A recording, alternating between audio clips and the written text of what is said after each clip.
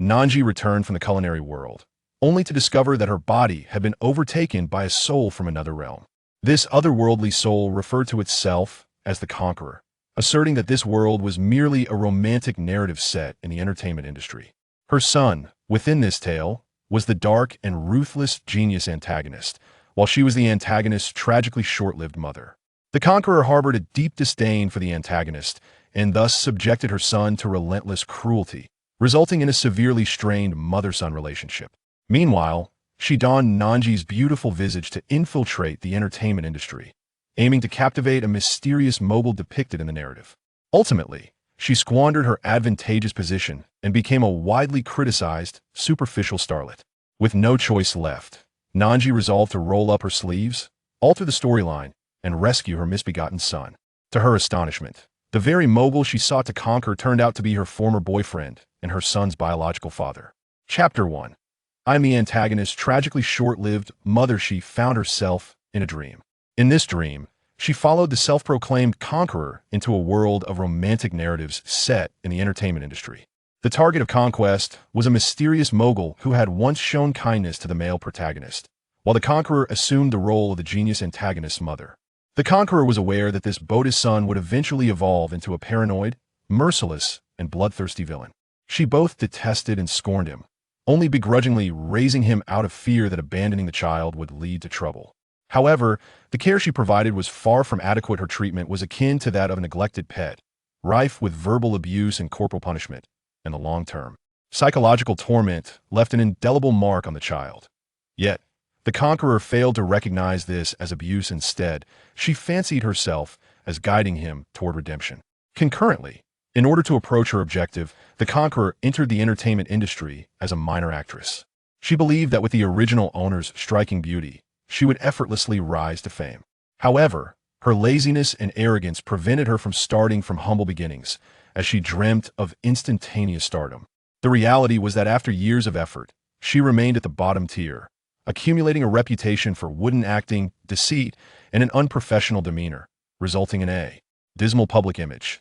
Not only did her conquest yield no progress, but she also failed to even catch a glimpse of a mogul.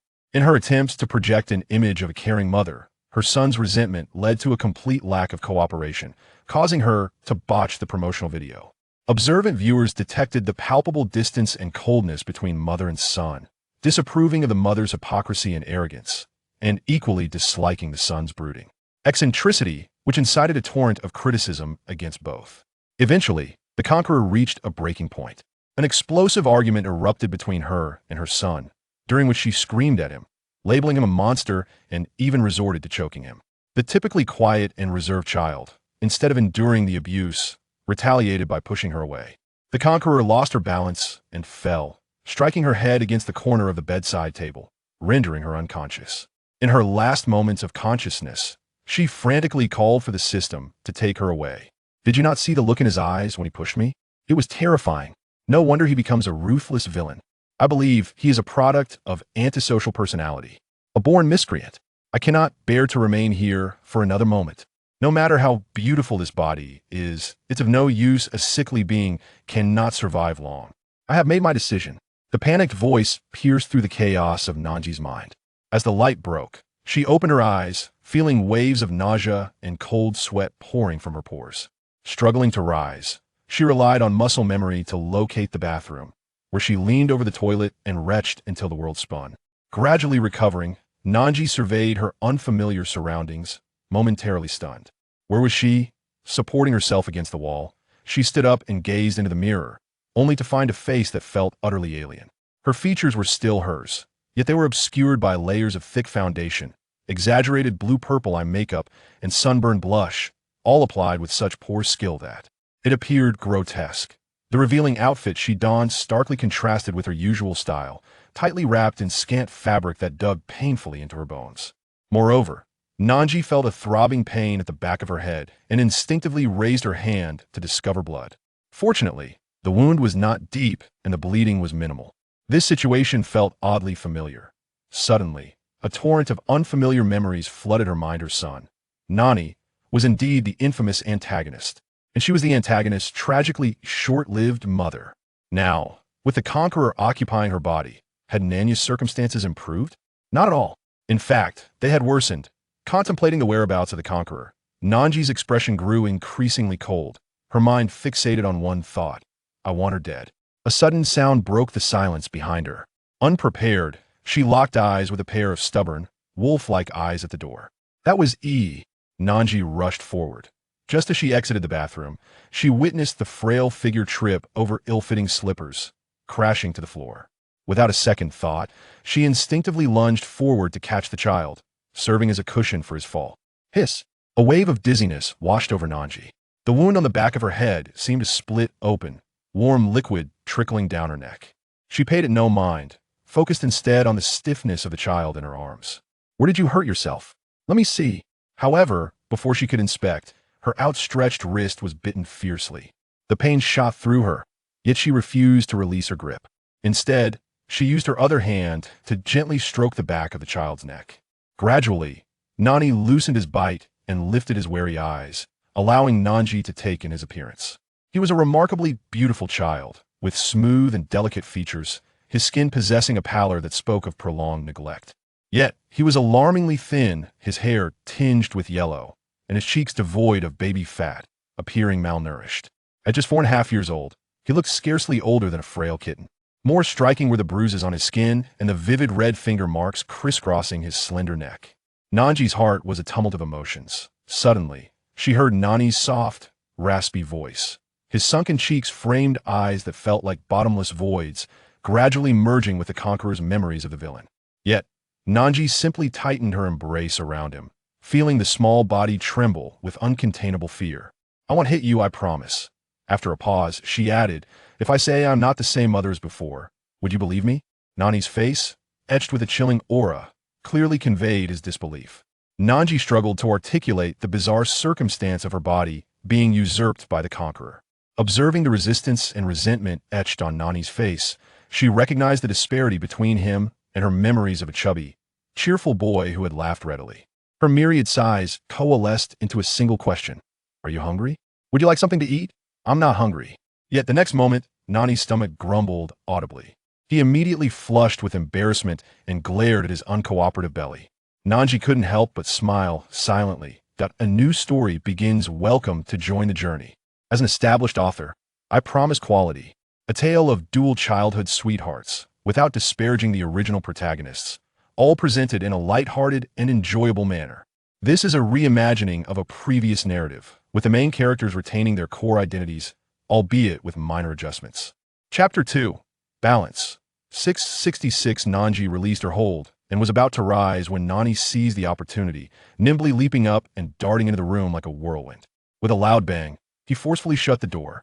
This time, Nan Zhi chose not to pursue him. She first rummaged through the living room for a first aid kit, deftly disinfecting and bandaging her head wound with slow but practiced motions.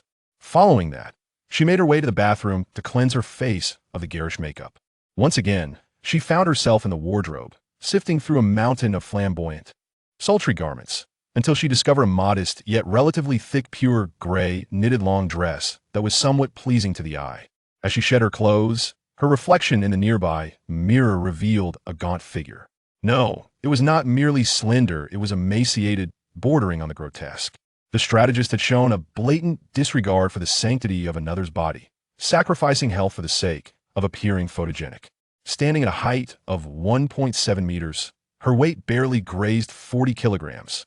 Nan Zhi had been abandoned in the snow as a child, leaving her with lingering health issues that nearly claimed her life. It was her grandfather who had invested considerable effort to ensure she grew up in relative health. Now, all that had been undone. Merely standing there, Nan Zhi felt waves of dizziness wash over her. What she initially attributed to a concussion was, in truth, nothing more than the pangs of hunger. There was no need for a hospital visit. She could easily foresee a host of ailments, such as malnutrition and gastric issues looming on the horizon. Nan Zhi closed her eyes, struggling to suppress her fury. The passage of time differed significantly between the two worlds. While 4 years had elapsed in this realm, a full 12 years had passed in the other. From her humble beginnings to ascending in status and authority, she had become accustomed to concealing her emotions, rarely allowing herself to be provoked to such an extent. Both she and Nan were in dire need of physical recuperation. The strategist had been extravagant with money, selling Nan Zhi's modest home and depleting their savings over the years. Nan Zhi did not yearn for vast riches. She understood that nourishing her body required a gradual approach.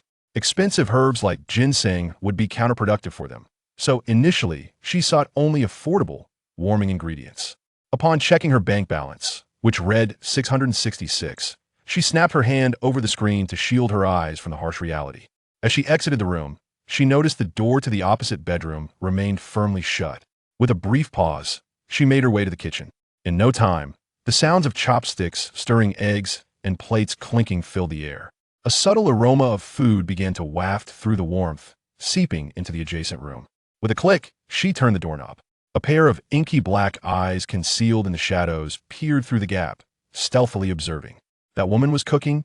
Nan Zhi shook his head in disbelief. It seemed impossible. Since their arrival, that woman had never set foot in the kitchen.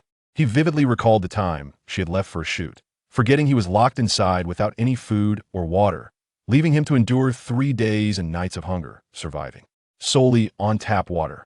How could she suddenly change her demeanor and start cooking? Was she perhaps plotting to poison him?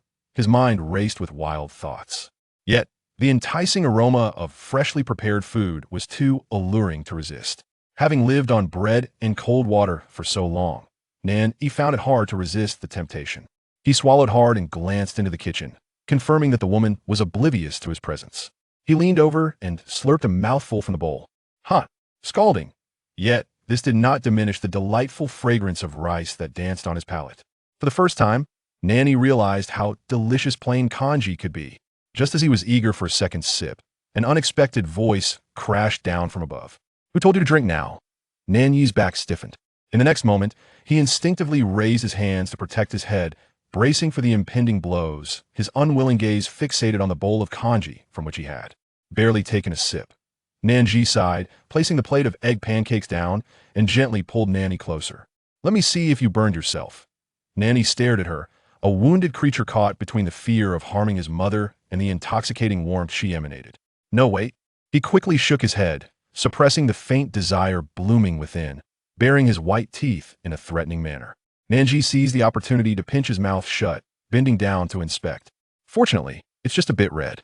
The congee is freshly cooked and very hot. Eat it slowly. Nan Zhi was momentarily stunned. He forgot to resist, allowing Nan Zhi to lift him onto a chair and place a spoon in his hand. Blow on it. Nan Zhi mechanically puffed his cheeks. Hoo-hoo. A gentle smile danced in Nan Zhi's eyes, reminiscent of spring waters shimmering in peach blossoms. All right, let's eat. Just as she was about to pick up her chopsticks, a loud knock on the door interrupted her movement. Startled, Nan Zhi trembled, slipping off the chair and hiding beneath the dining table. Don't be afraid, I'll go take a look. Actually, through the remnants of the strategist's memories, Nan Zhi could roughly guess who it was. She walked over to open the door, and irresistible force pushed against her, barging in and slamming the door shut. Once she confirmed that the neighbors wouldn't overhear, a barrage of furious words came crashing down. Standing before Nan Zhi was her manager, Su Li, with whom she had collaborated since her debut nearly 3 years ago. Su Li had transitioned from harboring high hopes to feeling exasperated. Now, his tone was saturated with irritation and disappointment, starkly contrasting with Nan Zhi's calm demeanor. With a voice as clear as mountain springs striking against jade, Nan Zhi spoke. Understood. When is the recording? This left Su Li momentarily speechless. You really want to go? She had prepared herself for a fierce confrontation, yet here Nan Zhi was, simply acquiescing. As Su Li regained his composure, he noticed something different about Nan Zhi. The former Nan Zhi had been arrogant, empty-headed, and self-satisfied, unaware that her petty schemes were all too visible to others. Her once dazzling beauty was now diminished to a mere 7 points, or perhaps even less. Yet now, she had shed not only the incongruous makeup from her face, but also the vulgarity and restlessness that once plagued her. She stood there, exuding an aura of elegance and grace, reminiscent of a serene forest after a fresh rain, or like a meticulously polished jade stone. She seemed like an entirely different person. After casually finishing her thought, Nan Zhi paused and asked, "Since we're eating, would you like to join us?" Chapter 3. The guests offer sacrifices to the heavens. Boundless Magic, the headquarters of the television station, buzzed with activity as the backstage of Studio 3 prepared for the impending live broadcast. the assistant director, responsible for artist coordination, squeezed beside the chief director, Su Lin, and whispered, "Su Li mentioned she will bring Nan Zhi and her child over shortly." Su Lin furrowed his brow, visibly displeased with the outcome. She managed to beat us to it? I had already arranged for backup guests, ready to replace Nan Zhi the moment she breached her contract. Noticing Su Lin's expression, the assistant director cautiously suggested, "Perhaps we could reduce the camera time for Nan Zhi and her child." Su Lin flatly rejected the idea. Reduce what? I want to elevate her presence and stoke the flames. The assistant director, astute as he was, quickly grasped Su Lin's intent. The swiftest method to enhance the visibility of a variety show was to sacrifice a guest, drawing in public attention through negative discourse. After all, love requires time to cultivate, while hatred can ignite in an instant. Is there a lack of disdain for our guest? No matter, with careful editing, white can be painted as black. This approach was undeniably harsh for Nan Zhi and her child, yet the assistant director felt no sympathy, instead relishing the prospect of inciting the production team's collective disdain.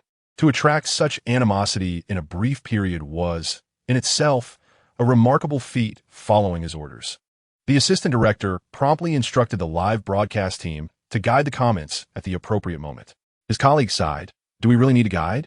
They're already hurling insults." Despite there being half an hour before the broadcast commenced, tens of thousands of viewers had already gathered in the chat room, generating a flurry of comments to warm up the atmosphere. The individuals most frequently mentioned were Fu Zhao and Nan Zhi. The comments overflowed with praise for Fu Zhao, with even casual viewers expressing high expectations for his performance. In stark contrast, Nan Zhi's reputation in the entertainment industry was notoriously poor. Following her outburst during yesterday's broadcast, the audience's disdain for her had reached unprecedented heights. All comments regarding her were steeped in curses and insults, with the malice extending even to her 4.5-year-old child, Nan Zhi, who was subjected to the most vicious remarks. From another perspective, the fact that the topic had already reached a fever pitch even before the reshoot began was remarkable. Observing the soaring viewership numbers, the assistant director nodded in satisfaction. "This is the effect we desire." Just then, the assistant director's colleague dashed over, announcing that Nan Zhi had arrived. This variety show, titled Young Observations Diary, featured 4 celebrity guests who would experience ordinary life alongside their young children, showcasing parental interactions and the children's reactions as they navigated challenging environments and harsh realities. In essence, it was a child-centric version of Transformations. There were 4 pairs of guests: the top-tier film star Fu Zhao with his nephew Qing Shi, the emerging director Xiaoyu with his daughter Xianin, the newcomer actress Nan Zhi with her son Nan Zhi. As the large screen at the back of the studio finished displaying the introductions, the audience's fingers flew across their keyboards, igniting a flurry of comments. "A newcomer actress? After 3 years, she's still a newcomer? Are you kidding? Yesterday, Nan Zhi nearly smashed the camera, and yet she is still allowed to continue filming? Is she the chief director's mother?" As expected, a child without a father is bound to be psychologically unbalanced. Nan Zhi always looks so ominous. Who knows, he might even have antisocial tendencies. My Fugu only participates in variety shows once every few years, and yet you all ruin it for him. Truly impressive. I'm so annoyed. Nan Zhi should just vanish. It is rare for a variety show to commence filming with a guest facing such concentrated attacks. Others, upon catching sight of those caustic remarks, felt embarrassed for Nan Zhi and frequently glanced her way. Meanwhile, Nan Zhi, awaiting her turn backstage, remained oblivious to the comments and the glances directed at her, softly reminding Nan Zhi, "Remember our agreement? You must cooperate with the filming." With a gloomy expression, Nan Zhi half-heartedly responded. Sensing something amiss with his mood, Nan Zhi speculated, "Can you read the comments?" Nan Zhi's shoulders trembled slightly as he quickly shook his head in denial. "I can't read." He refrained from admitting it because he knew his mother disliked his cleverness. Previously, a neighbor had gifted him a Xinhua dictionary, which he cherished and even wanted to keep close while sleeping. However, when his mother discovered it, she scolded him harshly and, in front of him, tore the dictionary to shreds. Since then, Nan Zhi dared not showcase his intellect, living like a timid little mouse, adhering to his own survival rules. Nan Zhi pondered this in silence, choosing not to press further. At that moment, Su Li approached, her expression grim. "There is no makeup artist. The assistant director said we must manage on our own. Who doesn't he know that looking good on camera is essential? Despite Nan Zhi's natural beauty, appearing without makeup would diminish her allure on screen. As Nan Zhi's manager, Su Li felt the undercurrents of malice and targeting. And even though she was filled with frustration towards Nan Zhi, she couldn't help but feel a sense of unease on her behalf. After a moment's thought, Su Li quietly cautioned Nan Zhi, "Be careful. You might have already received the sacrificial script." Nan Zhi responded with a nonchalant appearing somewhat indifferent. Su Li bit her lip. Before long, Nan Zhi's name was called. "Welcome, Nan Zhi and her son Nan Yi." Suddenly, Nan Zhi spoke. "Don't worry. Leave it to me."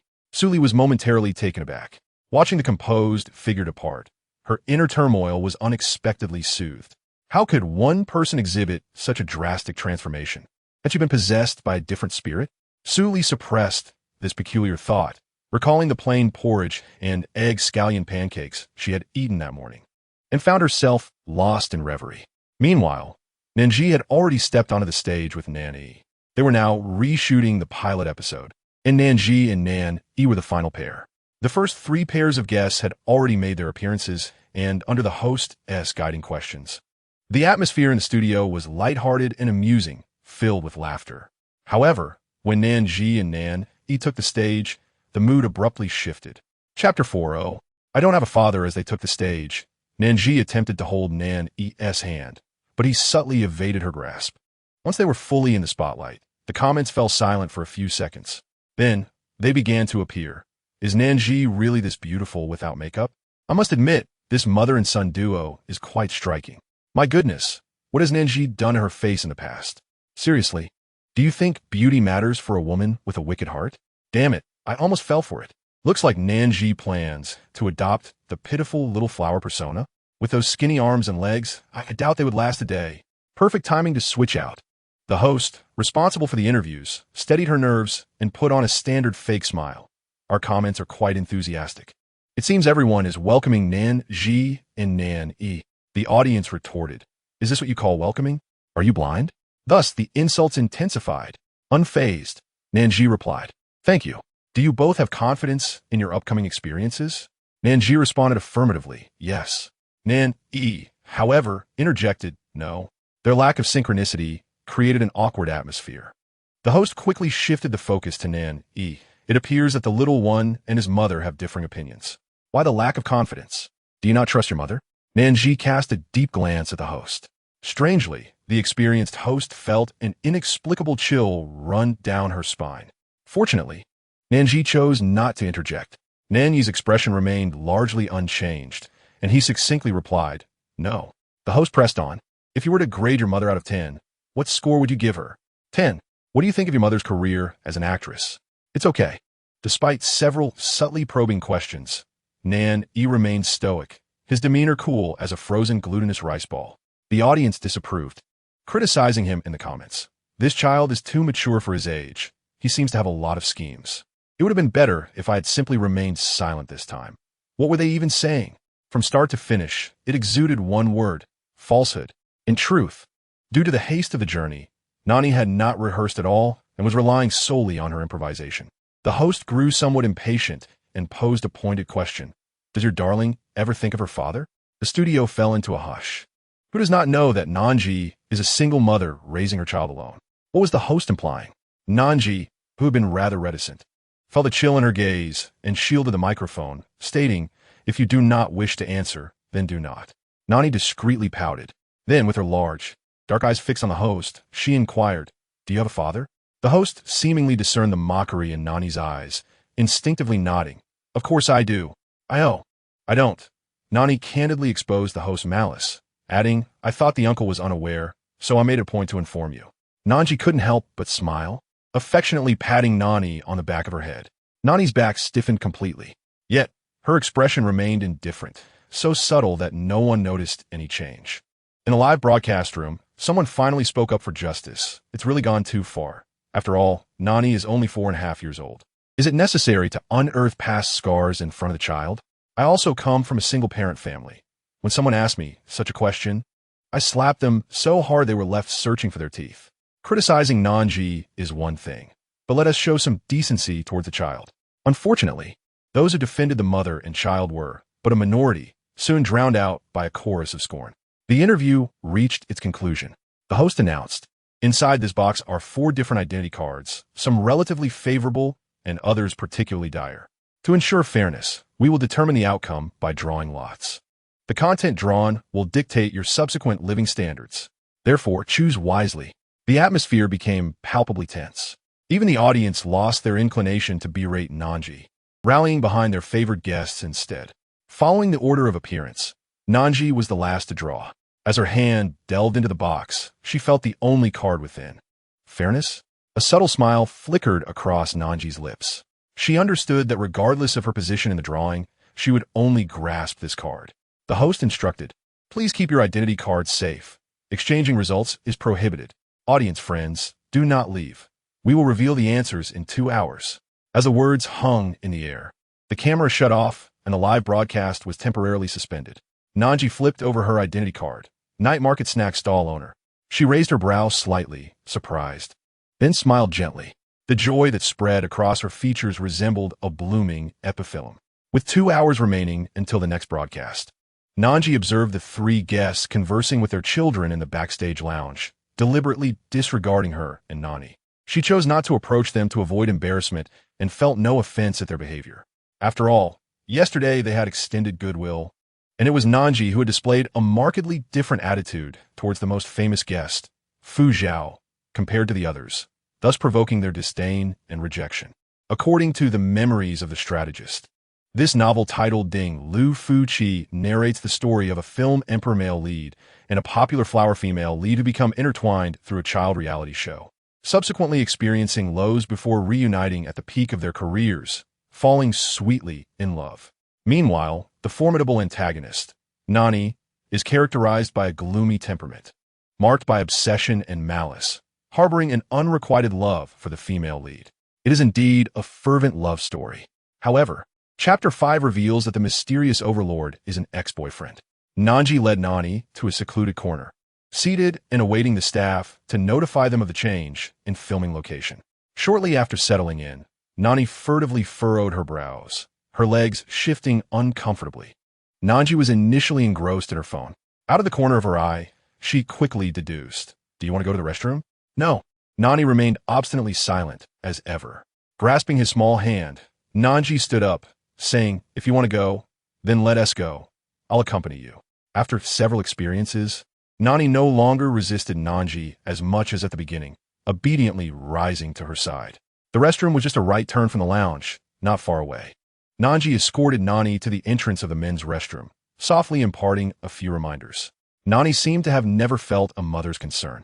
As he turned to take his steps, his silhouette was rigid, his movements slow, resembling a fragile marionette. Nan Zhi watched him quietly from behind. She understood that Nani was accustomed to suppressing his thoughts, as his requests had never been valued. Remembering the frail figure that always lingered in the corners, shadows, and margins of the strategist's memories, Nan Zhi's heart ached sharply. She lowered her gaze, leaning against the wall, her profile cool and slender, lost in thought. Fu Zhao emerged from the restroom and was met with this scene. Renowned for his humility, gentleness, and good temper, even at the pinnacle of his career, he had never shown disdain based on his status, consistently wearing a smile. Yet, upon seeing Nan Zhi, he unexpectedly wore a rare cold expression. "You've come all the way here?" Fu Zhao's voice, deep and resonant, echoed, yet the underlying disdain and irritation were unmistakable. Nan Zhi seemed somewhat distracted, turning her head. Her unfocused gaze fluttered like a butterfly onto Fu Zhao. She tilted her head in confusion, her flowing dark hair cascading over one side of her cheek, effortlessly beautiful. Fu Zhao, with a hint of sarcasm, warned in a low tone, "Some things should be left alone. Do not presume others are blind. If you continue down this path, I will not hesitate to take action to expel you from this circle." With that, Fu Zhao cast Nan Zhi one last penetrating look. He recalled how he had initially felt an affinity for Nan Zhi due to her kind demeanor, only to feel an overwhelming sense of revulsion now. After a moment of scathing self-critique for his own superficiality, Fu Zhao strode away. As for Nan Zhi, she was left feeling perplexed. After careful reflection, she pinpointed the source of her confusion to the strategist. Had the strategist secretly sent ambiguous messages to Fu Zhao? No wonder Fu Zhao was so irate. Nan Zhi helplessly closed her eyes, massaging her temples as she counted the burdens she had to bear. Top, top, top. The slow, measured footsteps approached. Actually, that message wasn't from me. She suddenly froze. The person nearby also paused, lifting their gaze. In that fleeting moment, it resembled a temple enveloped in fragrant mist, where an unyielding statue gazed down with indifference, neither sorrowful nor joyful, casting a cool and distant glance upon the mortal realm. He existed above the clouds, viewing all worldly matters as trifles, perceiving even the most exquisite beauty as mere ephemeral corpses. Such detachment, remoteness, and mystery made the one being watched feel insignificantly small, as if they might dissolve into dust within the vastness of existence in an instant. Of course, Nan Zhi did not feel quite so diminished. Instead, she felt as if she stood in an expansive valley, memories howling like the wind, penetrating her very soul. In her daze, she moved her lips, preparing to call out that name. "Sir?" The assistant trailing behind the man inquired, puzzled. In the blink of an eye, both he and the assistant vanished around the corner of the hallway. After a long moment, Nan Zhi slowly exhaled the breath she had been holding, her mind drifting back to a scene from years ago. "If we break up, what will you do?" "I will act as if I never knew you." Indeed, Lu Shirshu was a man of his word. Nan Zhi clicked her tongue softly. What is it like to encounter an ex-boyfriend by chance, only to be treated as a stranger? Nan Zhi replied, "It feels quite liberating, compared to the harrowing 12 years of suspense and life-and-death struggles in another world." The past relationship that had brought her torment and grievances now seemed trivial, just as a child might weep inconsolably over the unattainable sweetness of a single candy upon maturing. One reflects upon such innocent and naive moments with a sense of nostalgia, yet no longer harbors a yearning for that confection. "I'm well now." Nan Zhi awkwardly uttered a few words as she approached her. Nan Zhi gathered her thoughts and took Nan Zhi to wash her hands. In that fleeting moment, only 4 words echoed in her mind. "So be it." Lu Shirshu abruptly halted his steps. He stood there with an inscrutable expression, akin to a verdant mountain enveloped in mist, enigmatic and elusive. Assistant Tao, and perplexed by the situation, cautiously inquired, "Do you recall that person from earlier, sir?" "Oh." The nonchalant tone conveyed an underlying meaning, prompting Tao to nod and continue. "That Miss Nan Zhi is an actress who recently participated in the variety show produced by Mr. Tang and yourself. However, prior to this, she made 2 attempts to approach you at social gatherings, both of which were unsuccessful." Tao recalled the second occasion when Miss Nan Zhi donned the disingenuous smile typical of the entertainment industry, blending into a business banquet that belied her status. Feigning casual curiosity about Lu Shirshu, at that time, he stood aloof behind the balcony on the 2nd floor, his unfathomable gaze sweeping through the crowd without stirring even the faintest ripple. Yet, how should one describe Lu Shirshu's expression when he chose to linger just moments ago? It was as if an ancient stone sculpture had suddenly awakened, becoming vibrant and lively.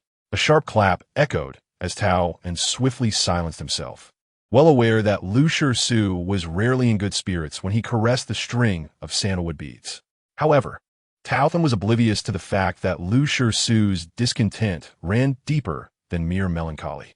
That fleeting glance exchange seemed to plunge his soul into an abyss devoid of light, leading him to perceive life as futile and devoid of purpose. Since the harrowing car accident 5 years ago, which had robbed him of many cherished memories, he had not experienced such intense emotional upheaval. The beads came to an abrupt halt. Lu Shirshu's flat, unemotional voice broke the silence, simply instructing, "Investigate her." Tao, momentarily taken aback, quickly acquiesced. Chapter 6. The beginning in a shantytown, the second live broadcast commenced with the guests departing from their respective vehicles. The live stream was segmented into 4 main frames, corresponding to 4 different rooms. The viewer count was predictably led by the top-tier movie star Fu Zhao, whose popularity was unparalleled. At 32 years old and a trained actor, he had burst onto the scene during his junior year of college, achieving overnight fame and maintaining his position atop the industry ever since, renowned and revered by all. Remarkably, his consistent character over the past decade had earned him universal praise, with no negative press to tarnish his reputation. Partnering with him was his cousin's son, Qing Shi, whose demeanor suggested a blend of unfamiliarity and endearing clumsiness, reminiscent of a new father on his maiden journey. Viewers expressed their sentiments, feeling as though they were witnessing a demigod descend from his celestial pedestal. Both the aunt and nephew exuded warmth and cheer, ensuring that any space they occupied was filled with laughter, swiftly amassing a dedicated fan base. In third place was Xiaoyu, a 30-year-old director who had risen to prominence the previous year, recently awarded an International Newcomer Director Prize. Initially recognized for his looks, he was humorously noted by netizens as someone who could easily rely on his appearance, but instead chose to showcase his talent. Xiaoyu possessed a rather aloof disposition, often cold and reticent, yet he had a daughter, Xia, whose angelic charm captivated the hearts of netizens, affectionately dubbing her their internet darling. It could be said that a significant portion of the viewership in this live stream was attributable to her presence.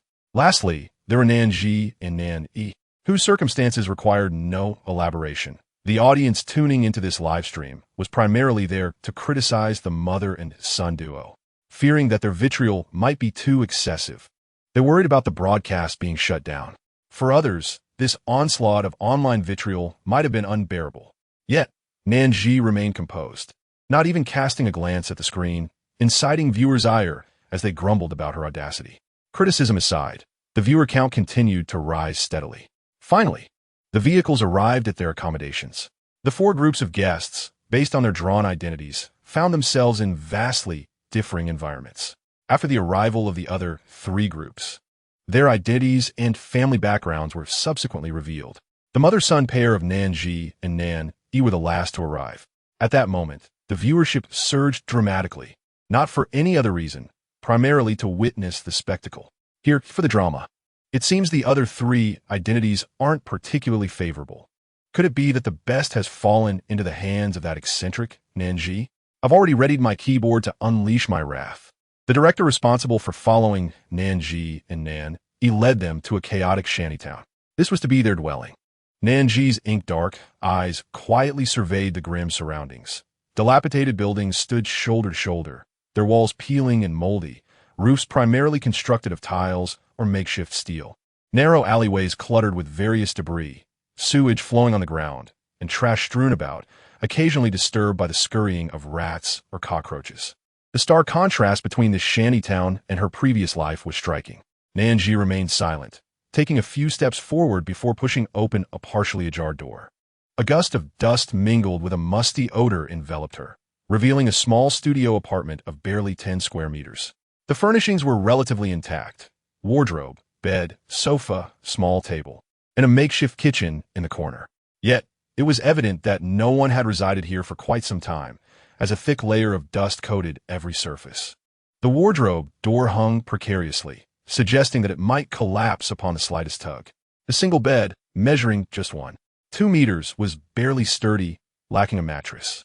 The sofa was equally worn, its corners exposing the shoddy foam within. The small table teetered precariously, and as Nan Zhi turned around, she accidentally nudged it, causing one of its legs to collapse with a loud crash, startling everyone present. The comments section fell momentarily silent, taken aback by the unfolding drama. Is there really such a place in Yanjing? I know this area. It's the cheapest shantytown in the city. I once lived there after graduating, renting a studio for only $500 a month, but the conditions were absolutely terrible.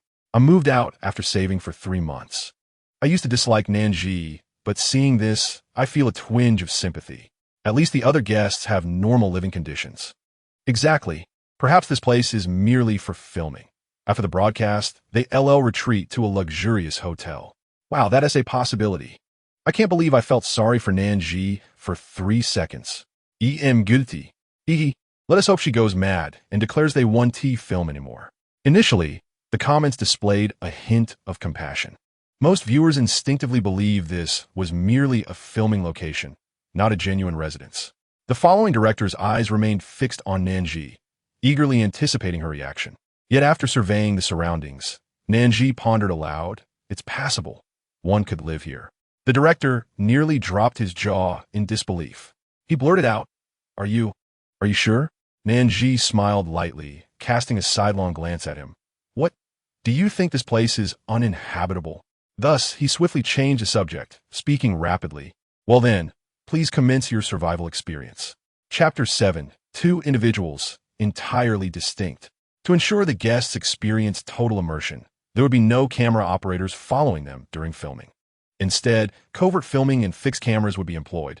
Therefore, as soon as the rules were explained, the following director left behind a sealed envelope containing 100 yuan for living expenses before leading a throng of staff away. Nan Zhi glanced at her watch. 2:36 p.m. Lunch had been provided at the television station, so they only needed to concern themselves with dinner, which was a small solace. Apart from that, countless pressing issues awaited resolution. And NZH contemplated for a moment before addressing in New York. We must tidy up the house. Otherwise, we will have no place to sleep tonight. How about you stay here and clean while I step out for a bit? In New York, composed like a little adult, nodded only after careful consideration. All right. In NZH then retrieved a plastic basin and a cloth from the corner. The cloth was relatively clean, but the bottom of the basin was coated with a thick layer of dust. After scrubbing it 3 times, the vibrant red peony pattern finally emerged. Subsequently, an NZH filled the basin with water, dampened the cloth, wrung it out, and pointed out various areas in the room to instruct in New York on where to begin cleaning.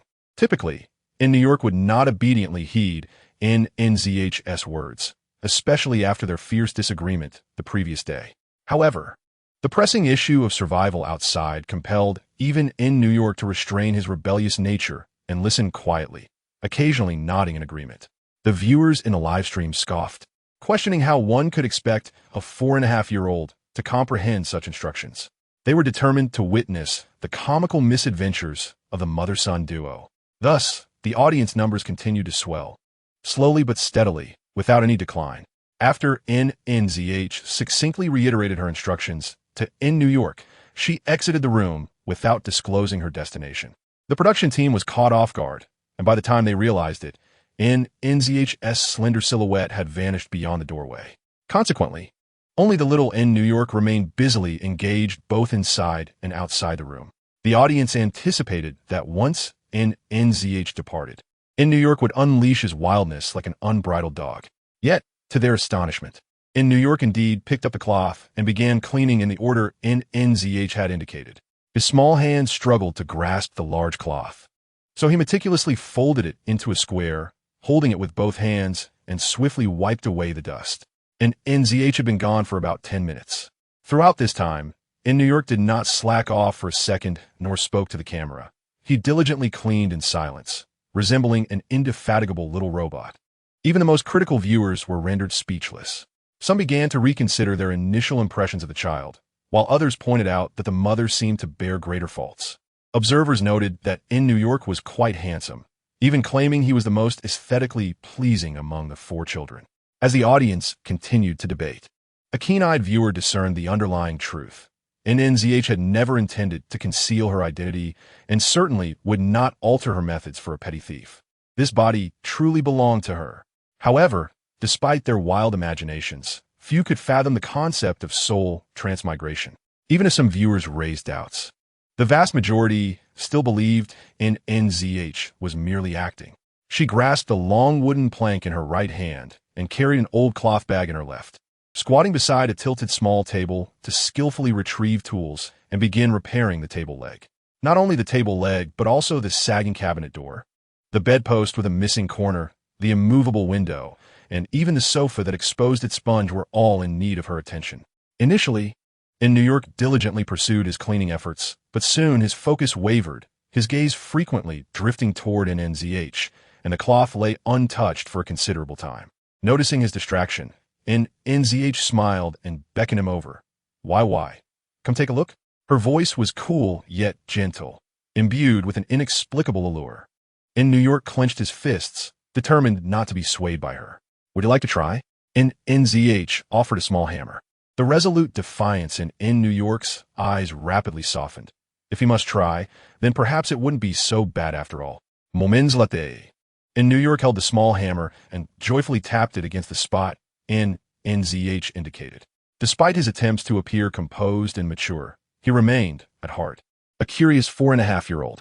The audience was nearly left astounded. NZH can actually do carpentry? This is certainly one of the most absurd news stories of the year. In New York is having so much fun, haha.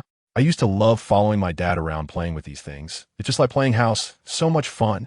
Watching the mother and son gradually clean up this dilapidated house is genuinely rewarding. Who understands? All right, NZH's supporters can stop acting now. Fixing a piece of rotten wood is hardly as impressive as launching a rocket. If this is enough to redeem her, then the cost of celebrity mistakes is too low. What is the point of tidying the house if they don't first figure out how to survive? I'm just waiting for NZH to break down and say she can't continue. The barrage of comments remained a mix of praises and criticisms, with some surprised individuals beginning to change their views, while others still suspected the mother and son were merely putting on a show. Nevertheless, compared to the relentless insults during the morning broadcast, the atmosphere had improved significantly. Meanwhile, NZH and in New York were engrossed in their task of organizing the house, oblivious to the shifting sentiments in the comments. It took them a full 3 hours to clean the space to a livable standard, but that was merely the beginning. Unless they found work to earn money, the situation remained bleak. Curiosity peaked among the audience about NZH's profession. As dinner time approached, NZH checked the clock and called for New York to help return the tools. New York still rejected her offer, quietly trailing half a step behind. The pair, one ahead and one behind, maintained a somewhat awkward distance. Along the way, they encountered someone riding a bicycle from behind. The narrow alley was cramped and could easily lead to a collision if not careful. Why? Be careful, and NZH warned as New York tucked himself beneath her arm, his back rigid. When they resumed their path, their distance seemed to have decreased slightly. In Chapter 8, the modest stove became her dominion. New York clutched a full basket of eggs, his frail little arms causing concern that he might drop them at any moment. NZH followed closely, one hand carrying a heavy bag of rice and the other a large sack of scallions, along with salt, lard, and other seasonings, yet her own slender frame, even clad in a thick knitted dress, conveyed an air of frailness. Just as the viewers in the live stream wondered why NZH had prepared so much food, she set her items down, circled to the back of the house, and unveiled a metal cart covered with plastic. The cart was brand new but quite rudimentary, equipped only with a gas stove, a large iron pot, and a rice cooker, basic tools indeed. It was not the kind that could be ridden, but rather needed to be pushed by hand. At last, the mystery of NZH's profession was unveiled. The screen quickly filled with question marks. The audience then began to mock her, exchanging remarks. A food stall? Have you lost your mind, or have I? I'm curious about where the ingredients came from. It's clear that 100 yuan won't buy all of this. It must be scripted. Once the stall is set up, a crowd of extras will come to pretend it's delicious. Wow, the effort to fool us spectators is commendable. NZH must have a royal script. I just came from another live stream where everyone is adapting honestly, and no one is trying to undermine everyone else. And NZH doesn't look like someone who can cook. If her food is tasty, I'll eat my hat. NZH and in New York placed the ingredients into the cart. The lower part of the cart was enclosed by metal on 3 sides, and after adding the ingredients, a small space remained. NZH had a sudden idea and asked New York, Why? Would you like to sit here? Nan Zhi remained silent, merely observing Nan Zhi with her dark, enigmatic eyes. With a sense of regret, Nan Zhi dismissed her thoughts. Thus they set off, pushing their food cart. Nan Zhi and Nan exited the shanty town, only to behold the bustling night market just across the street. Despite the proximity, it felt as though they were in 2 entirely different realms. The shanty town was old, dim, and damp, as if it were a small shadow left behind at the edge of time. In stark contrast, the night market was vibrant and bright, filled with the intoxicating aromas of food, embodying the comforting essence of earthly delights. As the clock approached 6 o'clock, although it was not peak hour, diners began to appear gradually. Various food stalls lined up in succession, leaving scant space with all the prime spots occupied. Arriving a bit late, Nan Zhi and Nan Zhi could only settle for a corner spot. She meticulously arranged their items, rinsing rice for steaming, chopping green onions, and retrieving a pre-prepared cardboard sign and pinned to write, golden egg fried rice, 20 yuan. Imitating the stall owner next door, she picked up a small cloth to wipe surfaces. In truth, their cart was pristine, gleaming enough to reflect light, rendering any cleaning unnecessary. Nan Zhi raised an eyebrow. Would you like to take a look? No, Nan Zhi replied, still being contrary. While verbally refusing, he couldn't help but steal glances, exclaiming, "Fried rice is so expensive." His dark eyes widened, revealing a rare hint of youthful innocence. However, upon realizing what he had said, his face turned ashen. Nan Zhi was hanging up the sign and did not notice the change in his expression. Meanwhile, the audience began to speculate. What is wrong with Nan Zhi? His expression is odd. He actually knows this price is high? Amazing. Is this price really high? I thought it was quite cheap. Fried rice at any random shop outside costs 20 or 30. The audience truly knows nothing of worldly suffering. You just mentioned it's a shop. This is a night market, known for its affordability. Just looking at the ingredients, it's plain fried rice with eggs and no meat. Selling it for 10 yuan would be pushing it. Perhaps Nan Zhi doesn't understand a market. She could learn from other stalls. Even Fu Zhao, who knows nothing, understands the importance of humility and inquiry. I'm really astonished. The location is already quite obscure, and she still dares to charge this price. She must be mad. I bet there won't be more than 3 customers tonight. It might even be 0. As predicted by the audience, from the time they set up until the rice was ready, not a single customer approached. Some merely cast a glance from afar, ignoring them completely, while others drew near, only to be deterred by the displayed sign and prices. Nan Zhi remained unperturbed. Slowly, she asked Nan Zhi, "Is it all right to have fried rice for dinner?" Nan Zhi pursed his lips, appearing somewhat anxious. He wanted to say something, but found himself unable to express it, hindered by their cold, tense relationship. This frustration was palpable. In contrast, Nan Zhi continued speaking, setting up the iron wok and igniting the flame. In an instant, her entire demeanor transformed dramatically. Prior to this, she had appeared somewhat lethargic or perhaps unwell, often speaking little and occasionally drooping her eyelids, which diminished her presence. Yet, standing before the stove, all traces of laziness vanished, and even her hair began to shine. This small cooking space was her domain, where she felt empowered. As the eggs sizzled in the pan, rapidly expanding, the steaming rice joined them, and the spoon stirred through the golden mixture, creating a flowing cascade of vibrant color. Salt fell like snowflakes, requiring little seasoning. A sprinkle of green onions at the end released a rich aroma, rolling out like a warm wave. With a swift motion, Nan Zhi turned off the heat, gracefully placing the fried rice before Nan Zhi. Golden egg fried rice. Nan Zhi was left in a daze. The audience was equally awestruck. Even a neighboring stall owner stood in astonishment. Only Nan Zhi remained composed, calmly scooping a bite of rice. "Why aren't you eating? Aren't you hungry?" Naturally, Nan Zhi was hungry. He swallowed involuntarily, his gaze fixated on the fried rice. Without hesitation, he swiftly grabbed a spoon, like a hungry tiger pouncing on its prey, devouring a generous mouthful of fried rice. The flavors of egg, rice, and green onion intertwined, harmonized by a hint of saltiness, creating a remarkably delicious experience. For the first time in his brief 4.5 years of life, he grasped the tangible essence of culinary delight. He stared at Nan Zhi, his eyes devoid of the usual sharpness, replaced instead by a calm and curious intrigue. It seemed he was getting to know Nan Zhi anew. Chapter 9. The Culinary Antagonist. Supreme Chef previously, Nan Zhi was utterly inept in the kitchen. Despite having a grandfather renowned for his culinary skills, he did not wish for her to be confined to the stove. Rather, he hoped she would soar to explore broader horizons. Thus, throughout her life, Nan Zhi had never even touched a chef's knife.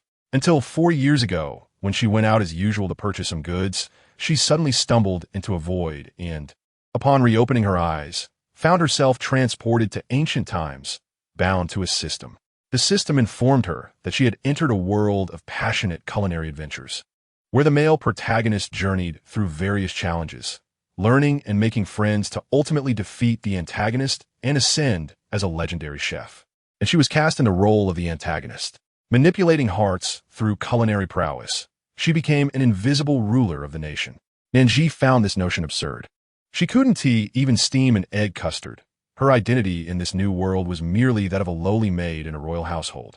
In contrast, the protagonists included princes, princesses from foreign lands, and scions of illustrious families, any of whom could effortlessly extinguish her life with a mere flick of their fingers. How could a mere maid rise to become the formidable antagonist? Realizing that refusing the task would also lead to demise, Nan Zhi resolved to give it a try.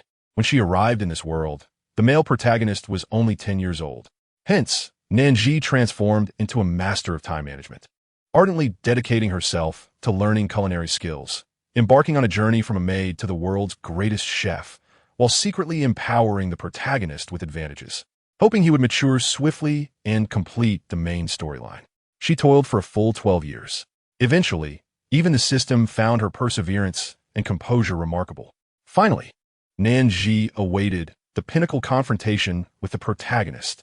She also anticipated the moment when the protagonist would proudly declare to the world, "Your dishes are cold. They lack emotion. You are unworthy of being the world's greatest chef." Nan Zhi believed the protagonist's words to be true. She was merely an emotionless, task-driven machine. Resilient and composed, she felt the phrase calm lunatic suited her far better. For this, she endured relentless torment day and night, unable to find peace in sleep. Even the culinary skills that elevated her to the pinnacle of power were merely tools. However, in this moment, gazing at the small face of Nan Zhi, which radiated joy from the delicious food, Nan Zhi felt a subtle stirring within her heart, as if she had discovered new meaning. Not far from the night market stood a university, which contributed significantly to the market's bustling business. With the spring semester recently commenced and students possessing ample living expenses, they sought out delectable alternatives to the bland cafeteria food. Xiao Qian was among them. Having earned some money during the winter break, she volunteered to treat her roommates to a meal at the start of the semester. Her roommates clamored to take advantage of her generosity, yet they soon found themselves at the night market. Xiao Qian felt a bit embarrassed. Shouldn't we choose a place with a better environment? One of her roommates retorted with righteous indignation. What's wrong with a small, dirty stall? We love eating at small, dirty stalls. As they walked further in, they discovered that their usual favorite stalls were already crowded with patrons. Suddenly, one roommate's eyes lit up. Wow, look at that beautiful lady. Oh, and there's a cute little one. The other three turned to see a shiny, new metal food cart gleaming in the corner of the night market. A young woman stands at the back of a food cart, gracefully holding a plate of food. Her hair is tied back, and her profile is illuminated by the overhead light, resembling a romantic inkwash landscape, hazy and indistinct. Beside her stands a small boy, no taller than her waist, with jet black hair and rosy lips, looking as exquisite as a little prince figurine in a shop window. The contemporary students, captivated by their ethereal presence, feel that such enchanting figures do not belong in the bustling night market, but should instead be found amidst the misty rains of Jiangnan. In a daze, they find themselves drawn closer, their legs moving of their own accord. Xiao Qian, blushing, asks, "Sister, what are you selling?" Nan Zhi glances up, her eyes sparkling with amusement, and points to the sign beside her. "For now, it's just this. Would you like some?" Xiao Qian looks closely and instantly dismisses any shyness. 20 yuan for egg fried rice. Isn't that a bit too expensive? Nan Zhi tilts her head slightly. Do you want it? Xiao Qian feels a wave of disappointment wash over her. Yet, feeling bashful, she nods slightly. I'll take one. Perhaps the taste may be lacking, but at least it is clean and her own family is eating it. This is how Xiao Qian reassures herself. Nan Zhi nods, setting aside her half-eaten fried rice to heat oil in a pan, cracking an egg with one hand. Her movements possess a unique rhythm, transforming the simple act of frying rice into a flowing work of art. Xiao Qian and her roommates have watched numerous cooking videos online, yet witnessing Nan Zhi's technique leaves them in awe. Is it an illusion? Why does this seemingly ordinary egg-fried rice emanate a faint golden glow? Xiao Qian carefully takes the meal box, her mouth watering uncontrollably. Delicious, it smells so good. Encouraged by her roommates, she takes a small bite. Instantly, her eyes widen in astonishment. Her roommates, puzzled, whisper, "Is it not good?" No, no, no. It's exquisite. It is so delicious that tears nearly brim in her eyes. Xiao Qian even imagines little figures in beautiful dresses dancing in her mind. Her roommates are entranced, questioning if perhaps some special ingredient has been added to the fried rice. Yet, that cannot be, as they have witnessed the cooking process unfold right before their eyes, leaving no room for covert maneuvers. Hesitating, her roommates suggest, "Should we order another serving?" They become curious about the flavor that has turned Xiao Qian into a ravenous eater.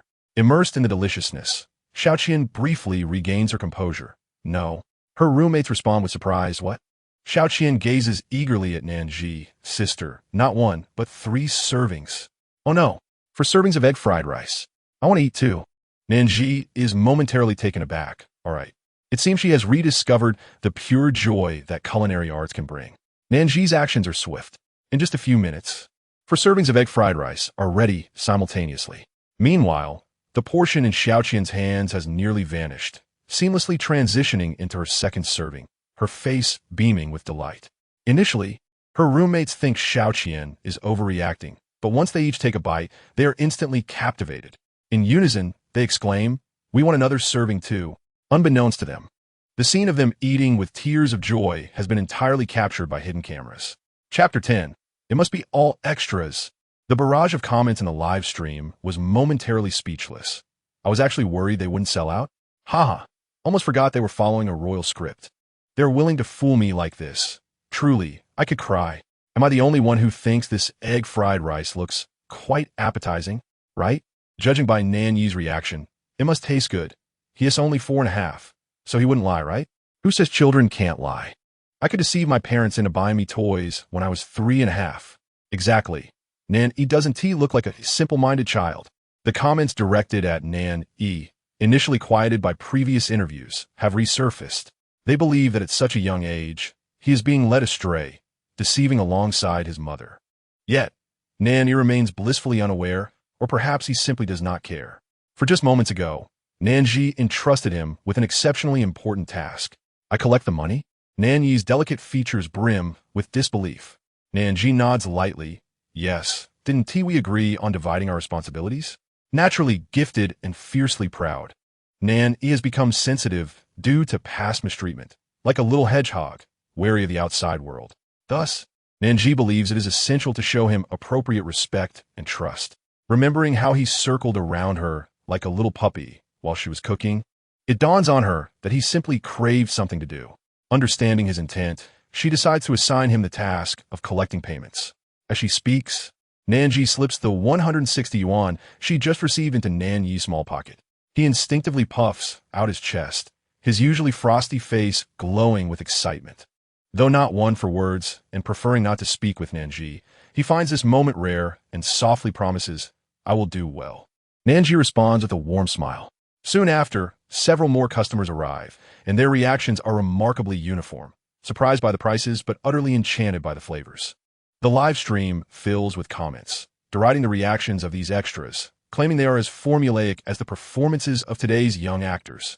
Yet, the truth is that these individuals are genuine patrons. As the saying goes, good wine needs no bush. Even though the first day started off poorly, tucked away in a corner, Nan Zhi's 30 servings of golden egg fried rice quickly sold out, with many customers, like Xiaoqian and her roommates, ordering 2 servings each. One customer even requested 5 servings. Nan Zhi felt a surge of joy. However, she did not feel overly excited.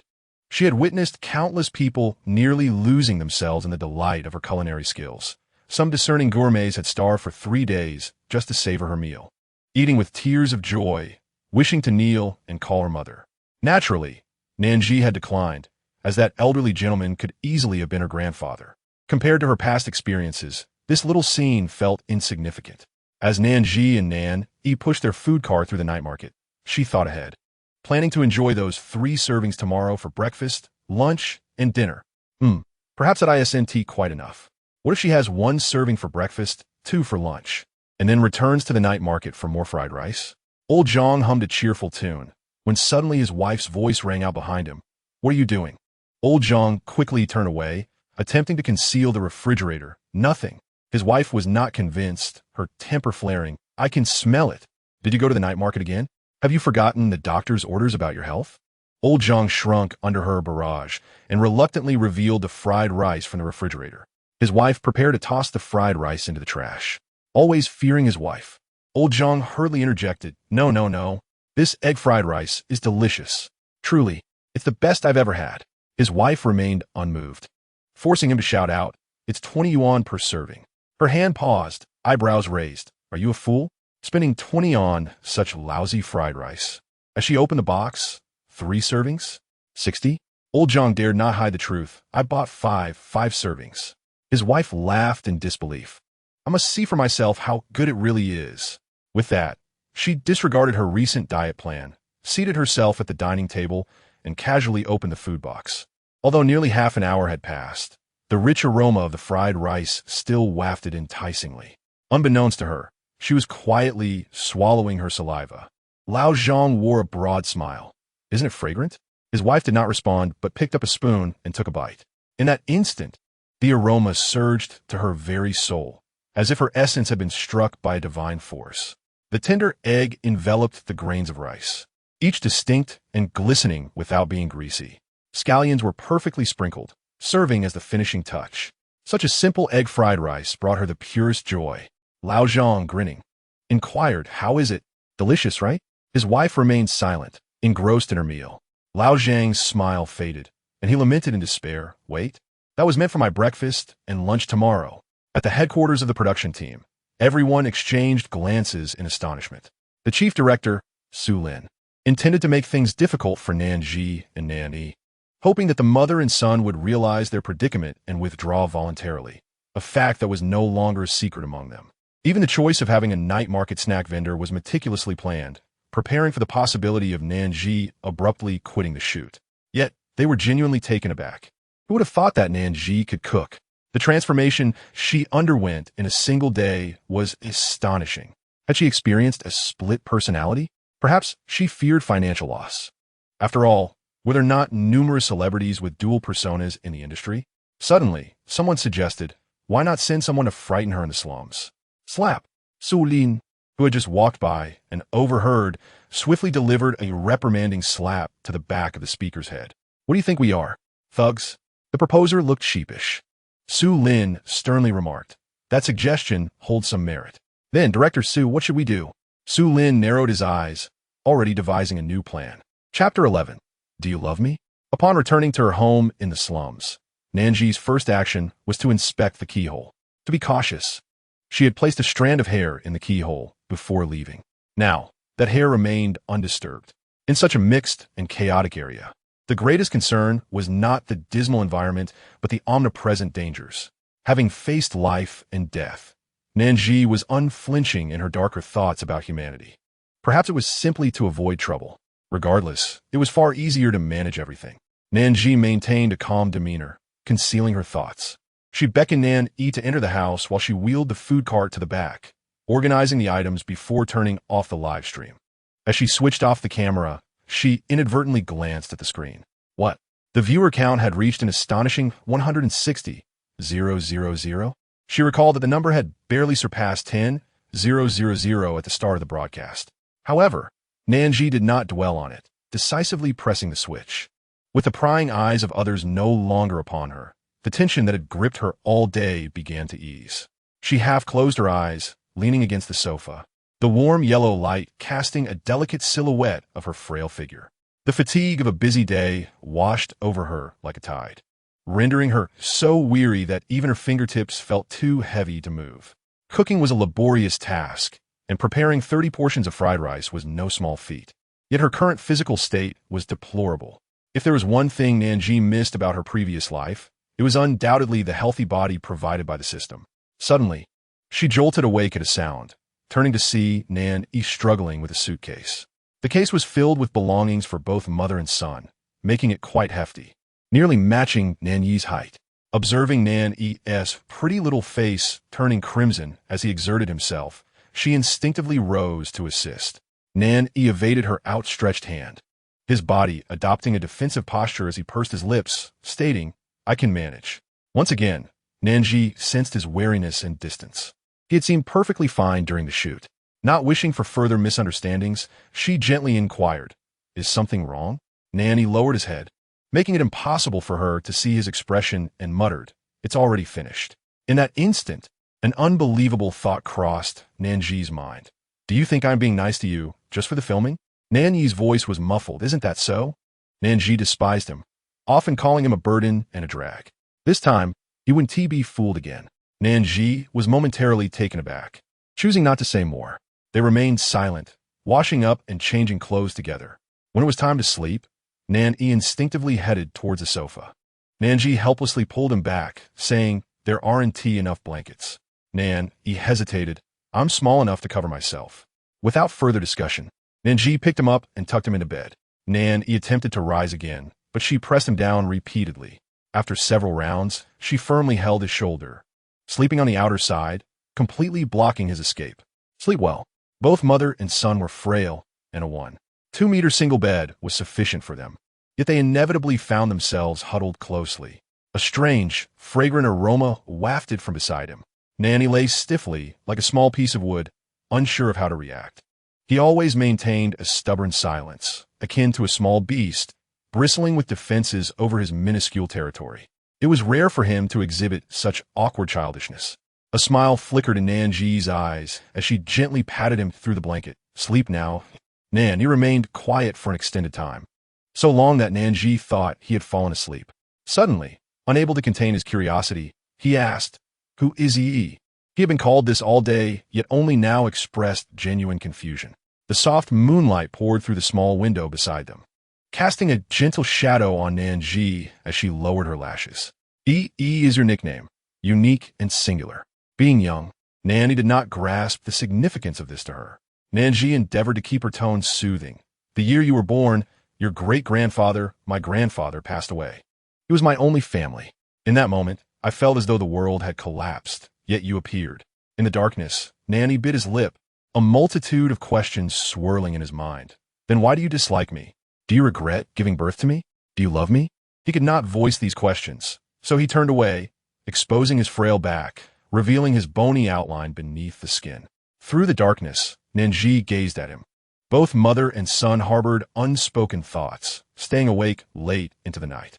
The following morning, Nan Zhi took Nan Zhi out for breakfast nearby, and then bought some fruit to bring to their neighbor's house. The viewers thus understood where their stall's ingredients came from. "I told you not to rush to pay. I don't need this little bit," exclaimed a burly, jovial woman, a neighbor of Nan Zhi in the slums. Her smile broad and bright. Although the distance was short, the woman's house was far superior to Nan Zhi's dilapidated dwelling. Not only did it feature a small yard, but it also connected to the small supermarket she owned. Though modest, the supermarket was well-stocked. The ingredients for Nan Zhi's stall were sourced from there. Oh no, to be precise, they were on credit. Nan Zhi smiled subtly, her eyes warm like the spring waters of Jiangnan.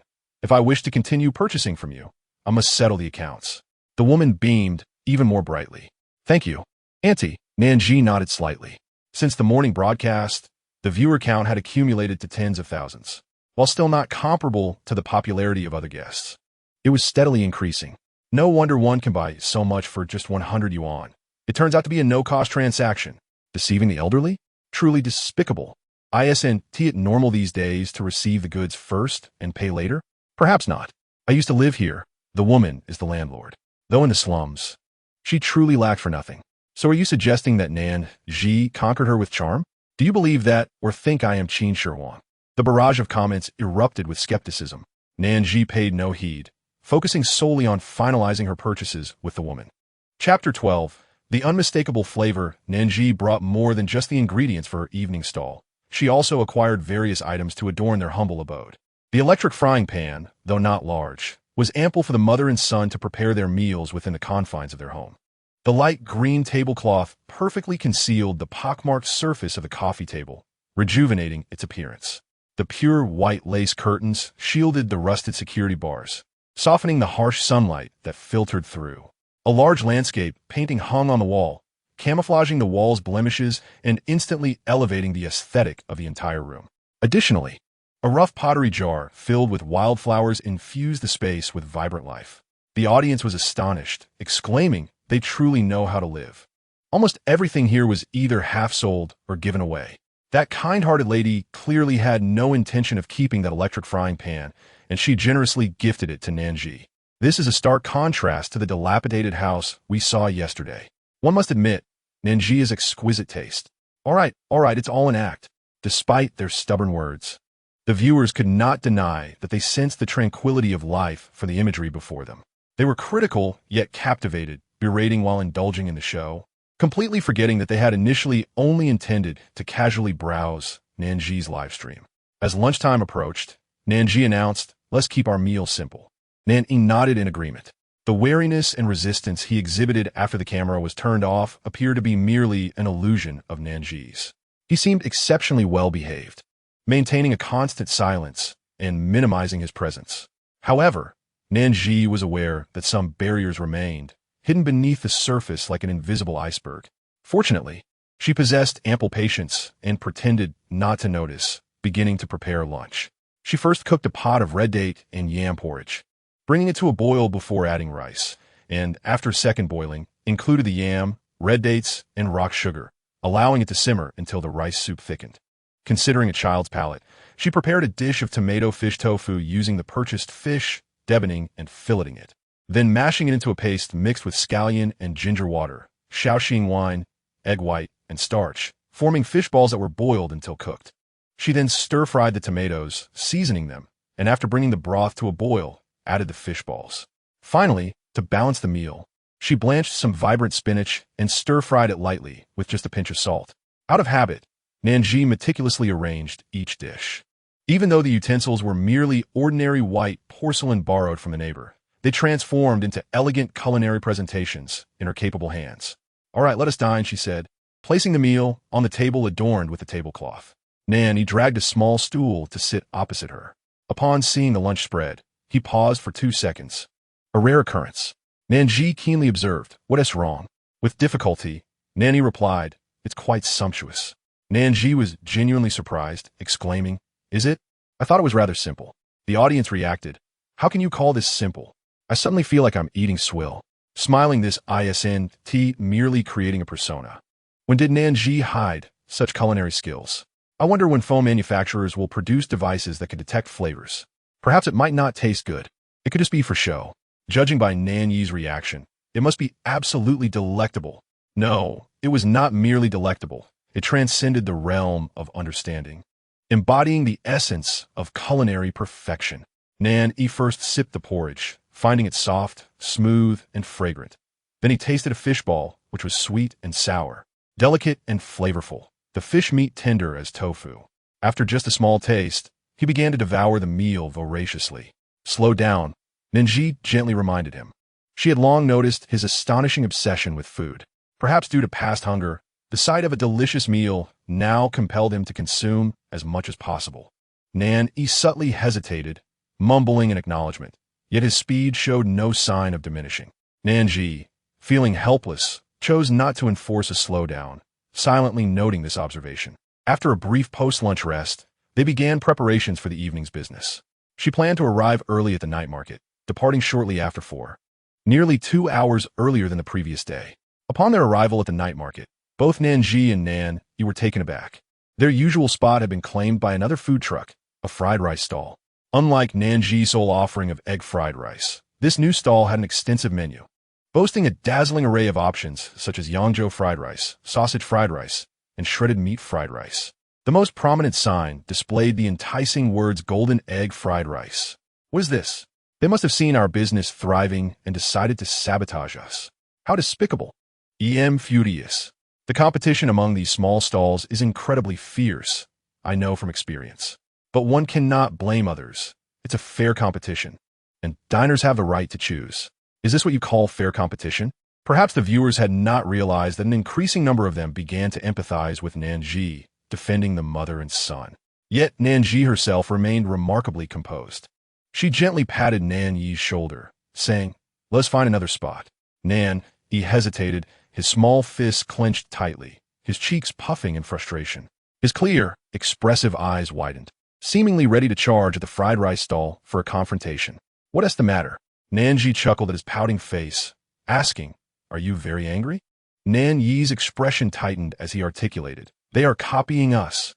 Nan Zhi, however, took a more open-minded view. "These spots are not fixed. They're free to set up their fried rice stall." Nanny looked at her, his eyes filled with confusion. Even the comments reflected the audience's sentiment that Nan Zhi was perhaps being overly passive. I don't want to see her confront them, nor do I want her to pretend nothing happened and walk away. I'm conflicted. I can't believe I feel a twinge of pity for the usually spirited Nan Zhi. I'm so angry. Oblivious to the audience's complaints, Nan Zhi pushed the food cart forward, nonchalantly remarking, "And how do you think they can replace me?" In this alternate world, she stood atop the culinary pyramid, with countless challengers vying for her position. Yet Nan Zhi held her ground, for flavor cannot deceive. Nan Yi gazed at Nan Zhi's receding figure, As if from her frail silhouette, he perceived a towering mountain, majestic and awe-inspiring. Chapter 13. The foodie couple Old Zhang and his wife, Xiao Li, were teachers at the same school, albeit in different grades, and thus their offices were separate. As soon as the clock signaled the end of the workday, Old Zhang hurriedly rushed to his wife's office, exclaiming, "Hurry, hurry, hurry! What's the rush?" Xiao Li shot him a glance, though her hands hastened in their movements. Colleagues nearby found the scene amusing. "Why are you in such a hurry?" Xiao Li, who had a good rapport with her colleagues, casually explained, "A fried rice stall just opened next to the night market, and we're rushing to eat." Her colleagues expressed surprise. "Is it really that delicious?" Just as Xiao Li was about to elaborate, Old Zhang interrupted, saying, "No time to explain. Let us go." He unceremoniously pulled Xiao Li away. The couple exited the office and headed straight for the parking lot. Along the way, Xiao Li complained, "I hadn't finished my conversation with old Lu yet. Good thing I pulled you away in time." Old Zhang replied with a serious expression, "Did you forget I mentioned that fried rice stall only has 30 servings? Old Lu has a big mouth, if you tell him. Soon every teacher in the school will know. What if we can't get any since we usually finish class late?" After contemplating his reasoning, Xiao Li nodded in agreement. "That makes sense. In every couple, there are invariably some shared traits. The night market is not far from their school, just a 5-minute drive, although parking can be somewhat challenging." Lao Zhang instructed Xiao Li to get out of the car, first to purchase fried rice while he sought a parking spot nearby. "Remember the location I mentioned. Don't buy the wrong one." I know. Xiao Li replied as she exited the vehicle and followed Lao Zhang's directions to the end of the street, where she indeed found a fried rice stall run by a couple. Wait, didn't Lao Zhang say the vendor was a young mother with a child? Did she bring her husband instead? Observing the honest couple, she approached them and inquired, "Do you sell golden egg fried rice?" Without hesitation, the couple nodded in affirmation. "Yes, that's us." Setting aside her doubts, Xiao Li ordered 2 portions of egg fried rice, and from the dazzling menu, also selected fish-flavored shredded pork fried rice and sausage fried rice, reasoning that if the egg fried rice was delicious, the others would likely be equally delightful. Within minutes, the egg fried rice was ready. Xiao Li found it somewhat different from what she had encountered the previous day and took a bite. So oily, so salty. Instantly, her interest in the other fried rice vanished. The vendor's wife, seemingly experienced, quickly announced the price. Xiao Li, feeling disgruntled, scanned the payment code while her untouched egg fried rice remained on the counter. Once the other fried rice dishes were ready, she turned to leave, only to bump into Lao Zhang. "Did you really buy fried rice here? It's terrible." Lao Zhang scratched his head, puzzled, as he looked past his wife. "Wait a minute. Why is there a change in the vendors?" "Change in vendors? Isn't this the same couple?" Xiao Li paused to collect her thoughts. Lao Zhang shook his head repeatedly, grabbing Xiao Li to search elsewhere, discarding the untouched 4 portions of fried rice in the process. As soon as they departed, the vendor couple exchanged glances. The husband glanced at the nearby trash can, distressed. Why was it thrown away?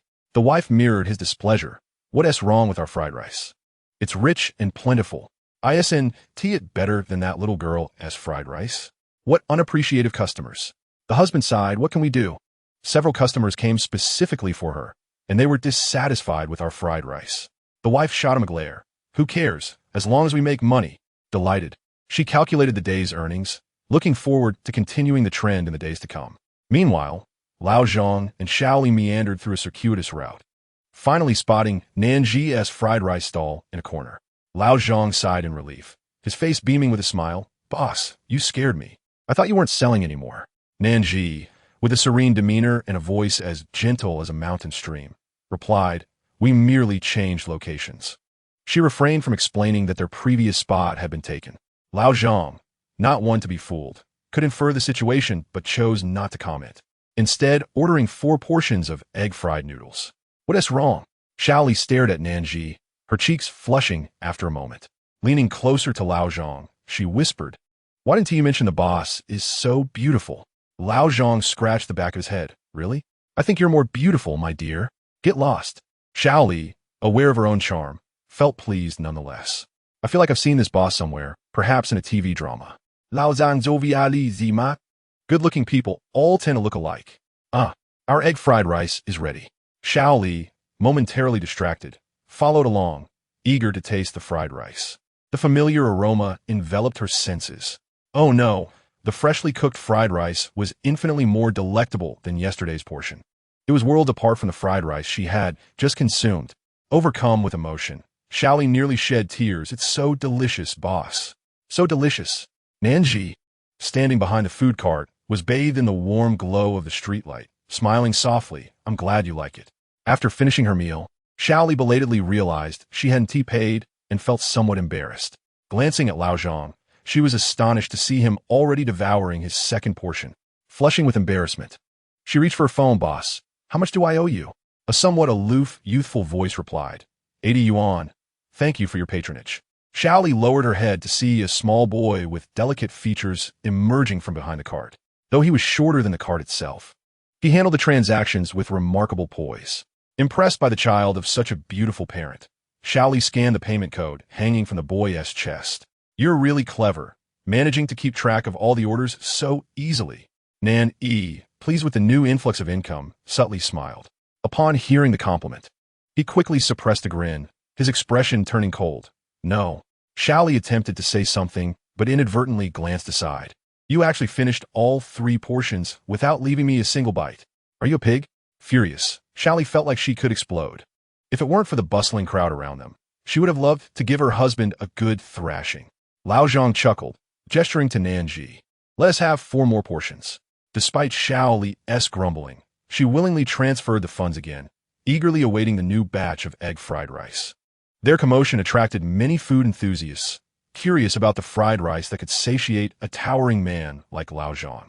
Chapter 14. Not sister, but Mother. Lao Zhang and Xiaoli departed with their freshly prepared 4 portions of egg fried rice, leaving behind a stall now bustling with new patrons. Just moments ago, Nan Zhi's fried rice stall had been nearly deserted, with only 2 customers who, upon seeing her, had asked, "Boss, why did you change locations?" While waiting, these 2 patrons casually mentioned the new fried rice couple, who not only copied Nan Zhi's golden egg fried rice signature, but audaciously claimed to other customers that they were family and that the taste was identical. "We also encountered others who were likely recommended by friends who had eaten your fried rice yesterday, cursing all the way, saying they felt deceived. Boss, you must be cautious." The combination of food filters and good looks led patrons to have a generally favorable impression of Nan Zhi, and they were well-intentioned in their warnings. However, Nan Zhi understood that the situation was complicated, so she responded with a reassuring smile. In contrast, she appeared far more composed than the irate patrons. Meanwhile, the livestream viewers transformed into fiery dragons, expressing their frustrations. "Is this scripted? Is this scripted? Is this scripted? Which variety show writer dares to craft such a script that makes my blood boil? I'll tear them apart. It seems they're trying to create dramatic conflict. But I'm already furious. Counterattack? Look at Nan Zhi. She seems too soft to retaliate. Can Ms. Nan channel the fury she had when she stormed the studio? I'm so angry." Many in the chat clamored to leave the live stream for good. Yet, the viewer count only saw a slight dip, indicating that the majority were waiting for a plot twist to relieve their frustrations. Now, Lao Zhang and Xiaoli were staging a dramatic family feud over fried rice, attracting a wave of customers to the stall. The cycle continued as customers brought in more customers, leading to a flourishing business for the fried rice vendor. The viewer count for the live stream experienced a surge, surpassing 200,000, exceeding the peak from the previous day. While Nan Zhi busied herself with frying rice, Nan Zhi continued his responsibilities. Maintaining his delicately sculpted features, he skillfully navigated through the crowd, handling payments. "Hello, 3 portions of egg fried rice for 60 yuan. A total of 40 yuan. Thank you. You can pay via scan." He spoke little, yet remembered each customer's order and amount with clarity, even uttered with effortless spontaneity, as if no thought were required. A patron, idly waiting, jested with him. "Wow, you are so clever. You managed to figure it out so quickly." Such remarks had been heard several times before, and Nani no longer resembled a startled bird as he had moments ago. He merely pursed his lips slightly, signaling his disapproval. The patron, feigning ignorance, continued to question him with a smile. "How old are you? 3? 4? It's impressive that you can help your sister at such a young age." Nani suddenly felt a wave of displeasure. His thick eyelashes, resembling a tiny fan, cast a faint shadow beneath his eyes. His small face displayed a stubborn expression, yet he resolutely whispered in rebuttal, "Not my sister." The surrounding noise rendered the patron unable to hear clearly, prompting a puzzled "Hmm?" Nani lifted his little face. slightly raising his voice. "It's my mother." The patron finally understood. First, he expressed surprise, then repeatedly apologized. "No wonder you look so alike. I'm so sorry. I mistook you for your sister." Nani shook his head, earnestly stating it was no problem. Yet, inwardly, he felt a subtle joy at the patron's comment about their resemblance. An unseen camera captured the moment. Is Nani secretly pleased? I recall that he and Nan Zhi don't get along. Children are naturally drawn to their mothers, aren't they?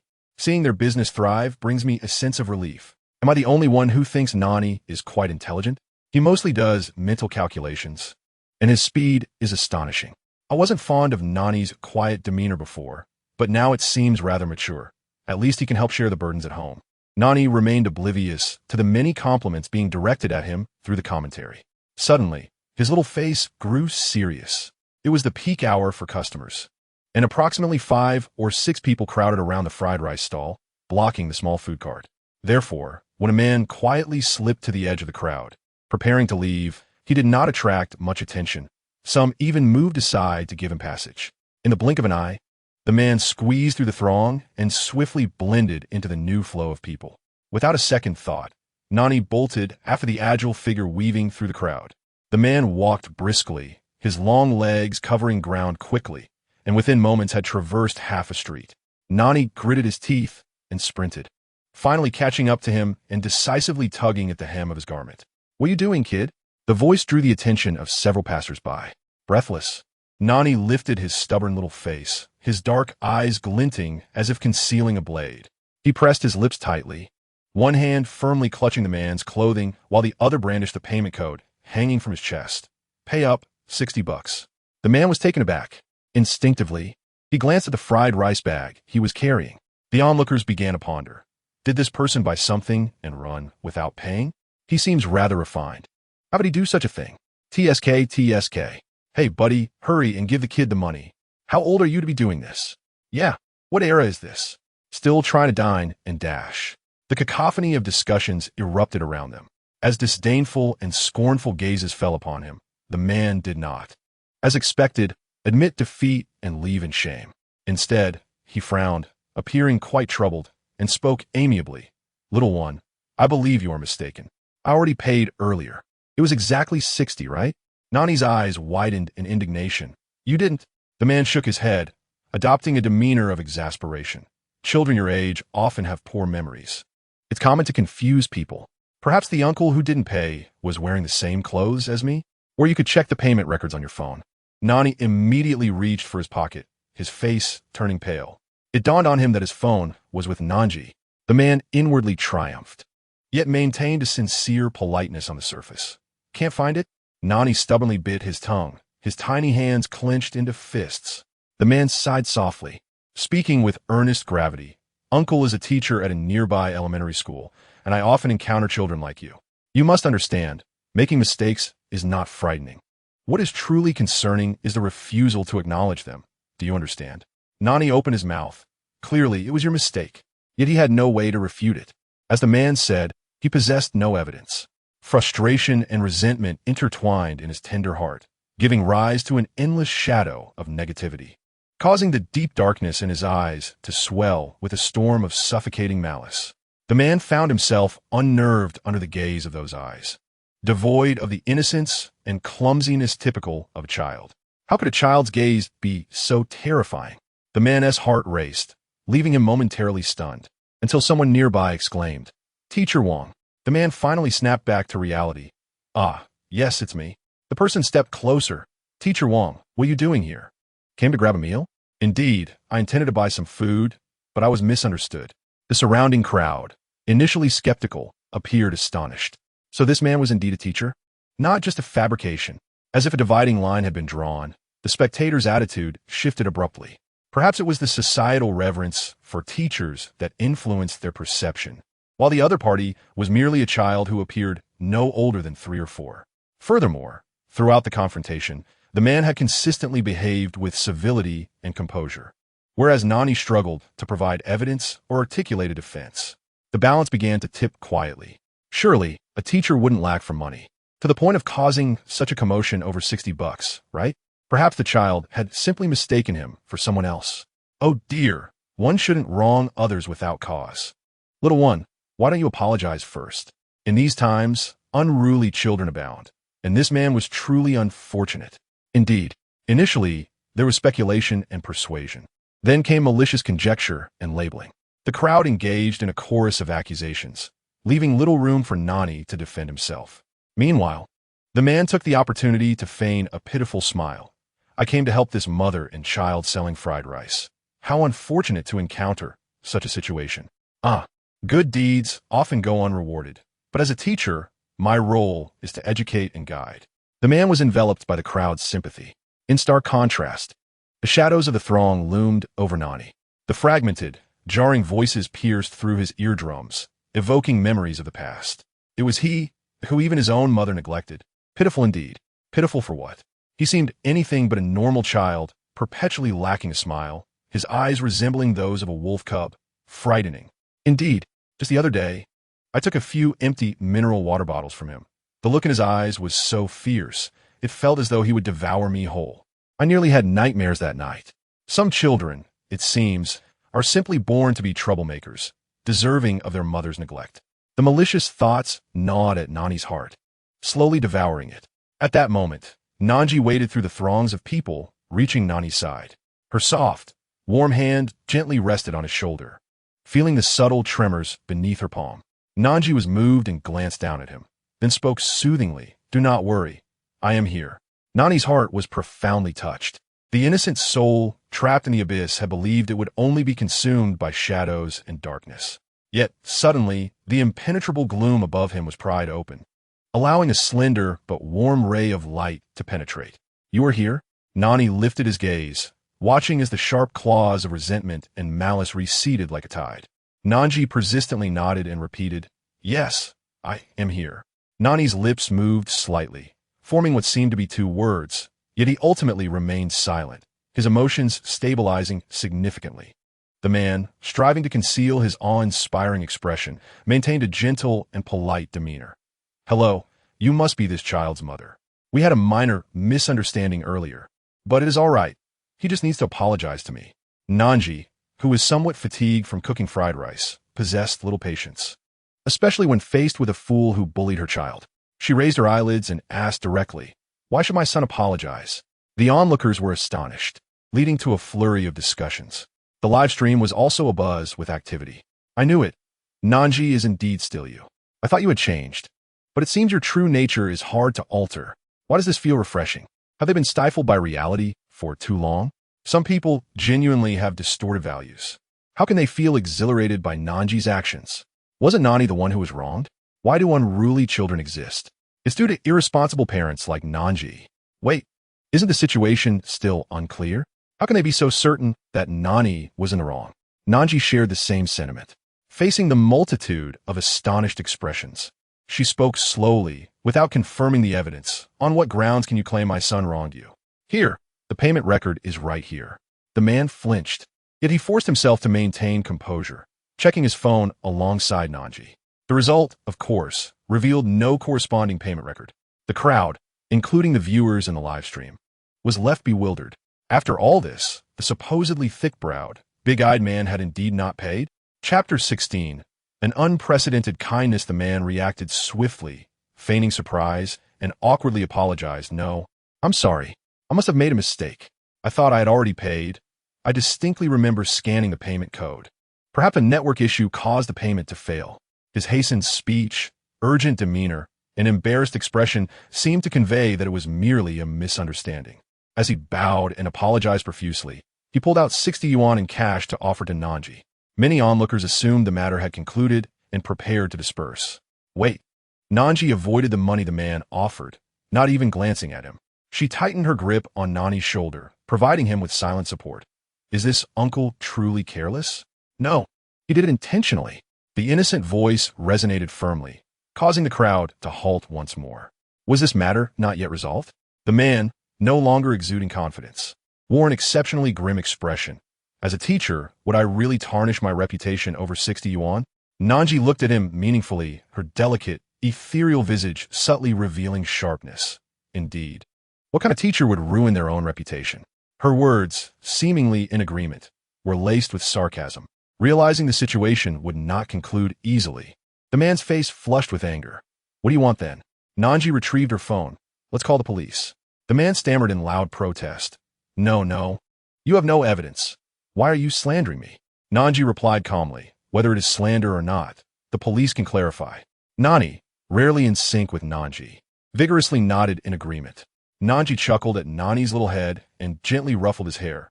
Moreover, how do you know we lack evidence?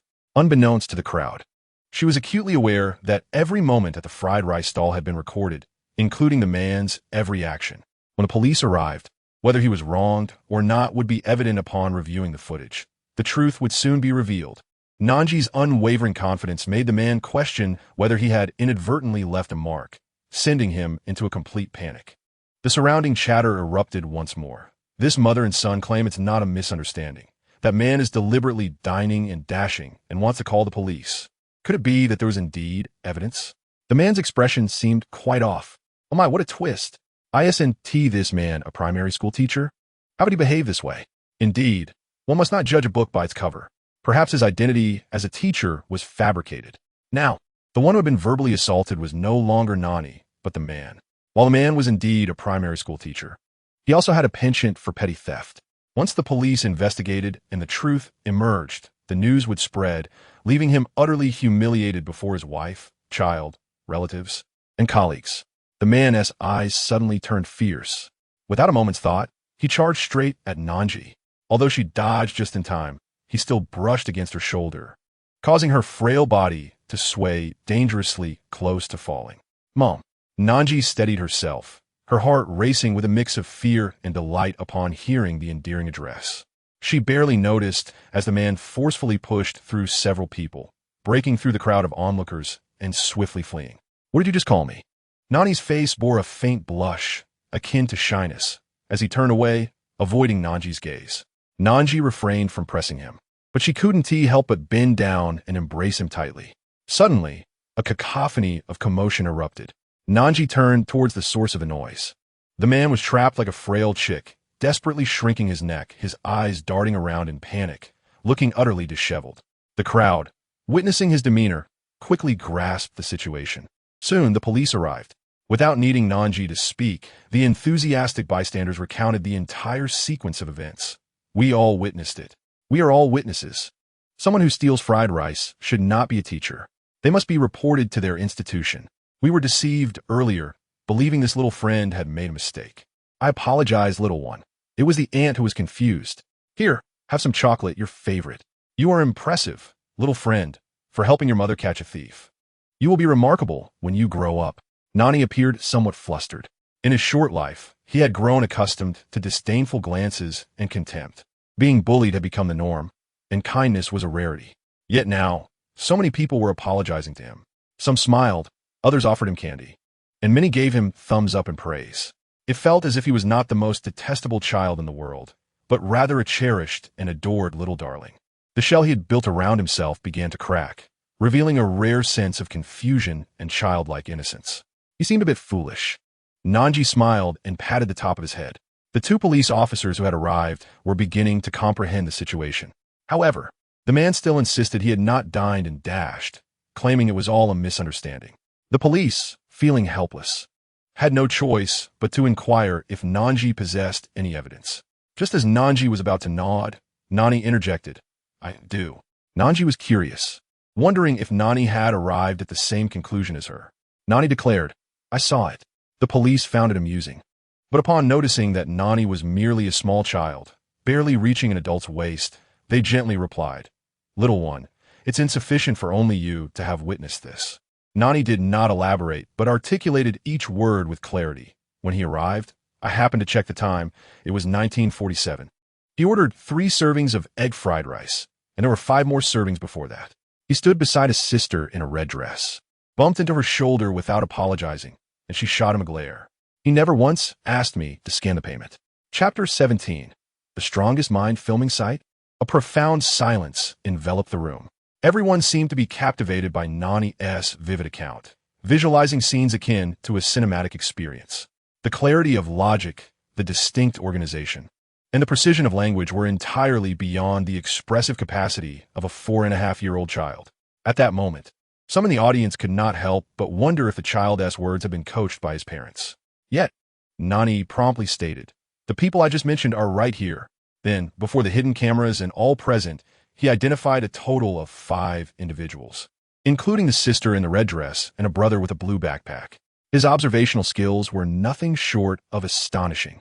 The individuals he recognized, after their initial surprise, nodded in acknowledgement that they had indeed come to purchase the golden egg fried rice, though their memories were faint, and they had not initially recalled the actions of a passerby whom they had brushed against. Thus, Nani's words became an anchor, assisting them in gradually reconstructing their memories. Witnessing the entire event, the onlookers transitioned from astonishment to awe. Each time Nani pointed out another person, thunderous applause and fervent cheers erupted from the crowd. Those unaware might have thought they were witnessing a filming site for the strongest mind. The police were equally taken aback throughout the entire episode. As Nani concluded, they could not help but exclaim, "Little one, do you have aspirations to attend a police academy in the future? Such extraordinary talent will be a shame not to utilize as a detective." Nani earnestly shook his head. "No, uncle." The police, intrigued, prodded further. "Do you have another dream?" Nani's eyes reflected confusion. Previously, his dream had been to earn money and escape far from this woman. However, now he felt as if 2 selves resided within him. One urged him not to be deceived, recalling the times he had been misled. The other hesitated, quietly reaching out with tiny hands, yearning for that scant warmth. "I do not know." The police did not ponder deeply, attributing it to the child's tender age and lack of maturity, cheerfully praising, "No worries. A talented little fellow like you will surely grow into an outstanding individual who contributes to the nation and society." Nani's small face was filled with bewilderment, not comprehending the words. Meanwhile, Nan Zhi, who had been silently watching her son's performance with pride, stepped forward. She was determined. She would not allow Nani to become the malevolent antagonist laden with guilt as depicted in the original text. Meeting Nan Zhi's weighty gaze, Nani looked up with innocence, yet remained oblivious to the future. After this brief interlude, the police prepared to escort the man away.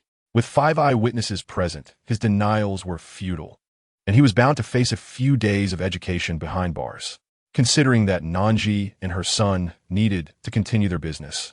The police advised them to return later to provide a statement. As they departed, the man completely broke down, crying and protesting against leaving.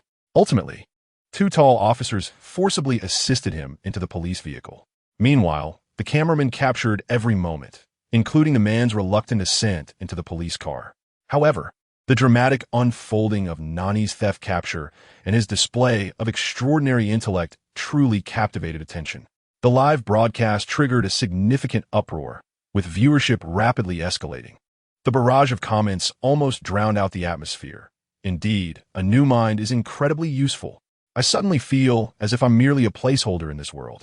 Yet another day of emotional turmoil. Wow, Nani is undoubtedly a genius. I'm not just standing on my head. Do you really need to say it? Anyone with eyes can see. I previously thought Nani had a peculiar temperament and wasn't very likable. Now it seems this is clearly the hallmark of genius. What Nani? This is our treasure. I am your internet godmother. Backstage at the program, witnessing the comments flood the screen, the staff could not help but exclaim. Indeed, the public's attitude changes swiftly. Thus, they found themselves confronted with a dilemma, now that they intended to use Nan Zhi and her son for publicity. Should they guide the growing positive sentiment? The individuals present discreetly scrutinized the director Su Lin's expression. Su Lin, sensing their gaze, retorted, "Since the popularity is rising, let us not concern ourselves with the comments for now." Everyone let out a silent sigh of relief. Yet, someone timidly inquired. Then Director Su, "What about the person who was apprehended?"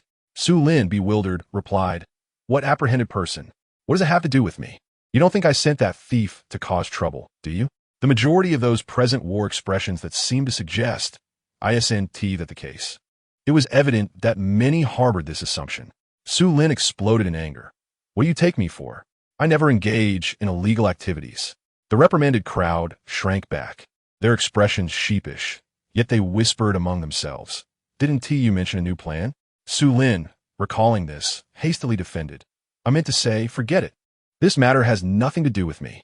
Perhaps frustrated, Su Lin pressed his forehead and exited the room momentarily. After his departure, the atmosphere lightened. Thank goodness it wasn't Director Su's doing, otherwise I would not have been able to continue.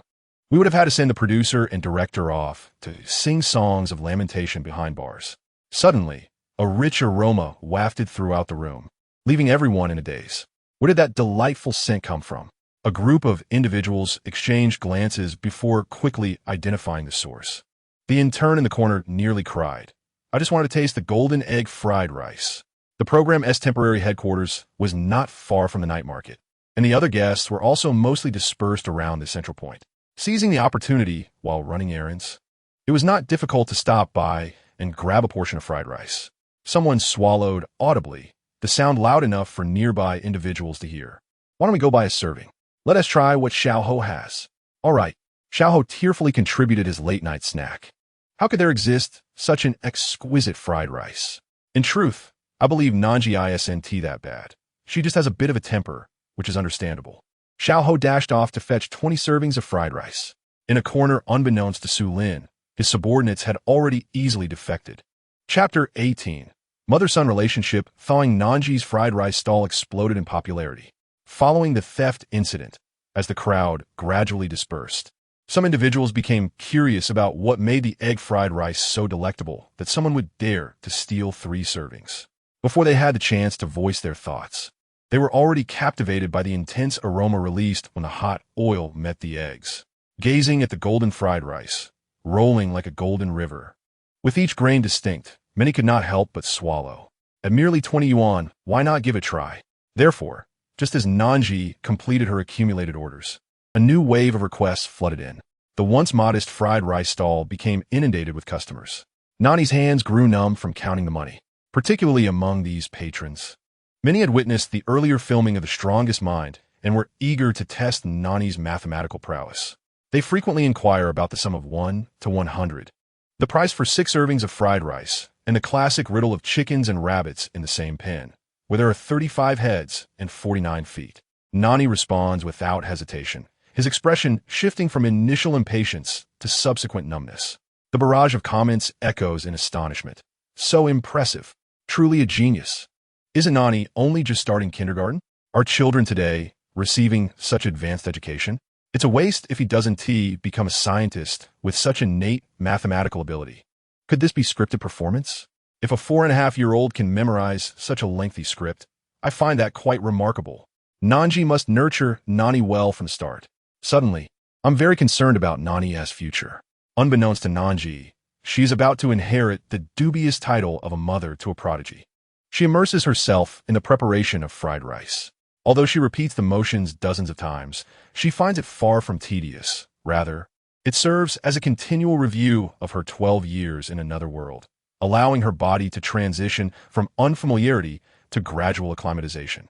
Her heightened concentration makes her oblivious to the passage of time, and before she realizes it, her prepared ingredients are exhausted.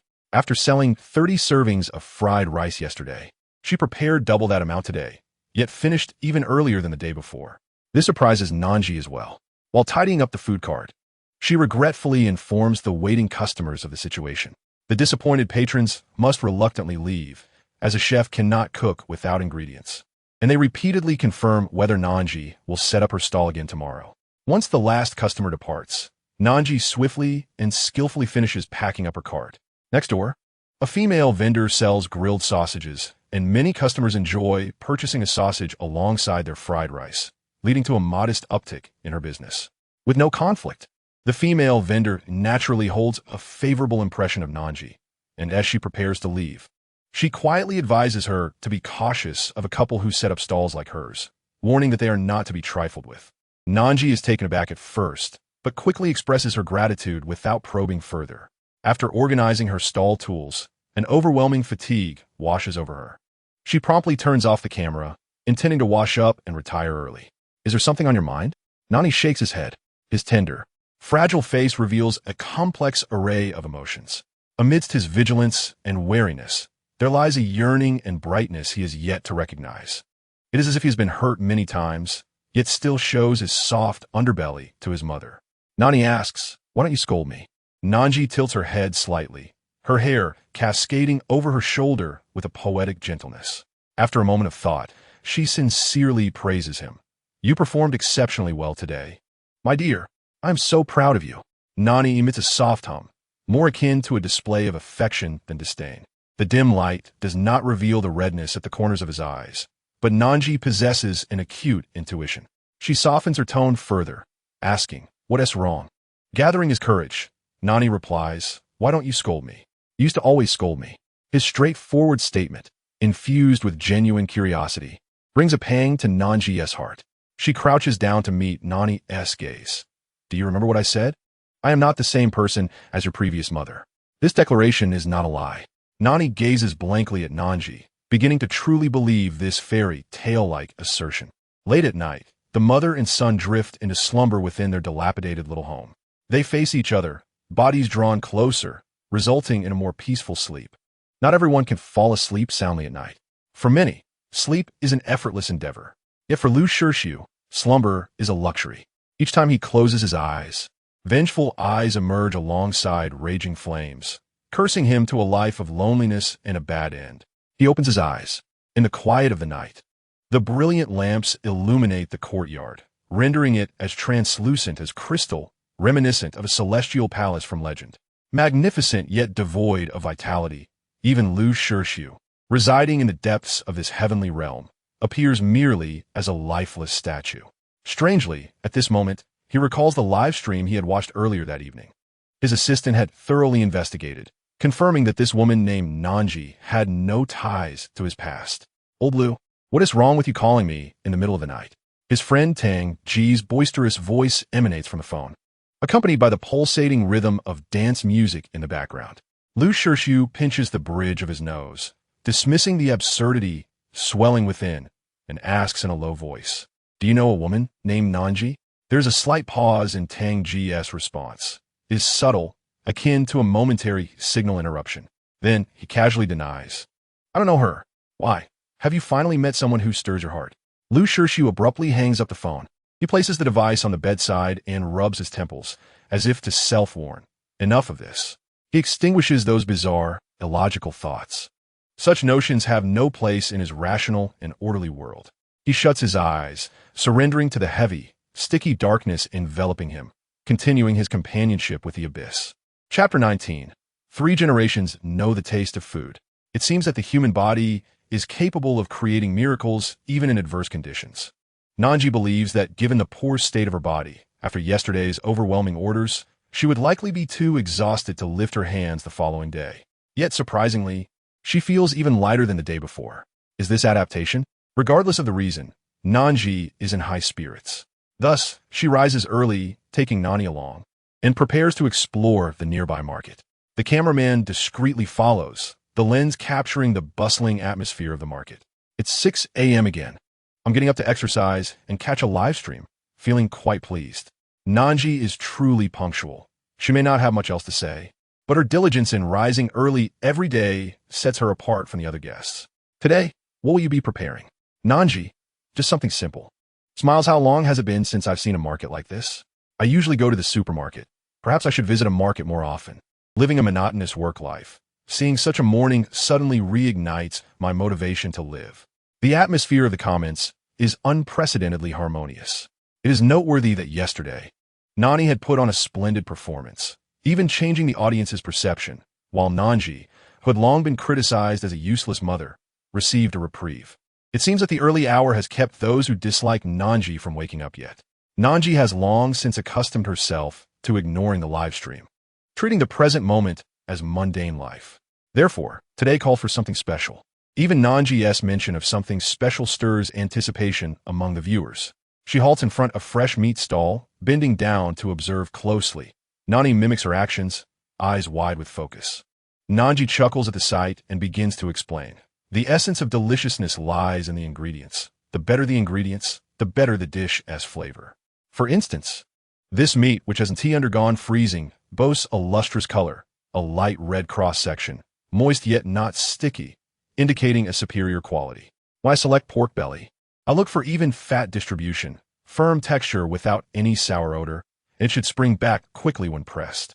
Nan Zhi speaks in detail, while Nani listens intently, his small face serious and taut, nodding from time to time. At first glance, he resembles a little leader inspecting the market. The meat stall owner, a kindly-looking individual, observes the affectionate demeanor of the mother and son, and rather than feeling impatient, he heartily laughs.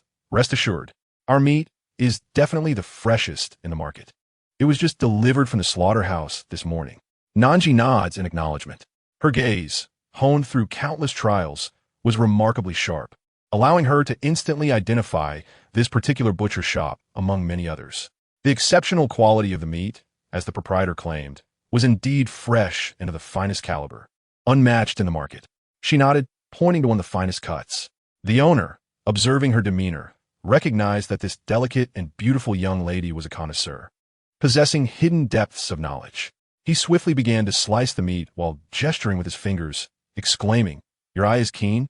And NZH merely smiled with indifference, while New York subtly lifted her chin, as if she too had received a compliment. With the meat in hand, NZH turned to explore other stalls, sharing insights about each one with New York as they wandered. In the 2 days leading up to the filming, their exchanges had been scant, but today, amidst their market exploration, they found themselves conversing more than in the previous 2 days combined. I am listening attentively. Suddenly, I feel confident about conquering the market. Me too. Huh, who would have thought that watching a live stream could impart such practical knowledge? NZH's unique selection tips are truly ingenious. That lady nearby has been eavesdropping the whole time. It's hilarious. Huh, how could something so amusing happen? The cameraman was nearly mistaken for a stalker and was almost subjected to vigilante justice by the Andes. I could laugh about this for a year. Initially, the comments were lighthearted and cheerful. Is it true? And NZH is teaching so earnestly. Is she planning for New York to learn cooking too? I've been speechless for a while, and NZH really lacks sense. Yesterday, I criticized her for being useless, and not a word of it was misplaced. What's the issue? New York is a super genius, wild and untamed, the future pillar of the nation. Is this what NZH is teaching her child? Exactly. Is NZH preparing to have her genius son become a chef? Such a waste of talent. If it were my child, I would. Our education system is truly lacking. Parents have no sense of nurturing. Such a brilliant child is wasted at the market. Ridiculous. NZH remained unaware of the fervent debates surrounding her actions. Her teachings to New York were not intended to mold him into a chef. It was simply casual instruction. She was also reminded of the great families in a different world. They did not solely educate their descendants in the classics, but also taught them about geomancy, astrology, and other wisdoms, not to turn them into practitioners of those arts, but to ensure they possess common knowledge and could not be easily deceived. The path of culinary arts was of utmost importance. The saying goes that those who serve in officialdom must understand the essentials of clothing and sustenance, which is a profound matter. What NZH imparted to New York today was merely the surface of a much deeper understanding. At this moment, it was only 7:30. NZH had prepared flour, intending to make a dish known as destined. This renowned Huayang delicacy is celebrated for its fermented dough and meticulous filling. In another world, she had once prepared this dish for the emperor and his consorts, receiving unanimous praise. However, to be precise, what she had made then was WD-ingboz, using 5 distinct fillings. Sea cucumber for nourishment, chicken for flavor, pork for richness, winter bamboo shoots for crunch, and shrimp for tenderness. Each ingredient contributed its unique attributes, creating a harmonious blend. Yet, due to the high cost of sea cucumbers and fresh shrimp, NZH opted to use only chicken, pork, and bamboo shoots, finely diced and seasoned with chicken broth before cooking, ensuring the juices melded perfectly with the fillings, which would then be encased in the dough. After completing the destined, she utilized the remaining ingredients to prepare RUD-ing-M2, another beloved delicacy of old New Jersey. The traditional method involves finely dicing pork belly, mixing it with yellow sauce, sesame oil, and minced scallions and ginger, creating a savory filling. However, NZH's approach was different. She combined pork belly with bamboo shoots and, in addition to scallions and sesame oil, mixed sweet bean sauce with yellow sauce, seasoning it with sugar and salt. After wrapping and steaming, The result was a delightful blend of sweet and savory, appealing to children's palates. Her recipe drew inspiration from CHZHR and WTNGZHTNSH, as well as online encyclopedias. Chapter 20. SNDing a series of actions, preparing the filling, kneading the dough, flowed like a graceful dance, leaving the audience mesmerized despite their mental preparations. The comments range from cravings to skepticism, astonishment to disdain, sparking a lively debate. NZH, however, remained unfazed. Her movements were neither hurried nor slow. Infused with a leisurely rhythm, she retrieved a bamboo steamer borrowed from the neighbor and placed the SNDingBO and RUDingMdo into the pot to steam. The first to emerge was the SNDingBO, its skin white and soft, with a delicate, pure aroma. After receiving NZH's nod of approval, New York eagerly held a bun in a small bowl and quickly lowered his head to take a bite. The dough was soft yet resilient, bursting with hot, abundant juices upon breaking, releasing the locked-in aroma that gradually filled the air, wafting for miles. The exquisite flavor overwhelmed New York's taste buds, widening his eyes in disbelief at the existence of such wondrous delicacies. Soon after, the RUDingM was also ready, and he relished it immensely, devouring it with grease dripping from his lips, resembling a live-streaming food enthusiast. At some point, the comments ceased their bickering. I'm salivating just watching. Wise as I am, I've already ordered takeout in advance. Oh heavens, when will I be able to taste such culinary skills? And NZH smiled warmly as she watched New York eat. Aside from occasionally reminding him to slow down, she did not speak much. After a while, New York, feeling somewhat awkward under her gaze, hesitantly asked, "Aren't you going to eat?" "Wait a moment. I need to deliver some buns to the neighbor," and NZH replied, packing half of the SNDingBO and RUDingM into a lunchbox. New York stared blankly, clearly distressed by the thought of her giving away the food. And NZH assumed he would protest, but to her surprise, he held back. Instead, he averted his gaze, stuffing the remaining bun into his mouth, his cheeks puffed out like a breathing bun, an adorably pitiable sight. And NZH could hardly contain her laughter, her giggles reminiscent of a clear mountain spring. Sensing her amusement, New York straightened his back, trying to feign indifference like an adult, unaware that his swollen cheeks had betrayed him. To preserve his dignity, NZH stifled her laughter and prepared to head next door to the neighbor's house. And without a second thought, with his cheeks still full and a cold, obedient demeanor, insisted, "I want to go too." "All right." And NZH took his hand, and they left together. The neighbor, surnamed Chi-In, had moved to New Jersey with her husband over 30 years ago for work. Although not impoverished, owning her own home in the area, she had worked hard in New Jersey and managed to build a new house back in her hometown, even purchasing a property for her daughter in another first-tier city. Mrs. Chi-In and her husband had no relatives or old friends in New Jersey, and their daily lives were quite monotonous. It was rare for them to encounter someone as agreeable as NZH and New York, so they treated them with exceptional warmth. Just days prior, during NZH's initial arrival, it was this charm that had helped her navigate the most challenging period. Thus, she felt compelled to reciprocate their kindness. Mrs. Chi-In was pleasantly surprised by NZH's visit and insisted on inviting the mother and son to dine together. The four of them sat around a small square table in the yard, enjoying each other's company as if they were family. NZH presented the steaming buns. "These are our RUDingM, now considered half a New Jersey local." Mrs. Chi-In nodded repeatedly, exclaiming, "This aroma is authentic. Little NN, your skills are remarkable. And here are the SNDingBO." The latter part of NZH's sentence left the elderly couple momentarily speechless. NZH's eyes sparkled with sincerity, her voice flowing gently like a stream.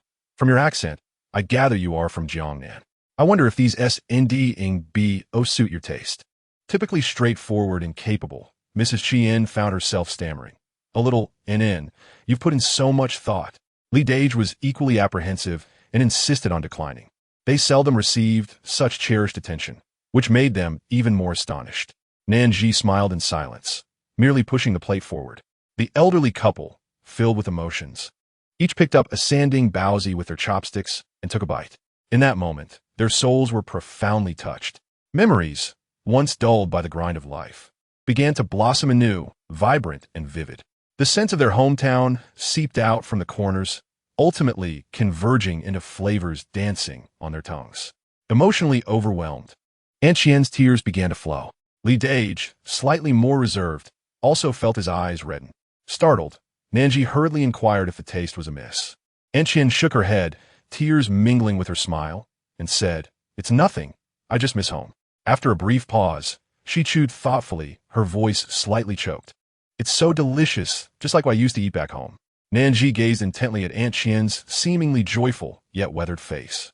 "Yet now, I believe your sanding baozi tastes even better than those from the state-run restaurant." Li Dage nodded in silent agreement.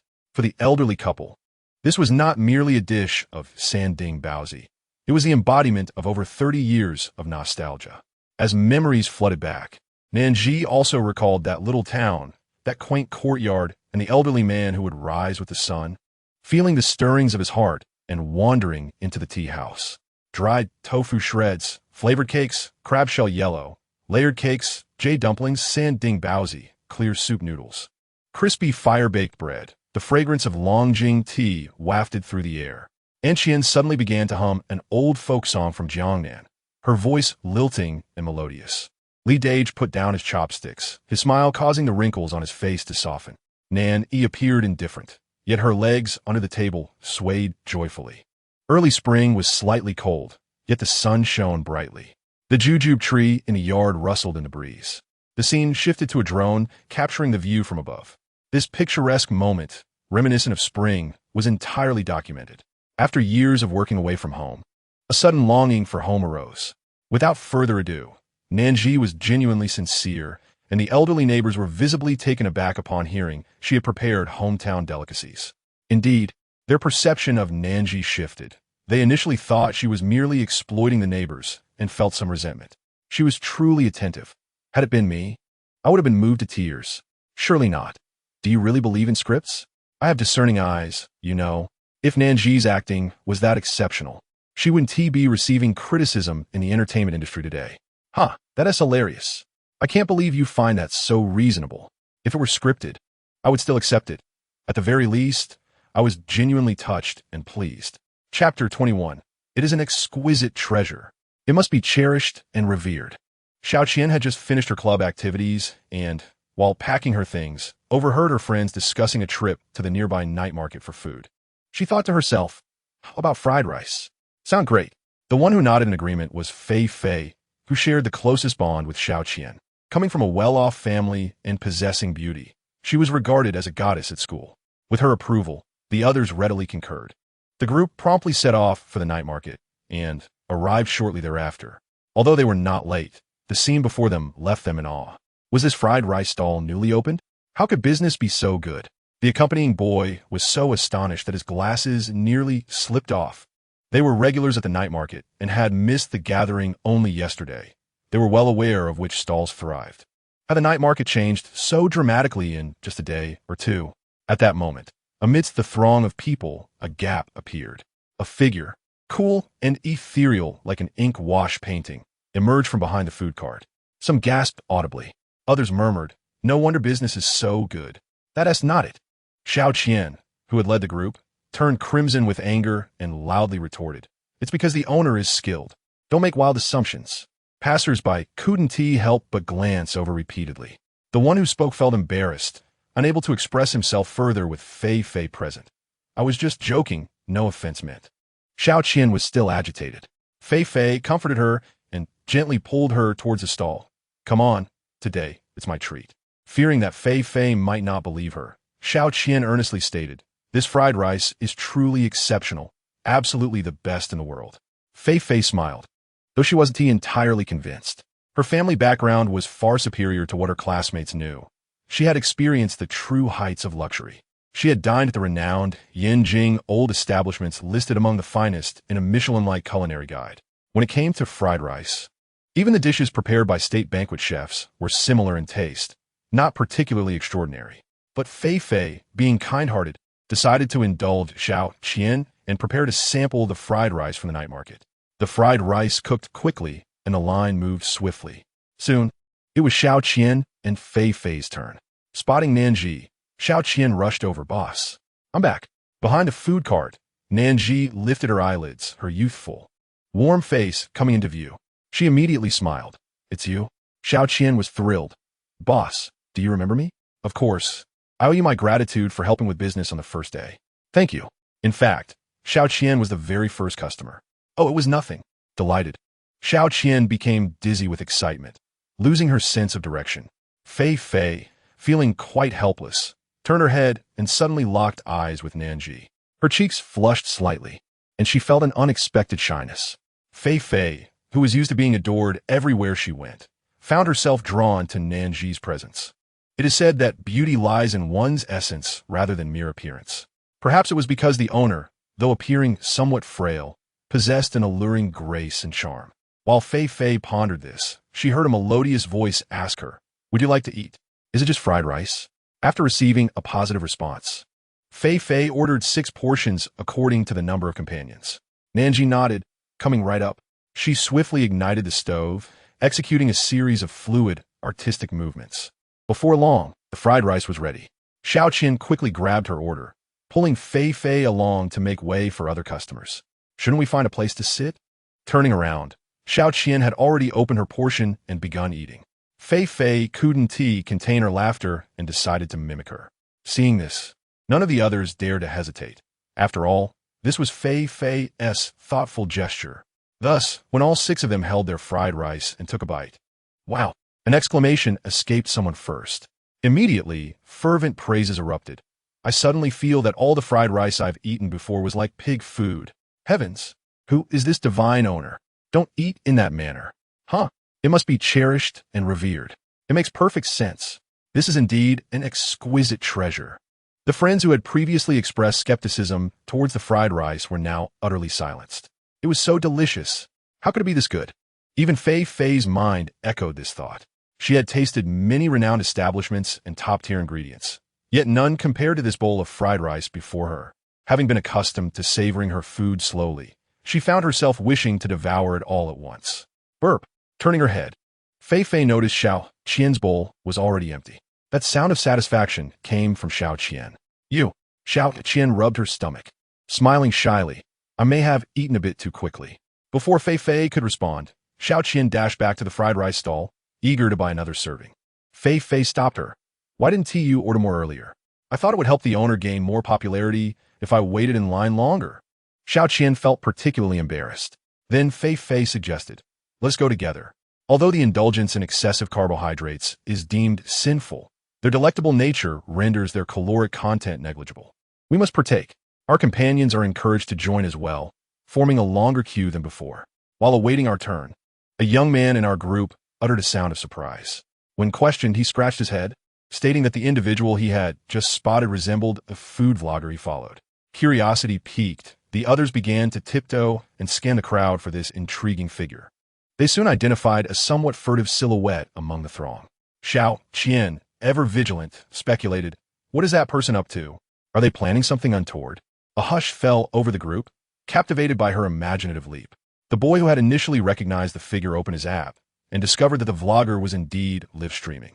The revelation left everyone exchanging glances, momentarily unsure whether to inform the owner of the food stall.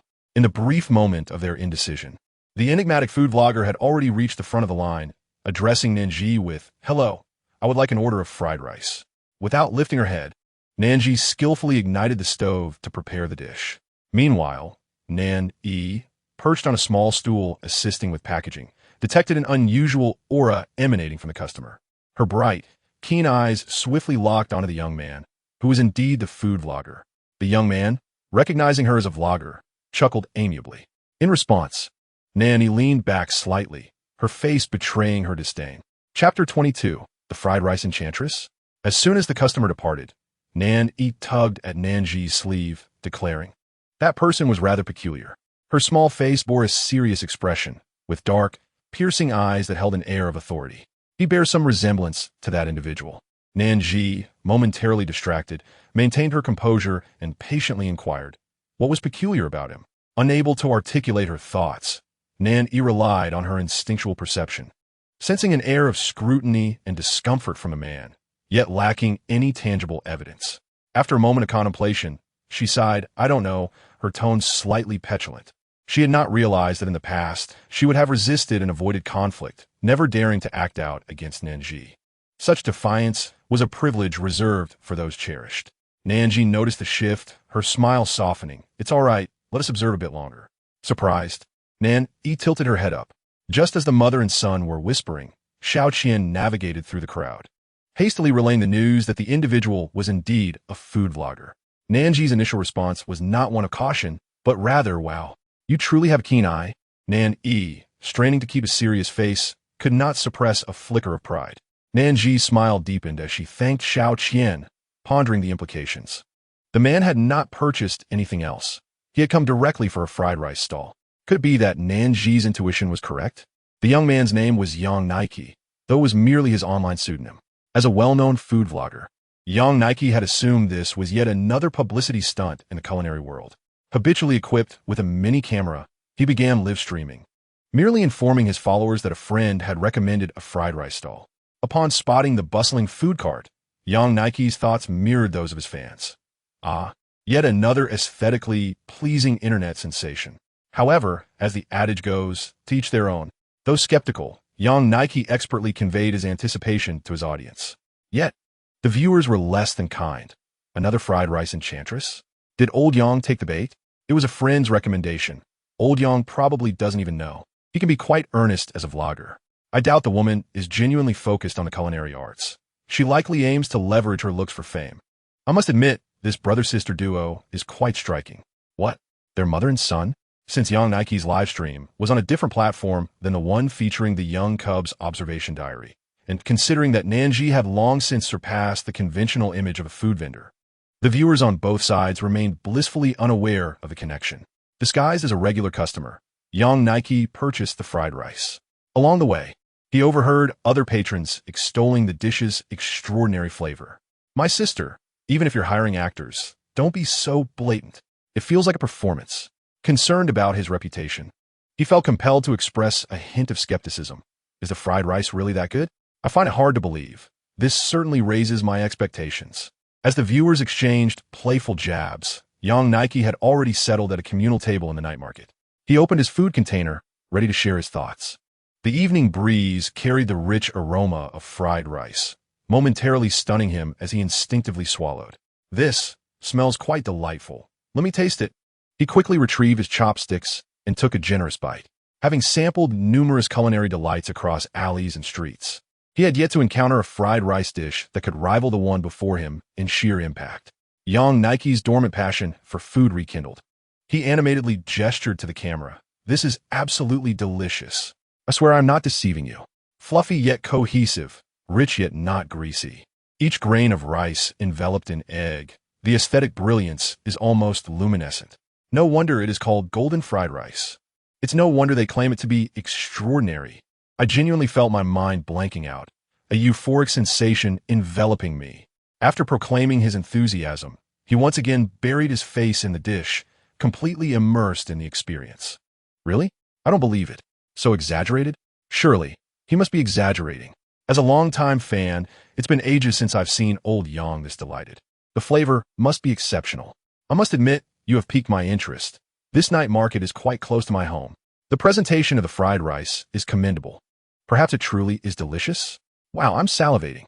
Initially, the comments reflected skepticism, but as they witnessed Yang Nike purchasing a second bowl, the doubts dissipated, and one by one, they were convinced. They were eager to discover the flavor of the fried rice that had garnered such high praise. In the production team's backstage, a profound silence enveloped the room. The staff, well aware of the familiar tactics, had already surmised that it was Director Su's handiwork. However, it seemed that Director Su's original intention was to utilize the food vlogger's platform to unveil the true nature of Nan Zhi's fried rice, while orchestrating a scandalous publicity stunt. After all, at that time, they all believed the patrons at Nan Zhi's stall were actors arranged by her manager. Yet now, had they inadvertently shot themselves in the foot?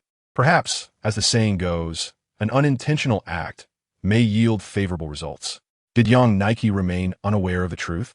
Well, it was preferable to keep it that way. Wasn't there a saying about making sacrifices?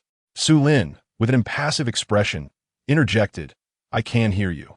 The murmurs within the room ceased abruptly. Moments later, Su Lin exited to alleviate his frustration. Just as he departed, someone brought out food containers. Finally, he's gone. Quick, eat the fried rice. It won't taste good if it gets cold. Why is there only one portion? I requested two. There are so many of us. Purchasing excessively is quite inconvenient. I have heard that Nan Zhi intends to limit purchases, and the stalls are becoming increasingly popular. Oh no. Chapter 23. The God of Fried Rice. I watched helplessly as Xiaoqian devoured 3 bowls of fried rice, while others had also consumed at least 2 portions each. Fei regretfully rubbed her distended stomach, feeling a rare sense of disappointment for her small appetite. Nevertheless, before departing, she made sure to pack an extra portion.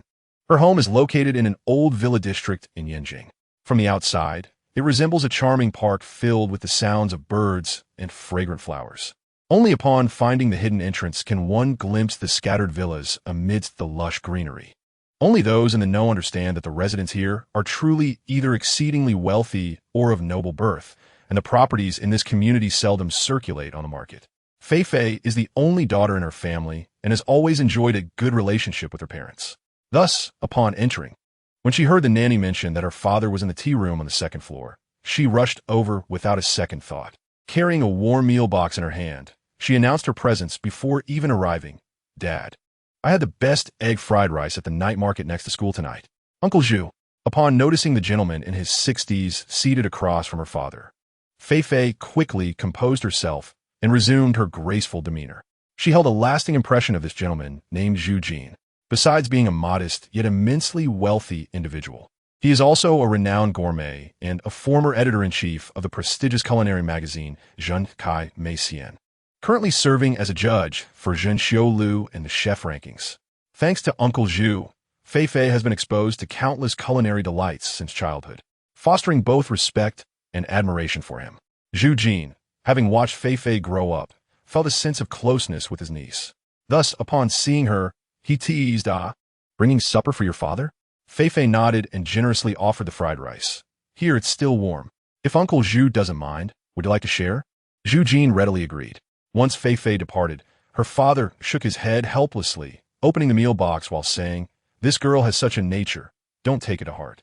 By the way, knowing old Zhu, you are quite picky. If you don't want to eat, don't force yourself. A moment of realization struck Zhu Jin. His voice caught in his throat as he widened his eyes in astonishment. Without regard for his image, he leaned down and inhaled deeply from the meal box. Fei's father looked on in disbelief. Old Zhu, the rice is fragrant, but you needn't go to such lengths. Zhu Jin, lost in ecstasy, shook his head vigorously, his eyes sparkling. You don't understand. This bowl of fried rice is not merely fragrant. Isn't it just a bowl of egg fried rice? Zhu Jin looked at his old friend with exasperation. Such a layman. Do you know that egg fried rice tests his chef skills to the utmost? The simpler it is, the more challenging. Take Tang Lusin, from a prestigious family where every aspect of life is governed by rules. The private chefs at his home must pass 3 tests, with the final one being egg fried rice. Fei's father was left astounded. He was self-made, with no ancestral heritage. Due to his love for food, he had fortuitously become friends with Zhu Jin, who hailed from a scholarly lineage. He enjoyed listening to Zhu Jin's insights on culinary arts, and now his interest was piqued. So, the fried rice that Fei casually bought has such a profound background? Old Zhu, do tell more. Zhu Jin, unperturbed, skillfully opened the disposable chopsticks and began to inspect the grains. Look, although some time has passed, the fried rice remains distinct, with each grain separate, and the egg coating each grain resembles crushed gold, resembling pearls. Let me conduct an experiment. Zhu Jin pulled out a napkin and evenly spread the rice grains on it. When he shook off the grains and looked at the napkin, each tiny oil spot had expanded, all perfectly uniform in size. Fei's father exclaimed, Wow. Zhu Jin was even more excited. This exceeds my expectations. The mastery of heat control has reached an extraordinary level. Saying this, he hastily took a bite. His expression changed again, though this time it was serious. Fei's father appeared slightly surprised. What? Is it not tasty? Zhu Jin shook his head, solemnly declaring, No, it is incredibly delicious. So delicious, it is beyond belief. Do you know what I feel while eating this? The chef actually considered the balance of egg fragrance and scallion aroma, as well as the impact of the fried rice cooling on its texture. Just this level of skill is enough to place him among the top 30 chefs. Feifei's father was astounded. Is it really that exaggerated? The chef rankings, like Zhenxiu Lu, are authoritative lists in the culinary world of Huagua. The former pertains to chefs, while the latter concerns renowned establishments. The chef rankings encompass all living chefs in Huagua, even including national treasure-level culinary masters who have retired. Thus, Zhu Jin's praise was extraordinarily high. Zhu Jin could no longer contain himself. I must ask Feifei where this fried rice is from. Feifei's father awkwardly withdrew. It won't taste as good when it's cold. But it can't be eaten alone. Wait, wasn't this bought by my daughter? Feifei invited me to share. In the realm of gourmet food, there are no friends. That evening, Zhu Jin posted a new entry on his personal blog, accompanied by a picture of the empty meal box. It was evident he was thrilled, as he eloquently penned several hundred words of professional evaluation, all praising the fried rice. He even exaggeratedly concluded with the phrase "God of fried rice." As a prominent gourmet, Zhu Jin had previously served as a consultant for a nationally acclaimed food documentary. Over time, his account amassed several 100,000 followers, all genuine and active, not mere ghost accounts. Once this review was published, it indeed garnered widespread attention. Got a fried rice? How exaggerated. How much did you get paid? If you knew who Zhu Jin is, you wouldn't say such things. Smile. When was the last time old Zhu praised a dish like this? I'm very curious about the flavor. Unethical. Old Zhu. How could you review without including the restaurant address? Didn't old Zhu mention the night market? Am I the only one who finds this meal box familiar? Also that evening, the view count skyrocketed and the influence continued to expand. Eventually, someone compared the egg fried rice mentioned by Yang Nikki and Zhu Jin and discovered the astonishing similarity between the two meal boxes. Still that evening, a viewer who had watched Nan Zhi's live broadcast on Young Observer's Diary scoured the internet and finally stumbled upon Zhu Jin's blog and Yang Nikki's video. This individual happened to recognize both Zhu Jin and Yang Nikki and casually commented, "Isn't this the fried rice sold by Nan Zhi on the variety show? So that sneaky fellow is indeed Yang Nikki. I thought I was seeing things." The inspiration for checking the oil spots on the napkin came from film. No need to delve deeper. Chapter 24, Hype. It must be hype. Not only this, but the strongest brain performance of Nani catching the thief last night was also filmed by the audience present and uploaded online. Initially, it circulated in a small local circle. Soon after, a marketing account edited the most critical 20 seconds, adding tags like maximum level human cub, and re-released the video. Unsurprisingly, within half a day, the video exploded, trending in the top 3 across major platforms. Some expressed astonishment, others questioned the script, while some rationally analyzed before exclaiming in awe. Nani instantly became known as a little genius among netizens. Then they noticed that in the corner of the video stood Nan Zhi, watching the child with a proud and comforting gaze. What are you looking at? Do you think that by gazing a little longer, this little genius could belong to you? What? This little genius truly belongs to her? The little genius of the strongest brain, the store exploration blogger Yang Nikki, and the great gourmet Zhu Jin were supposed to be unrelated parallel lines. However, now, by chance, these parallel lines began to intersect, collide, and generate tremendous energy. At the heart of this convergence lies a name, Nan Zhi. A single stone sends ripples across the water. Netizens could scarcely believe they were awake, questioning whether the world had finally spiraled into madness. Who? Who is again? Nan Zhi? That Nan Zhi who flaunts her little placard on set, creating chaos wherever she goes? That Nan Zhi whose acting skills are so poor they could not match my second aunt's bargaining skills at the market. It must be a publicity stunt. Surely, it is mere sensationalism. Some astute netizens meticulously pieced together the entire affair, convinced they had unearthed a rational truth. Rumors spread, as they were more palatable to the public than the notion of Nan Zhi as the deity of fried rice, thus gaining widespread acceptance. A deluge of scathing reviews followed. Laughable. Still the deity of fried rice? Then I must be the ancient Greek god of instant noodles. What? This variety show actually features Fu Zhao? I can't believe he would partake in such antics. In hindsight, Nan Zhi, that prodigious child, must be playing a role here, right? I thought so. Knowing how to conspire with her mother at such a young age, she is bound to wreak havoc on society when she grows up. Nan Zhi, Nani, get off my bus. Of course, rational voices emerged. The video of the thief includes a police officer. We can verify their badge number. Also, which actor would follow a script to the extent of landing in jail? Zhu Jin has always taken food reviews seriously, never resorting to deceit. Besides, he himself is a low-profile billionaire with ventures globally. Who could possibly command him? Yang Nike's acting is rather subpar. Whether the food in the video is genuinely delectable or merely feigned, as a longtime fan, I can discern the truth. Interestingly, I have dined at that fried rice establishment before, unaware they were filming a variety show, yet the flavor was absolutely divine.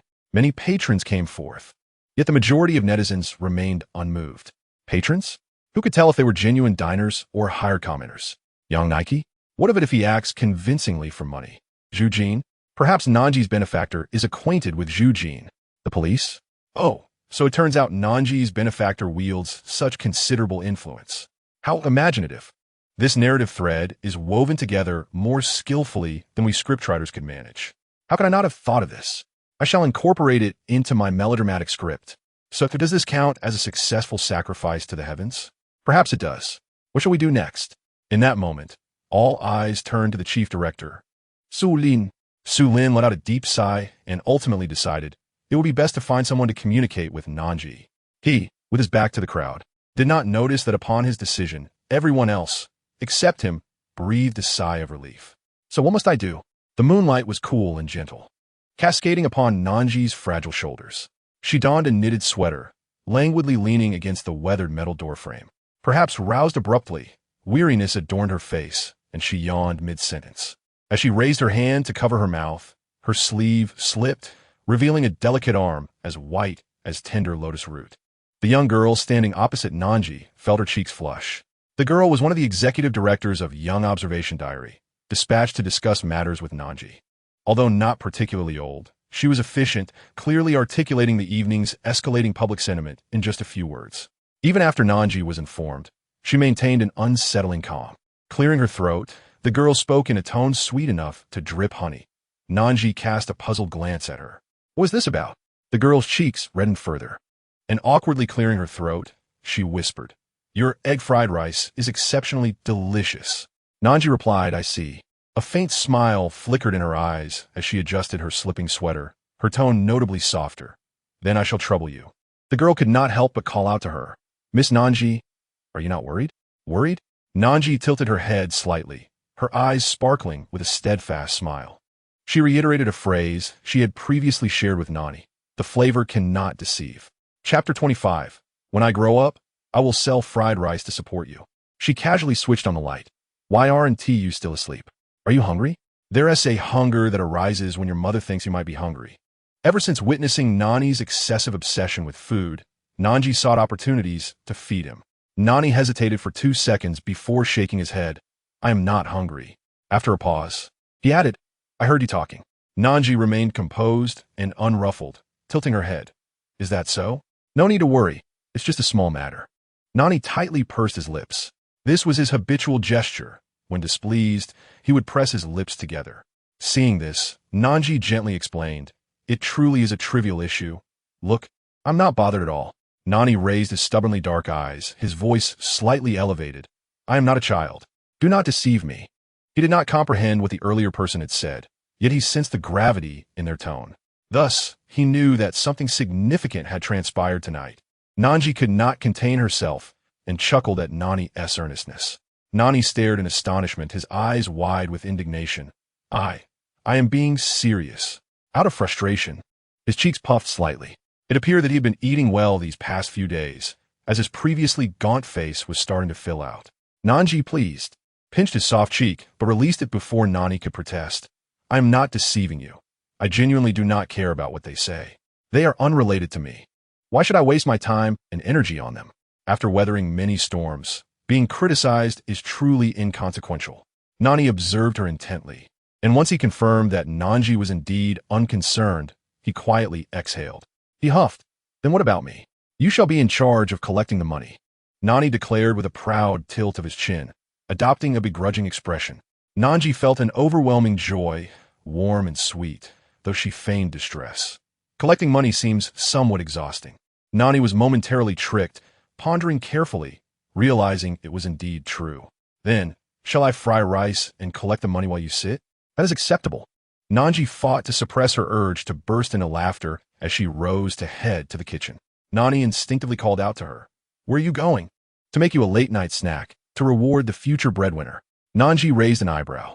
Nani had the words of refusal on the tip of his tongue, yet ultimately could not resist the temptation of a late-night snack. He nimbly slid off his small bed. "I will help you." To Nan Zhi, late-night snacks were meant to be effortless. She rummaged through the fridge, discovering leftover chicken broth from the 3-dumpling meal made earlier in the day, which she promptly brought to a boil. Coincidentally, she had purchased handmade wonton wrappers at the market earlier, thin as paper. After finely chopping fresh meat, seasoning it for the filling, she wrapped them into the size of longan fruit and tossed them into the chicken broth to cook. Once plated, she garnished them with scallions, dried shrimp, and a drizzle of sesame oil. The flavor was simply divine, making one long to swallow their own tongue. On this cool, early spring night, it was the perfect late-night feast. Even Nan Zhi, who typically shunned nighttime eating, finished nearly half a bowl. Nani, even more exaggerated, who had just declared he would not eat a late-night snack, consumed 2 small bowls. Still feeling unsatisfied, he cleaned the broth with his spoon, yearning for a 3rd bowl. It was only when Nan Zhi felt his belly slightly protruding that she insisted he could eat no more. Only then did Nani, with a hint of regret, lick his lips. He did not argue but complied with Nan Zhi's instruction, jumping off the stool to wash up again. Nan Zhi, while tidying the dishes, smiled contentedly, thinking to herself that one day, Nani would completely overcome his pathological craving to hoard every morsel of food. The negative public sentiment that had fermented overnight did not wane by the following day. Rather, it intensified. Despite the explanations provided by the live audience and diners, the recording of the broadcast was prohibited due to copyright issues. The lack of corroboration rendered their justifications feeble and unconvincing. Moreover, netizens have always been inclined to believe only what they wish to believe. Recently, there were rumors suggesting that Nan Zhi's child is actually the illegitimate offspring of her and a certain influential figure. Amidst this tempest, at 7:30 in the evening, Y aux Égouts en Ferie officially premiered. The program aired simultaneously on both television and video platforms, attracting diverse audiences who nonetheless shared a common interest from the moment it commenced. Fortunately, RJ did not disappoint. As a result of the surrounding controversy, it surpassed the viewership peak of the previous variety show within just 30 minutes of its debut. The video metrics were equally impressive, as the online video platform primarily targeted the youth demographic, coinciding with contemporary netizens, who flocked to watch immediately upon its launch. However, it is noteworthy that over half of the viewers were primarily drawn to the judgment of Nan Zhi. As the introductions progressed, guests appeared one after another, and soon it was Nan Zhi's turn. A beam of cold white light illuminated the entrance of the stage, outlining her delicate and ethereal figure.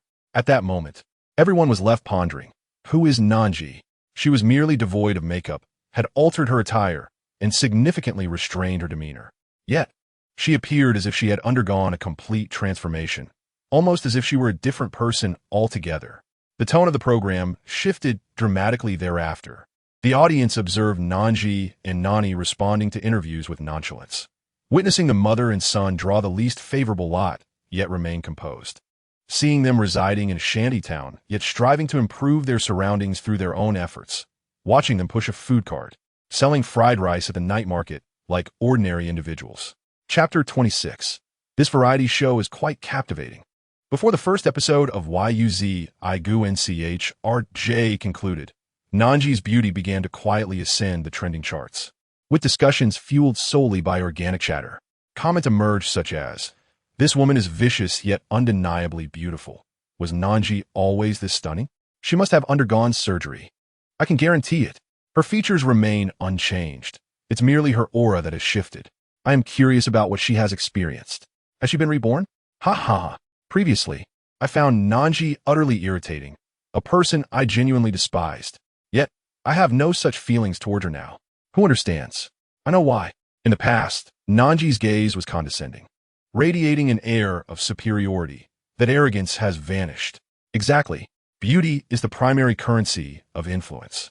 Regardless of the multitude of negative rumors surrounding Nan Zhi, the moment the audience glimpsed her current visage, they could not help but entertain absurd thoughts questioning whether such a seemingly malicious person might have justifiable reasons.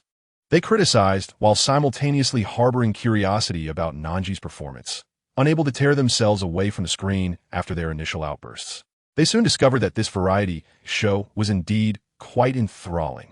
With its suspenseful backdrop, the genuine dilemmas faced by the guests, tight editing, and cinematic visuals. It could be said that every storyline of the 4 guest groups was captivating. Humor, tension, joy, and sorrow were all present, despite an unpromising start. Akin to a hellish ordeal, Nan Zhi and Nani forged their own path. The mother and son exhibited neither complaints nor despair, instead calmly addressing all challenges that arose. People are always drawn to those they aspire to be. How could one not admire Nan Zhi and Nani's exceptional determination? The cameraman's direct shots of Nan Zhi left no room for speculation about deception. She appeared not only as a chef, but also as a commanding general, a composed chess player, and an elegant, confident dancer. The entire world seemed diminished behind her, with only she and the culinary delights of her creations shining as the singular source of light. No one could resist the charm of this new Nan Zhi. Therefore, among the posts with the highest engagement, though no names were mentioned, it was evident to all who was being referred to that recently maligned variety show seems surprisingly enjoyable. Fans, could you please refrain from acting here? There is no need to make such vehement declarations. Having watched the show, I share the same sentiments as the original poster. I didn't find her entrance particularly beautiful. Rather, I thought her appearance while cooking fried rice was the most enchanting. It left me drooling at midnight. That egg fried rice looks absolutely delicious. The night market is just next to my home. Should I head over to sample it? I am also captivated. I can't wait for the next episode. It feels like I'm following a grand female protagonist's journey. A grand female protagonist? What does that make us? The brainless netizens who will ultimately be proven wrong? Covering my face, don't say it. The quality of the variety show itself was commendable. Clarifications were made where needed, explanations were provided, and lawsuits initiated. Finally, the tide of public opinion began to shift. Although many netizens remained obstinate, praising the director's excellence, the editor's skill, and the appealing soundtrack, they still refused to acknowledge Nan Zhi and Nani's commendable performances. However, the majority of disparaging remarks directed at Nan Zhi dissipated, and sporadic expressions of encouragement or praise for the mother-son duo began to surface. Though few, every beginning is difficult, and all signs pointed toward a positive trajectory. On the day of the show's broadcast, to prevent any disruption to the live stream, filming was temporarily halted, except for Nan Zhi, who expressed a tinge of regret for not being able to continue her stall. This small fried rice stand, though modest in size, allowed her to draw closer to her patrons. It rekindled her long-lost passion for culinary arts, bringing her pure joy. Nevertheless, she would not refuse a break. Speaking of which, her medicinal cuisine was one of her unique specialties, painstakingly honed over the years. In another realm, it had become her ace in the hole, earning her the title of divine doctor from some. Nan Zhi humbly felt unworthy of such a title, secretly speculating that perhaps those compliments stemmed from her medicinal dishes being more delectable than others, leading some to feign illness just to savor a taste. Even Nani, who had a penchant for sweetness and detested bitterness, had downed 3 bowls of medicinal porridge, inquiring if he could have more the following day. It must be said, the medicinal cuisine was indeed effective. The day after the show aired, filming resumed, and Nan Zhi and Nani returned to their stall. As she pushed the food cart, she distinctly sensed a surge of energy, feeling more invigorated than the day prior, her arms considerably stronger. She felt a sense of joy, arriving at the night market a full 20 minutes earlier than usual. Ordinarily, before business hours, the night market would appear rather desolate, with only vendors busily preparing their goods. However, today was entirely different. Upon Nan Zhi and Nani's arrival, they were met with a bustling crowd. She paused briefly, then heard someone boisterously exclaim, "She's here!" In an instant, dozens of pairs of eyes turned toward Nan Zhi. She blinked, grateful for her previous experiences in grand spectacles, which kept her from being overwhelmed by the throng of people. Was the dissatisfaction of netizens escalating to the point where they sought her out in person? Nan Zhi felt a twinge of caution and discreetly pulled Nani behind her. She quietly reached for her phone, intending to make a call. "Please don't push. Everyone, stay safe," Nan Zhi called out, noticing several uniformed police officers maintaining order. Chapter 27. Apologies. There's a purchase limit. Nan Zhi and Nani were somewhat bewilderedly escorted to their designated spot, setting up their food cart. The crowd that had originally crowded at the entrance of the night market followed suit, quickly forming a long queue in front of the cart.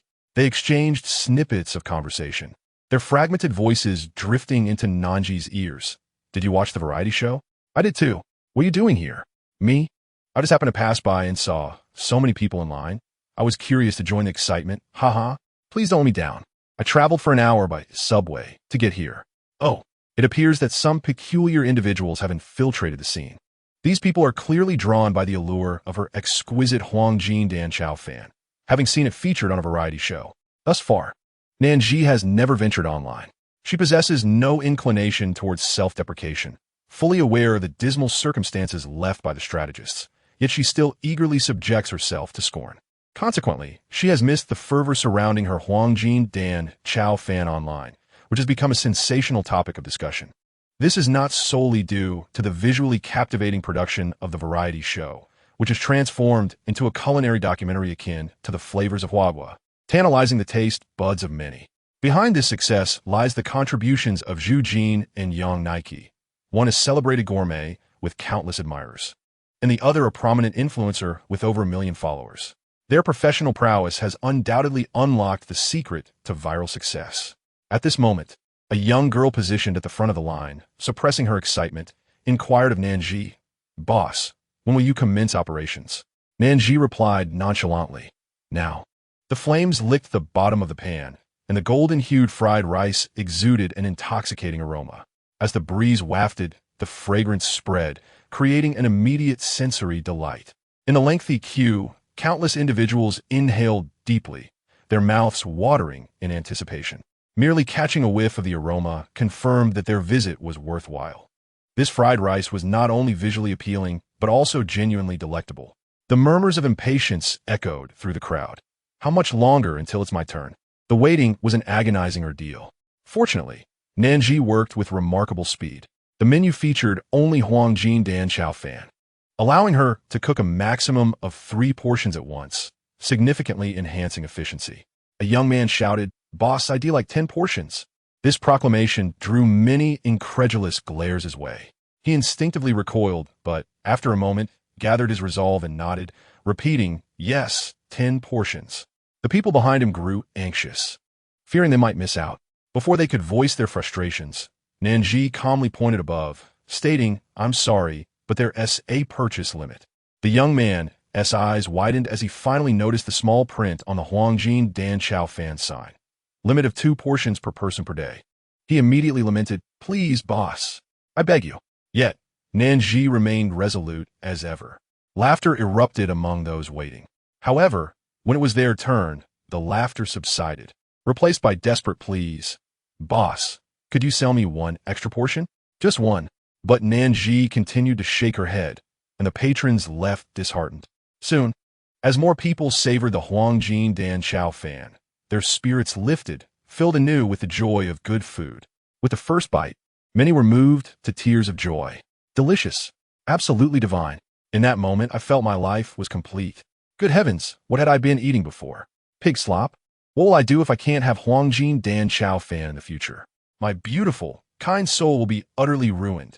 One person exclaimed, "Boss, please quit acting and become a culinary master instead." This heartfelt sentiment resonated with many, inciting a wave of laughter throughout the crowd. Even Nan Zhi couldn't help but smile. Nan E, filled with pride, stood a little taller, making the payment QR code more visible. Standing on a small stool in front of the food cart, she efficiently collected payments and calculated the bills. With a blink, she memorized all the figures, making no mistakes. Many patrons discreetly captured her small frame on camera. Out of the corner of her eye, Nan E noticed a young man wearing a baseball cap. "Wait," she called out, stopping him. The boy looked utterly bewildered. "Me? What is wrong?"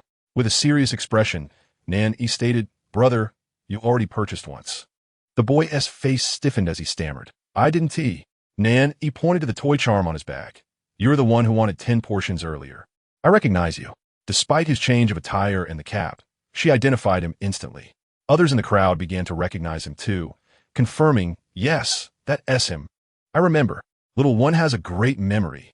Our EE is quite the detective. Indeed, EE can even catch thieves. Impressive. Embarrassed, Nan E touched her face, feigning seriousness. Please, don't call me baby. Two girls in line burst into laughter. All right, baby, no problem. The recognized boy, feeling a mix of regret and disappointment, turned to leave. His forlorn figure discouraged many from rejoining the queue. As they turned away, the vibrant night market filled with a myriad of food stalls lay behind them. Initially, the influx of customers to Nan Zhi's fried rice stall had drawn the crowd away from other vendors, leaving them somewhat deserted, even those that typically enjoyed good business. It would be impossible for the stall owners not to feel envious. After all, taking away their patrons was akin to harming their families. However, once Nan Zhi announced her purchase limits, the situation rapidly transformed. Some patrons, having finished the fried rice, sought to sample something different. Others found the portion insufficient and desired additional food. Many thought to take advantage of the moment and buy some other delicacies to accompany their meal. Soon, these once quiet stalls buzzed with activity, even surpassing their usual business. The once discontented faces now beamed with joy, many expressing gratitude towards Nan Zhi. Other stall owners, noticing her struggle, lent a helping hand. Nan Zhi observed these changes with a gentle smile, not at all surprised, for this had been her intention all along.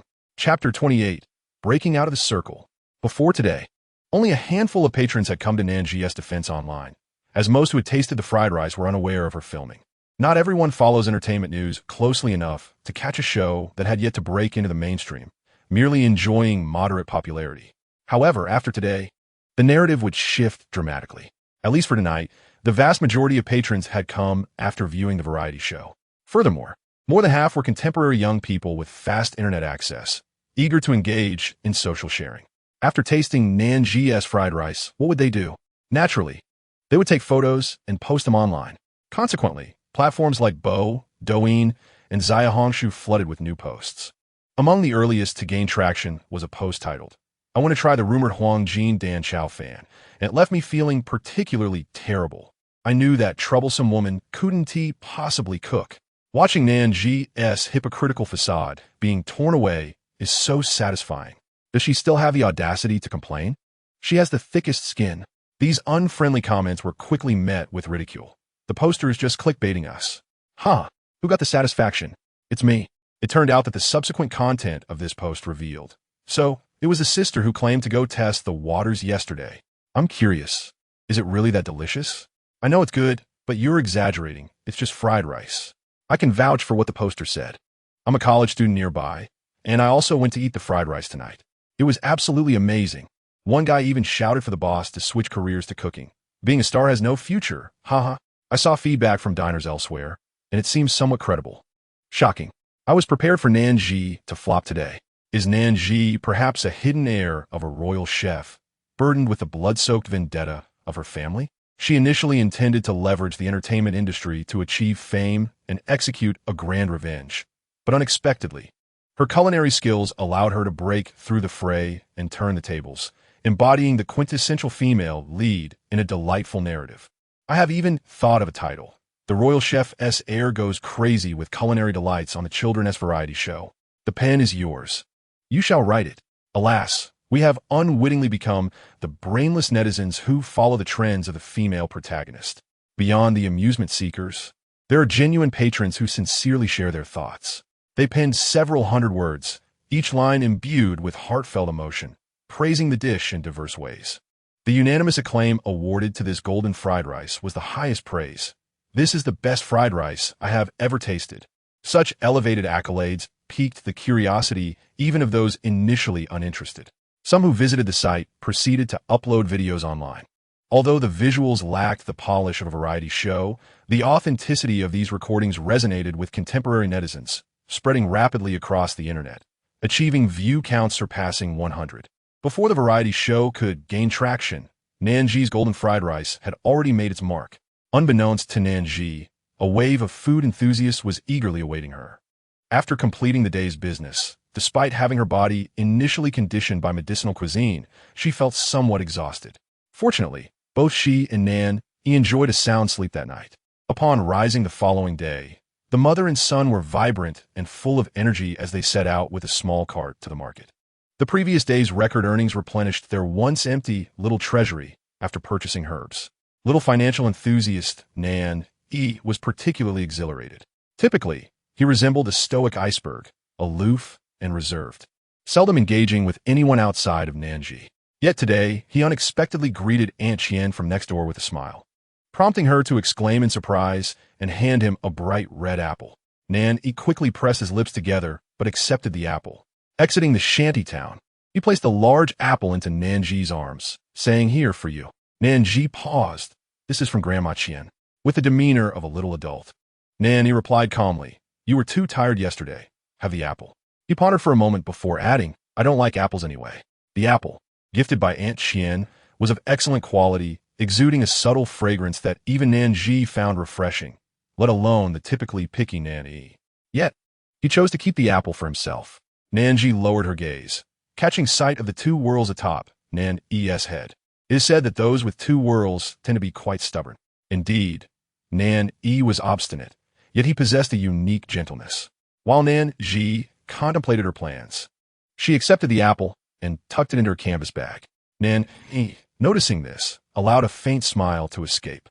He recalled something and suggested, "Yesterday, several people asked if we had anything besides fried rice, so I was wondering if we could introduce new dishes. Not everyone likes fried rice." In truth, Nan Zhi had long harbored such plans. Hearing Nanny express this, she feigned ignorance and asked, "Oh, what are your thoughts?"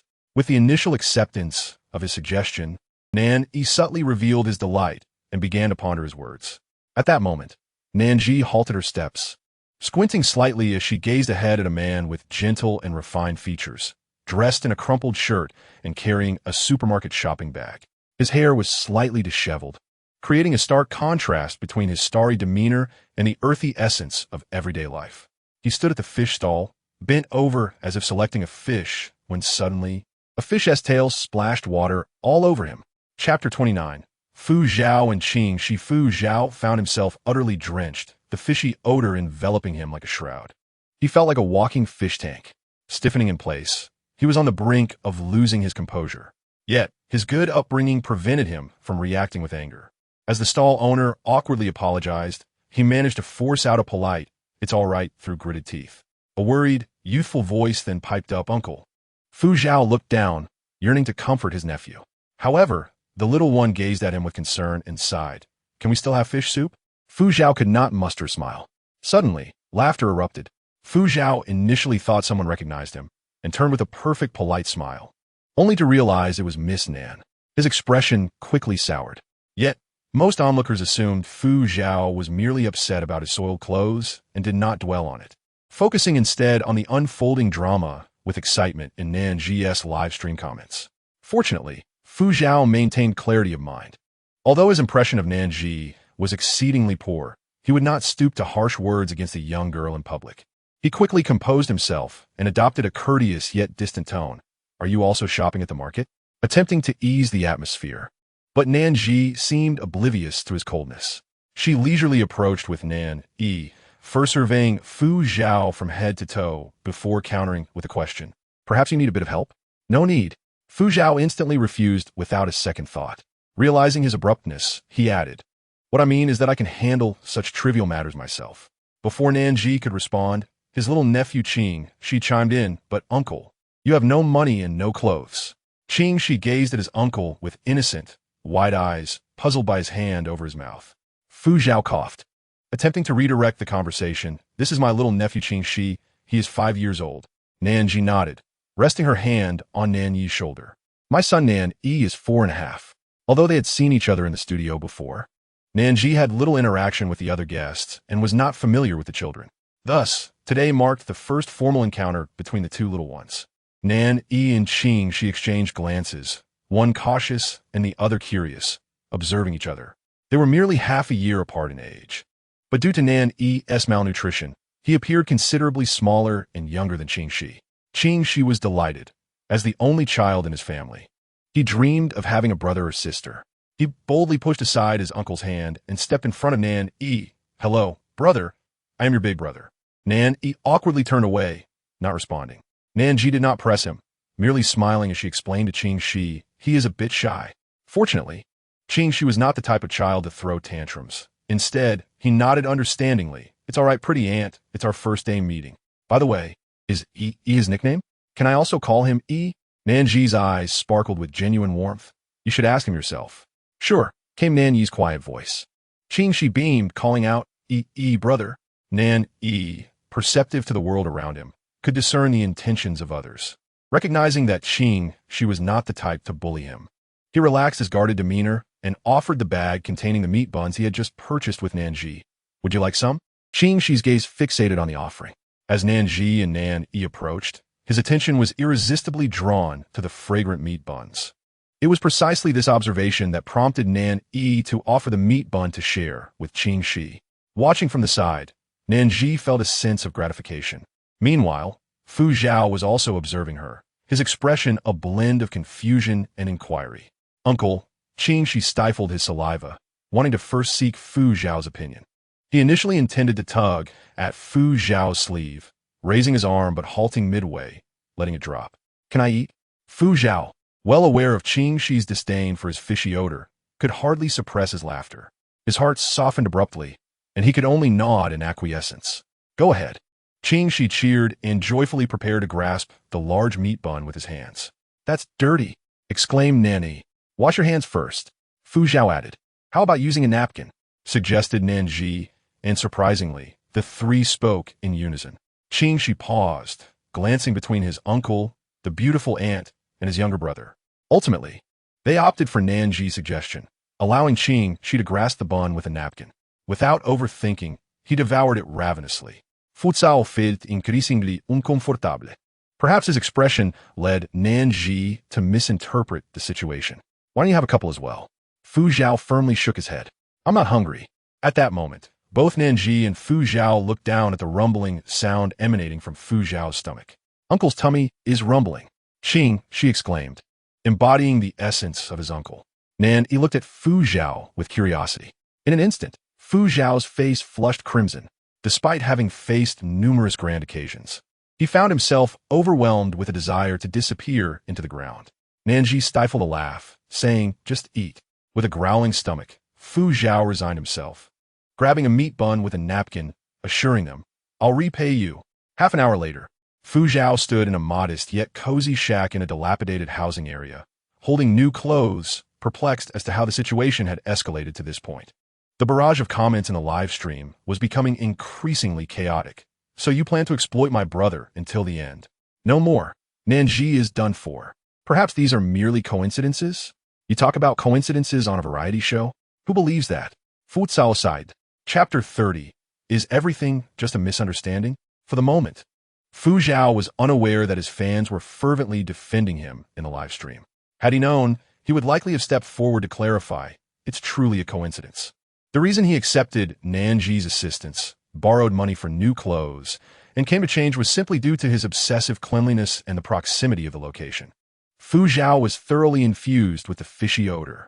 His young nephew, Shi, offered verbal reassurances, saying, Uncle, I want to mind you, while inwardly wishing to steer clear of him. Fu Zhao felt as though he was covered in goosebumps, as if 1,000 ants were crawling beneath his skin, nearly losing control and calling for pause in filming. Therefore, when Nan Zhi asked if he wanted to buy clothes to change into, Fu Zhao resolutely refused to voice his dissent. Fortunately, the garments sold at the local market were inexpensive, and despite their outdated styles, the quality was commendable, made of pure cotton and quite comfortable. Fu Zhao quickly changed into the new clothes and washed his face with a newly purchased towel, scrubbing so vigorously that his skin turned red. Only then did he feel the fishy scent dissipate, letting out a sigh of relief. Fu Zhao secretly resolved to tidy up swiftly. According to his usual habit, he would have unhesitatingly discarded the old clothes. Afterward, he stepped outside, intending to call for Shi, but first heard his nephew's voice. Uncle has a job, but he didn't do well, and the boss fired him. Later, he said he would take me to find another job, and after much effort, the director and assistant said, we violated the rules and confiscated Uncle's belongings. Nan Yi remarked, your uncle is quite foolish. Not foolish. My mom said Uncle is just hopeless at life. Shi's earnest explanation reached Fu Zhao's ears, who felt an overwhelming urge to cover his face. This little rascal was exposing all his secrets. Coughing, Fu Zhao walked while trying to signal his nephew to cease his unintentional betrayal. But 5-year-old Qing Shi, oblivious to the subtleties, asked, "Uncle, do you have a cold?" After pondering, he lowered his voice, though loud enough for all to hear. "Is a cold contagious?" "I'm not sick. I just want you to be quiet." Fu Zhao was too exhausted to even facepalm. Nan Zhi struggled to suppress her laughter and asked Fu Zhao, "How could you violate the rules?" Fu Zhao's reputation continued to plummet. Yet having accepted Nan Zhi's kindness, he found it difficult to turn away with a cold demeanor. He sighed, his tone still polite, but significantly more amiable than before. Observing the contemplative expression on Nan Zhi's face, he inadvertently began to explain. "I never intended to take someone else's job opportunity. The Boston team mentioned it, so I was unaware." The production team assigned identity cards to the guests, determining their professions, residences, and living funds at the start. Fu Zhao's initial identity card was quite favorable. A supermarket labor position was physically demanding yet reliable. His residence was a clean 2-bedroom apartment on the 2nd floor in a nearby old community, with living funds amounting to 500 yuan, 5 times what Nan Zhi had. However, this was merely the beginning. How things progressed depended entirely on the contestants themselves, just as Nan Zhi transformed a poor hand into a winning one. Making her fried rice stall famous online, Fu Zhao, due to his limited life experience, squandered his advantageous position. The contrast between them was striking. The thought of it filled Fu Zhao with embarrassment. He recalled the small, bright, and cozy room he had just seen, clearly reflecting considerable effort. In stark contrast, his and Qing Shi's living space remained unchanged, resembling a hotel room. Suddenly, he wondered if he had been too biased against Nan Zhi. How could a person who took life seriously be the vile character he had presumed? Was everything merely a misunderstanding, a misjudgment on his part? While Fu Zhao was lost in thought, Nan Zhi was contemplating something entirely different. She spoke in a low voice on the day of filming, while Nan Zhi appeared quiet. She actually absorbed every word from the director's team. This implies that the guests have considerable room for expression, which is quite intriguing. She raised an eyebrow, revealing a knowing smile. Fu Zhao, puzzled by her words, inquired, "What?" Nan Zhi shook her head, indicating it was nothing. "Why not stay for lunch with Qing Shi?" "No need. Sound good." Undoubtedly, it was Fu Zhao who declined, while Qing Shi cheerfully accepted. Fu Zhao's refusal was not an attempt to distance himself from Nan Zhi, but rather a sense of discomfort in continuing to trouble her. As for Qing Shi, his reasoning was simpler. Food. Yet, Qing Shi earnestly admonished Fu Zhao. "Uncle, how can you just trouble the beautiful aunt and then leave? We must stay to help." Fu Zhao could hardly muster the energy to retort, "And mooch a meal while at it, right?" Ultimately, Fu Zhao could not prevail against his young nephew, and in the meantime, he actively sought out the dirtiest and most laborious tasks to undertake. Spotting the fish in the basin, he volunteered, "I can handle the fish." "Can you?"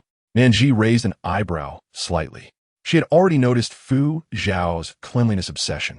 After a brief hesitation, Fu Zhao gritted his teeth, declaring, "Of course I can. But please tell me how to do it." Nan Zhi, without hesitation, directed Fu Zhao to fish out the live fish, stunning them with the knife's back before scaling, gutting, and cleaning them.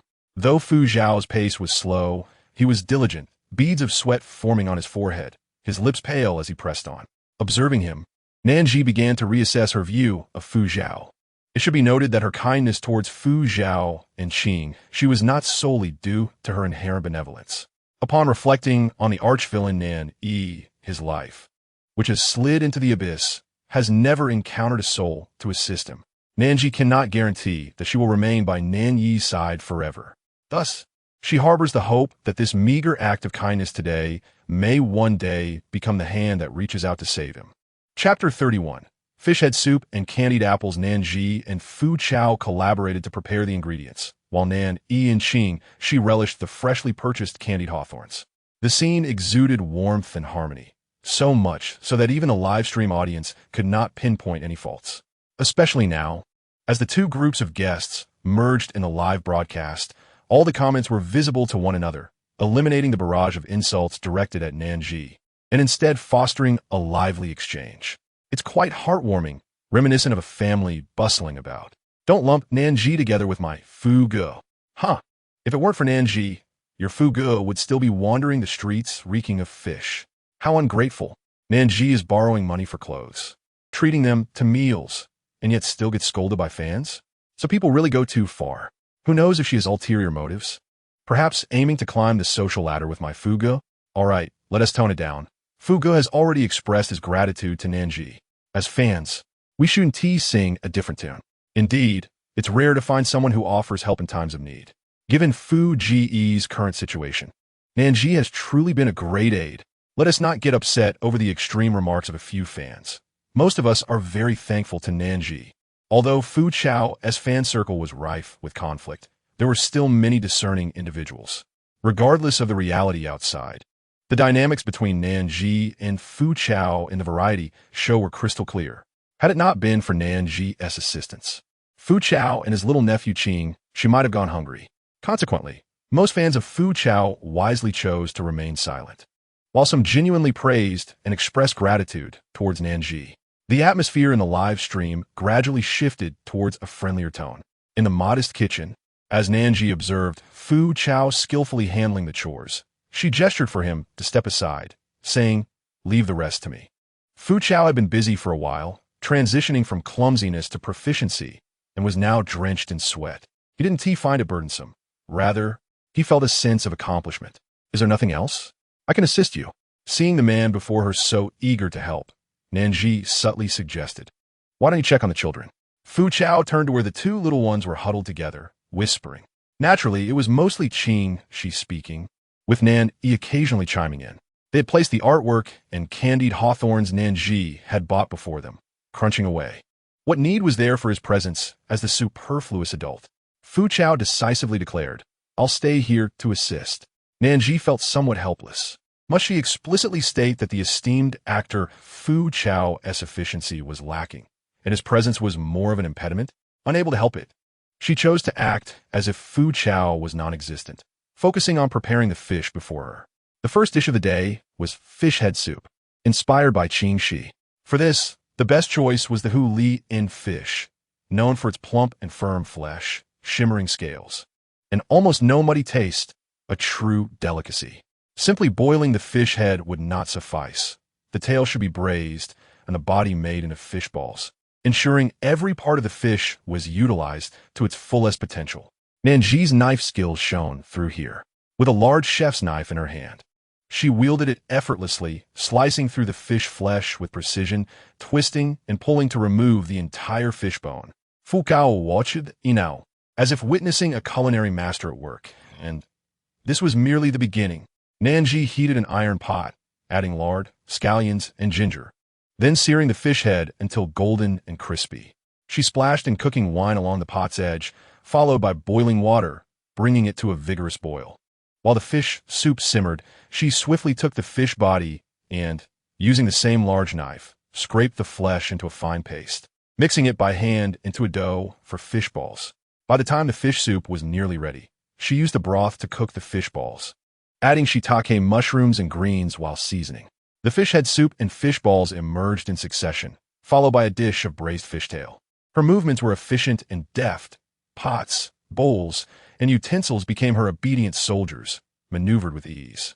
Fu Chao felt like a fool standing idle, while Nan Zhi consistently produced several aromatic dishes, each one more exquisite than the last. How could he dare to claim he was merely helping? It was utterly humiliating. What was he standing there for? Observing Fu Chao frozen in place, Nan Zhi called out, "Please serve the dishes." "Huh? Yes." Fu Chao hurriedly responded, eagerly moving to serve the food. As he turned, he was met with two pairs of dark, shiny eyes staring at him, reminiscent of glowing cat eyes, strikingly similar at first glance. Fu Chao reassured the two little gluttons. "We will eat together soon." Nan Zhi swallowed hard, barely maintaining her composure, while Qing Shi was utterly entranced by the aroma, nodding vigorously yes. "It smells so good." Little Shi is drooling, and so am I. Oh my. Nan Zhi's culinary skills are astonishing. New here? Haven't you been online recently? I can smell the deliciousness through the screen. I'm going insane. Why didn't I eat before watching the live stream? The meals from a few days ago were simpler, so it didn't matter, but today, this is true culinary artistry. Now I understand why some people suggest Nan Zhi should be a chef rather than a star.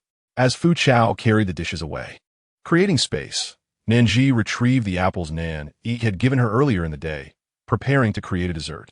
She peeled and diced the apples, coated them in batter, and fried them until golden. Afterward, she heated oil and caramelized sugar, waiting for bubbles to form before adding the fried apple pieces, ensuring each was thoroughly coated in the syrup before sprinkling sesame seeds, plating them to be enjoyed with cold water. This lunch, featuring fish prepared 3 ways along with candied apples, was nothing short of lavish. Fu Chao initially thought that when Nan Zhi invited them for a meal, it would merely be a light porridge with side dishes. Instead, the table was laden with dishes, meats, and even fragrant white rice that made him salivate. "Are you not eating?" Nan Zhi inquired. "Of course," Fu Chao affirmed. He would remember this meal with gratitude. Fu Chao helped set the table, instinctively serving the chef a bowl of fish soup first, followed by Nan Zhi and Qing Shi, and finally himself. Impatient, Fu Chao took a sip of the creamy, fragrant fish soup. His eyes widened in astonishment, as if his very soul had been jolted awake by this exquisite freshness. His mind went blank. Next, he sampled a fish ball, which was light, tender, and fresh, even possessing an airy texture. There was no need for excessive seasoning. The inherent freshness of the ingredients was fully showcased, a testament to confidence. Fu Chao had tasted many renowned chefs' creations, yet he firmly believed that today's fish head soup was the finest he had ever encountered, bar none. Chapter 32. How could they possibly match? After being astounded by the unparalleled freshness, Fu Chao thought he would no longer be impressed by other dishes. However, upon tasting a piece of braised fishtail, his senses were elated, captivated by the delicate texture of the fish, the rich aroma rendering him momentarily disoriented. The candied apple, picked up with chopsticks while still warm, was quickly dipped in cold water, making the sugar coating crisp upon cooling. Biting into it revealed a sweet, crispy exterior with a tender, fluffy interior. The combination of sugar and oil created an unparalleled joy, yet was not cloying, but rather addictive, compelling him to devour one piece after another. Only considering the limited quantity of candied apples and knowing the children loved them, Fu Chao reluctantly paused his chopsticks, returning to blissfully indulge in the other dishes. "My goodness, this looks absolutely delectable." Have you noticed that Fu Zhao is already a loss for words? Both of the little ones have nearly buried their heads in the bowl. A professional chef remarked that Nan Zhi's knife skills are truly unparalleled. Her ability to effortlessly debone fish is something I could only aspire to after 6 years of culinary training. Is deboning fish really that difficult? Even my father, an amateur, can manage it. So, does this imply that Nan Zhi is indeed a chef of professional caliber? There are whispers suggesting that she hails from a lineage of imperial chefs. I found that rather absurd, but it seems it might be true. Is it really so? Nan Zhi is actually a descendant of the royal chefs? This illustrates the speed at which contemporary rumors spread. Nan Zhi has been indulging in Nan Zhi's dishes for several days now, and has developed a slight resistance, preventing her from losing her composure in the face of such culinary delights. Fu Zhao and Qing Shi, however, were experiencing her creations for the first time, their minds consumed by the thought of sheer brilliance, their resolve utterly shattered. Fu Zhao began to reflect on his past mistakes, firmly convinced that someone capable of crafting such exquisite dishes could not possibly possess a wicked heart. Meanwhile, Qing Shi emitted a delightful purring sound akin to a small kitten, lifting his sugar-coated face to flash a radiant smile at Nan Zhi, showering her with one compliment after another, his words flowing like pearls of wisdom, leaving one to wonder where he learned such eloquence. Nan Zhi, slightly displeased, slowed her chopsticks, casting a discreet glare at Qing Shi before quickly glancing at Nan Zhi. The heartfelt admiration emanating from the little ones brought joy to Nan Zhi's heart.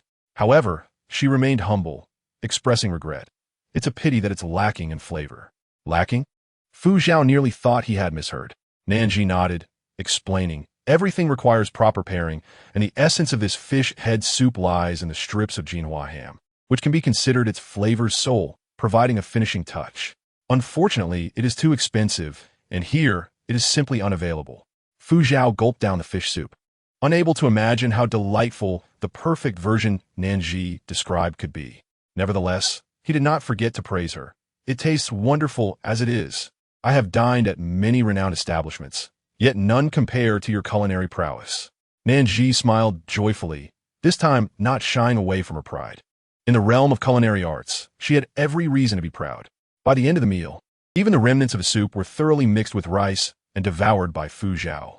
After the meal, Fu Zhao took the initiative to wash the dishes, ensuring that every nook and cranny of the kitchen was spotless. Then, reluctantly accompanied by a sulking Qing Shi, he took his leave, bowing solemnly. "Thank you all so very much." "It was nothing," Nan Zhi replied nonchalantly, but she had another proposal in mind. "By the way, since you are currently unemployed, would you consider working for me?" "What?" Nan Zhi's sudden suggestion left Fu Zhao bewildered, and even the audience was taken aback. Can a guest work for another guest like this? Once they heard Nan Zhi elaborate on her reasoning, they found the arrangement quite agreeable. Fu Zhao initially hesitated, but then thought, "I believe it could work. I suspect Fu Zhao has undoubtedly succumbed to the allure of delicious food. How amusing. Is there even a need to guess?" His thoughts are written all over his face. Fu Zhao's devoted admirers lament. It's infuriating to see such wasted potential. Can you guess why those who were just cursing are now silent? Oh, these two do seem to have a certain chemistry, even resembling each other a bit. I am quite taken by it. Fans, if you wish to criticize, direct your ire at me. It is I who insist on shipping them together. It has nothing to do with anyone else. In the serene courtyard, the wind rustles through the bamboo grove, creating a tranquil and poetic atmosphere. Unfortunately, Talon could not appreciate it all. His heart felt cold and heavy, anxious to the point of nearly stopping. A sudden sound, a crisp collision of sandalwood beads. Talon cautiously glanced at Lu Shirshu's profile, quietly explaining, "Mr. Lu, this reality show has no script. Even as investors, we have no authority over the artist's actions. At most, we can only offer suggestions." Lu Shirshu lazily lifted his eyelids, casting a glance at Talon, who immediately fell silent. After 2 years as Lu Shirshu's personal assistant, Talon had come to understand his temperament, cold on the outside, colder still on the inside. He was like a statue perched high in the clouds, devoid of joy or sorrow, desire or need. Yet this time, inexplicably, he found himself captivated by a certain actress named Nan Zhi. First, he began to notice her. Then he was instructed to investigate her past. Now, he was suddenly watching her live broadcast, inexplicably feeling a pang of jealousy. Indeed, it was jealousy, having been in 3 relationships during his university years. Talon was well aware of Mr. Lu's inexplicable discontent, which could only be described as jealousy. But the issue is, Mr. Lu clearly does not know Miss Nan Zhi. Where then does this jealousy stem from? Talon was utterly perplexed. Amidst his apprehension regarding Lu Shirshu, he could not suppress his human curiosity and began to concoct some scandalous stories. "What is this?" Talon explained. "Oh, this is a live broadcast gifting system. The higher the value of the gift, the more extravagant the effects." "Wait, Mr. Lu, wouldn't he want to? How do I purchase it?"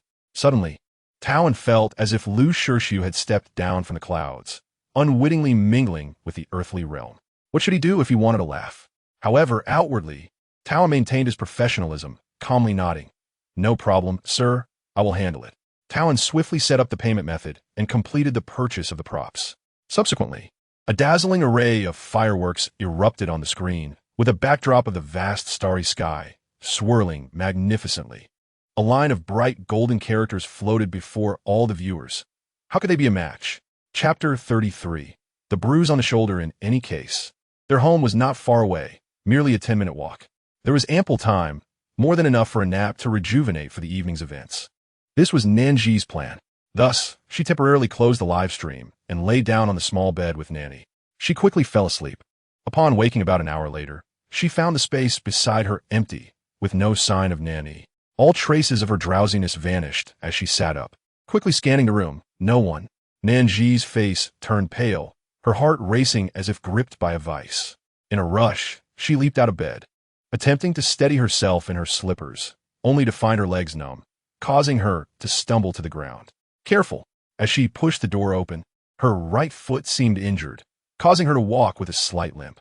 Once she regained her balance and looked up, Nanny came rushing towards her like a little cannonball. "Are you all right?" His beautiful, glass-like black eyes blinked at Nan Zhi, filled with anxiety and concern. Nan Zhi took a deep breath, gradually shaking off her discomfort. She attempted to calm herself, hoping to communicate effectively with the child. However, her anger surged uncontrollably. She questioned him, word by word. "Where have you been? Do you know how worried I was when I woke up and didn't see you?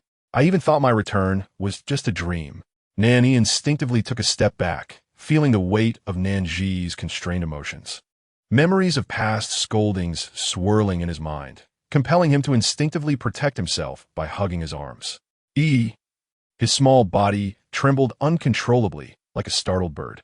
Seeing this, Nan Zhi felt a chill spread through her, her mind snapping into clarity. I'm sorry, she murmured helplessly, her anger dissipating without a trace.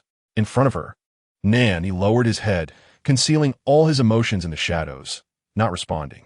An abyss-like silence stretched between them. Nan Zhi felt a headache coming on, as if all her efforts over the past few days had been in vain. She raised her hand to rub her temples, trying to soften her voice. I was just worried when I woke up and didn't see you. I'm sorry for losing my temper. However, could you please let me know next time before you go out?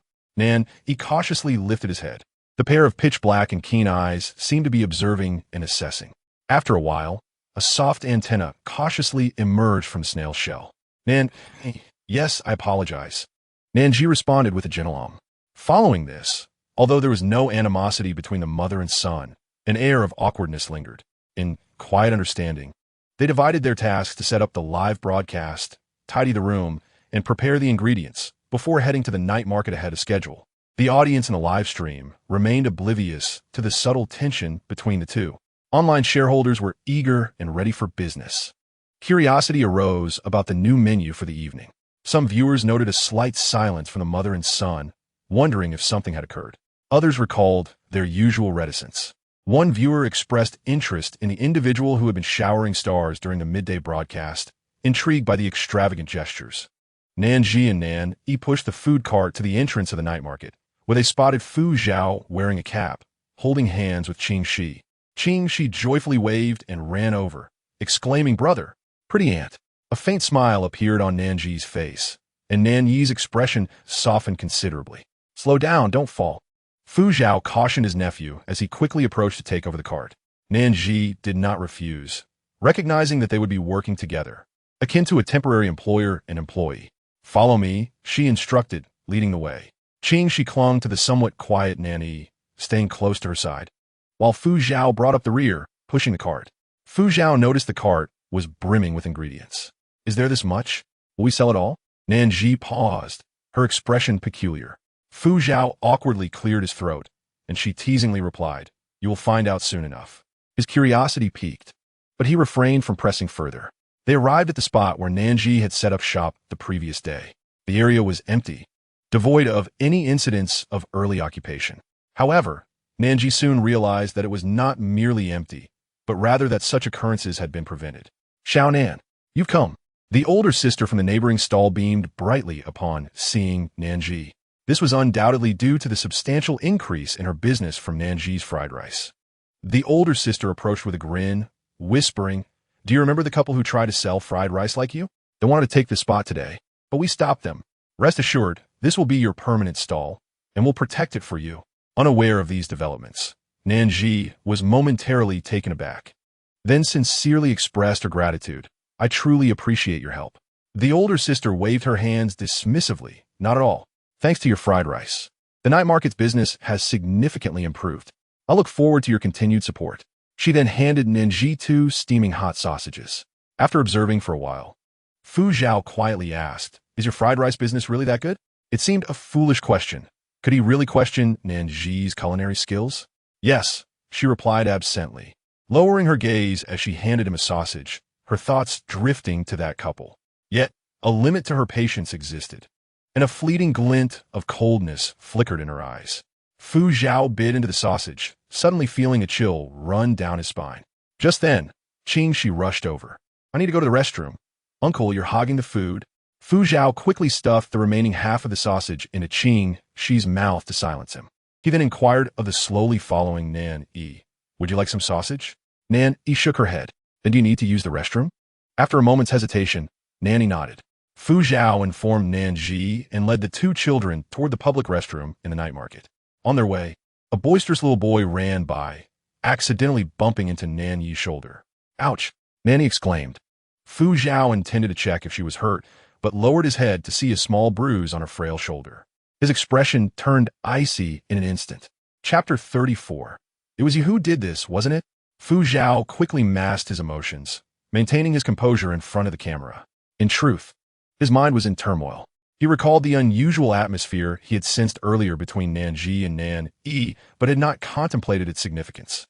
"Uncle, pick me up. I want to wash my hands." Noticing the high sink in the public restroom, which was quite a stretch for Qing Shi, Fu Zhao lifted his nephew and patiently waited for him to finish washing his hands. His heart softened. "Do you want me to lift you up?" Nan Yi politely nodded and said, "Thank you, uncle." As Fu Zhao lifted Nan Yi, he felt how alarmingly thin she was, making him cautious not to exert too much pressure, fearing he might inadvertently break one of her delicate bones. In that moment, Fu Zhao was lost in thought. The small figure from his memories seemed to merge with the present Nan Yi, leading him to the illusion that her eyes mirrored those of that child. In an instant, Fu Zhao made a decision. However, Nan Yi respectfully declined, stating, "I can't play. I need to help at the stall." Fu Zhao's heart ached even more. Why should someone of such a tender age bear burdens that were not theirs to carry? "I need to speak with your mother. You two stay here for a moment." Nan Yi, bewildered, watched as Fu Zhao approached Nan Zhi, who was busy chopping vegetables, and exchanged a few words with her. Soon, Nan Zhi nodded, and they both walked toward a secluded alley not far away. Stopping, Nan Zhi turned off the audio equipment, slightly surprised. What urgent matter requires discussion right now? Fu Zhao's face bore little expression. That visage, referred to by fans as a divine gift, now revealed a subtle intensity beneath its gentleness. "Make sure it's off," he said in a tone that was cool and slightly chilling. Nan Zhi raised an eyebrow, sensing his unfriendly demeanor, remaining relatively calm. She crossed her arms. "What do you want to say?" Fu Zhao wasted no time, getting straight to the point. "I saw a bruise on Nan Yi's shoulder." Nan Zhi's composed demeanor faltered momentarily. Her gaze sharpened. "What? It was you who did this, wasn't it?" Fu Zhao interrupted her, coldly scrutinizing her. Nan Zhi furrowed her brow. "Why do you think that?" "On the day of the filming, I noticed a mark on Nan Yi's neck. Although it was concealed with concealer, it was still quite conspicuous." "It was you who did this, wasn't it?" Nan Zhi fell silent for 2 seconds, suddenly recalling. "So, that was why you came to warn me that day." She felt a growing headache, unsure of how to explain. Her silence, her inability to articulate, was interpreted by Fu Zhao as something more. "What? Do you want to say this is a private matter, and that I, as an outsider, should not interfere? Let me tell you, domestic violence is also against the law.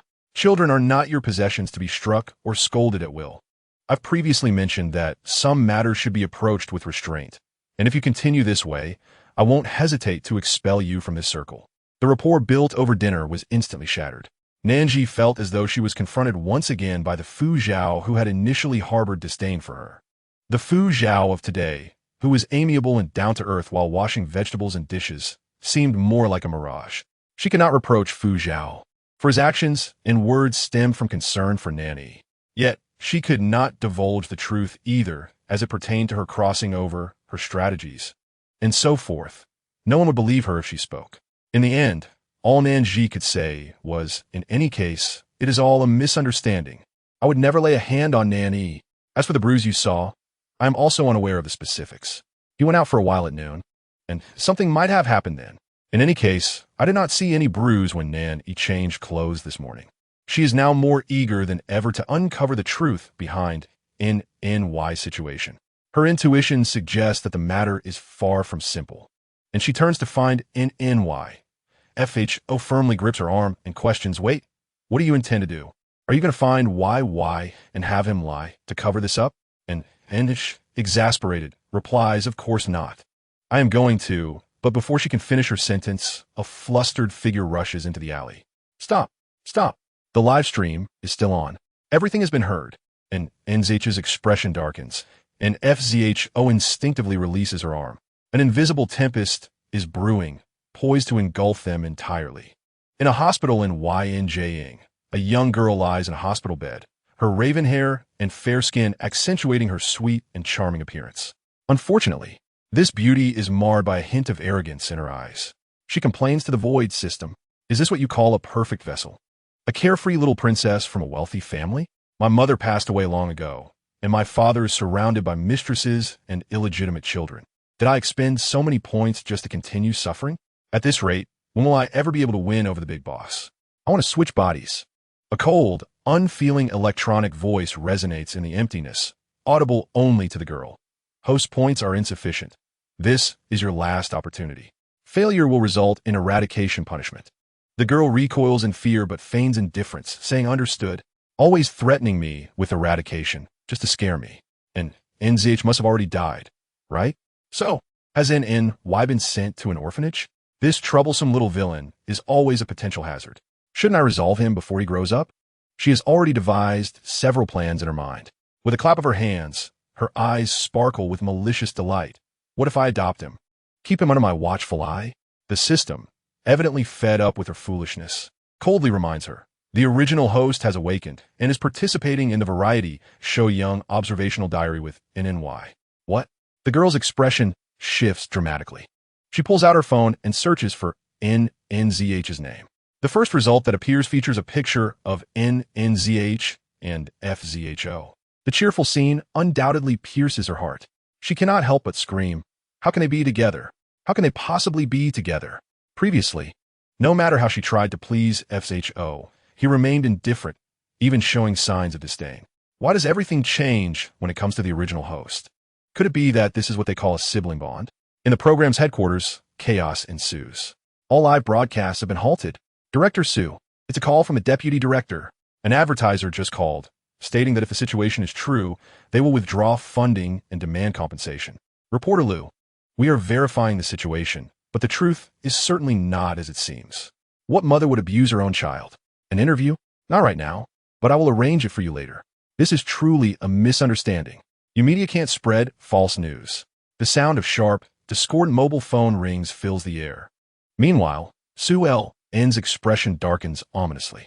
He is still unaware of how the situation escalated to this point. A series of bizarre events has unfolded in a matter of moments, as if some mysterious force is at play. However, they think little of it, assuming the guests merely have minor disagreements. FZHO disapproves of NNZH? That seems normal on the first day. Staff members in the live broadcast room subtly steer the conversation, attempting to brush past the topic. They are not worried about leaks, as NNZH and FZH are surely more cautious. Therefore, upon hearing that H and FHO had both turned off their audio devices, the cameraman redirected the lens towards NNY and queuing X. Just then, calamity strikes. A crackling of electricity suddenly erupts. Moments later, the voices of NNY and queuing X vanish, replaced by the conversation between NNZH and FZHO. I saw bruises on NNY's shoulder. What? You did it, didn't you? Just these 3 sentences are enough to ignite a firestorm across the internet. Domestic violence and child abuse are perennial hot topics in society, and to make matters worse, the perpetrator is a female celebrity. Coupled with the fact that the witness is none other than the beloved national idol FHO, the topic reaches unprecedented levels of interest. At that moment, Sue LN reacts swiftly. He decisively cuts off all live broadcasts to prevent the situation from spiraling further out of control. He then arranges for personnel to stop the video and audio from leaking online, aiming to contain the incident as much as possible. His public relations response is nothing short of textbook. Yet, undeniable evidence remains. Sue LN can halt the video and audio, but he cannot silence the keyboard warriors. With millions watching the live stream, even if each person only comments once, it is enough to unleash a terrifying storm. Sue LN clutches his hair in despair, revealing a side of himself previously unseen by his subordinates. Silence envelopes the room. Even if phones have been muted, someone inquires, Director Sue, what should we do next? What to do? Just let it be. Although Sue LN wishes to abandon this mess entirely, he knows that no matter how dire the situation, it is still his responsibility to manage. He steels himself and asks, where is NNZH? Tell her to come here and explain clearly. Did she commit such a heinous act? A part of him is filled with disdain for a mother capable of abusing her own child. The assistant director closest to the door stands up, saying, I will go ask. After the assistant director leaves, fragmented discussions fill the room. Do you think it was really NNZH who hit NNY? Yes, right? FZHO is such a cautious person. If he asked that, it is highly unlikely to be false. I still can't believe that someone who can create divine delicacies would hit a child. Ability and morals are not necessarily linked. It's not just hitting a child. There are bruises. This is clearly abuse. And NY is so wary. When I offered him candy, he would take it, always watching my expression. Would a spoiled child behave like that? Wow. The more we dig, the more alarming it becomes. Well, indeed. The crowd peers behind him. Where is she? The assistant director, clearly anxious, exclaims, Director Sue, you need to see this. It's serious. NZH went after someone with a knife. 20 minutes earlier. NZH and FZH are suddenly informed by the cameraman that their conversation has been recorded, leaving them both stunned. FZH, irritated, breaks his fingers through his hair and glances at NZH. He thinks to himself, I didn't intend for things to escalate. But wait, NZH is the one who made the mistake. Why does he now feel guilty? To his surprise, NZH does not blame or scold him. Instead, she simply closes her eyes, calms her chaotic breathing, then opens her eyes again and walks away. FZH calls out to her, but refrains from grabbing her arm again, asking, wait, where are you going? He assumes NZH is off to manage the aftermath of the public opinion. No doubt, the entire internet must be in an uproar because of his words. It is pointless to clarify now. The situation has already spiraled out of control.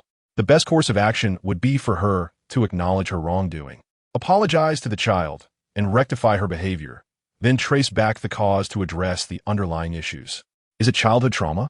Or perhaps immense pressure leading to mental distress? I can recommend a psychologist for you. FZH rambles on, oblivious to the fact that despite his anger, he is tirelessly searching for solutions for NZH. FZH asks, what's wrong? And NH replies, let me reiterate, I did not hit NNY, not in the past, nor will I in the future. Furthermore, I have no intention of concerning myself with public opinion. I only wish to know what has befallen Nani. Each word she spoke resonated with a profound weight. Fu Zhao stood in a daze, surprisingly wavering. Nan Zhi hastily exited the alley and found Nani diligently arranging ingredients at the food cart. She fixed her gaze on Nani and inquired, did you get hurt when you went out at noon? Nani abruptly straightened, her small face paling. I. Nan Zhi pressed. Did you get into a fight? Nani pursed her lips, struggling to utter, I fell. Nan Zhi was unconvinced. She scrutinized Nani from head to toe and finally detected a flaw. Instantly, she crouched down and reached for Nani's right calf. Nani attempted to evade her grasp, but it was too late. Nan Zhi swiftly rolled up her pant leg, revealing yet another bruise. This was from a kick, Nan Zhi declared with unwavering certainty. She was even more convinced that, given Nani's character, she would never provoke anyone without cause. So who has bullied you? Chapter 36. He was never anyone's treasure. Nani had endured countless grievances throughout her life. At home, she faced abuse from that woman, often going hungry and cold. Outside, she either garnered pity or became a target for bullying. The malice among children was particularly blatant and unmasked.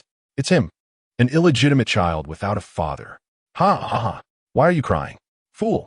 All you know is to call for your mother. You coward. Your mother doesn't want you. Your mother doesn't want you. I heard your mother is doing unsavory things outside. At that time, Nani was perhaps 2 or 3 years old, still too naive to discern right from wrong. She often approached friendships with genuine sincerity, only to be pierced by the cruel words of other children. On good days, she would be consoled, just don't be friends with them. On bad days, she would hear, why are you the one being bullied and not others? You should reflect on yourself. Gradually, Nani ceased to confide in that woman. She resembled a lone wolf surviving in the wilderness, self-taught in the arts of deception, discerning good from evil, and even engaging in fights. Once, she had a brawl with an older child. Relying on her small stature and agility, she managed to leave the older child with a bruised face. When the child's mother rushed over, she slapped Nani hard, exclaiming, where did this little bastard come from? How dare you hit my precious son? Nani's delicate cheek quickly swelled, leaving behind a bloody scratch from a fingernail. The other party panicked and retreated. In that moment, Nani didn't shed a single tear. Plus, she felt no envy, for she had never been anyone's treasure. She was merely a weed by the roadside, a stray dog unwanted by anyone, a burden whose death would go unnoticed. Yet why? Why did hearing Nan Zhi ask who had bullied her still fill her heart with grievance? Tears swirled in her eyes. Despite her best efforts to hold back the bitterness, large droplets cascaded down her cheeks. Through the haze of her tears, She saw Nan Zhi's anxious and worried expression, reminiscent of that mother who once protected a child. Nani pouted and stammered, "A dog chased and bit me." Nan Zhi's heart nearly shattered at those words. She keenly grasped the crux of the matter. Whose dog was it? A little chubby one, the sister grilling sausages nearby, suddenly interjected. Was a black dog without a leash particularly ugly? Upon hearing this, Nani slowly nodded. The sausage sister continued. It must be that couple. They brought their chubby son today, and also a dog.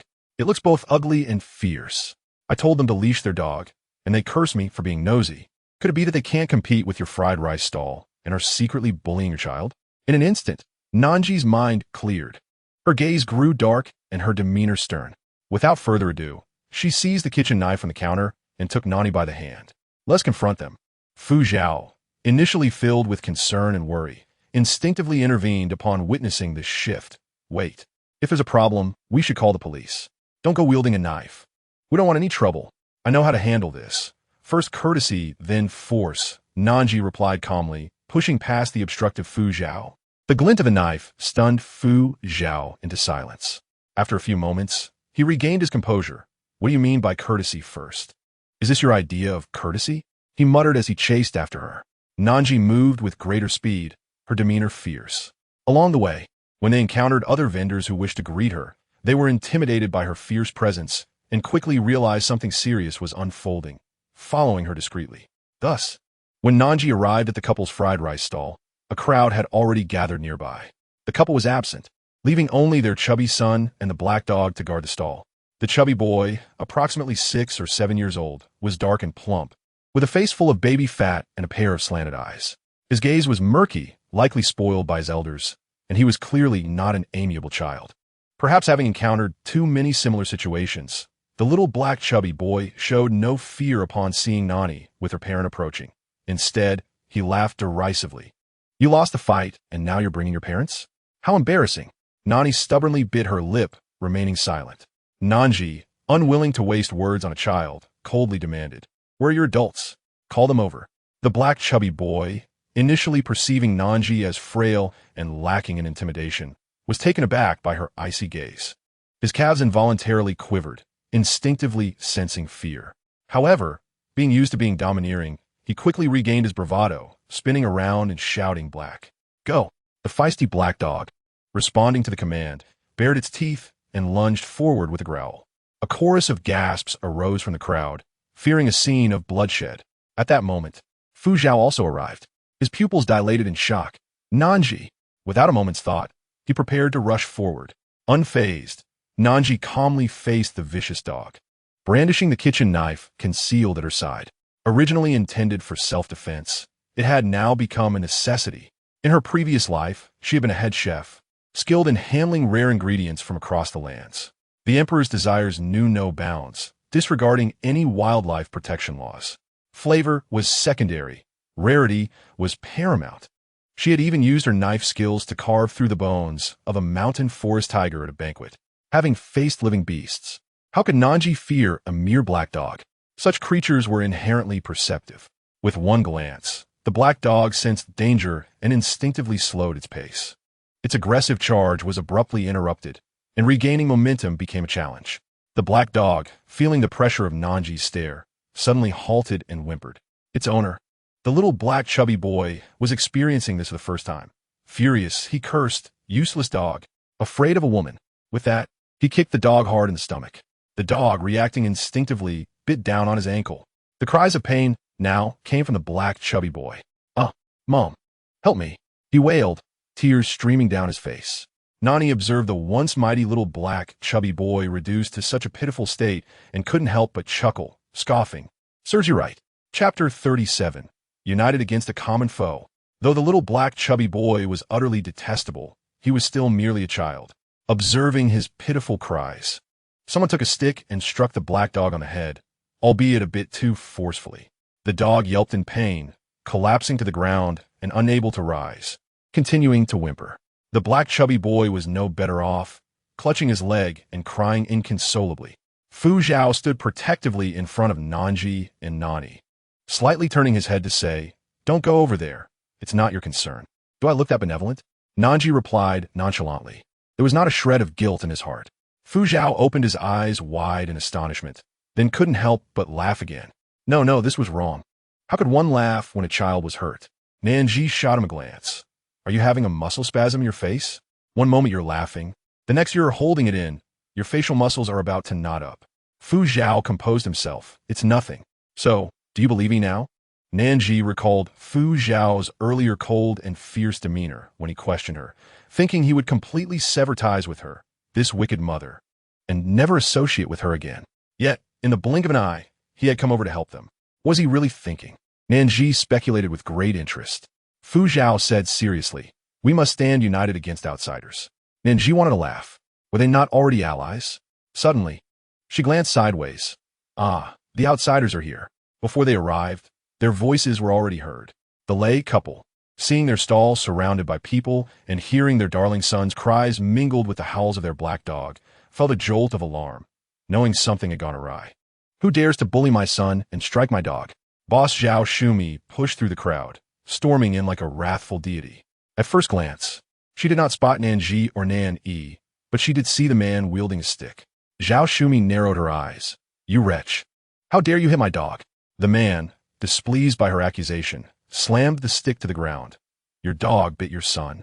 And I tried to help, but ended up causing trouble. No wonder you have such a blind, biting dog. Clearly, it learned from its master. Zhao Shumi, simple-minded, only heard herself being insulted as a dog, and she rolled up her sleeves to strike back. It was her husband, Lei Yugang, who restrained her. Lei Yugang appeared honest and simple, unlike his wife's fierce temperament. Lei Xiaopeng, having found support, immediately began to wail, They are bullying me. Lei Yugang and Zhao Shumi turned to look simultaneously, their expressions shifting in an instant. Clearly, they had recognized Nan Zhi and Nan Yi. Zhao Shumi exclaimed, How did you come here? Nan Zhi stepped out from behind Fu Zhao, looking coldly at the couple. She originally possessed beautiful and gentle peach blossom eyes, which sparkled with warmth when she smiled. Nan Yi's eyes were just like hers, yet now, her eyes were filled with an overwhelming chill. The sharp glimmer within seemed poised to dissect the couple's blackened hearts inch by inch. Did you inflict the injuries on my child? The couple, upon seeing the kitchen knife in Nan Zhi's hand, were first startled. But soon, Zhao Shumi, thinking Nan Zhi was merely trying to intimidate them, shouted, So what if we did?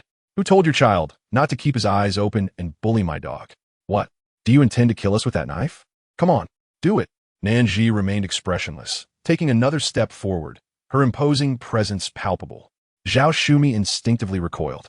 Once she regained her composure, she felt embarrassed and tugged at her husband. Lei Yugang, relying on his imposing stature, shielded his wife. Seeing this, Fu Zhao rushed out, sternly admonishing, What do you want to do? He was tall and strong, having trained in martial arts since childhood due to family circumstances, and thus, he was not lacking in presence. As tensions escalated, Zhao Shumi peered out from behind her husband, her tone dripping with sarcasm. Oh, I senti this the single mother? Where did you find this young man? I knew women like you, with a bit of charm, wouldn't be content. Surely, you're not just selling fried rice, are you? You brought a man here.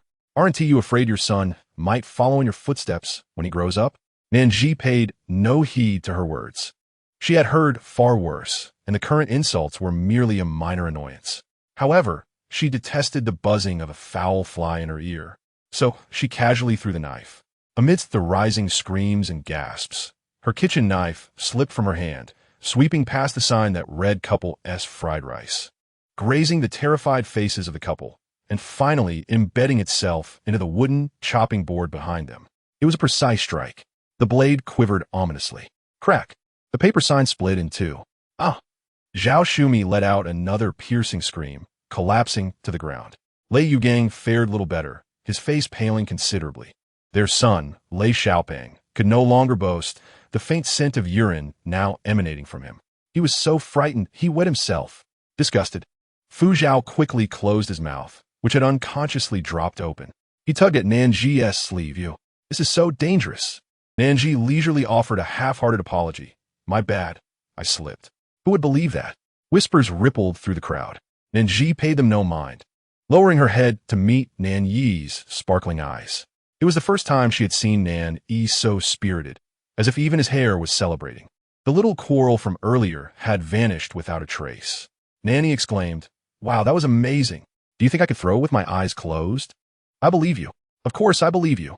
In that moment, in Nan Zhi's heart, Nan Zhi was the most formidable of all. Even Fu Zhao, who was taller and stronger than her, paled in comparison. Fu Zhao observed the profound admiration in the little one's eyes, his feelings complex. In the end, he could only suppress a remark, "Don't corrupt the child."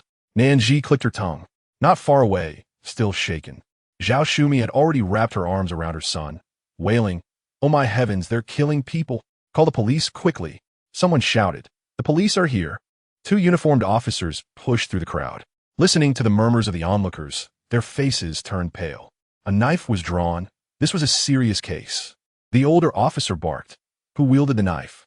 Zhao Shumi sprang up, pointing at Nan Zhi. But the officers only saw Fu Zhao and raised their eyebrows. "It's you?" Fu Zhao hesitated. It was Nan Zhi who stepped forward. "It was me."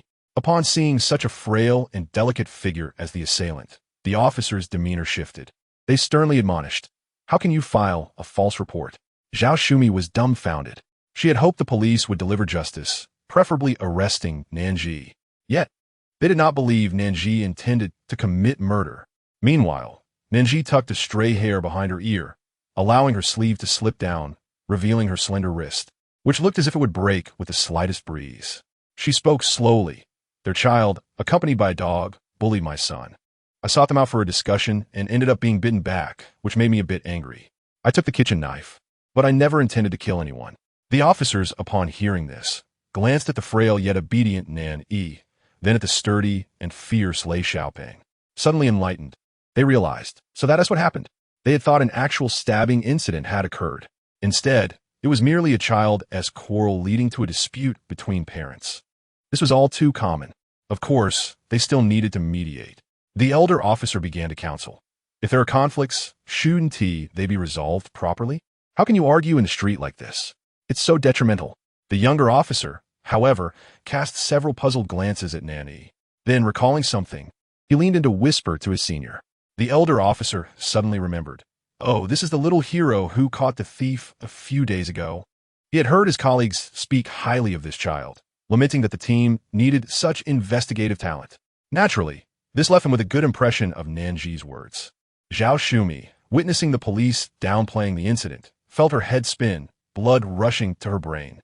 It was her. She was the one who acted. This was a public act of murder. Why weren't they arresting her? Why was she being locked up? Zhao Shumi, in a fit of fury, shouted and even attempted to lunge forward to scratch Nan Zhi's face.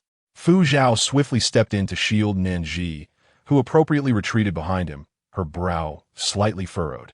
The contrast between her confusion and helplessness and the frenzied Zhao Shumi was stark. The police were compelled to intervene, exclaiming, "What are you doing? Do you dare to hit someone in front of the police?" Zhao Shumi, wailing and lamenting, audaciously claimed, "Are you favoring this little vixen because she's pretty? All men are the same." The officers turned pale at her words. Lei Yugang, unable to endure her tirade, quickly covered Zhao Shumi's mouth, saying, "I apologize. My wife is simply enraged, but she is not lying. That woman just threw a kitchen knife at us and damaged our sign. Everyone here witnessed it." The police first examined the sign, noting the clean cut that indeed resembled a knife's mark, and then turned to the nearby bystanders, asking, "Is this true?" A group of local vendors hesitated to speak. At that moment, the man who had previously rescued Lei Xiaoping but was scolded by Zhao Shumi stepped forward, scoffing. They had a minor dispute, but it's not as exaggerated as they claim. How could the frail boss then possibly harm Lei Yugang? Others chimed in, affirming yes. It's just a trivial matter. They exchanged a few harsh words. Why would you want to arrest someone? Don't go overboard. With so many people around, either silent or supporting Nan Zhi, not a single person stood by that couple. The officers felt the truth was becoming clear and were ready to conclude the matter. However, Lei Yogong's expression darkened. Suddenly, he raised his voice. Throwing a knife is one thing, but what about the theft? The crowd turned their attention to Lei Yugang.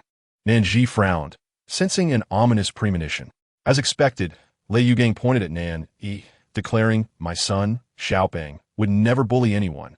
That boy stole our money first." "I did not," Nan Zhi vehemently countered, clenching his small fists, his chest heaving with rapid breaths, clearly agitated. Lei Yugang sighed. "I initially did not wish to disclose this." thinking he was too young for such troubles. But our family has been pushed to this point. We can no longer endure it. He elaborated with vivid emotion, occasionally sighing, as if deeply pained by the downfall of a once good child. The onlookers exchanged glances, incredulous. Impossible. Our Nan is not that kind of child. Futsal firmly denied. Several gazes turned towards him, wearing a cap and dressed modestly. Even if someone recognized him, they wouldn't identify him as Fu Zhao. The police inquired, "Who are you? The child's father?" Fu Zhao certainly could not nod in affirmation. After some contemplation, he chose a relatively moderate relationship. "I am his mother's brother." "Isn't that the child's uncle?" Isopposizo. Futsal reluctantly admitted. The police regarded him with suspicion after his hesitant response. Anxious, Fu Zhao realized that stepping forward was not the best choice and urged Nan Zhi, "Why are you silent at such a crucial moment? Do you really believe it?" His voice was low, meant only for him and Nan Zhi to hear. However, Nan Yi, standing nearby with keen ears, clearly heard those words strike his heart. Did she not trust him? Nan Yi's small face turned pale. His little body trembled as if plunged into a cold abyss. Memories flooded back like a film. No. Nan Zhi's expression darkened as she rejected the notion. How could she suspect Nan Yi of stealing? She merely felt the situation was eerily familiar, as if this incident was also present in the original text. The memories she received from a strategist were incomplete, much like the original content. Thus, at first, she did not think much of it until Lei Yugang uttered the words stealing money, which jolted her into recollection. In the original narrative, the antagonist, Nan Yi, had lived in an orphanage since his mother's death. At 4.5, he was selected by a certain child star to participate in a children's variety show due to his good looks. There, he met the male and female protagonists. His lifelong misfortune began from that point. The turning point in his fate was Chapter 39. At that time, he was his mother's darling. The fleeting affection from netizens, based solely on his appearance, quickly dissipated as they scrutinized and criticized him in every aspect. Thus, when the theft incident occurred, the overwhelming majority believed it was Nan Yi who was guilty. His co-star immediately distanced themselves from him. The public condemned him, proving they were not mistaken. Internet experts linked his behavior to his background, analyzing various aspects. Even the teachers and children at the orphanage looked at him with disdain, avoiding him. From then on, the label of a born villain haunted Nan Yi throughout his brief life. He became gloomy, ruthless, and cruel, gradually descending into a life of crime, establishing a vast gray business empire with his genius intellect. All his tenderness was reserved for the female protagonist, as she was the only one who believed in and comforted him during the theft incident. For her sake, he frequently opposed the male lead, from initially suppressing him to eventually facing him in a showdown. Ultimately, Nan Yi was exposed by the male lead and imprisoned. A bullet ended his young life at the age of 28.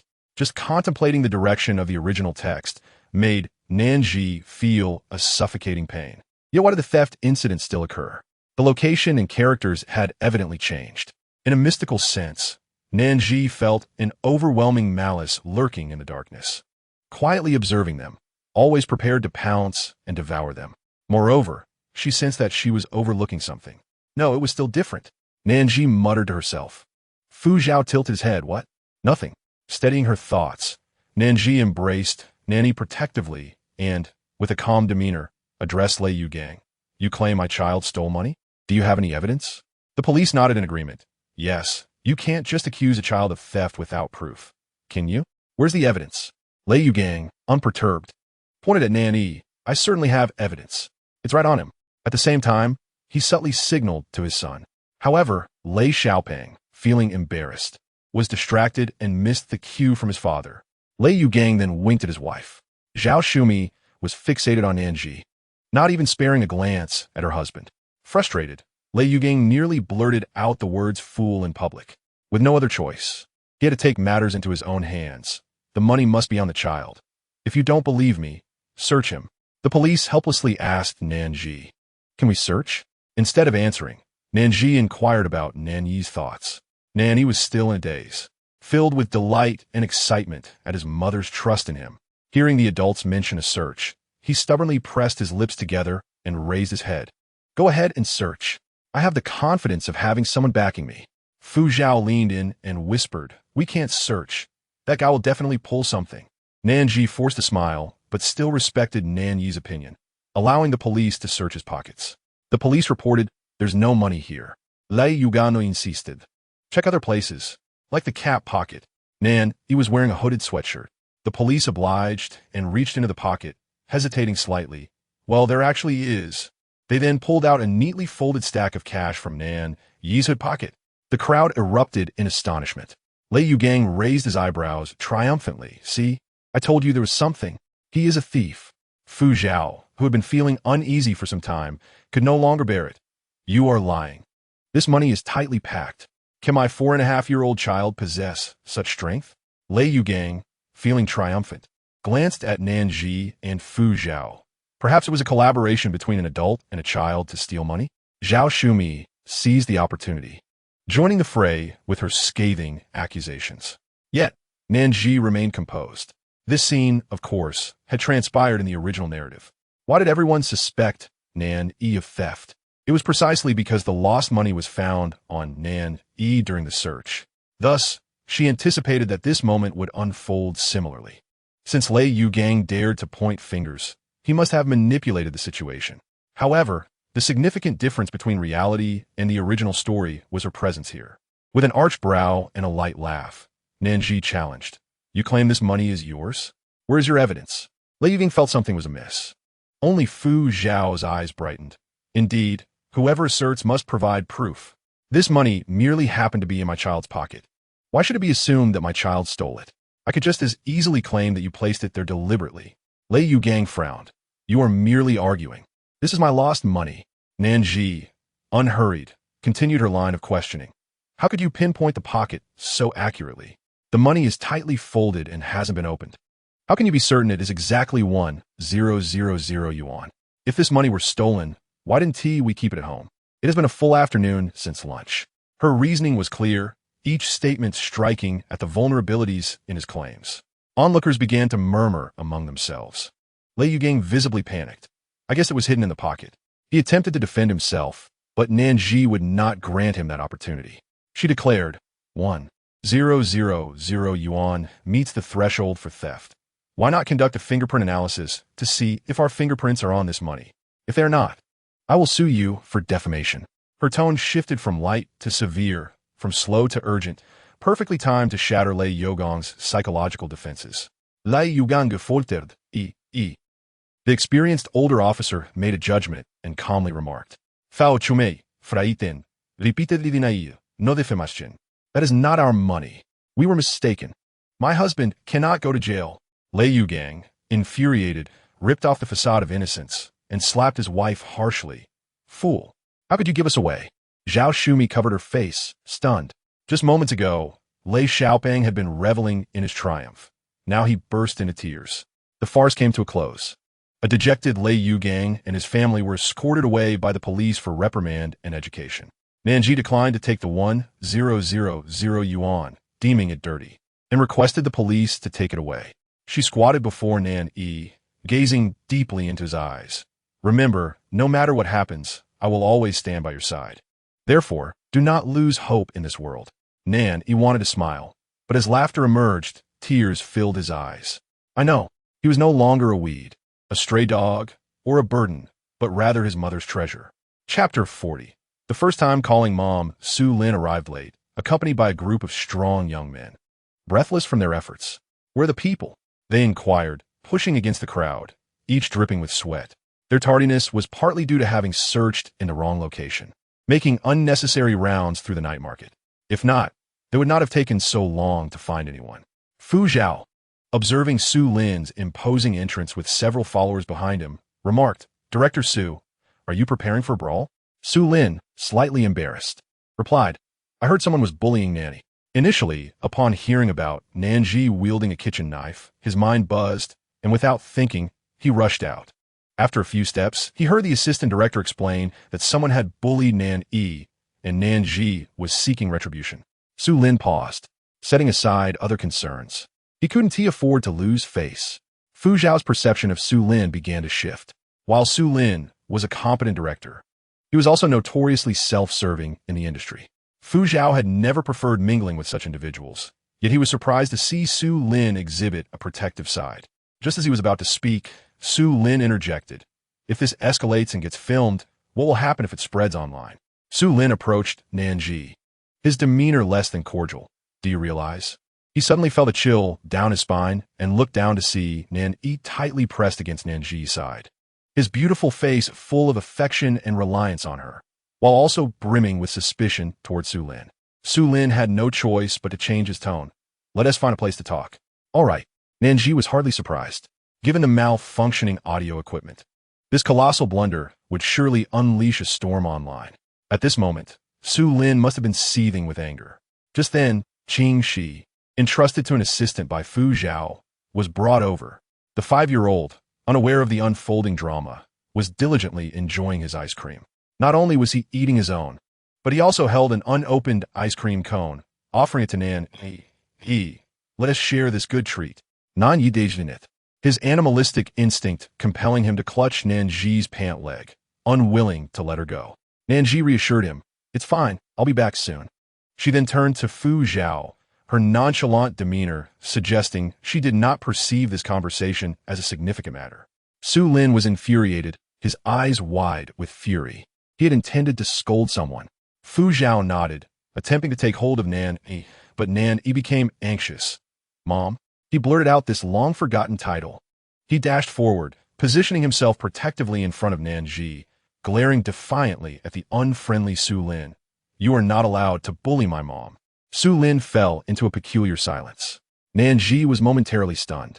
She had long noticed that since she had awakened in this body, Nan Zhi had never once called her mom. This was true not only for her, but also for the previous occupant of the body. The former occupant had never realized it, as they had not cared. Now, Nan Zhi had called her mom. This signified that he was beginning to accept her. Such a seemingly trivial act felt overwhelmingly significant to Nan Zhi, causing her eyes to brim with tears. She suppressed her emotions, smiling. Don't worry, Mom will be fine. Qing Shi also comforted Nan Zhi. Don't worry, Uncle is here. He can fight. Su Lin, the intended target of this aggression, pondered. Is he the villain in a melodrama? He calmly inquired. Is there any truth to the allegations of abuse? No. Su Lin pressed. How can you guarantee that? Nan Zhi locked her gaze on his Su Lin. Isn't Director Su already aware of the situation? Otherwise, what awaits me would not be this inquiry, but a hefty breach of contract lawsuit. Su Lin observed Nan Zhi with surprise. You seem to have changed a bit. Nan Zhi feigned a jest but spoke earnestly. Perhaps this is the true me. Su Lin seemed not to grasp the depth of her words, merely responding with 2 words, quite good. Knock, knock, knock. Su Lin approached the door to open it, only to find Fu Zhao standing outside. The trouble caused by my indiscretion obliges me to clarify that Nan Zhi did not abuse her child. He had prepared a multitude of explanations. I know. Su Lin's disbelief was palpable. You don't believe me? Fu Zhao appeared perplexed. However, belief was inconsequential. The critical issue was whether the public believed it, whether the police believed it. Enthusiastic netizens had already reported the situation, and the studio had ordered a halt to filming, stating that the police would intervene in the investigation. The circumstances were more complicated than they had anticipated. Su Lin forced a wry smile, knowing that at this point, it was beyond their control. He stated, we can only cooperate with the investigation to the best of our ability. Fu Zhao remained silent, burdened with a heavy heart, increasingly regretting his earlier impulsive actions. I'm sorry. This was all Fu Zhao could offer. It was both absurd and powerless. He couldn't even dare to meet Nan Zhi's eyes. In contrast, Nan Zhi remained unfazed. Perhaps she had long recognized the mysterious force at play behind the scenes. Hence she could not solely attribute the errors to Fu Zhao. She inquired of Fu Zhao, is your promise to work for me still valid? Do you wish to continue the market stall? Wasn't the filming paused? Fu Zhao found himself somewhat perplexed by Nan Zhi's demeanor. Nan Zhi asserted, regardless of what monumental events unfold, one must still eat. Suddenly inspired by her fortitude, Fu Zhao felt an invigorating surge of determination. You speak truth. Even if the sky were to fall, we must first have our meal. Let's go. Set up the stall. Meanwhile, Su Lin, standing nearby, was momentarily taken aback, witnessing Nan Zhi and Fu Zhao exchanging greetings before departing. Wait a moment. The assistant director, who had been stationed at the door, slipped in. Su Dao, we are currently. Su Lin composed himself, There has been no mistreatment. It is merely a misunderstanding. Inform everyone to navigate this storm as smoothly as possible. The assistant director nodded vigorously, preparing to share the good news with all. Sulin called him back. By the way, dinner has been arranged, correct? I shall personally fund an additional meal for everyone. Lippy egg fried rice. Golden egg fried rice. Chapter 41. She is not that kind of person. Although the business hours had long passed, the proprietor of the fried rice stall, Nan Zhi, was conspicuously absent. Patrons who had been waiting since early morning grew increasingly anxious. What if she doesn't come? I traveled 2 hours to be here. Despair loomed, and they lamented the prospect of missing out on fried rice. My world feels darkened. The ingredients lay neatly arranged. Perhaps the owner had merely stepped away briefly? Haven't you seen the news online? News? What news? This owner is a female celebrity? Isn't your village just now getting internet? In a long queue, Xiao Qian anxiously scrolled through her phone. She was perusing trending topics, where the top 3 were all linked to the same incident.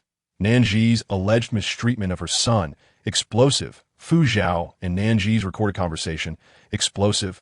And the youngster observation diary, explosive.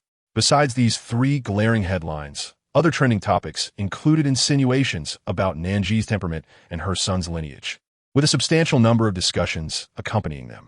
Countless netizens, influencers, renowned lawyers, and educational experts had joined the fray.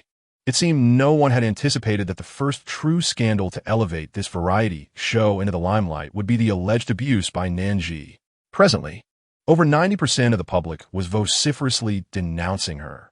They dredged up her past misdeeds, her unprofessional conduct, her fabrications, her penchant for sensationalism, attempting to validate that she was indeed a despicable individual.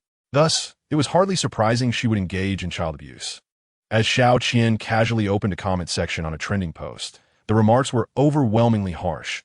The facts are indisputable. Nan Zhi is truly garbage. I never liked her child, found him too gloomy. In retrospect, being mistreated by his mother for so long, how could he not be gloomy? Why is there no examination for parenthood? A vile mother like Nan Zhi is essentially akin to a murderer. I propose that authorities forcibly remove her son and revoke her custody. Death penalty. She deserves the death penalty. I can't believe I was genuinely moved by the struggle of this mother and son. What a waste of heartfelt sentiment. These were relatively civilized expressions. There were also extensive, unsightly insults and grotesque alterations of Nan Zhi's photographs, including images of wreaths and monochrome tributes. Such actions would typically be deemed cyberbullying. However, the weight of the hammer fell upon Nan Zhi, and to the public, it felt like divine justice. It was uncertain how many were applauding in approval. Yet, Xiao Qian found herself in a tumult of emotions. She hastily scrolled past the unseemly texts and images, finally discovering a few rational comments amidst the overwhelming negativity. What if it was Fu Zhao who made a mistake? Let the bullets fly for a while longer.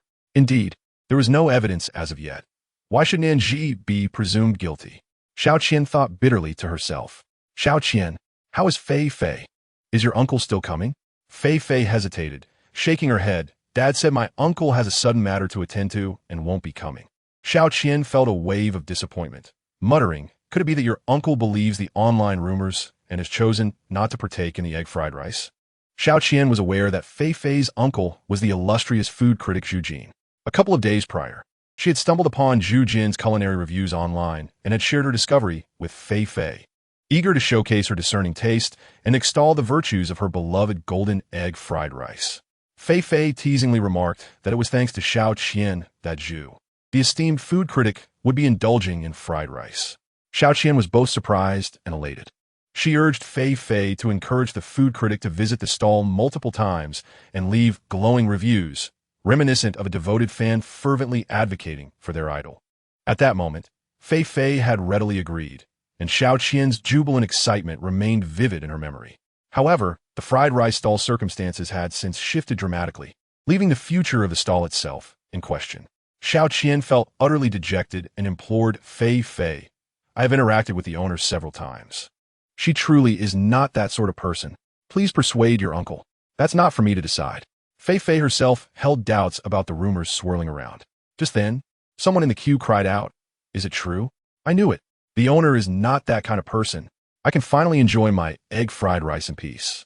I was initially hesitant to buy fried rice from an alleged abuser, but this is wonderful. Unlike before, the chatter among the crowd grew louder this time. The vendor next door overheard and inquired. Someone promptly explained the situation to her. What do you think, sister? Is the owner that kind of person? Absolutely not. The vendor replied without a moment's hesitation. Then, with conviction and amidst a sea of astonished faces, she proclaimed, Xiao Nan is incredibly devoted to her son. Just moments ago, someone bullied her child, and she went after them with a kitchen knife. I witnessed the entire affair. Xiao Nan is fiercely protective of her child. She would never strike him. The onlookers, comprising both patrons and curious bystanders, were particularly animated, nodding in agreement. Indeed, the official announcement stated that it was a misunderstanding involving Fu Zhao, and any bruises on the child were due to a conflict with others. I even saw Fu Zhao issue a clarification statement. It truly was a case of mistaken identity. What a relief. The vendor nodded emphatically. That is certainly the case. In the crowd, Xiao Qian and Fei Fei were beaming with joy. Like many others, they stood on tiptoe, trying to catch a glimpse of the owner, Nan Zhi. Their efforts bore fruit when, at long last, the tardy Nan Zhi appeared within sight. Someone joyfully shouted, The owner has arrived. Golden egg fried rice is here. A chorus of laughter followed. Nan Zhi, holding Nan Yi's hand, navigated through the throng, approaching with an unhurried grace. The night was dimming, yet she radiated an aura of clarity and poise, seemingly untouched by the rumors and gossip that had circulated. Chapter 42. A new dawn at the fried rice stall. Of course, the scenes described above were mere figments of the patrons' imaginations. The notions of a radiant aura and remaining untainted were simply the light that glimmered in the eyes of food lovers when a delectable feast lay before them. Meanwhile, Nan Zhi felt a sense of bewilderment. It was not the crowd's presence at her fried rice stall that surprised her, but rather the way these customers regarded her, as if she were a hero of sorts. Had she unwittingly performed some grand act of kindness that even she was unaware of? Nan Zhi pondered earnestly. Just a short distance away, Xiao Qian was the first to speak. Owner, are you all right? This sentence seemed to have opened a floodgate of conversations, with everyone expressing their concern for Nan Zhi. Absolutely, we all believe in you. Please don't let this deter you from setting up your stall. Boss, you are not only beautiful and kind-hearted, but your cooking is also exquisite. We adore you. I like you even more. The speakers exchanged glances, bewildered. What? This person is actually flattering the boss? I cannot fall behind. In an instant, they found themselves entangled in a peculiar rivalry, subtly competing with one another. Amused by the undercurrents around her, Nan Zhi found it quite entertaining. She was well aware of the ulterior motives behind these individuals, yet she harbored no resentment. Rather, she welcomed it. Rest assured, we will operate as usual tonight. After a deliberate pause of 2 seconds, she added, we will also unveil a new menu. The diners present were momentarily stunned by the unexpected news. A new menu? Surely they could not have misheard. It is well known that not everyone relishes egg fried rice. With countless individuals in the world, there are always a few who dislike eggs or are even allergic to them. Thus, despite the fame of Nan Zhi's golden egg fried rice, some chose to abstain from visiting due to her exceedingly limited menu. There were even difficult customers who insisted on a new menu, regardless of the price. Yet, Nan Zhi remained obstinate. It depended on her mood. Quite capricious indeed. Strangely, the patrons dared not voice their anger. After all, in this world, there are only starving customers, not starving chefs. Who would have thought that Nan Zhi would actually launch a new menu? Someone, filled with a faint hope, suddenly inquired, Boss, will there still be a purchase limit? Nan Zhi nodded. Of course, the old rules remain unchanged. In an instant, many patrons began to pull out their phones, making calls. Hurry, hurry, come to the night market. The golden egg fried rice has a new menu. I know you don't eat egg fried rice, but they have a new menu. Can you help me buy some? Absolutely not. I cannot waste my precious quota on you. Amidst the clamor, Nan Zhi wore a subtle smile as she moved to the back of the food cart to retrieve the sign she had prepared long ago. At that moment, Nani, who had been quietly observing, tugged at Nan Zhi's sleeve. Can I take a turn? He cautiously proposed, constantly gauging Nan Zhi's expression. Nan Zhi noticed. However, she understood that such habits could not be easily corrected overnight. Thus, she readily agreed, of course. The sign was hung at a height that Nani could not reach on his own. Observing Nan Zhi's slender arms, a patron kindly offered assistance. Nani shook his head vigorously. Nan Zhi had anticipated this and personally lifted Nani, placing him on her arm. Nani blinked shyly, squirming uncomfortably. "Are you ready?" Nani, reluctant to part with this novel experience, quickly extended his small hand to remove the old sign and replace it with a new one. Golden egg fried rice 20 yuan, beef fried rice 28 yuan, shrimp fried rice 28 yuan. As the patrons discerned the prices, they collectively exclaimed in astonishment, "How affordable!" Some even murmured it would be better to sell each portion for 50 or 60 and then lift the purchase limit. Nearby vendors overheard and secretly scoffed. Affordable? Other lavish fried rice with extra ingredients at the night market can barely sell for 20. Yet, upon reflection, they recognized that Nan Zhi possessed the culinary skills to warrant such prices. They had no grounds for dispute. Perched on his mother's arm, Nani cautiously surveyed his surroundings. The world he had previously encountered was superficial, sharp, and rife with insidious malice. Yet now, every face he beheld radiated sincerity, joy, and warmth. Could the power of food be this profound? Nani naturally understood who was responsible for creating such delightful dishes that captivated the patrons. Leaning closer to Nan Zhi's ear, he whispered proudly, "They all really like you, Mama." Nan Zhi could not help but smile, lowering her voice in response, "Of course, because Mama is exceptional." Nani was taken aback. So, being exceptional meant being liked? There was no need for flattery? No need to compromise oneself? In a daze, Nani was eventually set down by Nan Zhi as she prepared to commence operations. Suddenly, a voice called out, "Excuse me, could you please let us through?" A tall man wearing a baseball cap, cradling a child, struggled to navigate through the queue. Initially, some complained, questioning who was so oblivious as to not understand the concept of waiting in line. Just as they were about to voice their grievances, they caught sight of the well-behaved, adorable child in the man's arms and stifled their complaints. Wait a moment, that child looks somewhat familiar. And the man in the hat appears even more so. Fu Cao. It is Fu Zhao. The patrons began to stir restlessly.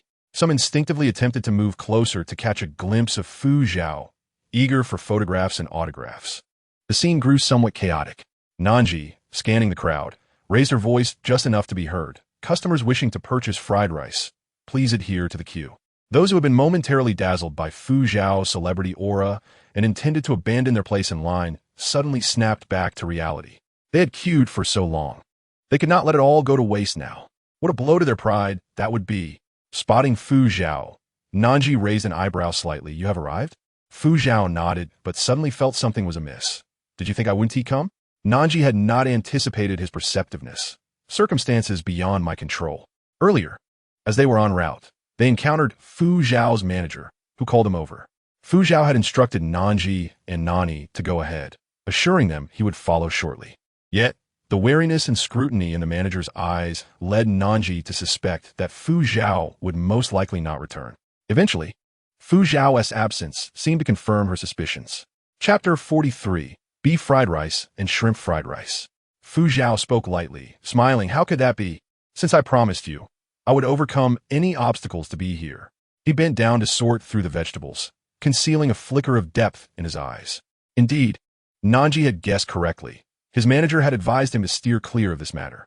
Even if a series of misunderstandings had occurred, they had already clarified everything in public. Why should he become too close to Nan Zhi? Wouldn't he that invite trouble? Because a mistake is still a mistake. This was his genuine thought, and he had acted upon it. It was this very issue that delayed his arrival and nearly led Nan Zhi to misinterpret his integrity. For reasons unknown, Fu Zhao was particularly averse to leaving a negative impression on Nan Zhi. Was it guilt that stirred within him? As he contemplated this, his hands remained busy. He busily moved the prepped meat and vegetables, effectively becoming a helper for Nan Zhi. Meanwhile, Nan Zhi was equally industrious during their conversation. Their collaboration yielded remarkably high efficiency. The patrons could only watch in astonishment. Someone mustered the courage to ask, "Fu Ge, what are you doing?" Fu Zhao, wiping the sweat from his brow, replied cheerfully, "Can't you see? I'm working for boss Nan Zhi." This revelation was a delightful surprise for the patrons.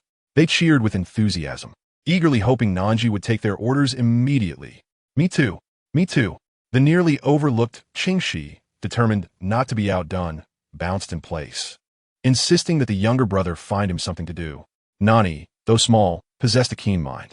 He instinctively categorized Qingxi as a delicate child and wished to spare him from any dangerous or troublesome tasks, replying, "You can help maintain order." "And what about you?" Qingxi inquired instinctively, and NY proudly straightened his chest, revealing the payment code hanging around his neck. "I am a cashier." QNGX expressed awe and admiration, humbly inquiring, "Can I also be a cashier?" Although he was unaware of what a cashier truly entailed, he found his younger brother's commanding presence atop the stool quite impressive. In truth, NY was somewhat reluctant. To him, this role was an honor and responsibility bestowed upon him by their mother. In the past, he would have never considered sharing it with anyone.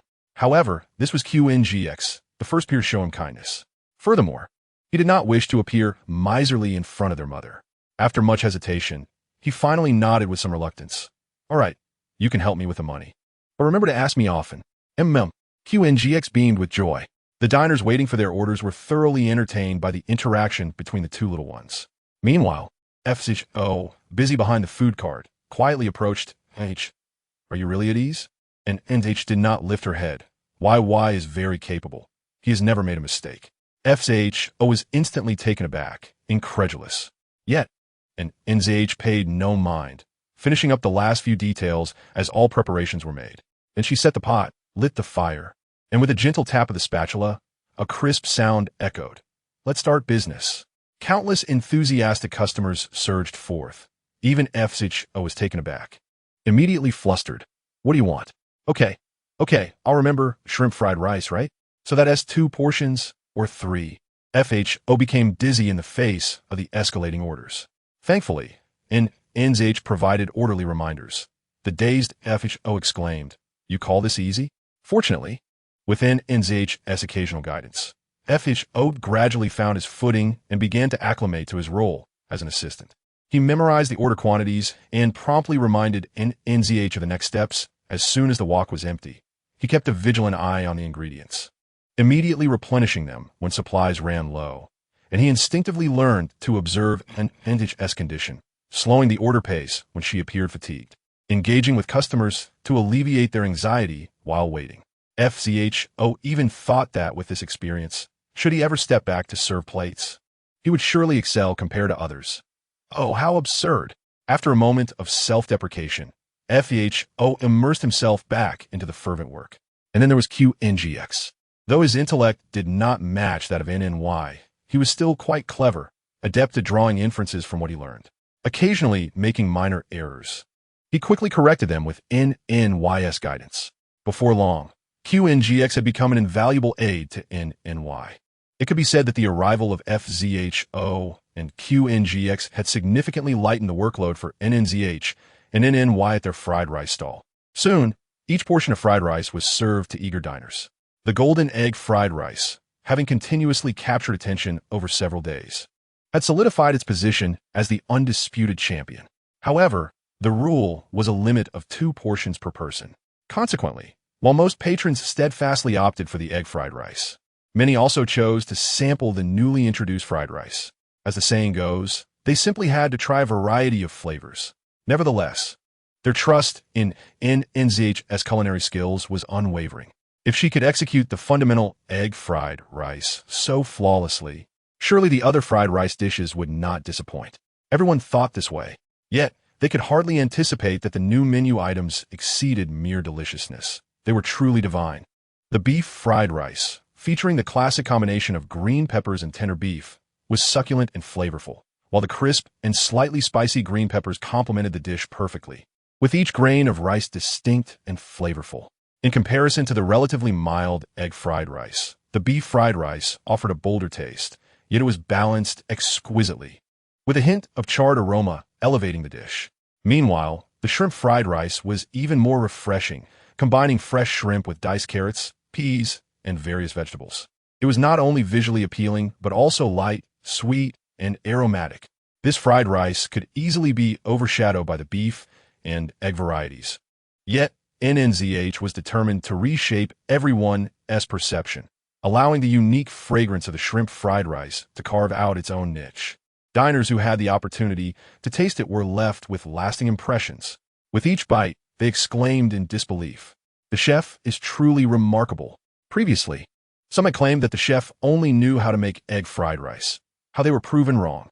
Why is there a limit of 2 portions? Can't children try every flavor? One of my friends had a terminal illness. Their last wish was to taste every fried rice dish from your stall. Chapter 44. Uncle is tasting the flavors. This evening marked the inaugural night of the new menu, and Nan Zhi had prepared herself for a whirlwind of activity. Little did she expect the serendipitous arrival of FZHO and QNGX as helpers. Thus, NY did not have to strain his voice to communicate with customers alone, and NZH could also focus on cooking without the burden of taking orders. The mother and son felt increasingly at ease, and compared to the previous night, they found the evening 3 times as effortless. Clearly, the decision to enlist help was astute, and NZH thought joyfully. As the proprietor, she resolved to generously reward her 2 helpers for the sake of sustainable development. Amidst the bustling atmosphere, she found time to prepare fried rice for FZHO and QNGX. This was FZHO's first experience with the high-intensity operations of a food stall, and he was indeed feeling overwhelmed. He observed his little nephew, who had gone from vibrant energy to a state of fatigue. It would be impossible not to feel tempted. However, he pondered, is this what you call the peak passing? FZHO looked around and saw no sign of the queue diminishing. The diners resembled characters in a video game, continuously appearing without end. FZHO could not help but worry for NNZH and NNY. Let us wait a little longer. And NZH, however, paid no heed. She packaged the fried rice and unceremoniously thrust it into FZHO's arms. FZHO wished to argue, but then NNZH shot him a glance. Following her gaze, FZHO saw a multitude of eager green eyes fixed upon him. The young man at the front smiled charmingly. Boss, I can see that FGISNT very eager to eat. Why not let me have it? I'm not picky. I can eat anything. FZHO immediately shielded the fried rice. Give us 10 minutes. He then took QNGX by the hand, temporarily escaping the bustling fried rice stall. Yet, he did not dare venture too far, choosing a spot neither too close nor too far. Once seated, he absently opened the bag, his gaze never straying from NNZH and NNY. Observing the slender and delicate mother and son, one might question whether they were suffering from malnutrition. How could they possibly muster the strength and perseverance to endure such demanding work? If it were him, he would surely falter. How could he have ever looked down on them? FZHO shook his head with a wry smile, enveloped in feelings of admiration and guilt, until a slurping sound jolted him back to reality. QNGX was leaning on his knee, his eyes fixated on the fried rice box. Uncle, when are we eating the fried rice? My apologies, my apologies. FZHO hastily quickened his pace. As the lid opened, a rich aroma wafted forth. FZHO had thought that after so long of smelling fried rice, he would be immune to its allure, perhaps even find it unappealing. Yet, as the fragrance filled his nostrils, saliva began to pool in his mouth. The appetite suppressed by fatigue surged back, with each cell in his body clamoring for satisfaction. Despite having witnessed countless plates of fried rice being served, FZHO still found the dish before him to be the most aromatic and delectable, as if it were enveloped in a golden glow, rendering him unable to look away. He had often wondered during the hectic moments why the aroma of fried rice could attract so many diners. Now, as a spoonful of fried rice enters his mouth, he truly comprehends. No exaggeration. Absolutely no exaggeration. This is what one would call divine fried rice. It surpasses the limits of his imagination. Each bite unveils a new aroma, and even his weary body finds solace in the steaming delicacy, rejuvenating his spirit. Feeling nauseated? Unable to eat? How laughable. Such occurrences are utterly impossible in the face of exquisite cuisine. Fu Zhao only desires to indulge heartily. Little uncle, little uncle. Qingxi exerts all his might to grasp Fu Zhao's arm, desperately leaning in with his tiny head, wishing to be entirely enveloped in the lunchbox. We must eat together. The beautiful aunt said we must eat together. Qingxi is on the verge of tears, yet he quickly asserts with righteous indignation, little uncle is merely tasting. Qingxi glares at him, utterly unconvinced. Fu Zhao remarks, the green pepper beef is a bit spicy. How about you try the shrimp fried rice? Qingxi reluctantly nods, accepting the bowl from Fu Zhao's hands, and soon buries himself in his meal with delight. However, Fu Zhao soon finds himself regretting. Xiaoxi, is it delicious? Let your little uncle have a taste. Nan Zhi has prepared a total of 3 servings for them. 1 egg fried rice, 1 beef fried rice, and 1 shrimp fried rice. After enjoying the beef fried rice, Fu Zhao wishes to sample the other flavors. Unfortunately, his attempts at probing are thwarted. Qingxi has already mastered the art of guarding his food, leaving no opportunity for Fu Zhao to break through. As an uncle, Fu Zhao certainly cannot be seen genuinely competing with his little nephew for food in public. That would be quite embarrassing. Reluctantly, Fu Zhao dismisses the thought. The uncle and nephew swiftly devour the 3 servings of fried rice. Naturally, Fu Zhao takes the lead. Even a shrimp fried rice, which he had tried to deceive Qingxi into sharing, is ultimately consumed entirely by Fu Zhao, as Qingxi could eat no more. His earnest demeanor, squatting in the corner and meticulously picking up every grain of rice from the lunchbox, would leave even his most devoted fans in disbelief that this person could be Fu Zhao. Fu Zhao contemplates that while Nan Zhi's position as chef is unassailable, he can temporarily fill in for Nan Yi's duties, allowing the 2 little ones a moment of respite. Nan Zhi protests, no. His wary gaze resembles that of someone guarding against Fu Zhao usurping his job. It leaves Fu Zhao both amused and exasperated. Thus, he has no choice but to shoulder more miscellaneous tasks to lighten the load for Nan Zhi and Nan Yi. Fu Zhao is so busy that he hardly has time to breathe, his mind consumed with thoughts of fried rice. In the meantime, he has completely forgotten about the stone he had cast aside not long ago, which has since stirred a considerable uproar in the vast sea of the internet. To recount the events, one must trace back to the moment the afternoon recording incident was first exposed. While many condemn Nan Zhi, they also criticize Fu Zhao for meddling, questioning his motives. Although Nan Zhi is not a good person, Fu Zhao is equally excessive. Isn't it just backstabbing a colleague? Fu Zhao boasts a considerable fan base, and upon encountering these criticisms, they were infuriated. Is my brother Fu in the wrong for having a sense of justice? Abusive individuals deserve to be punished. Everyone, please remain calm. Fu Zhao's sensitivity has its reasons. His sister was abducted. Chapter 45. His sister is missing. It is well known that Fu Zhao protects his family information with utmost diligence. The scattered bits of information available to the public reveal that Fu Zhao attended Yanjing Film Academy for university. However, details about the high school he attended, his parents' professions, or the number of family members remain a mystery. Consequently, during the early stages of Fu Zhao's acting career, numerous rumors circulated, rife with malicious speculation.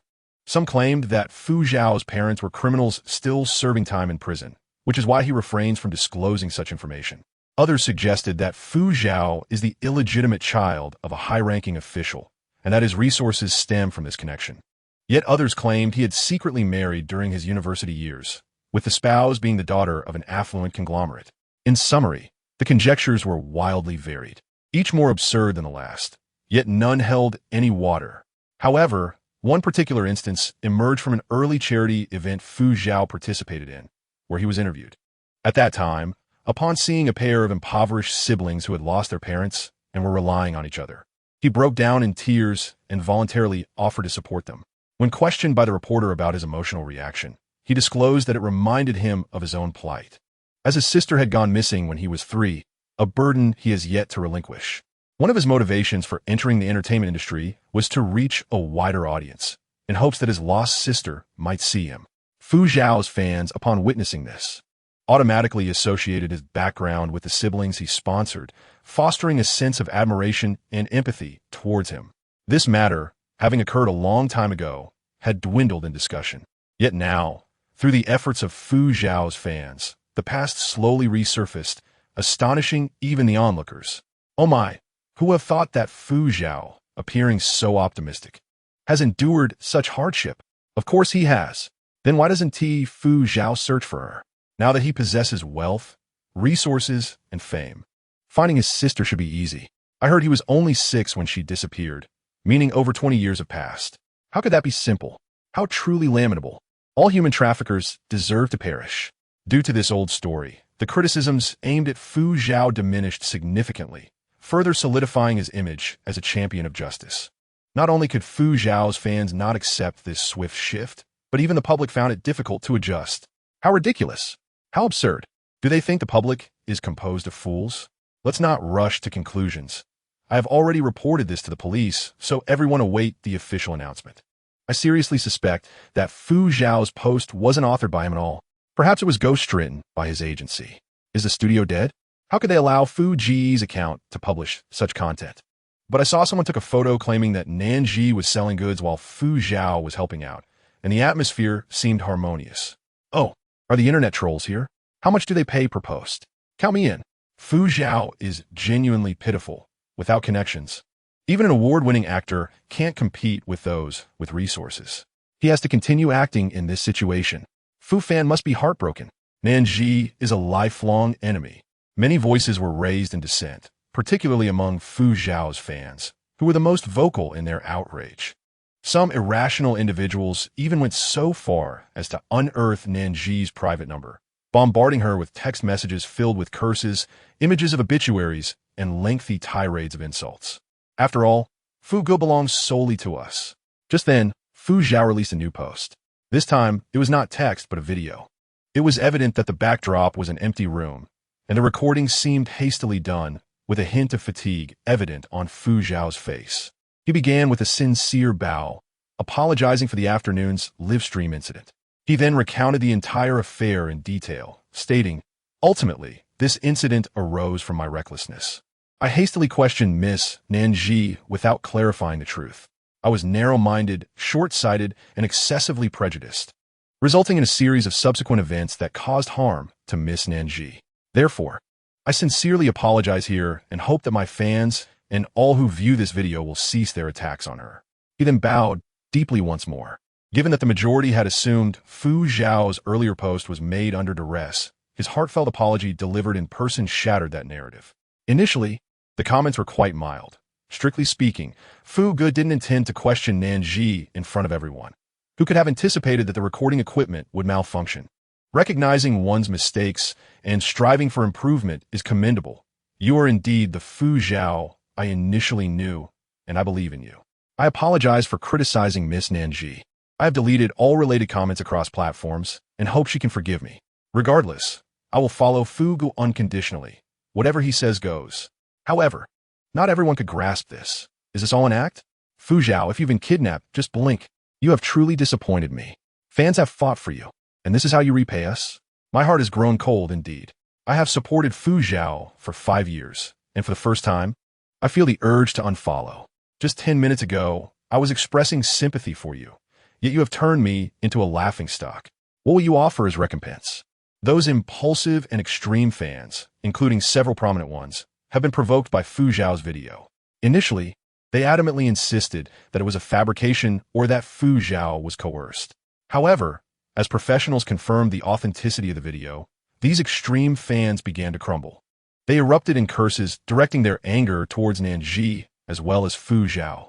Eventually, they rallied other fans to unfollow, determined to teach Fu Zhao a lesson. Consequently, the situation escalated dramatically, leaving Fu Zhao's entire fanbase severely weakened. Countless fans from rival factions reveled in this spectacle, laughing uncontrollably. Gradually, even some rational fans began to perceive Fu Zhao's actions as reckless, lacking consideration for the consequences. It seemed Fu Zhao took note of their comments and soon released a statement. Fu Zhao, a mistake is a mistake. I am more concerned about the potential repercussions for innocent individuals due to my words. This bold confrontation with his own fanbase attracted considerable attention. Fu Zhao is far more renowned than Nan Zhi. Unbeknownst to him, Fu Zhao's series of actions and statements began to dominate trending topics, while discussion surrounding Nan Zhi's domestic violence incident dwindled. Chapter 46. Does he intend to take the child? Indeed, the quickest way to overshadow one hot topic is to create another. Fu Zhao scrolled through his phone, feeling a sense of awe. Nan Zhi raised an eyebrow. Witnessing someone being mercilessly criticized, yet appearing so joyful. Just after the fried rice stall concluded its operations, Fu Zhao eagerly opened his phone. She cast a glance and realized that during their whirlwind hours of activity, the online world had undergone tumultuous changes. She remarked, "Actually, you need not engage in all this." Fu Zhao, assuming she was concerned for him, deliberately replied in a light-hearted tone, "I am not doing this for you, but for my own peace of mind. Moreover, as an actor, my work should speak for itself. How could I allow fans to dictate my actions?" Nan Zhi blinked. I understand you are not doing it for me. However, I'm more concerned about the potential for your fans and management to retaliate against me. Fu Zhao was momentarily taken aback, but after a moment's thought, he suggested, shall I assign you 2 bodyguards? This concern appeared quite reasonable. Nan Zhi chuckled. I was just joking. Her eyes sparkled, having not laughed so freely in quite a while. It must be said that Fu Zhao's ability to attract animosity has altered her perception somewhat. Initially, her interactions with Fu Zhao were somewhat self-serving. However, now, Nan Zhi seems to think that being friends with Fu Zhao might not be so bad. He is genuine and worthy of friendship. Heaven knows how rare such sincerity is in the entertainment industry. Fu Zhao scratched his head. His earlier gloom dissipated as he quickly joined Nan Zhi in laughter. From a distance, the atmosphere between the two appeared harmonious and warm. Before long, Fu Zhao received a phone call and stepped away momentarily, leaving Nan Zhi to tidy up the stall. A figure, darker than the night itself, approached with ease. 1 serving of egg fried rice, please. The familiarity of that voice struck deeper than Nan Zhi anticipated. Without pausing, she guessed the identity of a newcomer, Lu Shisu. She looked up to see Lu Shisu clad in a finely tailored black suit, his stature resembling a resilient pine tree on a cliff. His demeanor remained uniquely aloof. Despite being amidst the bustling night market, surrounded by crowds, he stood apart like a solitary crane, distinctly delineating himself from the throng. Such a Lu Shisu should not be present here. Nan Zhi felt compelled to ask him why he was there. Yet, as the words formed on her lips, they were swallowed, morphing instead into, I'm sorry, the fried rice is sold out. She maintained her composure, regarding Lu Shisu with a detachment reserved for strangers. Lu Shisu was also observing her. The atmosphere grew subtly tense in the silence. This scene did not escape the notice of a nearby child. Perhaps due to a mother's instinct or an innate sense of danger, instinctively felt animosity towards this man upon first sighting Lu Shisu. Clutching a small bag of egg cakes in his hand, the child suddenly dashed into Nan Zhi's embrace, exclaiming, Mom? Nan Zhi instinctively raised her arms to hold Nan Zhi close, her attention fully diverted and wholly occupied by him. She spoke softly, devoid of the aloofness she had shown Lu Shisu. Delicious. Nan Zhi slightly lifted his head, his vigilant eyes meeting Lu Shisu's. In that fleeting moment, an unspoken understanding passed between them.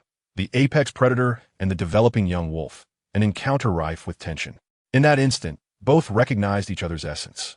Lu Shisu thought, an extraordinary child. Nan Zhi thought, a detestable man. What's wrong? Nan Zhi sensed that Nan Zhi seemed particularly clingy, and while she appreciated it, concern gnawed at her. She feared that Nan Zhi might be bullied in her absence. Nan Zhi vigorously shook his head. I'm a bit tired. Nan Zhi hurriedly replied, just a moment, only to realize that Lu Shisu had not yet departed. Did he wish to speak with her? Or was he worried about her due to today's events? Nan Zhi found the thought somewhat amusing. Their breakup had certainly not been amicable. The year Nan Zhi was born marked one of the darkest and most desperate periods of her life. She had set aside all pride and dignity to seek his assistance, only to discover his number was disconnected. In the years that followed, they had never been in touch, effectively becoming strangers. What was Lu Shisu doing now? Is there something else, sir? She emphasized the term sir, subtly reminding Lu Shisu of his status. Lu Shisu seemed not to comprehend, staring blankly at Nan Zhi. He is your biological child? Nan Zhi's expression darkened. Of course. What did he intend? Did he wish to take her child? He is solely my child. Nan Zhi stressed each word. Lu Shisu was taken aback. Due to Nan Zhi's blatant hostility, he felt unusually at a loss. A rarity for him. Indeed, it was rather abrupt to pose such a question to a mother. He was accustomed to concealing his emotions, and as a result, his demeanor grew increasingly tense and solemn. After that, he said nothing more, merely nodded and departed. Watching Lu Shisu's figure fade into the crowd of the night market, Nan Zhi finally exhaled a sigh of relief. Though she was unaware of Lu Shisu's exact background, her observations prior to their breakup suggested he hailed from a prominent family with considerable wealth and influence.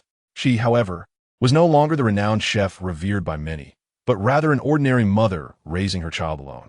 If Lu Shisu were to leverage his wealth and resources to contest custody, she might not prevail. She would never allow such a situation to unfold. Nan Zhi, keenly sensing his mother's anxiety, first tightened his embrace around her. Then, he quietly lowered his lashes, concealing the turmoil in his eyes, and softly stated, "I don't like that man from earlier." Under normal circumstances, Nan Zhi would likely offer some words of encouragement to dissuade Nan Yi from harboring negative feelings towards his biological father. However, in the current moment, she was entirely on guard, and there was no way she would foolishly defend Lu Shisu. She gently patted Nan Yi's back. "Yes, you need not like him." Nan Yi felt a rush of happiness and subtly smiled. "By the way, where is Qing Shi?" Nan Yi had gone with Qing Shi to buy the egg cakes.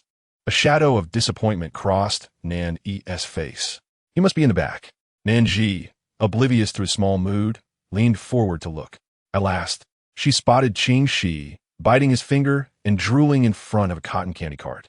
"Nanyi, brother Yi, you have been told to call me Qing Shi Gij." Nan Zhi observed with interest. "Would you like to eat?" Qing Shi's eyes sparkled momentarily, only to dim soon after. "No, Auntie, I've already had cake. I mustn't be too greedy. After all, his uncle is a penniless man." Nan Yi, "You're quite perceptive." Chapter 47. Who exactly are you? Tao, uncomfortably nestled in the driver's seat, engrossed in his phone, watching puppy observation diary, alternating between fits of laughter and drooling over the delectable sights. Suddenly, the car door swung open. The languid Tao straightened up abruptly, hurriedly trying to mute the blaring video. However, his heart was in turmoil. Thoughts racing. This is a disaster. He would inevitably lose his job. Tao fell silent, filled with regret. His words sounded like a shirking of responsibility, something Mr. Lu despised. He anxiously awaited his fate. Unexpectedly, Mr. Lu's thoughts were far from this. He inquired, "What about the arrangements I asked you to make?" Tao, and spirits lifted, and he promptly responded, "They are basically set. The online public relations team can proceed immediately. However, sir, they mentioned that circumstances have changed since Mr. Fu Chao's involvement, and now the public opinion is entirely focused on him." Before Nan Zhi could finish her sentence, Tao caught a glimpse of Mr. Lu's eyes in the rearview mirror. They were deep as ancient wells, and a chilling air silently spread throughout the car. Tao was startled, breaking out in goosebumps. "I apologize. I will ensure progress continues." Mr. Lu concealed his sharpness, slowly lowering his eyelids, a hint of gloom darkening his features. His entire figure seemed to vanish into an inky shadow, akin to an unfathomable, towering mountain. Tao sensed Mr. Lu's mood was anything but pleasant. This puzzled and astonished him, as Mr. Lu was supposed to be on a business trip in a neighboring city, scheduled to return the next day. Yet, he had come here to this night market without delay. Despite Mr. Lu's claims of merely seeking a late-night snack, Tao knew better. Mr. Lu practiced strict self-discipline, consuming only natural organic ingredients sourced from private farms, prepared by a professional culinary team, with a nutritional balance meticulously calculated to the gram. Late-night snacks had always been foreign to him. Thus, the notion of buying a late-night meal was merely a pretext. In truth, Mr. Lu had come to visit that Miss Nan Zhi. Though Tao could not fathom what charm Miss Nan Zhi possessed that could soften the usually aloof and indifferent Mr. Lu, it mattered not. He had already concocted a million-word melodramatic romance novel in his mind. However, Tao realized he had underestimated Miss Nan Zhi's influence over Mr. Lu. In less than 10 minutes, Mr. Lu's mood had undergone such a drastic transformation. Impressive. Maintaining his composure, Tao inquired, "Mr. Lu." Lu Shirshu slowly turned his head, gazing out the window through the glass. He said, "Wait a little longer." Lu Shirshu observed Fu Chao eagerly pushing a food cart. He watched as Nan Zhi leaned towards Fu Chao, sharing laughter. He noticed the two children engrossed in devouring cake.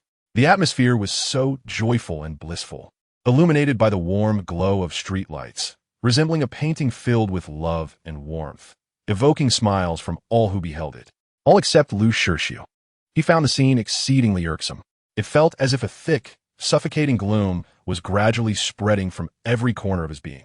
It consumed his reason and tormented his soul, leading him to an uncontrollable desire to obliterate everything. Lu Shirshu clenched the sandalwood beads wrapped around his wrist. The polished beads, infused with a faint sandalwood fragrance, permeated the enclosed car, weaving an invisible web that restrained the monstrous beast lurking beneath his icy exterior, suppressing it from wreaking havoc upon the world. After a long while, Lu Shirshu emerged from the overwhelming tide of negative emotions, momentarily stunned. What on earth was happening to him? Yet now he was nearly on the verge of losing control simply because he saw Nan Zhi walking alongside Fu Chao, entirely unlike his usual self. Lu Shirshu loathed this feeling of disorder that eluded his grasp. Nan Zhi, who exactly are you? Lu Shirshu cast one last glance at the retreating figures of Nan Zhi and the others as they vanished into the alleys of the shantytown. He pressed his throbbing temples and coldly commanded. Tao Un, who had already been frightened into silence, quickly complied. They drove away promptly. The black Bentley had not turned around long when Fu Chao emerged from the alley, holding his little nephew Qingxi's hand. He paused, curiously glancing in the direction the Bentley had departed. Qingxi's eyes lit up, thinking his uncle had changed his mind. So, can I stay and sleep with E and the beautiful Annie? Of course not. Fu Chao playfully knocked on Qingxi's forehead. Qingxi glared at him in frustration. Fu Chao ignored him, muttering to himself. Did I just see a familiar car? How could that person be here? Fu Chao shook his head, pulling the reluctant Qingxi along as they walked away. Nan Zhi stood by the window, lifting the sheer curtain to look outside. It was still early in the night, and the shantytown's houses lacked soundproofing. Thus, standing there, she could easily hear the nearby commotion, the couple next door arguing over living expenses, a mother scolding her unruly son from the adjacent house, and an elderly gentleman across the street listening to a lively opera channel.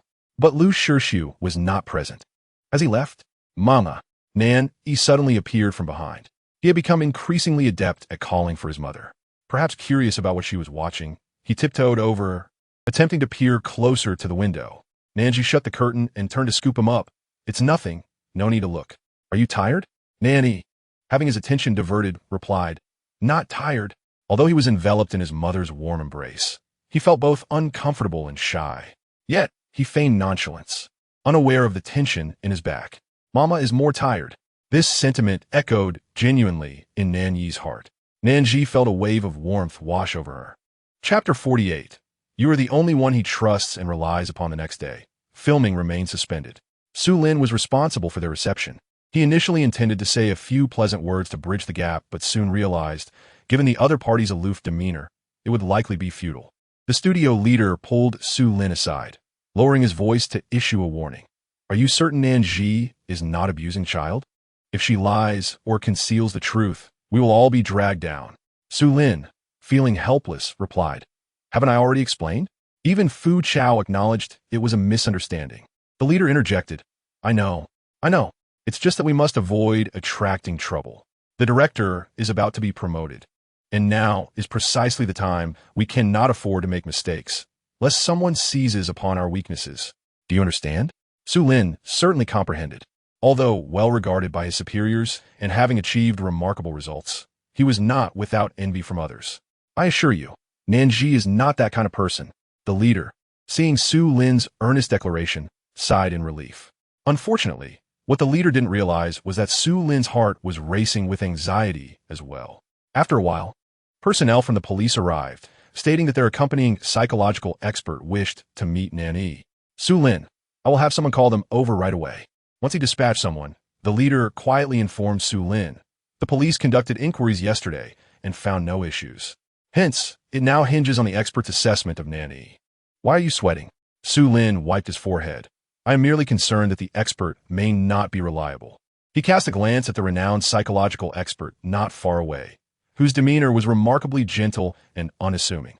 With graying hair and clad in gold-rimmed glasses, he exuded a tranquil aura reminiscent of a language teacher, starkly contrasting the common perception of a psychological specialist. The leader discerned what Su Lin was contemplating. That is a child psychologist, not a criminal psychologist. Su Lin suddenly understood. Nan Zhi soon arrived with Nan Zhi. In truth, the personnel dispatched by the police had dealt with numerous similar domestic violence incidents. Having witnessed so many cases, they could easily discern the normalcy or abnormality of the parent-child relationship. Thus, they instantly recognized that, while Nan Zhi and Nan did not appear particularly close at first glance, the intimacy and trust they naturally exuded were inconsistent with the typical atmosphere of a domestic violence household, alleviating their concerns significantly. However, for the sake of caution, the accompanying child psychologist took Nan Zhi into a private room for a one-on-one psychological consultation. Nan Zhi waited patiently outside. After approximately 20 minutes, the door swung open with a sharp click. An impatient Nan Zhi dashed out, quickly locating Nan Zhi and clinging to her side like a frightened little creature. Gripping the hem of her garment tightly, while occasionally casting wary glances back at the room. Nan Zhi was taken aback when the psychologist approached. "Miss Nan, may we have a word in private?" Nan Zhi did not immediately nod, but instead glanced at Nan Zhi. Reluctantly, Nan Zhi released his grip. He stared at the kindly smiling expert, as if he were a witch intent on abducting his mother. "Rest assured," Nan Zhi reassured him, gently patting his back, beginning to grasp Nan Yi's sensitivity and unease. The ensuing dialogue with the psychologist confirmed her suspicions. Nan Zhi was indeed a bright child. However, his exceptional intelligence enabled him to keenly perceive others' emotions and motives, thus establishing defenses accurately. At this juncture, the expert pushed up his glasses, unable to hide his exasperation, and said, "I apologize." Nan Zhi felt a twinge of embarrassment as she touched her nose. The psychologist smiled. "I'm not here to complain. Rather, I wish to convey that Nan Yi's strong sense of defensiveness stems from having endured considerable harm, leading to profound distrust towards the world and others, resulting in mild anxiety and depression at such a tender age." Nan Zhi's breath hitched, her hands instinctively tightening in her lap. She struggled to speak. "If I had not witnessed your interactions, I would likely assume you were the cause of his distress. Although I am unaware of what he has experienced, I hope that as a parent, you can provide him with more care and attention, something only you can offer. I can see that you're the only person he trusts and depends on." Nan Zhi stared blankly, her eyes reddening. I know. The police and the psychologist departed, and the television station leader offered a few words of caution before leaving as well. Su Lin felt that they had weathered the storm and intended to invite all the guests to a celebratory meal. Nan Zhi declined. "I would like to rest with Nan Zhi for a day, if that is all right." "Of course." Watching Nan Zhi lead Nan Zhi away, Su Lin felt puzzled. Did Nan Zhi seem somewhat downcast? In truth, she was not in a bad mood. Rather, she was overwhelmed with concern and heartache. "Mom?" He suddenly pressed his lips together, his brow furrowed tightly. "Did that grandmother scold me?" His small frame stiffened, a mix of trepidation and worry, fearful that Nan Zhi would be displeased. Nan Zhi's steps faltered. She immediately knelt before Nan Zhi. "How could she? Why would that grandmother scold you? You have done nothing wrong." Nan Zhi opened his mouth slightly, utterly bewildered, as if to say, "Must one commit a wrongdoing to be scolded?" He subconsciously negated himself. Realizing this, Nan Zhi quickly shifted her tone. "That grandmother praised you for being clever. Did you not know? Really? A faint light seemed to illuminate Nan Yi's face, his spirits lifting with joy. Nan Zhi felt even more unsettled. Her mind was clouded with mild anxiety and depression, and she was indeed the only person he trusted and depended upon. Thus, Nan Zhi proclaimed, You are wonderful. You are the most unique treasure in this world. Mommy's greatest love is for you." Nan Zhi did not comprehend why his mother suddenly praised him. Yet, he felt elated, grinning broadly. Nan Zhi longed to inquire, "So, you still believe in what Mommy says, trusting that I am not the same person I once was, correct?" The words lingered on her lips, but she hesitated, deeming such a conversation futile. The presence of the aggressor only served to exacerbate their discomfort, rendering it superfluous. Furthermore, Nan Zhi did not wish for Nan Zhi to remember that woman. "Would you like to accompany Mommy to a special place?" "Okay." Nan Zhi nodded without hesitation, prompting Nan Zhi to raise her brow slightly. "Aren't you going to ask where we are going?" Nan Zhi pondered for a moment. "Anywhere is fine."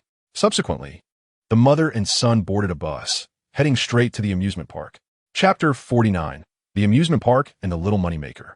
Nan Zhi wished to surprise Nan Zhi, so she refrained from revealing a word before the bus arrived at their destination. Nan Zhi naturally assumed they were going to purchase items for their stall. Having committed to memory a mention from the previous day, "I noticed that other fried rice stalls have 2 woks. We should buy another wok too." His little mind began to race as he ambitiously plotted how to expand their fried rice stall. To be fair, while some suggestions were excessively naive and fanciful, others possessed a degree of feasibility. However, the issue was, have you forgotten that we are not genuinely running a fried rice stall for a living, but rather participating in a variety show? Nan Zhi found herself both amused and exasperated, yet she remained patient as she listened to him. The amusement park was located in a somewhat remote area, necessitating a lengthy bus ride. After a few stops, the bus became crowded. Observing a trembling elderly lady approaching, Nan Zhi pulled Nan closer. "You sit on Mommy's lap." "Oh." Nan obediently rose to give up his seat. Initially, he felt no discomfort, but soon he began to fidget. "Am I heavy?" "Not at all. You are too thin." "Did I crush you?" "No, not at all. I think I forgot to wash my hair last night." "Not at all. You smell delightful." As she spoke, Nan Zhi leaned in closer for a sniff. Nan bashfully raised his hands to cover his head, leaning back slightly. "Am I really fragrant?" Earlier, some children had called him a little beggar, saying he smelled bad. Surely, Mommy would not deceive him. So those children must have been lying. He knew it. Nanny grinned widely, carefully snuggling up to Nan Zhi, nestled in his mother's embrace, which emanated a faint fragrance. He felt utterly content, his eyes narrowing in bliss.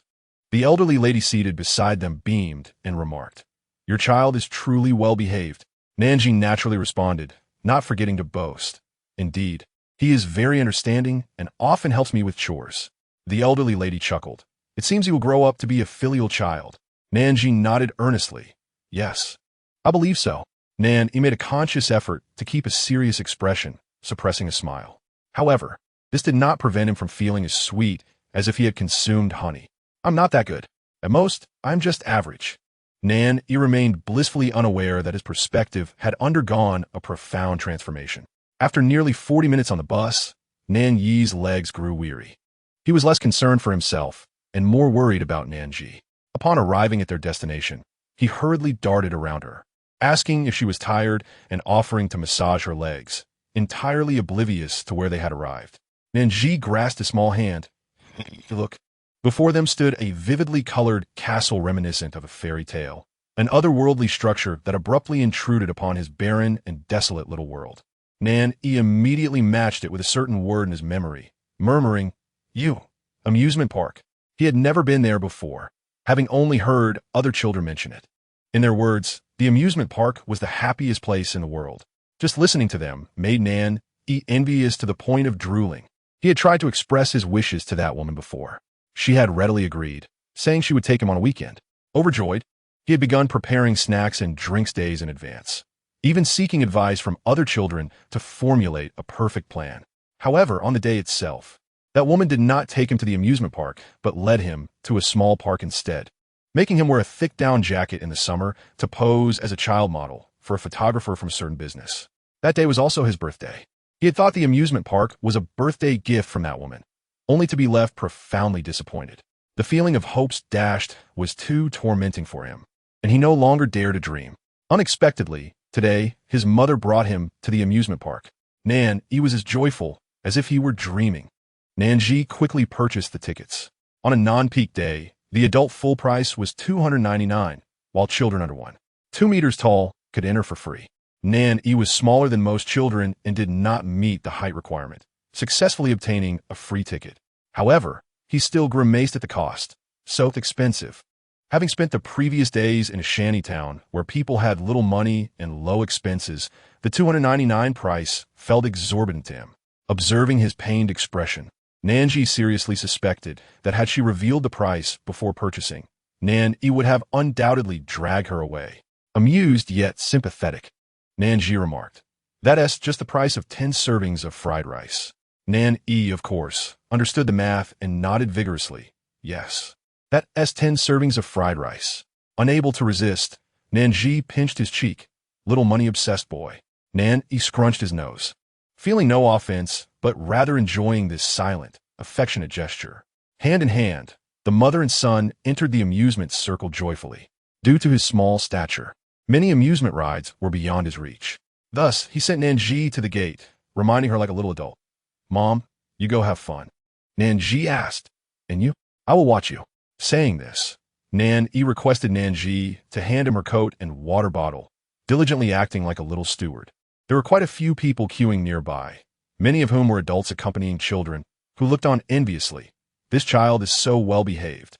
Is he here to repay a debt of gratitude? Wow, he even knows how to take care of his mother. Such a gentleman. Hey, why do I feel like I've seen them before? Is he the child from that domestic violence case? What domestic violence? The police have already issued a statement clarifying, right? The atmosphere doesn't seem fake either. These days, There really aren't many news stories you can trust. Feeling the goodwill of those around her, Nan Zhi's heart eased a little. She said, "Let's go to a place." Nan, puzzled, asked, "Don't you like it?" He looked up at the towering drop tower, thinking it was such a fun attraction that it was a pity his mother didn't like it. Nan Zhi's lips twitched. "Thank you, I'm acrophobic." "Well, I don't like this." She quickly pulled Nan into a nearby small shop. Inside, there were various amusement park merchandise, such as plush toys and headbands. Nan Zhi first picked out a headband with cat ears, and, seizing the moment while Nan was distracted, quickly placed it on his head. Huh. His eyes widened slightly, the corners uplifted, his pupils dark as night. Resembling a cat's eyes, coupled with the soft black cat ears, he looked utterly adorable. Chapter 50. Amusement Park and Fluffy Dog. Nan Zhi began snapping photos with her phone furiously. Nan, realizing what was happening, raised his hand to touch the soft ears on his head. For a moment, his expression was a mix of shyness and helplessness. "Mom." Nan Zhi raised an eyebrow, laughing heartily. "All right, I'll get you another one." This time, she switched to a long white bunny ear headband. When wearing the cat ears, Nan appeared as a mysterious, aloof black cat with a hint of pride. Donning the bunny ears, he transformed into a well-behaved yet secretly cunning little rabbit, obviously filled with mischief. Nan Zhi pressed her thumb repeatedly, capturing dozens of photos. After a while, Nan finally asked, "Can I take it off now?" "Sure." With a grand wave of her hand, Nan Zhi mercifully released him. However, she had not forgotten the true purpose of their visit to the shop. Having neglected to consider her own status as a minor celebrity, especially with Young Observations Diary recently in the spotlight, it was easy to be recognized anywhere. To be safe, Nan Zhi picked out a large and a small fisherman's hat. They would shield her from the sun while also helping her avoid unnecessary attention. Before checking out, Nan Zhi casually grabbed a gray, plush toy shaped like a sheepdog from the shelf. Nan instantly reacted. "I don't want it." He had merely looked at it for a moment longer. Nan Zhi asked him, "Don't you like it?" Nan stammered, "I'm already grown up. I don't need plush toys." Nan Zhi would not accept his refusal. "You're only 4.5. How can you be considered grown?" Nan's face flushed, yet his eyes remained glued to the plush toy. Nan Zhi thought to herself, this simply wouldn't do. She had to distract him. She casually mentioned, "I'm a bit thirsty. Can you go check the freezer at the entrance to see if there is something to drink?" Nan, seeing no issue, obediently went. Taking advantage of his absence, Nan Zhi hurriedly inquired, "How much is it?" The cashier quoted a price, and with swift action, Nan Zhi completed the payment. She couldn't let Nan find out.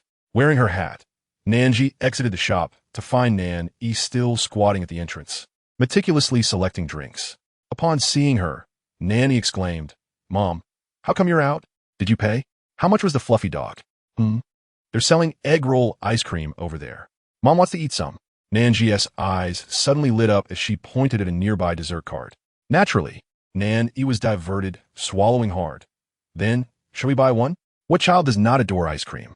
Moreover, Nan had a particular fondness for sweets. Nan Zhi generously purchased 2 ice creams. Busy licking his ice cream, Nan finally forgot about questioning the price. Nan Zhi quietly breathed a sigh of relief, taking a bite of her ice cream. It was a bit overly sweet. However, in conjunction with this scene, it held a different flavor. Nan Zhi closed her eyes in contentment, feeling the spring breeze caress her face. "Nan Zhi?" She turned around to see 2 familiar figures appear suddenly, nearly doubting her eyes. "What are you doing here?" Nan's little face was filled with displeasure. Yet he did not refuse, allowing Qing Shi to enthusiastically embrace him. Qing Shi's eyes sparkled. "Wow, this is so great, brother. We can play together now." Nan responded, "No, not at all."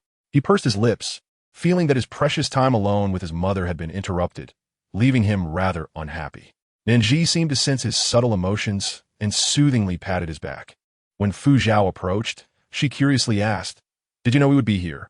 "Of course not," Fu Zhao exclaimed, amazed at such a coincidence. After breakfast that morning, Qing Shi had wanted to find Nan to play.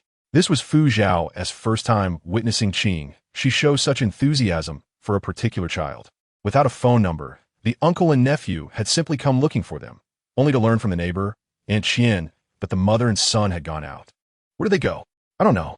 Seeing his little nephew's disappointed face, Fu Zhao comforted him by saying they were going to the amusement park.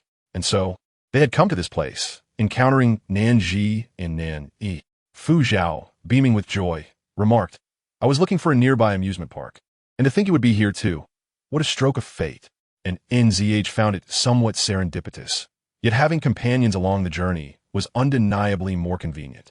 In certain children's activities, adults were not permitted to accompany. Thus, in New York could enter with QNGX, allowing the brothers to look after one another. Initially, in New York displayed a slight reluctance. However, it did not take long for the joy of having friends around to dissipate his gloom. He quickly immersed himself in the various attractions at the amusement park, reveling in the experience. After a couple of hours, in New York was drenched in sweat. And NZH suggested, "Let's take a break. It's just about lunchtime." FZHO eagerly proposed, "How about we find a restaurant in the amusement park to eat?" As soon as NZH nodded in agreement, FZHO exclaimed, "Let me treat you. I've been eating at your place for days." It was then that NZH recalled her own situation. Her bank card had little money left, rendering her oblivious to the expenses. "Thank you." She accepted his kindness with grace. After years of fame, FZHO was certainly not lacking in funds and decisively chose the finest restaurant within the amusement park, known for its serene ambience and privacy, allowing for a peaceful meal.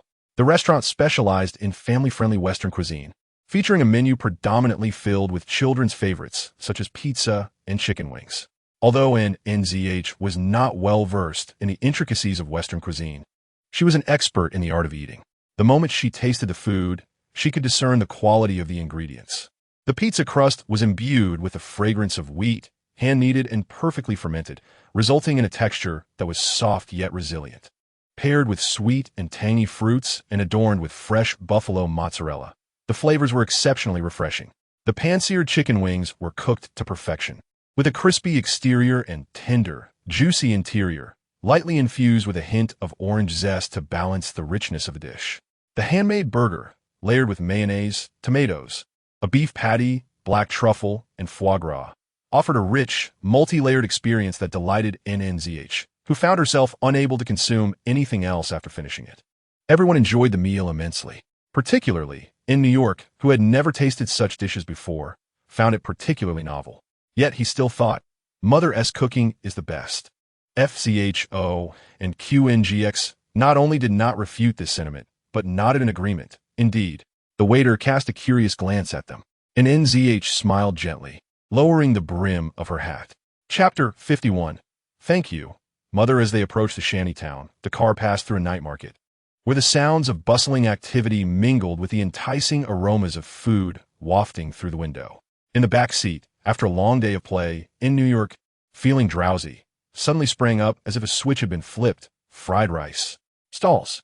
His eyes widened, still carrying a hint of sleepiness. QNGX, who had been dozing beside him, was startled awake, glancing around confusedly. What's wrong? And NZH soothed the two boys. It's all right, go back to sleep. We're not setting up stalls today. What? In New York exclaimed, his eyes wide with shock, his lashes fluttering rapidly as he muttered to himself, calculating. 1 serving of egg fried rice is 20, 2 servings make 40, and 100 servings is 2,000. He wore a distressed expression, as if he had missed out on a fortune. And NZH chuckled, affectionately ruffling the back of his head, curious about the thoughts swirling in his mind. It's just one day without setting up stalls. It's fine. In New York's brows furrowed in seriousness. But we spent a lot of money today. Then we'll sell more tomorrow. And NZH replied, acknowledging her limited energy, as she had prepared exactly 100 servings each night.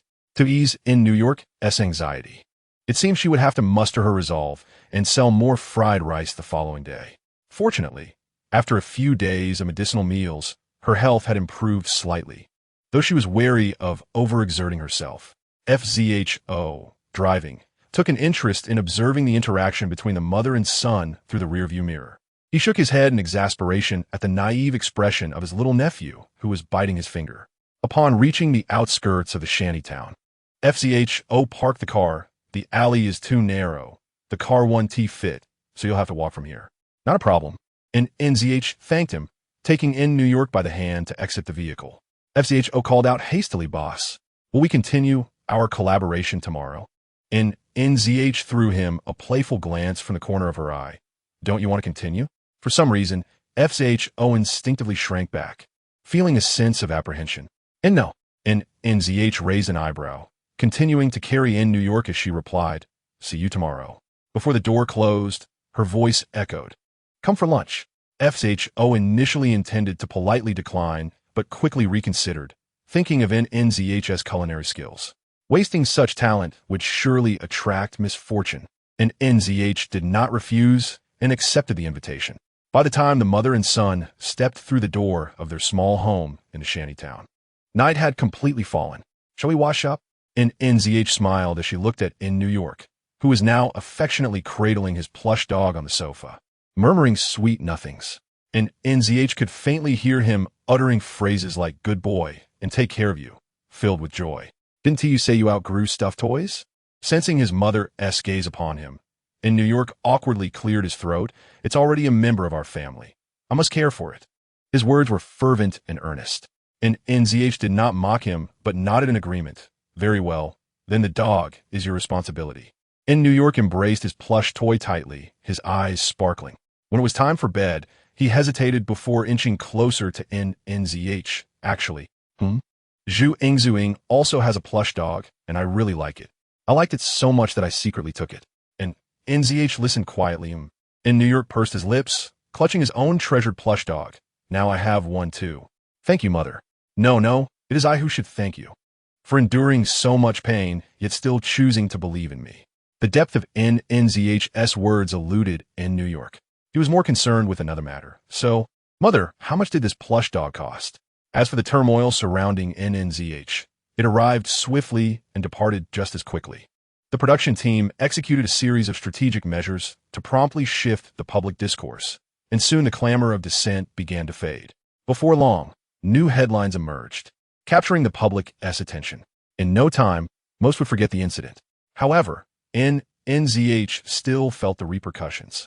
Prior to the upheaval, her live stream had garnered significant popularity, even surpassing Shi and QPR, making her the second most popular after FZHO.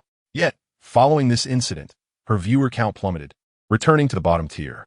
Fortunately, NZH was not overly concerned. Her primary focus lay on the fried rice stall that she was set to reopen that evening.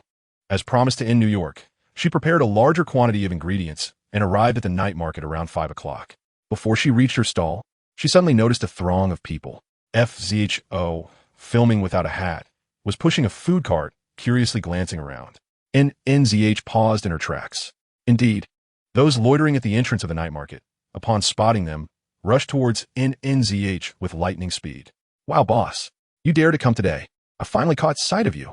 What happened yesterday?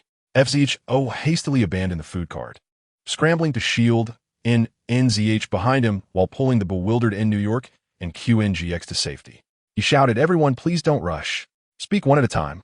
Beads of sweat began to form on his forehead as he silently cursed the situation. The crowd seemed hostile, and he feared they might be looking for trouble. Despite his years of training in martial arts, he knew that he could not fend off so many people alone. Should he simply run away? Caught a glimpse of Fu Zhao's changing expression and, suppressing her laughter, attempted to push him aside, but to no avail. Fu Zhao, not forgetting to tilt his head, softly advised, you stay behind me. Do not make a sound. South Branch thought to herself that remaining silent might not be feasible. Thus, she bent down and emerged from Fu Zhao's outstretched arms, facing the crowd's eager gazes, calmly proclaiming, everyone need not worry. We're still in operation today, and all the goods are right here. The famished patrons, momentarily blinded by hunger, recalled that South Branch had brought her food cart with her. So, does this imply that the owner has no intention of closing shop? The crowd quickly transformed into docile kittens, murmuring, oh, so that is how it is. Why didn't you say so earlier, boss? Wah, boss, did you know that I went hungry all night without your fried rice yesterday? Boss, why not create a group? Just let us know if anything arises. As the scene unfolded, Fu Zhao gradually came to realize that he had misunderstood. These individuals were not there to confront South Branch, but were the patrons who had left disappointed the day before. They were likely not only concerned about another empty visit, but were also anxious about South Branch possibly quitting her venture. While this still sounded absurd, after all, it was just a fried rice stall. What harm could come from it closing? If it were him, he would certainly. No, that would not do. The mere thought of never tasting South Branch's culinary creations again sent his world into chaos. Not to mention the 4 delightful dishes he had savored at noon. 4 happiness meatballs, fragrant crispy chicken, and oil-braised prawns. He had tasted many authentic Shandong dishes before, crafted by renowned chefs, yet none had left an impression as profound as South Branch's cooking. Gradually, Fu Zhao began to empathize with these frenzied food enthusiasts. The variety show would eventually conclude. After that, if South Branch ceased her stall operation, where would these patrons go for their golden egg fried rice? Fu Zhao's gaze towards the crowd shifted, now imbued with sympathy and compassion. The customer who clamored for a group approached him, their eyes locking in enthusiasm. Young man, what do you think of my suggestion? Could you persuade the boss for us? I'm afraid that's not possible. Fu Zhao firmly rejected, undeterred by the customer's fierce glare. What a ridiculous notion. How could I engage in actions that might later be used against me? So, your glare won't change my decision. No means no. Seeing Fu Zhao and the customer engaging in a game of eye contact, South Branch hurriedly stepped in to separate them. All right, we cannot delay business hours. This statement wielded significant power. The crowd, which had just crowded around South Branch in an attempt to gain her attention, quickly dispersed, allowing her a clear path. Fu Zhao finally pushed the food cart forward, with South Branch, flanked by Nan Zhi and Qing Shi, leisurely trailing behind him. Meanwhile, the online commentary revealed viewers' astonishment. Wow, these customers are a bit too crazy. Is the allure of South Branch's fried rice truly that potent? Could it be that she added some secret ingredient? Can those who nitpick show a bit more intelligence? After a whole day of streaming, couldn't they see if she added anything? How exhausting. Can we not disturb South Branch and her son Nan Zhi? Let them operate in peace. And Fu Zhao and Qing Shi would have guessed they would join South Branch's team. The rules never prevented guests from teaming up. Once again, South Branch is riding on the wave of popularity. Haha. All right. Didn't you see that it was Fu Ge who approached them himself? Although South Branch and Fu Zhao collaborated, their respective live streams remained distinct. South Branch's stream primarily focused on her and Nan Zhi, while Fu Zhao's featured him with Qing Shi. Of course, their cameras occasionally captured glimpses of one another, but such appearances were minimal. Observing the data from their live streams, the disparity remained stark, even though Fu Zhao had recently stirred up a whirlwind in his fan circle.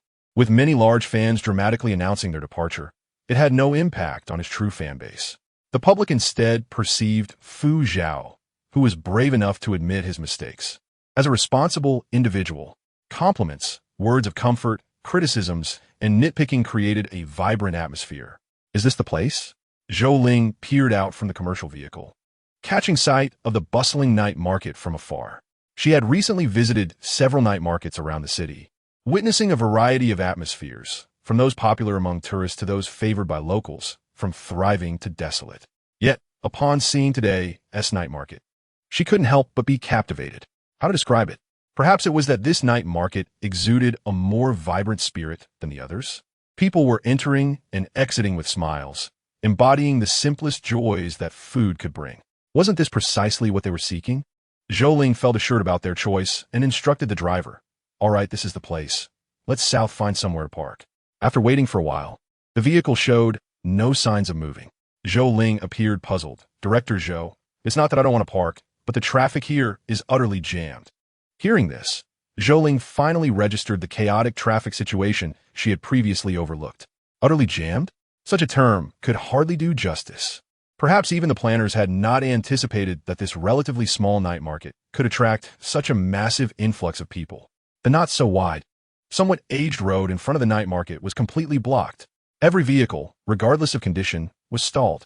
Zhou Ling and her team were merely driving an ordinary commercial vehicle, not particularly eye-catching amidst the traffic. Right in front of them was a low-profile Phaeton. As the saying goes, there's no fear of a Benz or a Land Rover, but one should fear a Volkswagen with letters. If this Phaeton were to be scratched or bumped, the driver, Old Zhang, will be liable for damages exceeding his annual salary.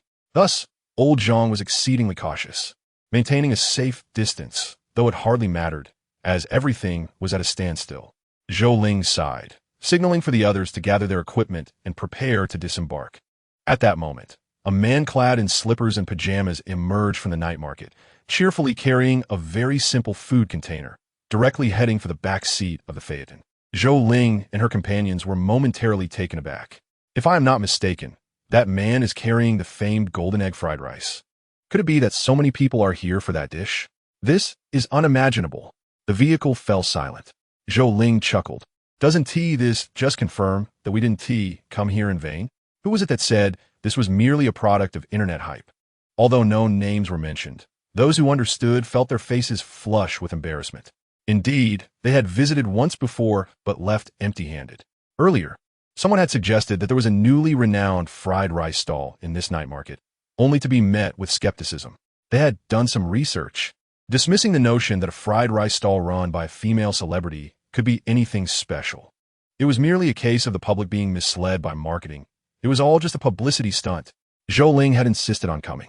After their first empty visit, some had sarcastically remarked that the female celebrity must have received a tip-off and left early. Zhou Ling insisted they return today. Before their arrival, many had complained, feeling that this trip was a waste of time.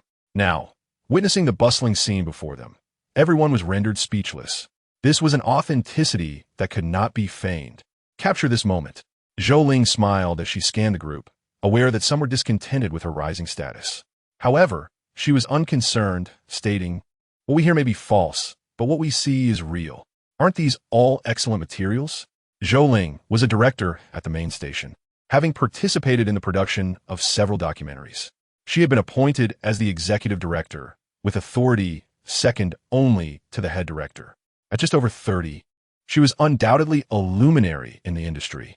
Yet, Zhou Ling did not embody the stereotypical image of a relentless, impeccably dressed businesswoman. On the contrary, she was born with a round and plump figure, her delicate features exuding a remarkable charm, reminiscent of the beauties from the Tang dynasty, embodying unique and vibrant vitality. It was thanks to her enchanting visage that she could easily forge connections with people while traversing the country for her documentary work. For instance, at present, Zhou Ling and her colleagues stepped out of the vehicle, equipment in hand, and squeezed into the bustling night market. After much effort, they reached the outskirts of a fried rice stall, only to discover that the crowd ahead rendered progress impossible, obscuring even the owner's visage. It seemed as if the entire popularity of the night market was concentrated on this particular stall, overwhelmed by the throng of patrons. Zhou Ling surveyed her surroundings, preparing to inquire about the situation. However, a male colleague, who often loved to compete with her, swiftly dashed ahead, targeting a nearby girl. "Miss, may I ask you something?" "No." The young girl clutched her bag tightly, her expression radiating suspicion. Zhou Ling stepped in to mediate. "I apologize, dear miss, my colleague means no harm. He merely wishes to gather some information." Upon seeing Zhou Ling, the girl relaxed slightly. "Oh, I thought you were here to steal my spot. Feel free to ask." Zhou Ling seized the opportunity. "Steal a spot? Are there many who do that?" "Of course. The queue here is interminable. Many seek to take advantage of the chaos. Just the other day, one tried to cut in, but I saw right through it." The girl boasted to Zhou Ling, noticing that the conversation had opened up. Zhou Ling took out her phone to record. The girl, feeling Zhou Ling's warmth, readily agreed to share her thoughts. She then began to elaborate enthusiastically. "Not just today. This crowd gathers every day. I don't understand why they fixate on this fried rice stall, returning time and again, while the one across is such poor business. Me? This is my third visit today. It's delicious, of course. I'll look forward to it every day after work. Limits? Impossible." The owner is particularly stubborn. When he says there's a purchase limit, that's it. No amount of pleading will change his mind. I have yet to succeed in any attempt. I've heard rumors that the owner is a celebrity, but what does that matter? The fried rice is simply delectable. The girl effortlessly continued her monologue, barely pausing for breath, without the need for Zhou Ling to prompt her with questions. As the line progressed towards the girl, Zhou Ling found herself shifting positions to accommodate. Increasingly wary glances fell upon her and her colleagues. Zhou Ling suggested, "Why don't they wait a bit to the side?" At that moment, a youthful voice piped up from behind. "Andy, please queue at the back." And she heard, "Look down, thank you." Zhou Ling lowered her gaze, only to find a small child, likely around 3 or 4 years old, standing before her. As Zhou Ling was already married with a child, she felt an instant connection with this little boy. "Are you the little boss?" The child, Nan Zhi, replied with a serious face, "Even if you flatter me, I won't let you cut in line." Zhou Ling couldn't help but burst into laughter. Those nearby joined in, amused. Nan Zhi, confused by the laughter, widened his eyes slightly. No, don't laugh. His voice rose a notch, slightly annoyed.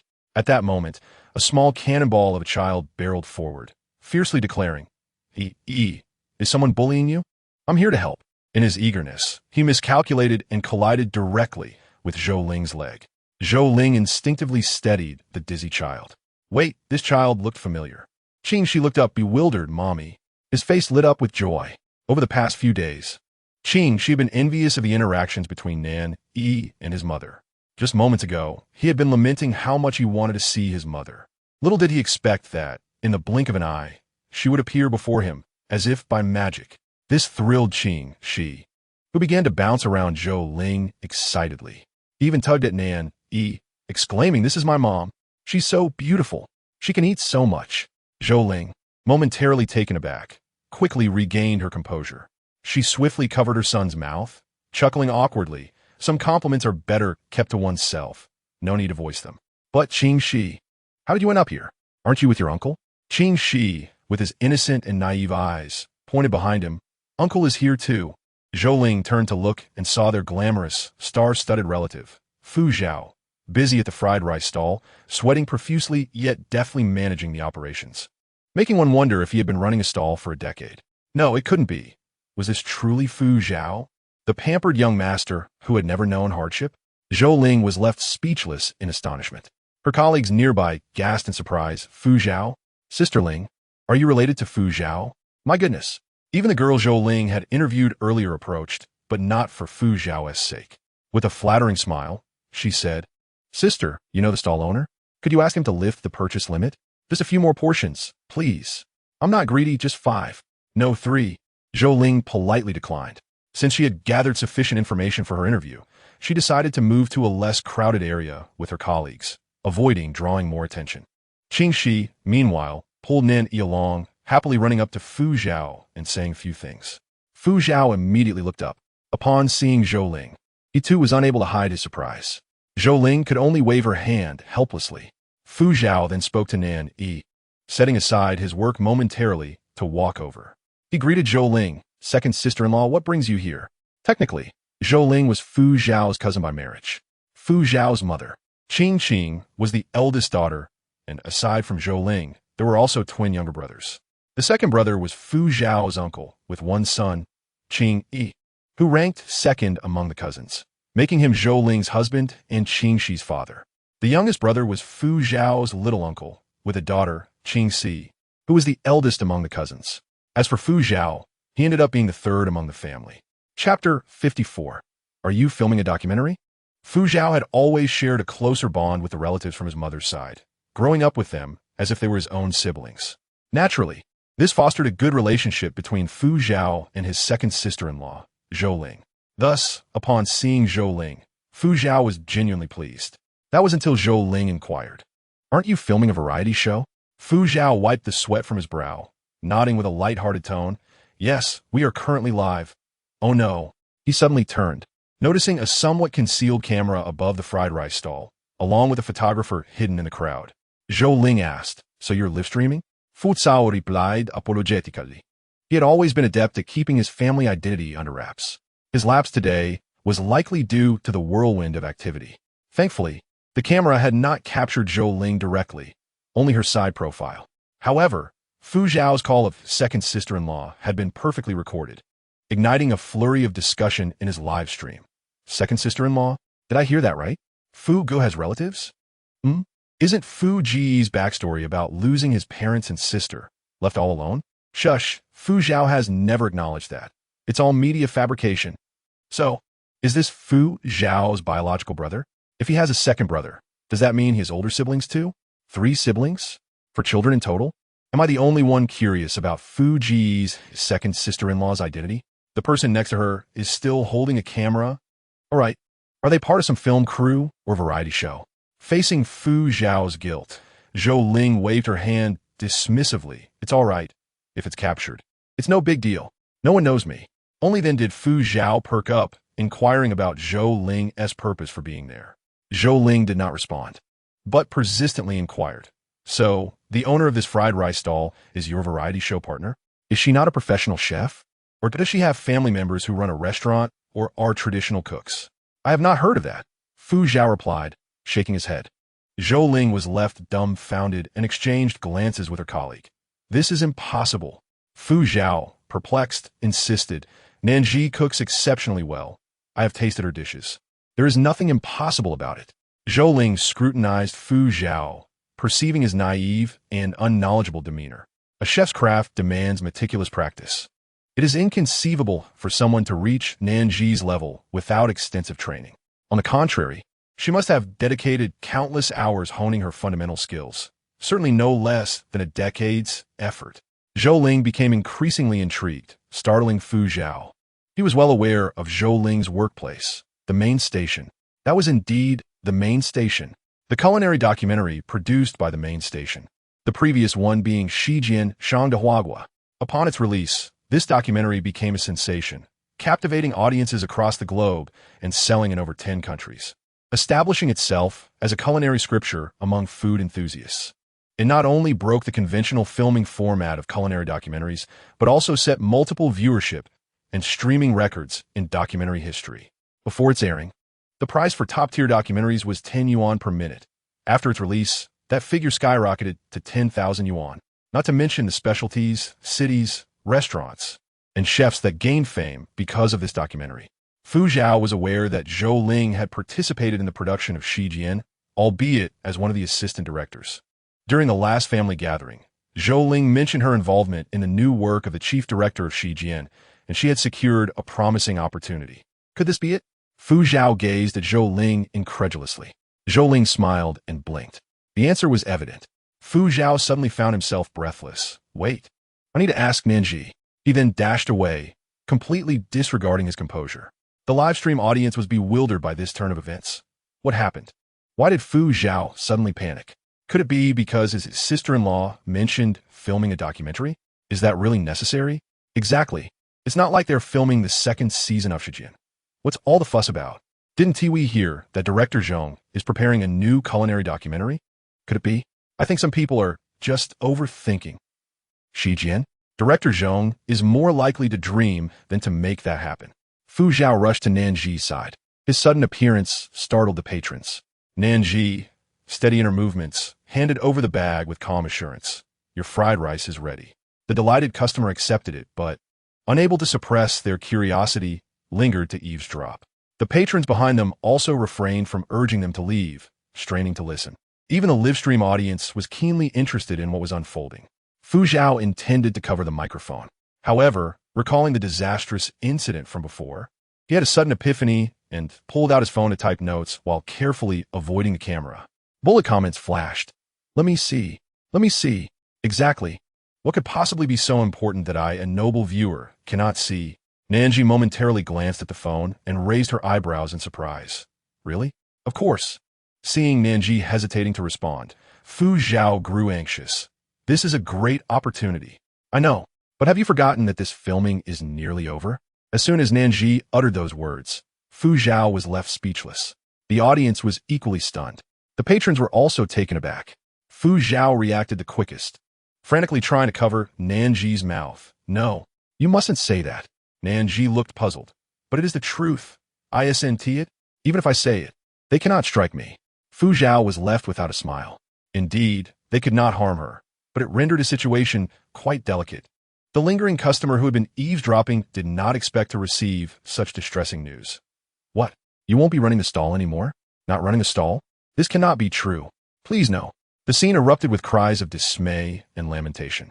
Even the live stream viewers found it hard to accept. What? Isn't this a culinary business variety show? Please, can't the director change the theme last minute? Have you forgotten this is a children's variety show? It's quite normal. Even if they do not close now, they will eventually once the filming is over. It's merely a matter of time. True, Nan Zhi is an actress, not a chef. Those who agree are talking nonsense. Someone who has been to a fried rice stall cannot accept this. Highlight, parallel worlds. This is all a fictional narrative. Chapter 55, The Flavor of Life, Urban Legends. The camera zooms in.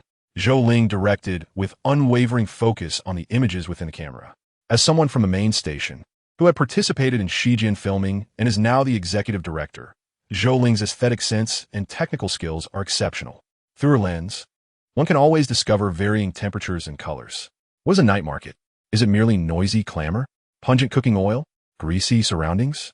Yes, and yet, it is also none of these. It embodies the street food of the common folk, the vibrant life of a bustling city, and the exhilarating tales of urban legends. Within this night market, there stands a fried rice stall, seemingly imbued with a filter, effortlessly separating itself from its surroundings to become the focal point of the lens. It is the cherished destination for countless food lovers and a confluence of diverse emotions. Zhou Ling aspires to capture not just the delectable nature of the food, but also the human emotions stirred by culinary delights. She pondered for a moment, took out her notebook, and handwritten.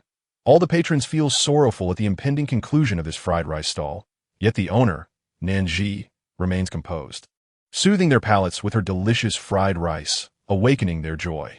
Sadness arises from fried rice, and joy also springs from it. Such is the eternal cycle. Once the filming approached completion, Zhou Ling instructed to pack up the camera, her mind brimming with inspiration. Yet, time had slipped away. Zhou Ling's words left everyone speechless. Filming a documentary is considerably more laborious than producing an ordinary television show. A documentary may require over a year, traversing vast distances to gather materials or waiting for a ham to cure. Much of the content for their new documentary was nearly complete. However, due to the episode themed around the night market remaining undecided, Zhou Ling had been traveling across the nation. Therefore, having finally captured a spark of inspiration, how could she allow a fleeting moment of serendipity to slip away? Zhou Ling spoke casually.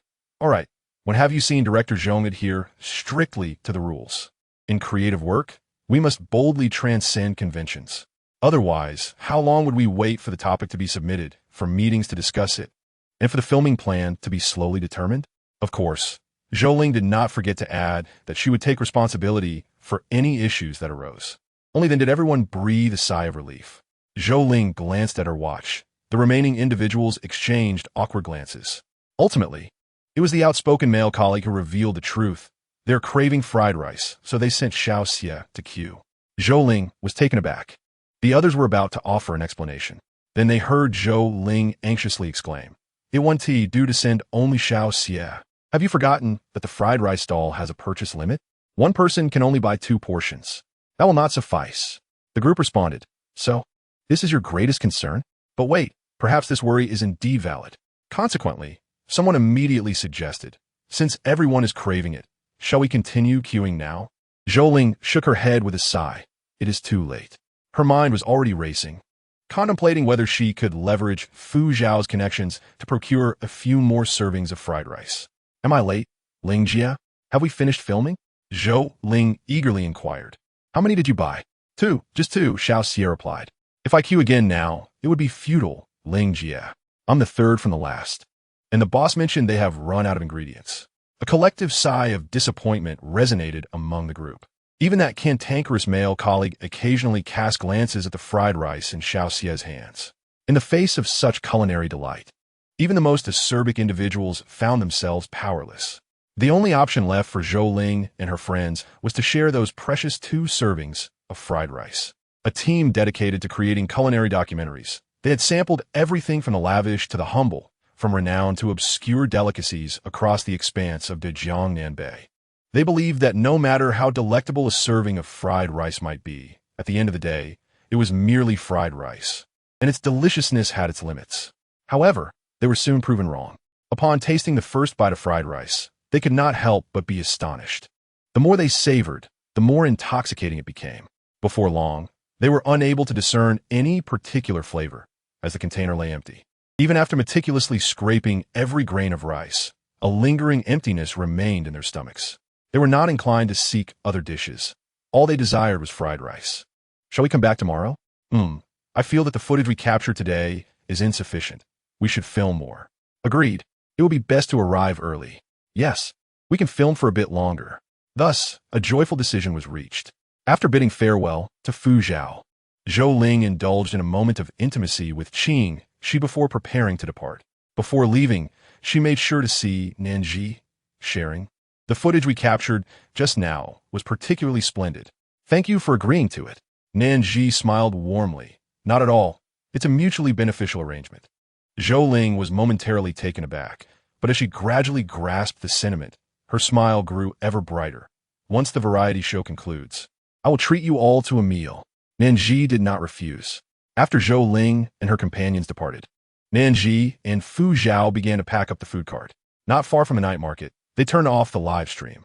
Everyone was too exhausted to converse, making it an unsuitable time for continued filming. Particularly Fu Zhao, who moved sluggishly, appearing even more fatigued than the two little ones. What is wrong with you? Nan Zhi asked. Fu Zhao sighed. What a pity, we missed such a wonderful opportunity. Huh, didn't I already agree to film? Just 2 or 3 days of filming is utterly insufficient. In fact, Zhou Ling had proposed 2 options earlier. The first, which was being executed now, involved merely capturing empty shots, with Nan Zhi not appearing on camera. 90 of the footage was likely to be discarded, ultimately allowing her to appear in only a few minutes of the documentary. However, the second option completely centered around Nan Zhi's fried rice stall, aiming for approximately a month of filming, which would result in at least a quarter of the final product dedicated to her. Anyone could see that the second option was superior. Unfortunately, with Nan Zhi's stall closing soon, there was simply no time for a month of filming. They had no choice but to settle for the first option. Just thinking about it left Fu Zhao feeling regretful. Nan Zhi, on the other hand, was indifferent. I am not genuinely running a stall. Even if the documentary becomes popular, it won't significantly affect me. Chapter 56, Only Passion. Don't you want to become a professional chef in the future? Fu Zhao blurted out, surprising Nan Zhi. He actually saw through her? Nan Zhi raised her brows slightly. Why do you think that? I have my eyes open. Where a person's attention lies, there lies their passion. Compared to filming a variety show, you are clearly more interested in running a stall, aren't you? Listening to this, Nan Zhi couldn't help but reassess Fu Zhao. She had always perceived him as a somewhat foolish and naive person, entirely different from the illustrious and charismatic leading man in the public eye. But now it seemed that his foolishness was merely surface level. Beneath it lay a sharp mind. After all, acting requires intelligence. How could someone who has won the title of Best Actor and numerous awards for acting be a fool? Nan Zhi, unwilling to lie, nodded since they were alone. You guessed correctly. Fu Zhao beamed with pride. I knew it. Haha. Nestled within the food cart, the exhausted Nan, and Qing, she stirred awake. Qing, she poked his head out, mumbling how we arrived. Fu Zhao felt a bit awkward. Not yet. Go back to sleep. Perhaps it was due to the personal nature of their discussion regarding the future. Nan Zhi, suddenly inspired, asked Fu Zhao, as an actor, do you enjoy acting? Of course. Fu Zhao's tone was resolute and filled with conviction. To determine one's true passion and strive for it is indeed a fortunate circumstance. And what about Nan Zhi? She had been compelled to take the path of a chef, having spent 12 fleeting years in this foreign world. The answer was becoming increasingly clear. It seems I also enjoy being chef.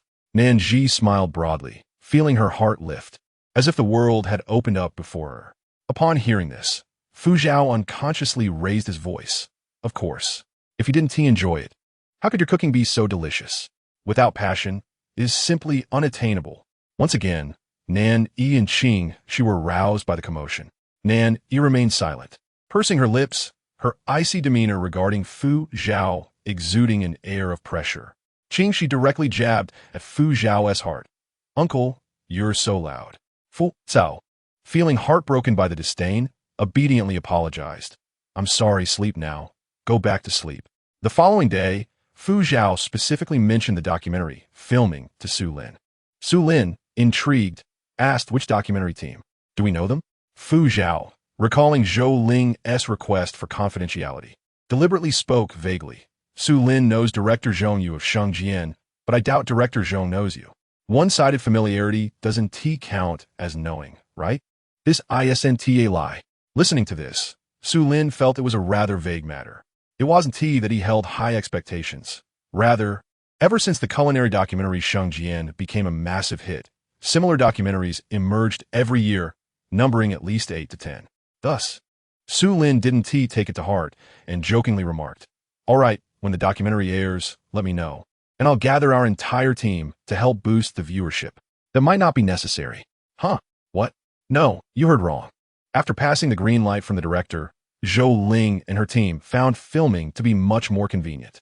Su Lin, recognizing Zhou Ling as Fu Zhao's relative, graciously allowed the cameraman and fixed cameras to avoid interfering with the documentary team, ensuring both parties could coexist peacefully.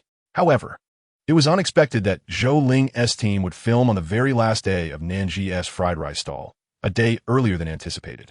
This was due to the need to allocate a day for a summary of the current episode, determining the champion, and most importantly, deciding the destination of charitable funds. Consequently, Nan Zhi hung up the sign reading, "Closing tomorrow, a day in advance." Despite Nan Zhi's previous announcements, many patrons still found it hard to believe. "Boss, please don't go. How can I live without your egg fried rice? If running a stall is inconvenient for you, how about we crowdfund to open a restaurant? A fine dining establishment would also suffice." All right. That sounds good. I'll contribute 100,000. I'll contribute 200,000. You absolutely must not exit the culinary industry. It would be a significant blow to the entire sector, right? In the entertainment industry, it wouldn't be the same. Shut up. The originally somber atmosphere was diluted, taking on a somewhat comedic tone. Yet, this could not erase the profound sadness of the patrons. Both the variety show and the documentary inadvertently captured footage of several customers weeping as they ate their fried rice. It was both humorous and moving. Nan Zhi, caught between laughter and tears, offered her condolences repeatedly. Has the boss changed their mind? Unfortunately, the answer was no. Nan Zhi could only watch as the disappointed diners turned away. However, she was not truly indifferent. From the very first day, she returned from another realm. She had begun her fried rice stall. From a state of obscurity to thriving business, her sense of belonging to this original world gradually returned. The patrons' compliments made her realize her genuine passion for cooking and her joy in seeing others delighted by delicious food.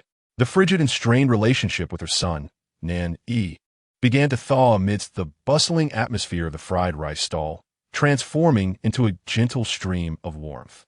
This humble stall represented a pivotal moment in her life, a new beginning. Thus, Nan Zhi instructed Fu Zhao to bring out the prepared ingredients, a quantity thrice that of usual.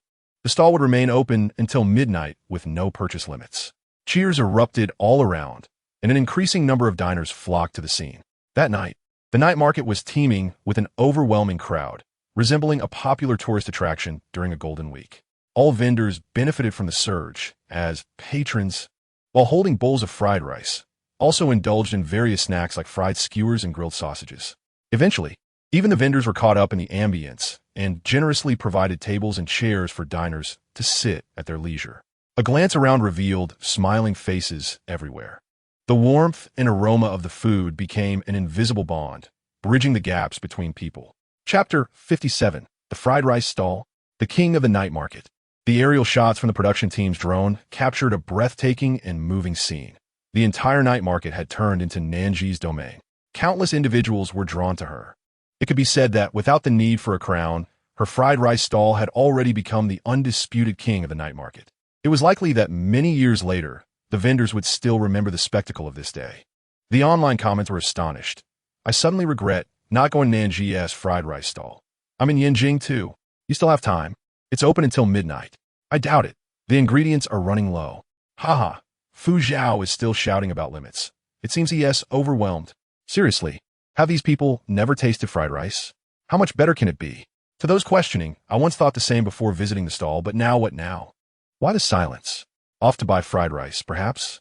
The online world was swept up in a fervor over Nan Zhi's fried rice stall. Initially, someone shared photos from the scene on Xiaohongshu with the title, "Checking in at the hottest fried rice stall in Yanjing. No competitors. Truly deserved." They then devoted extensive text to describing just how delicious the fried rice was. This post quickly went viral, with many netizens sharing in the comments. Snap. Live photos. Who understands? I originally came with classmates for fun, and now I'm stuck inside. Oh my goodness. Even the police are here to maintain order. Nan Zhi is incredible. Tonight, the undisputed top influencer in Yanjing. Indeed, it's the world's serendipitous Xiaohongshu. I've seen dozens of posts from different locations. How about a meetup for netizens? We're stuck anyway. Then someone shared the post on Weibo, leading to trending search terms such as Nan Zhi, King of the Night Market. Many who were initially unaware clicked to investigate, thinking it was mere online hype. Yet, the abundance of photos and videos from the scene left them unable to find any flaws to criticize. If this were actors, wouldn't it be too expensive? Honestly, before today, I firmly believed Nan Zhi selling fried rice was just part of the show as script, but now haha, it's crazy. If someone loves selling fried rice this much, they should just retire. Really? Fried rice stall patrons are ecstatic. Bring on the retirement. Retirement. Count me in. Additionally, discussions about Nan Zhi's fried rice stall were rampant across various platforms. The widespread attention led to a tangible rise in viewership for Nan Zhi's livestream, which had previously languished at the bottom of popularity rankings. Now, it surged dramatically, climbing 2 spots to rank second, just behind Fu Zhao. Some speculated that if Fu Zhao were not also at the night market, Nan Zhi's fame might have eclipsed his. Beyond the numbers, viewers reflecting on the offline and online celebrations began to shift their attitudes toward Nan Zhi, besides their impotent rage. What can the critics do but disparage fried rice they've never tasted? Thinking about not being able to continue selling fried rice is quite melancholic. Doesn't she cook regularly? Is it the same as selling? Selling has customers and money. It's a delightful culinary venture. Indeed, this self-made struggle is truly inspiring. What a pity it has to end like this. Everyone was left pondering, wasn't it? The first episode of Young Observational Diary had officially concluded. In a makeshift housing area, Nan Zhi and Nan Yi were packing their belongings, assisted by Su Li, who made the task considerably easier. The previous night's hustle had drained every ounce of Nan Zhi's energy. Now, she lay languidly on the sofa, her thoughts suspended and her gaze vacant, resembling a dazed wooden beauty. "Mom, drink some water," Nan Yi said, presenting a thermos filled with hot water.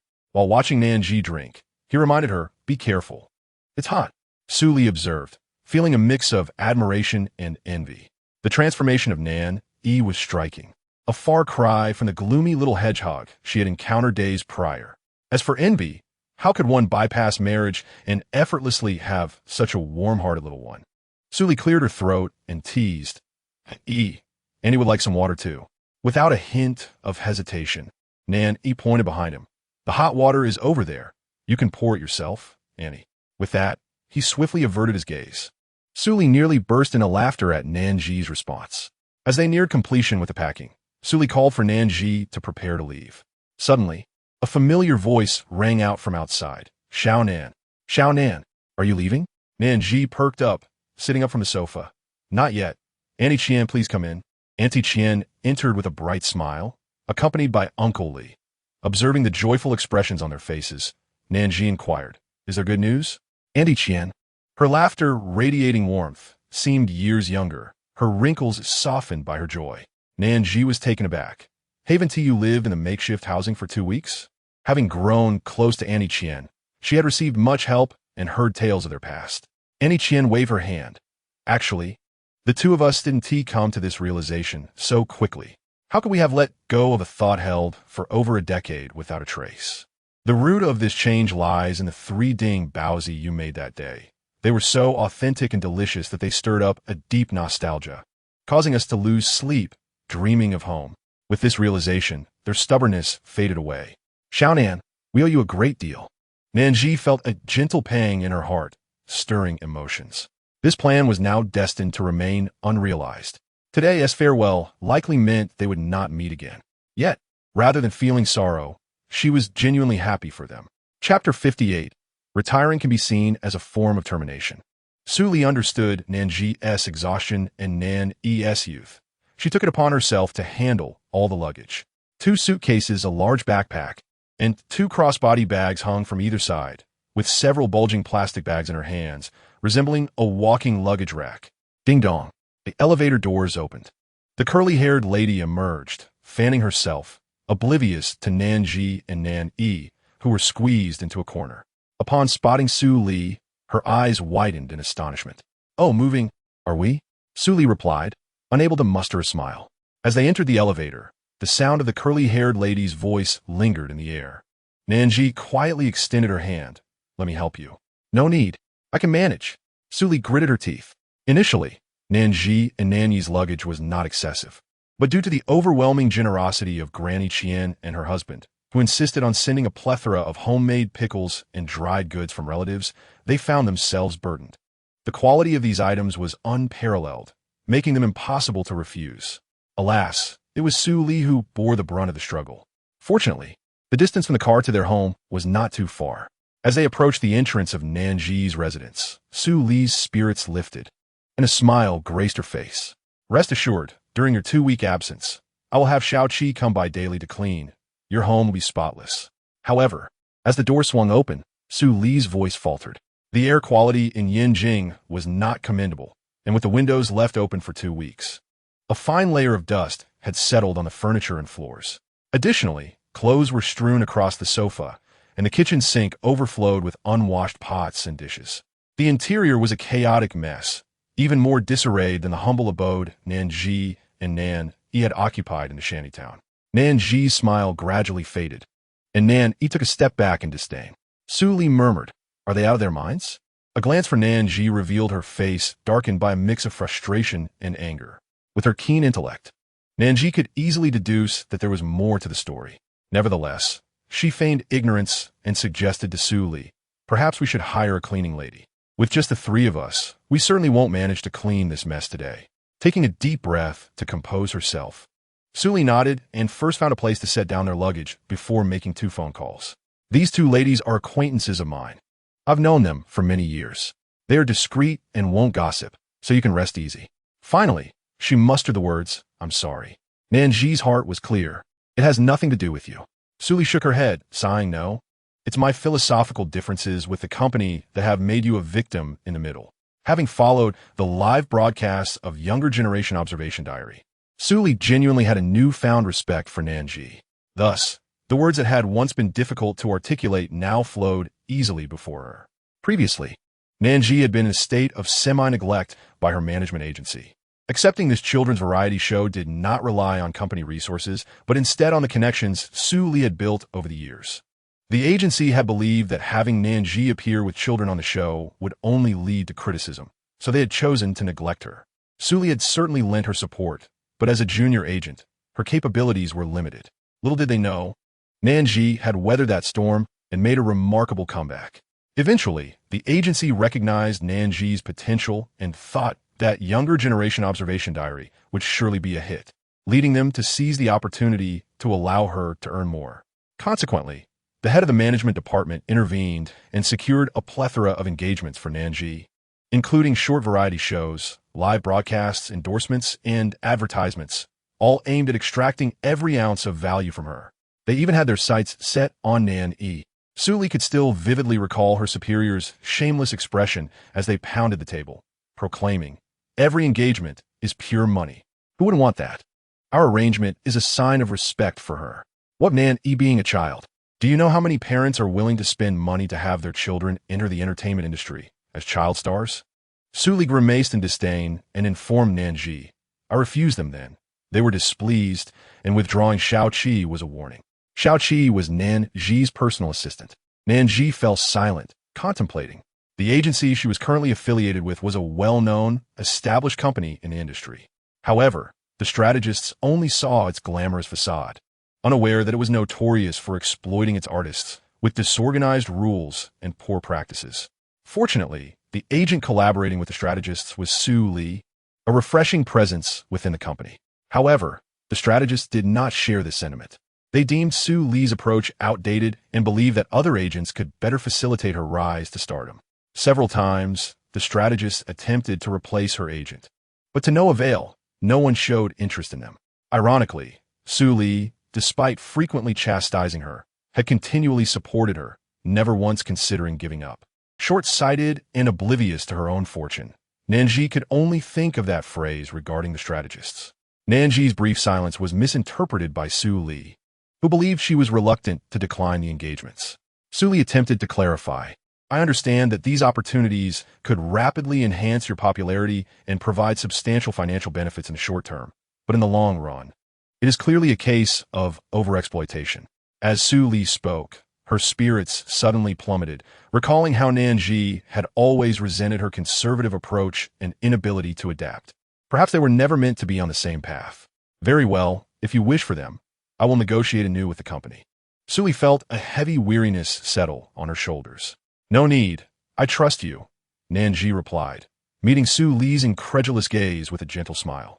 Following this, Nan Zhi added, different paths should not impede one another. Do you wish to continue with this company? Su Li was taken aback, thinking she had misheard. What?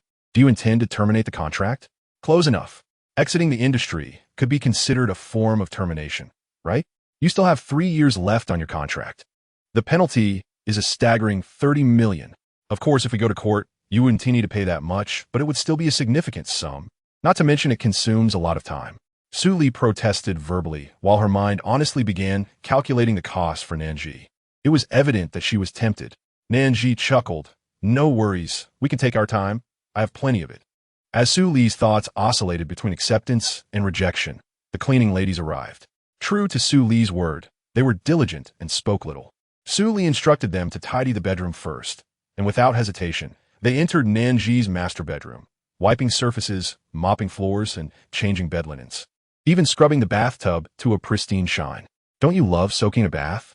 You were quite exhausted yesterday. It would do you good to relax, and perhaps take a nap. We can discuss matters later. Su Li needed time to think, and, with others present, it was not the right moment for such discussions. How does Su Li know I enjoy bathing? Oh, it seems the strategist also loves to soak, Nan Zhi mused, feeling a twinge of annoyance. Suppressing her emotions, she turned to the quietly seated Nan E. Do you want to take a bath? In a shanty town, while many things were bearable, the lack of a private bathroom made bathing quite inconvenient. Fortunately, it was early spring with mild temperatures. Had been summer, no matter how much hardship Nan Zhi had endured, it would have been unbearable. Thus, when Su Li suggested bathing, Nan Zhi felt an eagerness rising within her. Nanny, indeed her child, displayed a hint of restraint, yet the sparkle in his eyes remained undiminished. Yes. His tone was noticeably higher than usual. Finding it amusing, Nan Zhi playfully asked, Do you want mommy's help? Nanny's voice dropped. No.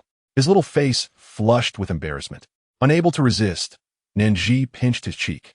Little fellow, still shy, are we? With a playful huff, she turned and ran off.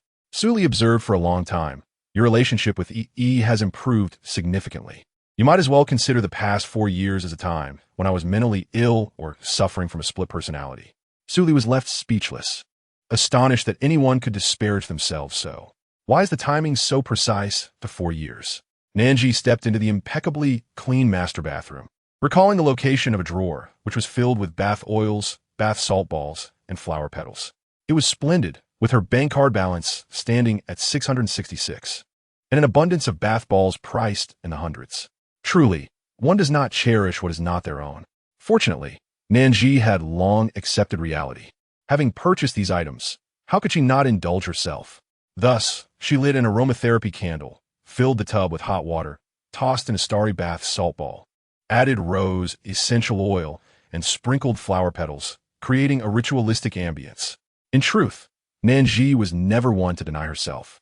When faced with hardship, she would never shy away, resolutely enduring and swallowing her pain, even if it meant biting down hard and mixing it with blood. Nevertheless, when it came to enjoyment, she would not refuse.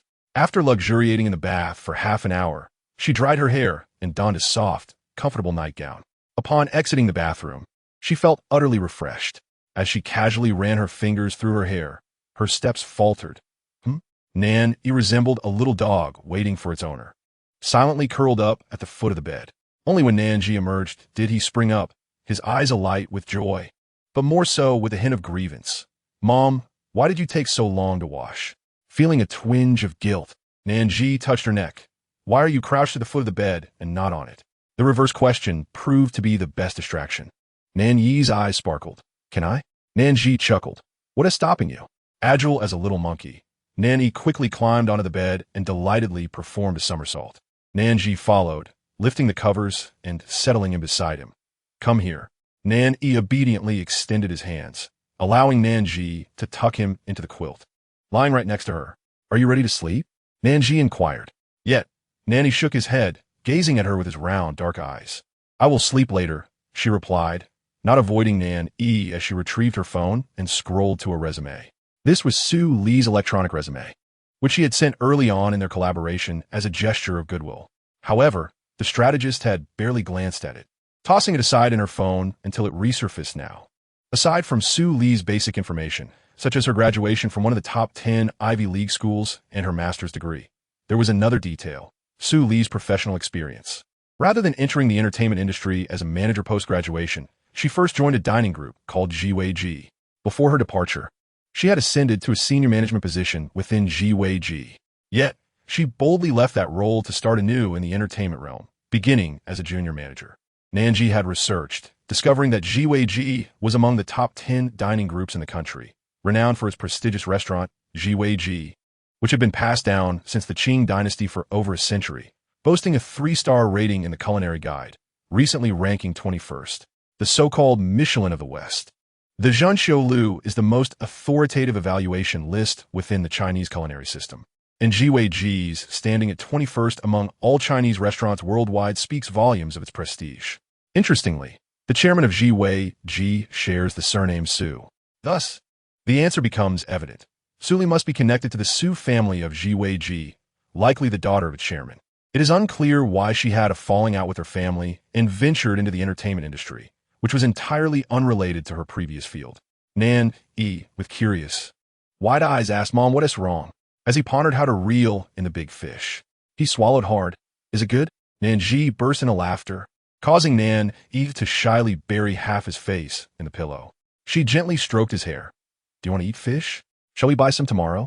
Is there anything else you wish to eat? I want to eat the candied apples from that day. The caramel apples? Nanny nodded, quietly repeating the dish name in his mind. Then we shall make caramel apples tomorrow, she said, continuing to caress his hair. Nan remained silent, but his obsidian-like eyes began to close in contentment, emitting soft purring sounds akin to a cat. After a moment of quiet, he spoke, his voice tender and laced with a childlike innocence, no longer the forced maturity of a hardened child. I used to prefer our old home. Nan Zhi was taken aback. Could it be that Nan viewed the dilapidated shack of the shanty town as their home? And now this house is also nice. It feels a bit like home. His eyelids grew heavier, his voice fading to a whisper. Soon, he fell asleep, regardless of how capable he appeared at times. Nan was merely 4.5 years old.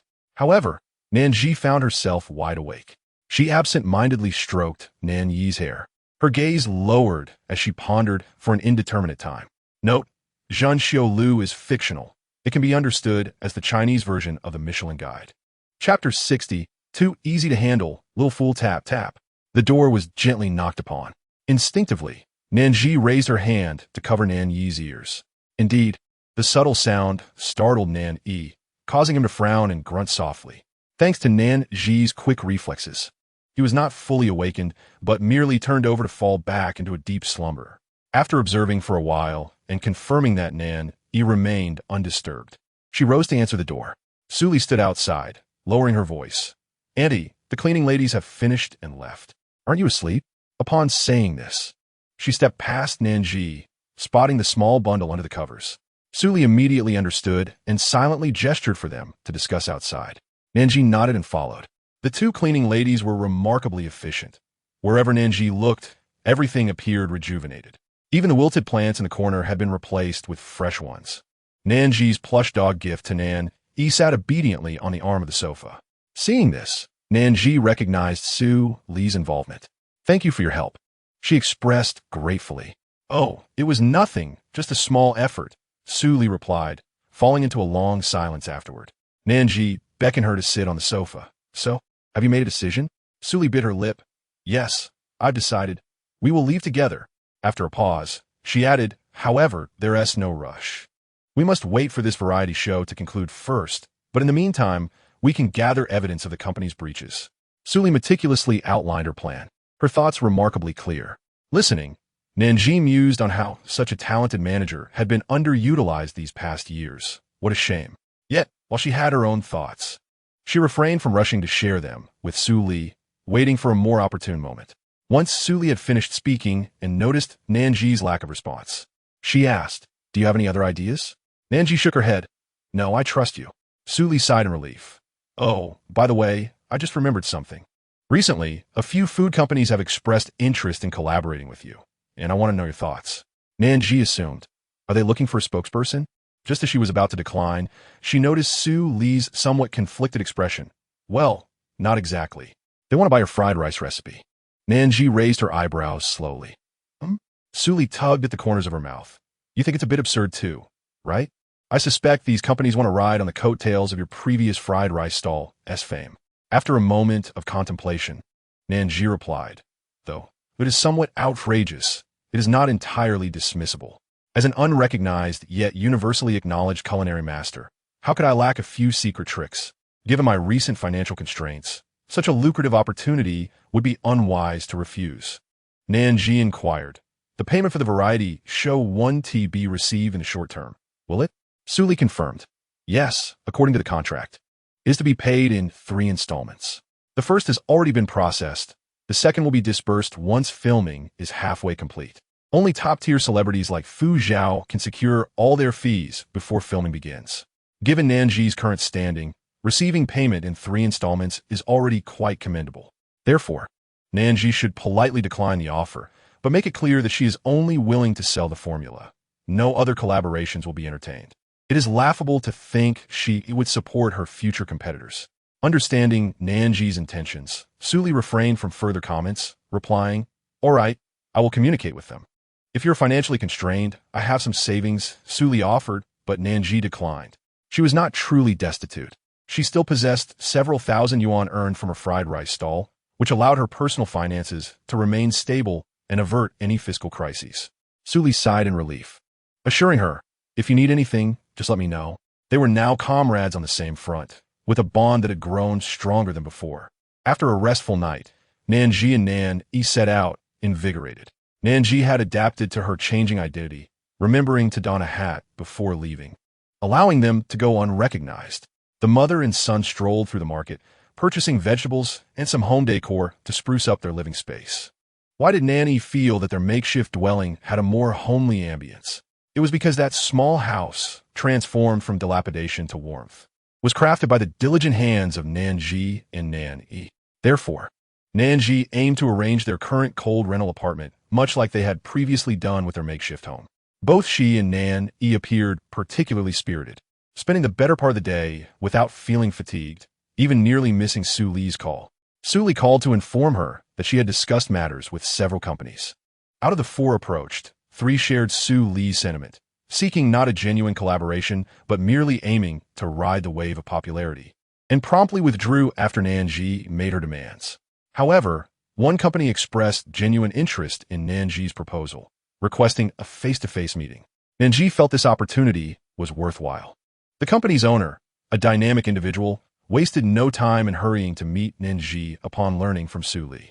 After some contemplation, Nan Zhi agreed, choosing a nearby family-oriented CAF as the meeting venue.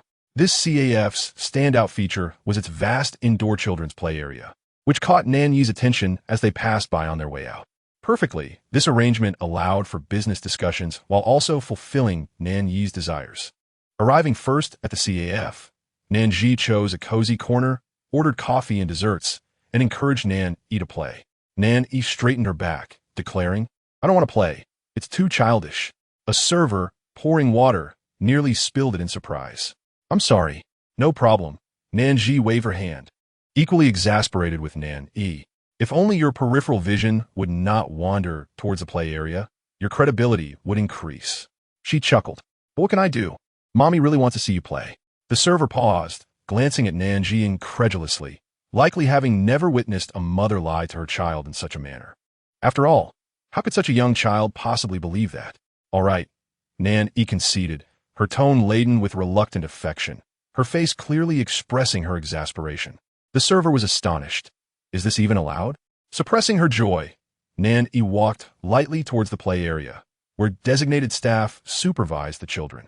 Nan Zhi waved cheerfully, and the server remarked, Your child is absolutely adorable. Isn't she? I believe so, Nan Zhi replied, her smile deepening. Such an easygoing little fool. At that moment, Su Li arrived with the owner of a snack company named Yang, and the trio formally convened.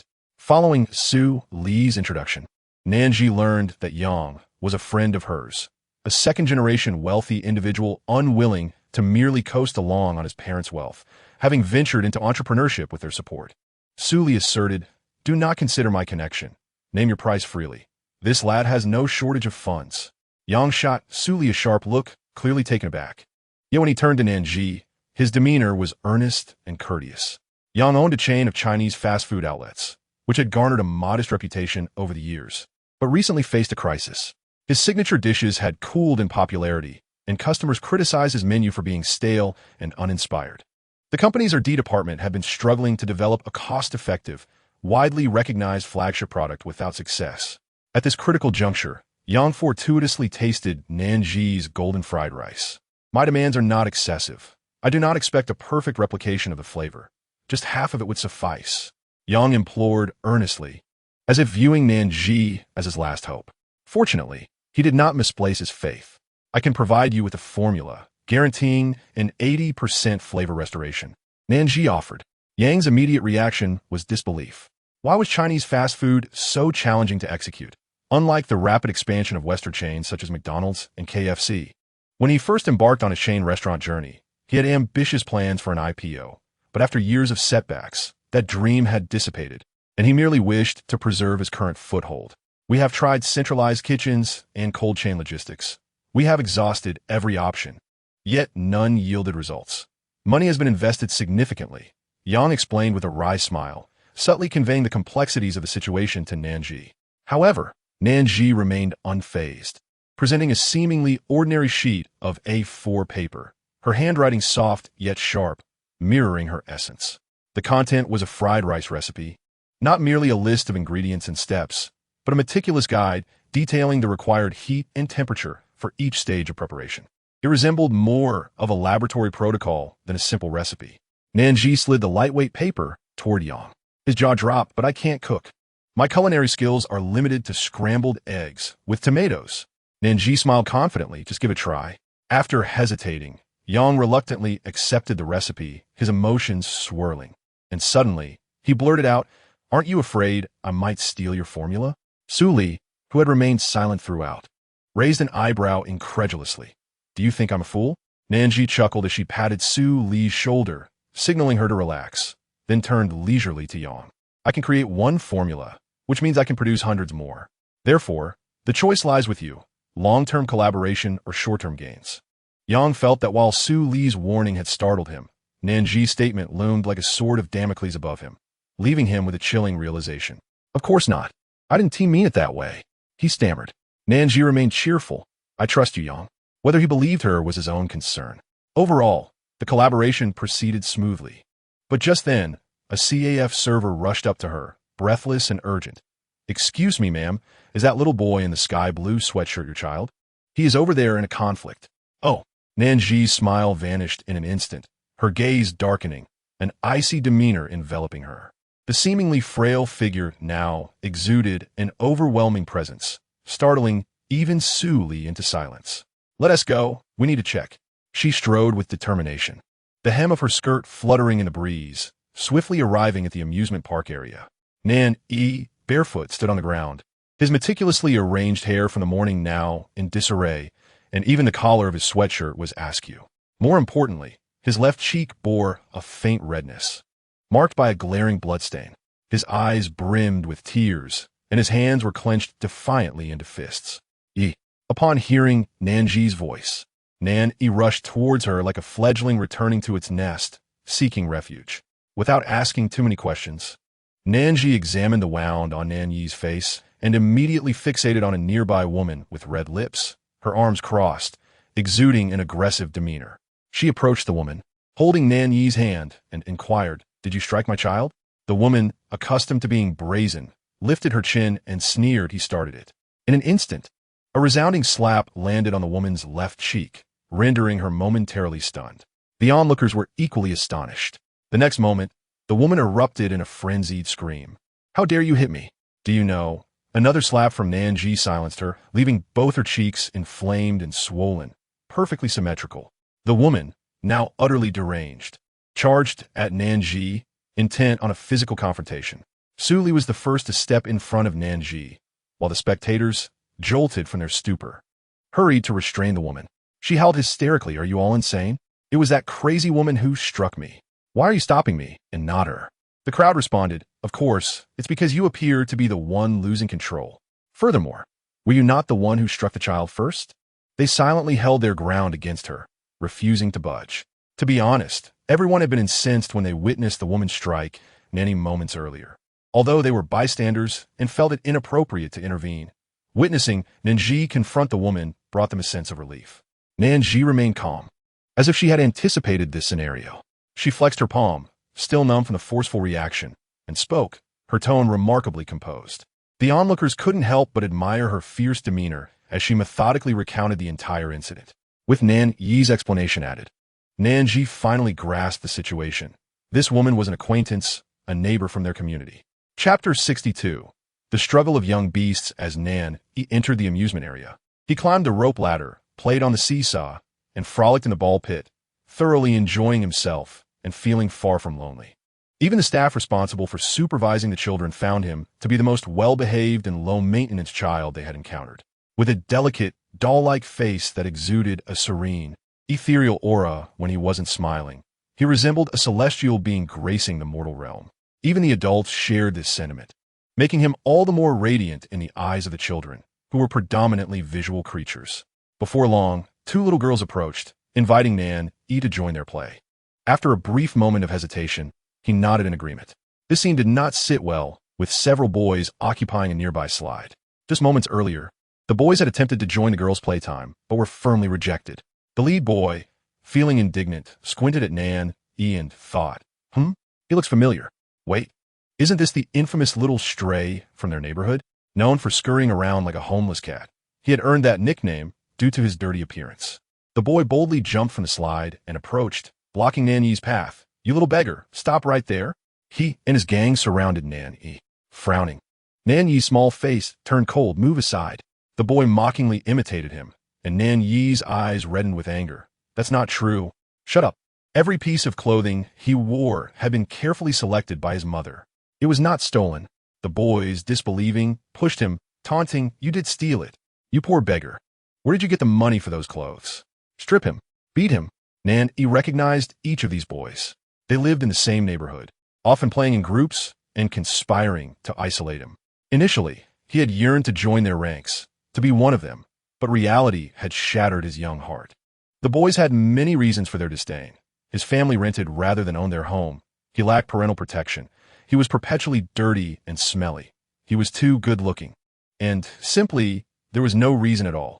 Children are like blank slates, their malice raw and direct. Their attacks resembled the fierce struggles of young beasts in the wild, seemingly weak yet striking lethal blows. Memories, shadowy and painful, flooded back to Nan Yi, and he gritted his teeth, emotions surging.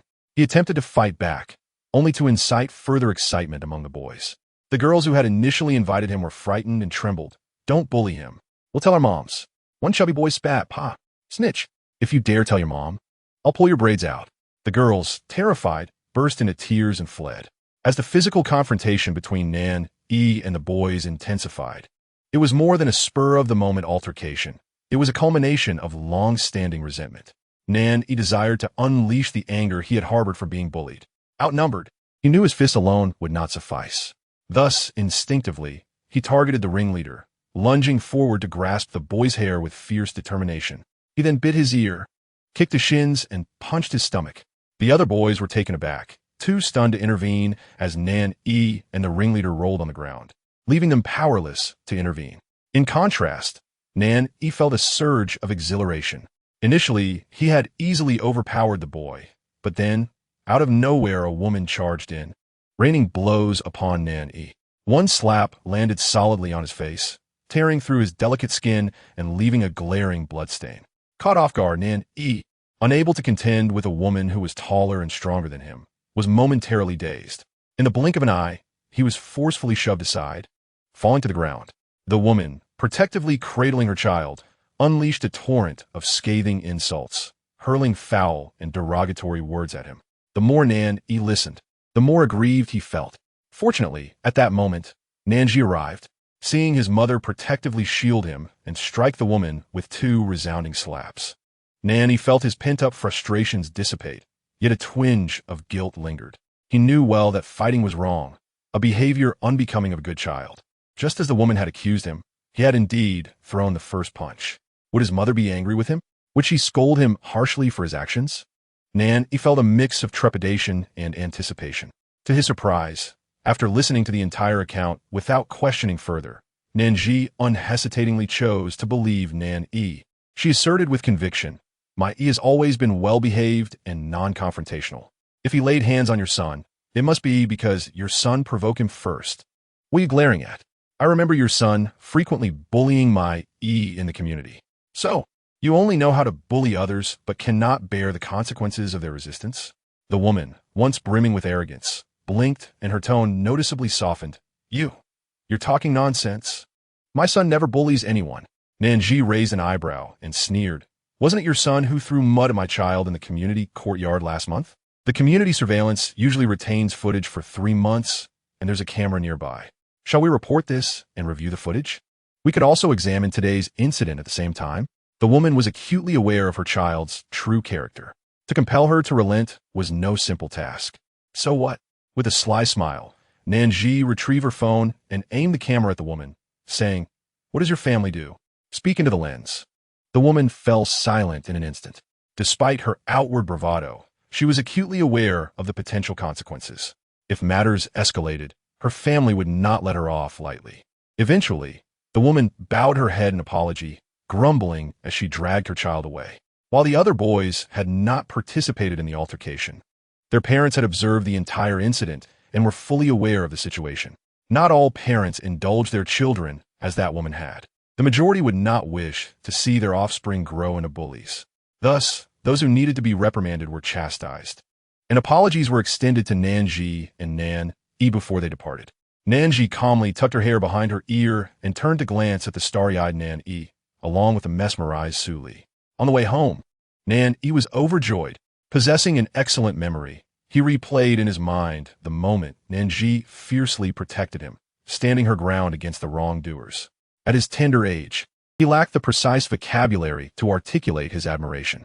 It would be many years before he realized that this was what strategists call planning with foresight.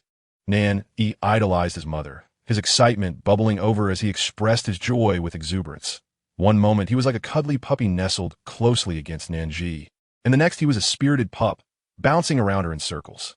His eyes, like black gemstones, sparkled with the brilliance of countless stars, solely focused on Nan Zhi, melting her heart. Sensing the tenderness in her gaze, Nanny could no longer contain his curiosity. "Mom, how did you know that Wang Zhixing threw mud at me?" The question took Nan Zhi by surprise. Could it be that the strategist who had stolen her form had merely passed by and witnessed the event without intervening? Perhaps they recognized that the child bullying Nan Yi had influential parents in the district and, adhering to the principle of avoiding unnecessary trouble, had chosen to walk away. Everything Nan Zhi did now was an attempt to erase the shadows left by the strategist, striving to replace them with warmer, brighter memories. Thus, how could she voluntarily bring it up? After contemplating for a moment, Nan Yi spun a benevolent lie, playfully winking because Mom cares, no matter how far apart we are. "I can see what happens." Nan Yi gasped, covering his mouth in astonishment. "Wow." Nan Zhi chuckled, and he joined in the laughter. Nan Yi was intelligent, a prodigy with remarkable insight. He could hardly forget the moment he was bullied and had mud thrown at him. His mother, or rather, that woman, hadn't even bothered to give him a second thought. Yet, he was still elated because his mother would create whimsical stories to cheer him up. Indeed, his mother loved him dearly. His steps grew lighter with joy. The news of Nan Yi's confrontation with the boys who had bullied him spread like wildfire throughout the community within just an afternoon. It turned out that the girls who had invited Nan Yi earlier also lived in the same neighborhood. They were thrilled to see Wang Zhixing and his friends dealt with and quickly shared the news with their peers. Before long, the adults were aware of the situation. Wang Zhixing and his group were notorious in the community for their troublesome antics. Their misdeeds included, but were not limited to, uprooting newly planted flowers from the community garden, urinating in the yards of ground floor residents, and singeing a little girl's braid with a lighter. Complaints were not uncommon. Yet Wang Zhixing's mother was a tyrant, lashing out at anyone who dared to voice their dissatisfaction, allowing her son and his friends to run rampant in the neighborhood, much to the dismay of the residents. Now that they saw Wang Zhixing and his mother meet their match, they were overjoyed and eagerly spread the word. By the time Wang Zhixing learned of the events, his reputation had devolved into that of a defeated child, helplessly beaten by Nan Zhi, and subsequently scolded by his mother. His mother was exasperated. "What are you making a fuss about? Who told you to provoke them in the first place?" Wang Zhixing's wailing echoed like a haunting melody, finally giving his mother a taste of the frustration felt by the neighbors. Enough! Wang Zhixing's mother scowled.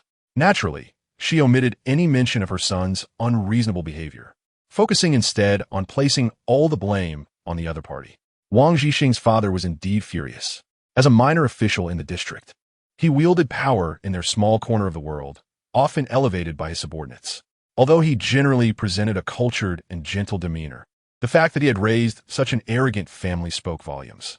Wang Zhixing was the sole heir of 3 generations, a cherished grandson adored by all. Upon hearing of this incident, Wang Zhixing's father could hardly contain his indignation and immediately initiated an investigation into the matter, primarily to ascertain the identity of the other party. After all, this was Si Jiucheng. Who could say whether the other party had any connections? Ignorance breeds astonishment. To his surprise, the other party turned out to be a female celebrity. Recently, she had appeared on a popular variety show alongside her child, basking in the spotlight. For someone like Wang Zhixing's father, the thought of crossing paths with a public figure was daunting.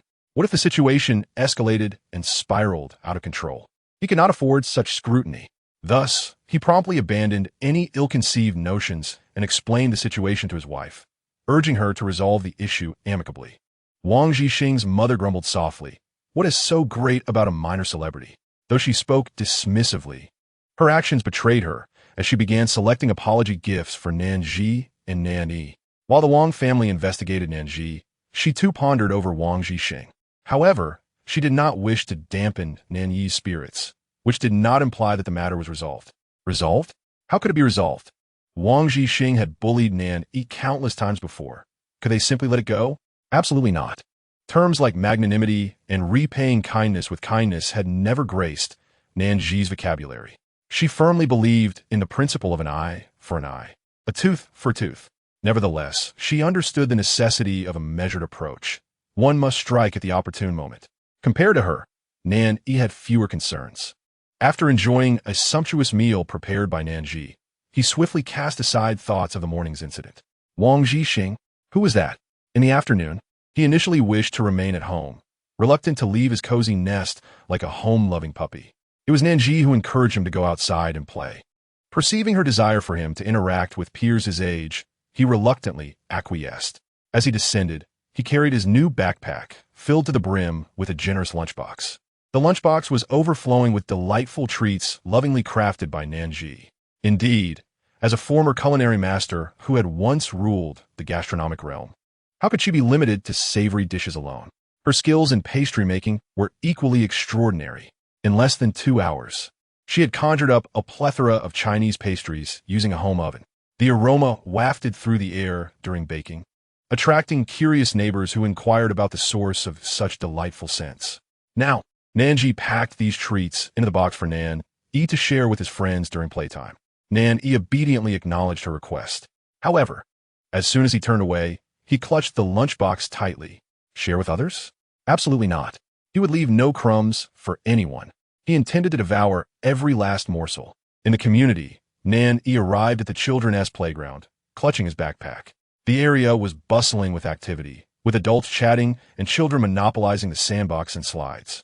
Having thoroughly enjoyed his time earlier, Nan Zhi felt he was not on the same wavelength as these dirty little kids. Unbeknownst to him, the moment he stepped into the amusement park, numerous gazes were cast upon him. A group of individuals whispered amongst themselves, "Isn't that him?" "Yes, that's him. I think his name is NNY. He doesn't appear as one might expect." The group quickly feigned ignorance and resumed their unrelated chatter. NNY furrowed his brow, feeling a tinge of displeasure. Had he discerned any malice in those stares, he would have surely risen to leave. He pressed his lips together tightly, exuding an aura of coldness. From a distance, he resembled an unapproachable iceberg. However, one brave girl mustered the courage to approach him. "Hello, do you remember us?" NNY replied, "Oh, you are the ones who invited me to play house, only to be scared away by W. Ing Zichexing. What? Do they wish to emulate W. Ing Zichexing and mock him? having been subjected to disdain and cold treatment since childhood. And NY was accustomed to presuming the worst of others. Yet, the following developments took him by surprise. The girls, hand in hand, exchanged glances and spoke in unison. "We are sorry." And NY was momentarily taken aback. He then listened as the girls continued to explain that they should not have run away, as teachers and elders had taught them to be helpful. And NY retorted sharply, "What if you help me and end up getting beaten too?" The girls collectively shuddered, hesitating for a long while. We will try not to cry." And NY wrinkled his nose. What fools. However, the arms that clutched his backpack relaxed considerably. Children are inherently perceptive, and they sensed that NY no longer radiated the hostility he had moments prior. Their suppressed curiosity resurfaced. "That beautiful fairy who protected you this morning. Is she your sister?" "She is my mother." And NY emphasized the word mother with a hint of annoyance, fierce like a young beast defending its territory. The girls trembled in response, repeatedly affirming that they understood. They continued, "Your mother is truly beautiful. She is the most stunning fairy I have ever seen." This time, and NY's expression softened, and he completely relaxed his grip on his backpack. He asked, "Would you like a snack?" And NY indicated that as long as they praised his mother, they could be friends who shared snacks.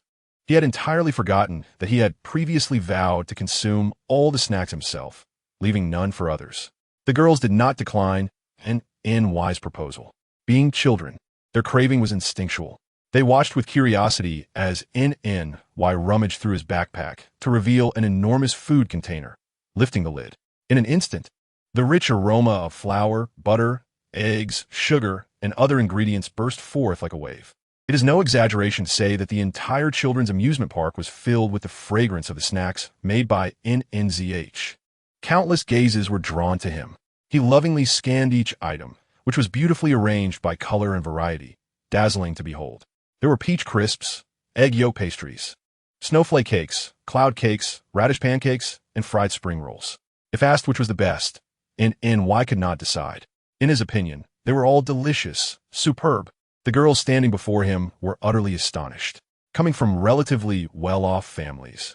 They had tasted many cakes and pastries, but found none as enticing as the Chinese snacks before them. They even stumbled over their words, overwhelmed by delight. "You're not going to give us any, are you? My mom says I shouldn't eat other people's food."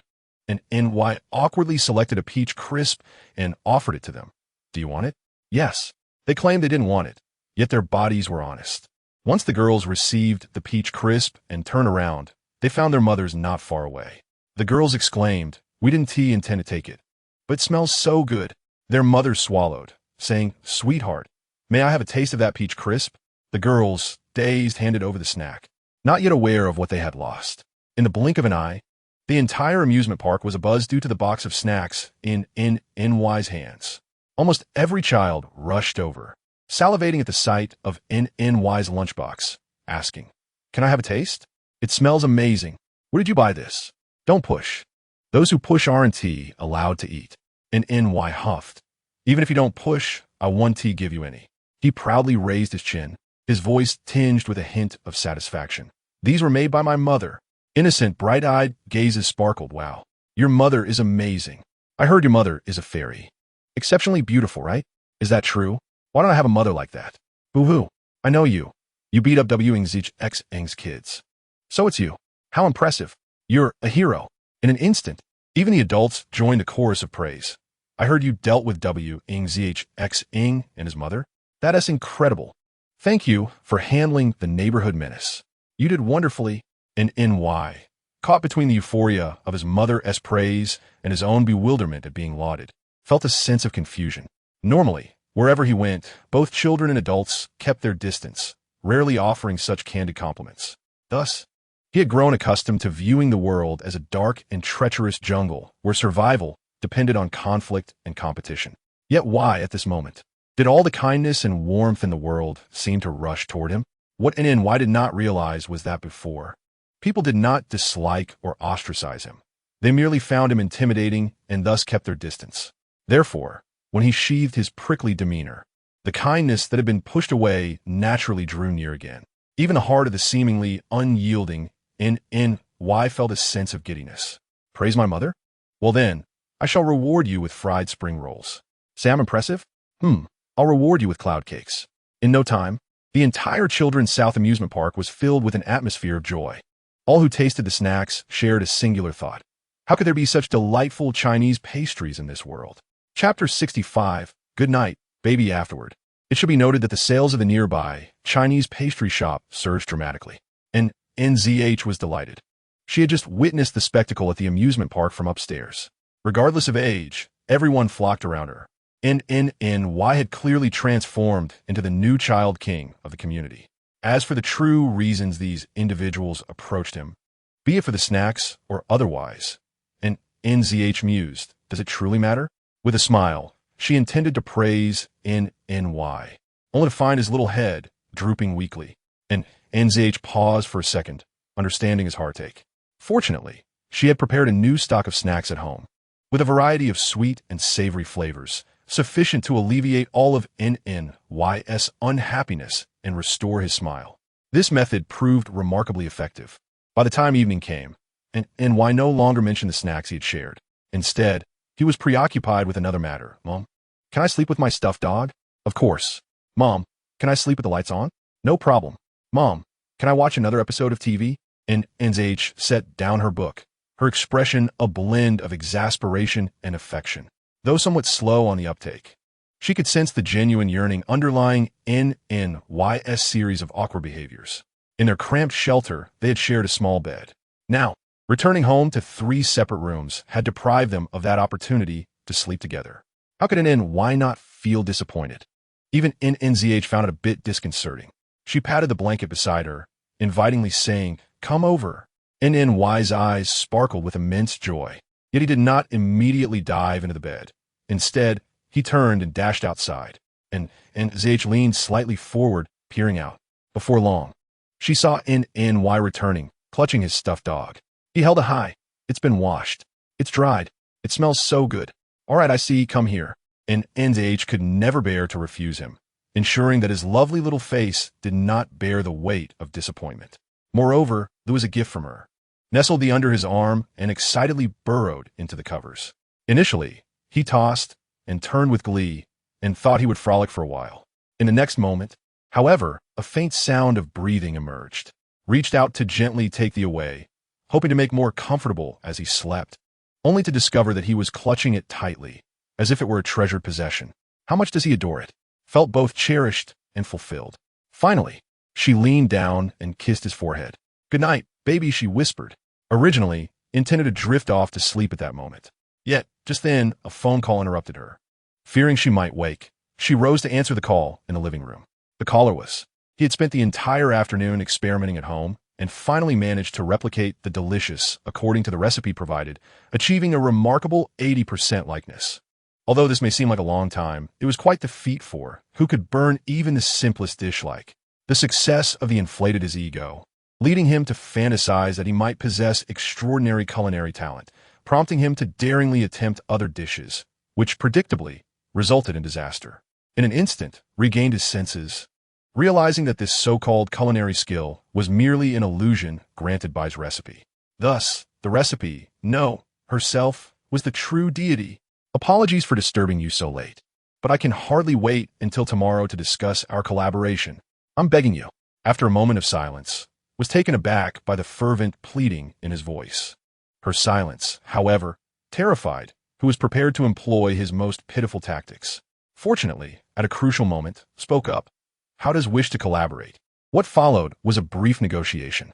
The reason for its brevity was that was entirely enamored with and was willing to acquiesce to all her reasonable and unreasonable demands to ensure future collaboration.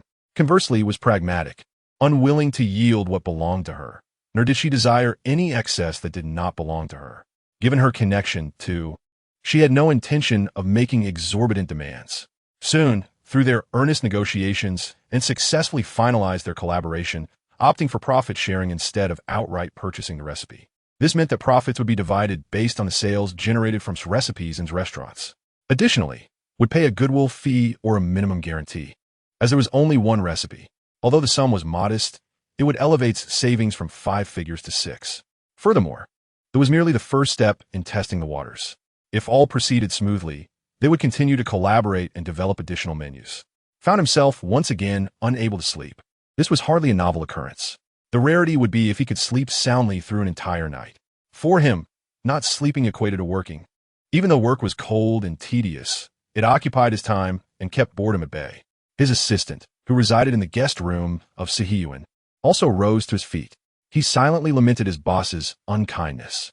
However, upon considering the generous salary and the fact that his boss had first exploited himself before demanding more, he quickly dismissed his irritation. Perhaps due to fatigue, S' state was less than optimal. After confirming his work email, he stood stunned for over 10 seconds. S' sharp gaze fell upon him. What's wrong? After much hesitation, was uncertain whether to speak. S' expression remained impassive. Taking a deep breath, finally stated, "This morning, it seems Miss had an altercation with someone." At once, furrowed his brow and inquired, "Did the people around her not retreat?" Lowered his head, thinking to himself, "If you don't speak, who would dare to withdraw?" However, was not instructing anyone to track. Following the previous altercation, he had discreetly arranged for 2 bodyguards to shadow her for her protection. With the unpredictable nature of reality shows, one could never foresee other potential dangers. Oblivious to his assistant's internal musings, S' next question was, "What transpired?" His spirit jolted as he recounted the details of Anne's confrontation in the CF. Asked, "Is she very worried?" Without thinking, replied, "What mother wouldn't be distressed to see her child being hurt?" Strangely, fell into a prolonged silence. The atmosphere thickened with tension, rendering the air nearly suffocating. Dare not breathe. After a long pause, finally spoke, "I understand. In that case, investigate that family." Chapter 66. Are you teaching me how to work? Although the live broadcasts have ceased, the main episodes continue to be released weekly. Many believe that the initial fervor of the premiere was merely a fleeting moment, coinciding with a trending event. However, it did not take long for the true popularity of the show to manifest, and the reality was quite the opposite. From the second episode onward, the ratings and discussion soared. The executives at the television station and video platforms were ecstatic. They had anticipated that the new variety show might perform well, but they had never imagined it would reach such heights. Every time it aired, topics such as guest outfits, adorable children's quotes, parenting philosophies, and culinary creations sparked waves of discussions. Had undeniably become a topic sensation and a dark horse of the year. Amidst this vibrant scene, 2 individuals garnered the most attention, and, regardless of whether the acclaim was mixed with criticism, they were undeniably the current focal point of public interest. As culinary creations became a sensation on social media, with food bloggers eager to replicate her dishes. Her casual outfits of sweatshirts paired with sneakers sold out in online stores. The low-bun hairstyle she sported was imitated by hairstyle bloggers who sought to replicate her effortless style. And the garments worn by were swiftly mirrored in children's clothing stores. As little domineering expressions became popular emojis, inundating chat windows and going viral. And numerous informative posts emerged online discussing how to nurture's impressive memory. Indeed, the end of all things leads to commerce. Some netizens maliciously speculated that would soon embark on a live-selling spree or engage in promotional endeavors to rake in profits. Yet did not follow this path. She had previously posted numerous updates daily, but abruptly ceased all activity. There were no new business ventures, no updates on projects, and she, along with, vanished entirely from social media. Just when everyone was bewildered and somewhat disappointed, a revelation emerged that was collaborating with a food company to create pre-prepared meals. This marked her official transition to a new career, stepping into the realm of a celebrity chef and managing her own food brand. This seemingly outrageous news indeed exploded across social networks, igniting a flurry of discussions. At first glance, it seems absurd, but upon reflection, it actually makes some sense, as culinary skills surpass her acting abilities. Considering previous works, she was merely a slacker who didn't want to act seriously but aimed to earn money. It's entirely reasonable for her to choose a more convenient path now. Why do I feel this is great? Can finally stop using her lackluster acting to torment my eyes. Indeed, she may no longer harm your eyes, but will instead challenge your palate. Smiling. What is so great about it? Pre-prepared meals are rubbish. If makes pre-prepared meals, she'll be forever blacklisted. Has she lost her mind over money? I, for one, will not spend a single penny. Little did anyone know, this leak originated from a company that had sought to collaborate with but failed to do so. This unscrupulous boss was already quite displeased after being rejected by feeling that she was ungrateful. Upon turning his head, he was informed of the collaboration between Nan Zhi and a certain Mr. Yang. Just recently, the unscrupulous owner had proposed a partnership to Yang, hoping to have all the chain restaurants under Yang's management exclusively utilize his culinary packages. However, Yang declined the offer. Consequently, the unscrupulous owner's dissatisfaction reached its pinnacle, prompting him to intentionally leak the information to teach Nan Zhi a lesson. His actions indeed subjected Nan Zhi to unwarranted criticism. The issue, however, was that there were numerous points on which Nan Zhi was criticized. Merely days later, Yang's chain of restaurants launched a new product, golden fried rice, which replicated approximately 80% of the flavor of Nan Zhi's fried rice stall. Coupled with its affordability, convenience, and cleanliness, the dish quickly became a sensation, soaring to the top of the sales charts. The unscrupulous owner, realizing too late that the recipe was purchased from Nan Zhi, found himself envious yet powerless. This was merely the beginning. Shortly thereafter, Yang's chain introduced several new products, and their explosive sales not only solidified their market position, but also facilitated their expansion, indirectly causing a decline in sales for many culinary package companies, leading several to bankruptcy, including the unscrupulous owner's company. Naturally, these events were but a prelude. Nan Zhi's negative publicity had drawn considerable attention, including that of Fu Zhao. Holding a phone that he had repeatedly dialed without success, he inquired of his manager, "Is this truly the correct number? There's no mistake?" The manager affirmed that the number had been provided by Nan Zhi's agency, thus there should be no issue. Fu Zhao put away his phone, feeling somewhat irritable, regretting not having asked Nan Zhi for a message after filming concluded. Surely, nothing would go awry, he murmured to himself. The manager overheard and could not help but comment, "Fu Ge, are you perhaps paying too much attention to Nan Zhi?" Noticing Fu Zhao's lack of reaction, the manager's tone grew firmer. "To be honest, with your fame and status, how many flies are eager to suck your blood? We could barely avoid those women, yet you actively signal to Nan Zhi. What if she misinterprets your intentions and stirs up media hype? Are you instructing me on how to conduct my duties?" Futsal's mind benigni, appearing unfazed. However, the manager fell silent instantly. After a prolonged silence, he stammered, "I didn't mean it that way." Fu Zhao gestured for the manager to leave, and the latter departed as if granted a pardon. Unbeknownst to the manager, Fu Zhao remained contemplative regarding his recent actions. This was not the first time the manager had spoken ill of Nan Zhi. He had been incessantly critical since the filming began. Upon learning that Fu Zhao wished to contact Nan Zhi even after filming and genuinely considered her a friend, the manager's complaints intensified. His remarks were laden with subtlety, such as casually revealing Nan Zhi's past scandals or unwittingly interpreting her actions. Such manipulative tactics, in the past, would have likely swayed Fu Zhao.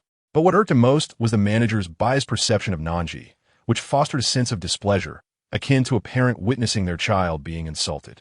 This ultimately led Fu Zhao to contemplate replacing his manager. Just as he was pondering this, someone pushed open the door to the suite and entered, their voice cold and slightly hoarse. You arrived quite early today?" It was his mother, Ms. Qingqing, born into the affluent Qing family.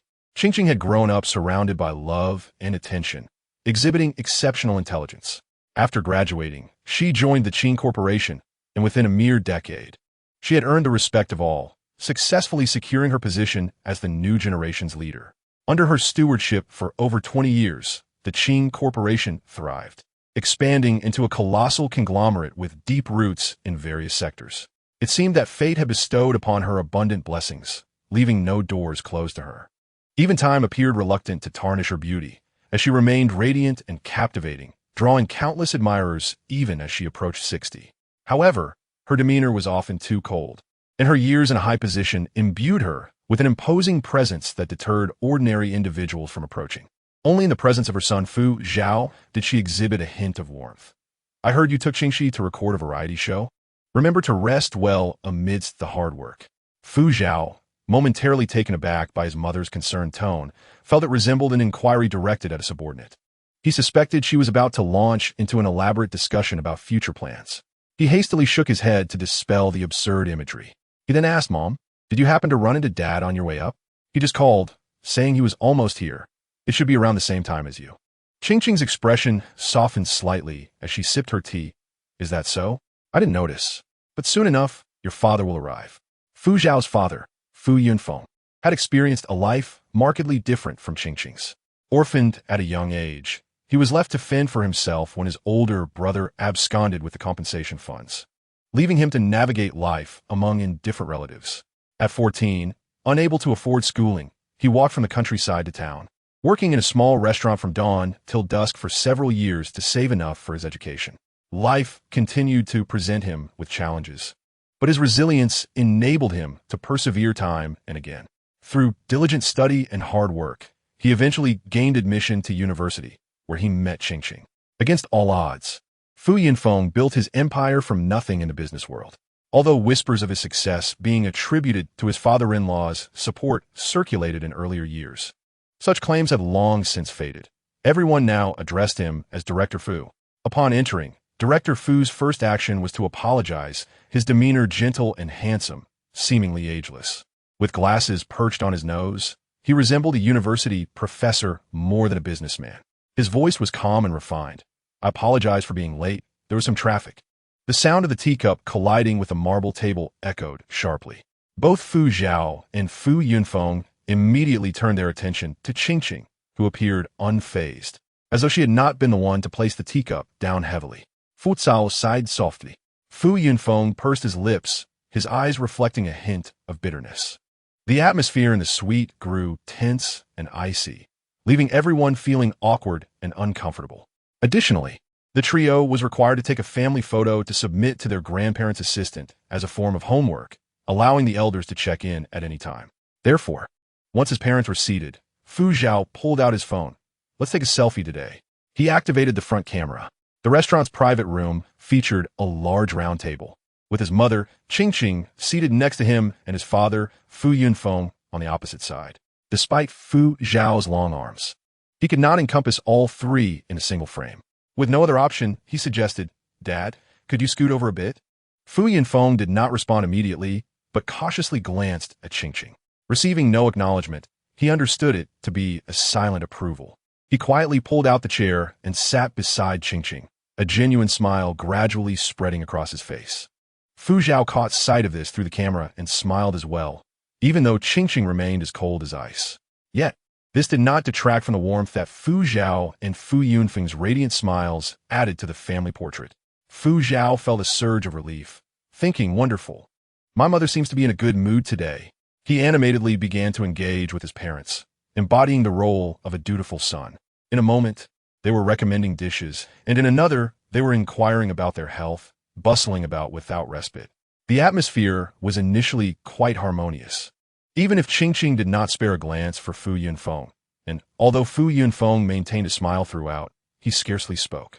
Even if Fu Zhao carried the bulk of the conversation, the overall ambience remained pleasant. This continued until a bowl of almond tofu was presented. Almond tofu, also known as almond tea, is described in the Sui Yuan Shurdan. Pound almonds into a paste, strain out the residue, mix with rice flour, and simmer with sugar. This classic Chinese dessert has been cherished through the ages. Poets of old praised the bustling morning markets, and its soothing flavors were said to be a balm for the lungs. A bowl of this exquisite concoction is truly delightful, its sweetness unparalleled by any almond tea. The freshly prepared, hot and thick almond tofu is pure white, fragrant, delicately sweet, and rich in flavor, making it the perfect ending to a meal, especially with its benefits for the lungs and cough relief. The server announced that this dessert was a special gift from the head chef for the guests of the evening. Upon seeing it, Fu Zhao felt a pang of dread and quickly waved his hand, signaling for it to be removed. The server hesitated mid-motion. Fu Zhao had no choice but to exchange a knowing glance with the server. Uncertain of the situation, the server prepared to take the almond tofu away. Qingqing spoke up. "There's no need to take it away. Let's stay here." Fu Zhao muttered a quiet exclamation of dismay. Qingqing, unfazed, brought the almond tofu closer, gently stirring it with a spoon. It smells wonderful. No wonder your sister loves it. She insists on having a bowl every morning upon waking. But I worry she might eat too much and ruin her teeth. So I always made up various excuses to prevent her from indulging. Looking back, I realize I have not been a qualified mother, unable to even allow her a bowl of almond tofu, oblivious to whether she will ever have the chance to enjoy it again. Each word pierced the hearts of everyone present like a dagger. Fu Cao wurde a worried expression. Fu Yunfeng felt an ache deep within, his breath caught in his chest. He softly called out, "Xiao Qing, do not call me." Qing retorted sharply. Chapter 68. My daughter, Qing gazed upon the face before her. What was once unruly had been tempered into humility and grace, with all sharp edges and brilliance carefully concealed. Yet, Qing knew these were mere facades. Though Fu Yunfeng came from humble beginnings and found himself in dire straits, he was inherently a proud eagle, his veins coursing with the blood of an adventurer, bold and ambitious, unacquainted with fear. In their university days, everyone recognized her as the eldest daughter of the Qing family, either keeping their distance or seeking her favor, while he alone dared to treat her as a rival, constantly at odds with her. Yet, on a sultry summer night, amidst the cicadas' cries, he unexpectedly confessed his feelings for her. Fu Yunfeng scoffed in her presence, yet privately. He was deeply affected, gritting his teeth and vowing to ascend to a position worthy of her. She need not lower herself nor wallow in the mud. She merely had to stand tall and wait for him. The Fu Yunfeng who spoke those words was still a white-clad youth, his brow ablaze with fervent ambition. Qing never doubted his words. She adored his reckless defiance and grand aspirations. She cherished his courage and fearlessness, unafraid of the rules. However, the depth of her past love was matched only by the intensity of her present hatred. She loathed his rashness and cruelty, his lack of mercy in his actions. She despised his impatience, which had drawn a multitude of enemies. The more she pondered, the more her heart seethed with bitterness, thick as molten lava. Her eyes glimmered with a fierce red, sharp as a blade, piercing into Fu Yunfeng's very soul. Earlier, you claimed you were late due to traffic, correct? Fu Yunfeng hesitated before nodding. Yes, do not lie any further. You clearly went to meet that person. Qing's hands, resting on the table, clenched tightly, her knuckles turning white. Her words caused a subtle shift in the expressions of Fu Yunfeng and Fu Zhao. Fu Yunfeng pressed his brow, softly attempting to placate her. Xiao Qing, I did not intend to deceive you. Qing interjected. So, did you find the answer during your visit? Fu Yunfeng's gaze darkened, and he remained silent. Qing's cold laughter echoed. Is this the purpose of keeping him around? Do you believe he will eventually reveal the truth? Let me tell you, he will not. He despises you. He loathes you for destroying his family and for leading to his parents' suicide. That is why he kidnapped my daughter, to exact revenge upon you. For over 20 years, my Gigi's fate has been a mystery, while that man enjoys a life of comfort in prison, waking each day to the sun. What gives him the right? Each word from Qing dripped with venomous hatred, as if she were weeping blood. Fu Yunfeng and Fu Zhao were already in such pain that tears streamed down their faces. This evoked memories in Fu Zhao from many years ago. He recalled the joy of his sister's birth. He remembered the jealousy he felt when his parents doted on her more than on him. He remembered when she could barely walk, calling out for him in her infantile voice. Fu Zhao knew that the media and the public speculated that his sister had been abducted. He had never responded to these rumors, for he did not know which was worse, abduction or kidnapping. Abduction perhaps offered a glimmer of hope for survival, but kidnapping was at the hands of his father's enemies. After the incident, the kidnapper had soon rushed to turn himself in, claiming that Fu Yunfeng had caused the destruction of their family. He sought neither money nor gain, only revenge. Thus, he took the life of Fu Yunfeng's beloved youngest daughter, leading to their family's ruin. Fu Zhao would forever remember the kidnapper's words. Actually, Fu Zhao was not allowed at the scene. He sneaked there on his own. Even the things he heard were fragmented and incomplete. After that, his parents no longer shared their love. Their relationship fractured, resembling that of estranged partners. This was precisely what the kidnapper had wanted to see. No, Gigi is not dead. The once submissive Fu Yunfeng, who dared not refute Qing's accusations, suddenly raised his gaze. Behind his glasses, his eyes faintly revealed the remnants of his former arrogance and stubbornness. He stated resolutely, "This family gathering has indeed ended in discord." Fu Yunfeng wished to follow, but ultimately hesitated. Upon arriving at the Qing family's ancestral home, it was still early. Fu Zhao's grandparents were not yet asleep. From the moment Qing entered, her demeanor was off. Grandmother Xiao Qingfen noticed this. Seizing the opportunity, while Qing and grandfather Qingshan were in the study, discussing matters, Xiao Qingfen quietly pulled Fu Zhao aside. "Isn't today your family gathering? Why does she look so sour?" Fu Zhao, feeling disheartened, recounted the day's events in detail. Xiao Qingfen grimaced. Your mother is just being hypocritical. Do you believe that if your father truly wanted to do away with that scoundrel Su Dong, she would be the first to object? She is merely looking for an opportunity to berate your father. And your father, usually so astute, how could he not see through her? Why did he confront her? Xiao Qingfen's tone brimmed with dissatisfaction and disdain for Fu Yunfeng. Ever since Zhi's disappearance, her attitude towards Fu Yunfeng had remained unchanged. By all accounts, Fu Zhao should have grown accustomed to it. Yet today, for some reason, he suddenly asked, "Grandmother, do you hate my father?" Upon seeing the bewilderment in Fu Zhao's eyes, Xiao Qingfen recognized that the boy had fallen into a spiral of confusion. She gave his back a firm pat. "Enough. Stay out of adult matters. Regardless of how your parents argue, that is their own issue. Haven't you seen them quarrel for so many years without mentioning divorce? If it were truly that deep, they would have separated long ago. It's the love-hate that keeps them entangled." Fu Zhao, both impressed by his grandmother's clarity and at a loss for words, replied, "Grandmother, am I still a child? I am already 30. Xiao Qingfen waved her hand dismissively. "What of being 30? Your fans who are 18 still call you brother." This word brother caught Fu Zhao off guard. He suddenly recalled that his sister, Qing Zhi, was 3 years younger than he. By calculation, she should be 27 this year. Indeed, how old is Nan Zhi this year? Chapter 69. He will remember this. Nan Zhi, whom Fu Zhao was thinking of, was not in Yanjing. A day prior, she had already flown south within New York, arriving at Shing. Their initial destination was the provincial capital. When NNZH was accepted into New Jersey University, her grandfather, in a fit of joy, purchased a small apartment for her in the provincial capital. Later, when NNZH left New Jersey she was already pregnant within New York. Leaving the child was a momentary impulse, yet her plans were clear-headed and far-reaching. Throughout the entire pregnancy, from New York's birth until he was 6 months old, the mother and son resided there. During that period, NZH found it inconvenient to work while caring for New York, so she relied on submitting articles to magazines and translating papers to make ends meet. Life was humble, yet filled with warmth and simplicity. Regrettably, that apartment had been sold by the conquerors, replaced by a room full of bags and clothes.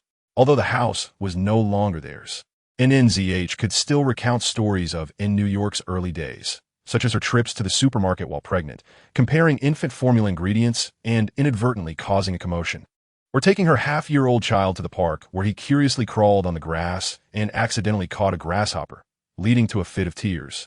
In New York listened intently, unaware that he perceived his childhood as dark, cold, and hungry, unaware of the warm moments that filled his early life. In New York lamented, "Why don't I remember any of this?" NZH chuckled, "You were merely half a year old. You couldn't even walk. How could you remember?" In New York felt compelled to argue that he did remember, perhaps having forgotten previously. Amidst countless dreams of hunger and cold, he had often heard a gentle voice calling him. Thus, even if his mind did not recall, his soul and body would remember. "I will remember everything from now on," New York declared loudly, affirming his determination. And NZH smiled. "Yes, I always knew you were the brightest. However, let us speak a bit more softly so as not to disturb others, shall we?"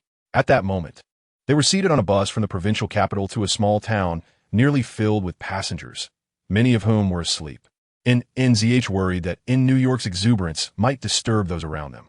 Unbeknownst to her, since they boarded the bus, several passengers had been quietly observing them. Not out of malice or recognition, but simply because they found the mother and son duo delightful. The mother, gentle and beautiful, and the child, charming and sensible. A woman seated across the aisle had been eager to speak and finally asked, "Sister, your accent doesn't sound local. Are you traveling to the small town?" And NZH raised her eyebrows in surprise. "Is my accent that obvious?" The woman nodded, "Absolutely. I could tell right away." Subsequently, she warmly recommended various places to eat, drink, and have fun in a small town, not forgetting to lavish praise on how well-behaved and adorable New York was. It felt as though the latter was her true intention. After their conversation, NZH, appearing weary, leaned back in her seat, gazing out the window. New York stared at her for a moment and remarked, "Mom, you seem unhappy." It was not a question, but a certainty. New York possessed that intuitive sense. NZH initially intended to fabricate an excuse, but ultimately succumbed to New York's piercing gaze. She sighed. Well, yes, I'm a bit sad. In New York, perplexed, inquire why. You seemed so excited right up until we boarded. And NZH struggled to articulate her melancholy to in New York and could only say, I miss home. In New York seemed to understand partially. Half an hour later, the bus arrived at the small town's passenger terminal. NZH took in New York's hand and bade farewell to the enthusiastic woman. Noticing the evening approaching, she sought out a hotel to stay. She had already planned that upon dawn, after breakfast, they would immediately head to the countryside. With this thought, NZH's fleeting melancholy dissipated, and she felt a long-lost vitality return from her youth. She cheerfully exclaimed, in New York, let's go to bed early tonight, and tomorrow we'll rise at 5 to have noodles. There's a place I used to love, and their broth noodles are absolutely delicious. All right, Mom, in New York replied. NZH quickly turned off the lights to sleep. When dawn broke at 5 a.m., the mother and son rose on time to enjoy the broth noodles that lingered in NZH's memory. It had been nearly a decade since she left this small town at the age of 18 to attend university. Fortunately, the noodle shop from her memories still existed, and the owner was the same man, albeit aged considerably. The middle-aged man, once with jet black hair and a booming voice, had transformed into a kind and gentle elder. Upon seeing NZH, the owner was puzzled, not recognizing her, but curious as to why a stranger would come so early for his noodles. Typically, only locals and regulars frequented his establishment. The owner assumed that his noodles had gained fame, attracting tourists from afar, and felt quite pleased. He patted his chest and assured her, rest assured, the taste of my noodles is guaranteed. If it doesn't suit your palate, just let me know, and I'll make you another batch. However, in New York soon noticed that his mother's mood seemed to shift again. Why was that? Just as he pondered this, the noodles arrived. Broth noodles, as the name suggests, are the first batch of noodles boiled in clear water when the shop opens. As time passes, the broth becomes muddier due to the increased quantity of boiled noodles, resulting in a decline in flavor. Only the broth noodles retain the best taste. The renowned chef, skilled in his craft, ensures that when the noodles are served, they are perfectly cooked, maintaining just the right warmth. Holding a bowl, NZH took a sip of the broth. The rich aroma, derived from bone, eel, and chicken broth, was clear and fragrant, without any muddiness. As she savored the noodles, they were smooth and firm, releasing an aromatic flavor with each bite. It was the taste of memory. In New York followed suit and took a large mouthful, only to be burnt and exclaim, Mom, these noodles are delicious. Indeed, NZH replied with a broad smile. Yet, she remained unaware of someone in the corner observing her with a mix of uncertainty. After NZH and in New York finished their noodles and departed, that person hurriedly pulled out their phone. Hello? Old ZHO? You want to believe who I just saw? NZH. Chapter 70. Her prolonged nightmare. After leaving the noodle shop, NZH and in New York made their way to the passenger station and boarded a small vehicle to the countryside. It was early, and the bus initially had very few passengers. However, as it made stops, it gradually filled up. The aisle was congested with baskets and chicken cages, and the enclosed space was filled with an indescribable odor, accompanied by the sounds of clucking and chirping. NZH deliberately cracked the window open to let in the cool breeze of early spring, which helped dissipate the unpleasant smell. When she glanced at New York, she found he was entirely unconcerned with the odor, his eyes wide with excitement as he locked gazes with a small hen nearby. This whimsical scene amused those around them. Thinking, as expected, children are delightful. In the next moment, New York exclaimed, Mom, that hen looks so plump. The chicken soup must be delicious. NZH caught a glimpse of the dazed expression on the opposite side and struggled to suppress her laughter as New York continued, oblivious, smacking his lips. Soon, they reached their destination. Finally, NZH and New York were approaching the purpose of their journey. NZH strolled leisurely along the country road, while New York bounced ahead, curiously chasing butterflies. The gentle breeze was warm, and spring was in full bloom. It was a picturesque scene. Yet, NZH's thoughts drifted back to a winter many years ago. That year, she was about 3 years old. A high fever had caused her to lose all memories prior to that age. Upon waking, she was called ZHOD, with her father being ZHOCH Ing and her mother, W Ing Xiou. She knew her parents did not love her. They often thought of her as weak and sickly, a burden on their finances. In her fear and unease, she rapidly grew into a child who could read the room. She willingly undertakes household chores, opting to wash dishes with cold water to save money, which has left her small hands covered in frostbite, turning them a shade of dark blue and purple. Yet, this does not prevent her parents from harboring disdain and resentment towards her. One snowy winter night, her mother led her to a large iron gate and instructed her to stand there obediently and not to move. If someone were to emerge, she was to claim she remembered nothing and insist on staying. She gazed at her mother in silence, her heart filled with dread. Aware that her mother was more tender-hearted than her father, she attempted to act cute and compliant, hoping to persuade her mother to take her away. However, her mother remained resolute, releasing her hand and departing. It was only later that she learned the iron gate concealed an orphanage, a haven for homeless children. She could not comprehend what it meant to be without a home. After all, she had a father, a mother, and a home. A week spent in the orphanage was an inescapable nightmare for her. She believed this nightmare would persist indefinitely until that day when someone came to retrieve her. It was not her parents, but a grandfather she had never met. He did not possess a kindly demeanor. Rather, he appeared stern, with deep-set eyes and a frequent scowl that could intimidate a dozen children with a mere glance. Yet, he would tell her bedtime stories, painstakingly select beautiful dresses for her, and concoct desserts to coax her into taking her medicine. Perhaps sensing her lingering affection for her parents, he harshly revealed the truth. He told her that one should not covet what is unattainable. He assured her that it was all right. From then on, they would be family, living together, never to part. He even bestowed upon her a new name, taking his surname, calling her Nzh. Nzh, symbolizing the plum blossom, blooms resiliently amidst frost, unafraid of the bitter cold. This was the grandfather's hope for her. Her nightmare had ended.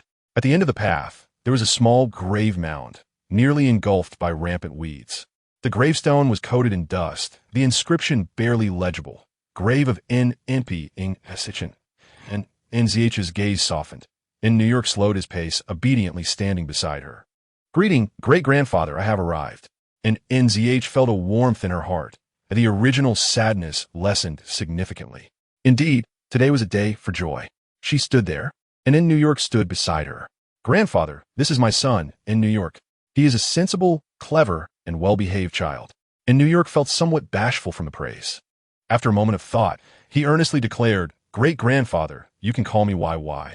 This is my mother. She is very gentle, beautiful, and an excellent cook. I like her very much, so you need not worry. I will take good care of her. Upon hearing the first half of his statement, Nzh laughed, finding Feri adorably innocent. However, as he continued, her smile faded, her eyes stinging, and her throat felt constricted. Suddenly, a gentle breeze swept through, and two leaves twirled down from the tree above, landing with a soft thud on the heads of Nzh and New York, as though a serious yet tender hand were caressing them. Was this mere coincidence? After enduring trials of time travel, rebirth, and various challenges, Nzh no longer believed that anything was impossible. In New York, who had never experienced the affection of a grandparent from the previous generation, displayed a mixture of novelty and excitement. He tilted his little face upward and asked, Is that great-grandfather? Does great-grandfather like me very much? And Nzh smiled, yes. Great-grandfather sees you from above, and he must be very fond of you. And New York could not contain his enthusiasm and jumped on tiptoe, his small fist clenched. I knew it. I will keep this leaf. And Nzh found this idea delightful. All right, shall we make into a bookmark? And New York did not know what a bookmark was, but that did not hinder his joy. He replied, carefully placing the bookmark into his little bag, as if it were treasure. And Nzh watched him with a smile. The mother and son were so engrossed that they failed to notice someone approaching along the narrow path. Suddenly, a sharp, scornful voice erupted from behind, and Nzh felt a sense of foreboding, her instincts kicking in as she instinctively shielded New York, narrowly avoiding the oncoming Zhao Cheng, who stumbled and fell. Ouch! My teeth! Zhao Cheng cried out in despair, unable to rise. Wang Xiaoya rushed over anxiously. Lao Zhao, are you all right? As she helped Zhao Cheng to his feet. She turned to Nzh with complaints. Did you just watch your dad fall? You didn't even help him? Is this how a daughter behaves? Her tone was not loud, yet it dripped with sorrow, as if she believed she were the most unfortunate, pitiful person in the world. Here was again that familiar scent of moral coercion. You old woman just knows how to whine. You are utterly useless. Get lost. Zhao Cheng, bruised and battered, shoved Wang Xiaoya aside, nearly knocking her to the ground. Wang Xiaoya meekly apologized. Zhao Cheng was unconcerned, hands on his hips, his beer belly protruding. A few sparse strands of hair dangling over his bald head. He lifted his chin defiantly, nostrils flared like a comical rooster, unleashing a tirade of insults at NNZH. Wang Xiaoya, who dared not raise her head before Zhao Cheng, now turned to NNZH, pleading earnestly, "Your father's right. What does a girl need a house for? You should give it to your brother. He is the root of our family. When you marry in the future, the other side will know you have a brother and won't dare to bully you, right?" As they began to speak, NNZH covered in New York's ears to shield him from their foul words, remaining unfazed within. These two had not changed a bit. Zhao Cheng was the biological son of her grandfather, NNP, but after his mother remarried, he took his stepfather's surname Zhao, growing up closer to the Zhao family and estranged from his biological father. His interactions with NNP were limited to matters concerning NNZH and the inheritance after NNP's death. He was selfish, shallow, and malicious, a pure villain. Unlike some who would use their wives as shields, Zhao Cheng charged headfirst into wrongdoing, never allowing any harm to befall those close to him. Wang Xiaoya was merely Zhao Cheng's sycophant, echoing his every word, her mind consumed with thoughts of her husband and son, oblivious and ignorant. At times, NNZH found herself admiring their brazen shamelessness. They had abandoned her, yet still claimed the title of parents, incessantly indoctrinating her to support her brother and make sacrifices for him. It was a pity she had already realized they were not her true parents. How could she possibly heed their words? Did Zhao Cheng and Wang Xiaoya know that her grandfather had already revealed the truth to her? Had she spoken to her grandfather about it? In New York was the first to speak up. "Shut up. Do not insult my mother." No matter how obedient in New York appeared before NNZH, it could not alter the fact that his soul was inherently rebellious. At that moment, he glared fiercely at Zhao Cheng and Wang Xiaoya, resembling a wolf cub ready to pounce. The ferocity startled even Zhao Cheng, let alone Wang Xiaoya. And NZH wanted to laugh. Yet, she chose to first calm in New York. "All right, and NZH, you little brat, you dare to call me a dog." And NZH was taken aback. You actually heard that? Zhao Cheng grew even angrier. Meanwhile, Wang Xiaoya sensed something amiss. And NZH seemed to have changed. Indeed, girls should not read too much, for spending a few years in the big city had wiled her heart. Wang Xiaoya tugged at Zhao Cheng's sleeve, attempting to say something. Yet Zhao Cheng, like a rabid dog, lashed out at anyone within reach, dragging Wang Xiaoya into his tirade. The scene erupted into chaos, utterly absurd. Lian Nan and Yi were no longer agitated. They appeared to be observing a spectacle akin to a zoo full of monkeys. As the couple seemed on the brink of a confrontation, it was accurate to say that Zhao Cheng was unilaterally assaulting Wang Xiaoya. Suddenly, a slender figure darted out from the side, nimbly inserting itself between the two. Zhao Cheng exclaimed, "Where did this blind fool come from?" "Oh, Xiaoming, what brings you here?" Wang Xiaoya inquired. "How are you, Mingming? You weren't harmed, were you?" The couple was tense and anxious. The newcomer was none other than their beloved son, Zhao Ming, whom they had yearned for many years. At 25, Zhao Ming was 2 years younger than Nan Zhi, and he had become a notorious slacker. He was indolent and ineffectual, having relied on his parents since graduating high school, spending his days gaming at home. However, Nan Zhi could only describe him with 2 words: eccentric. Zhao Ming brushed aside his parents' concerned hands and angrily demanded, "Zhao Cheng, who are you calling a blind fool? If I am, then what does that make you? An old turtle?" Given the verbal onslaught from his son, Zhao Cheng could only muster a dry smile. "It was my mistake. Papa didn't mean it that way." Zhao Ming then turned to Wang Xiaoya. "I woke up this morning and didn't see anyone. Where's my meal? Are you trying to starve me?" Wang Xiaoya apologized profusely, but Zhao Ming only grew more irate. "The apartment in the provincial city? You want me to move there? I knew it. You can't stand having me at home. You're trying to kick me out, aren't you? Fine. I'll just jump into the river and in the Zhao family line." Zhao Ming wailed dramatically. Zhao Cheng and Wang Xiaoya, terrified, swore to apologize. Eventually, the couple found themselves weeping loudly.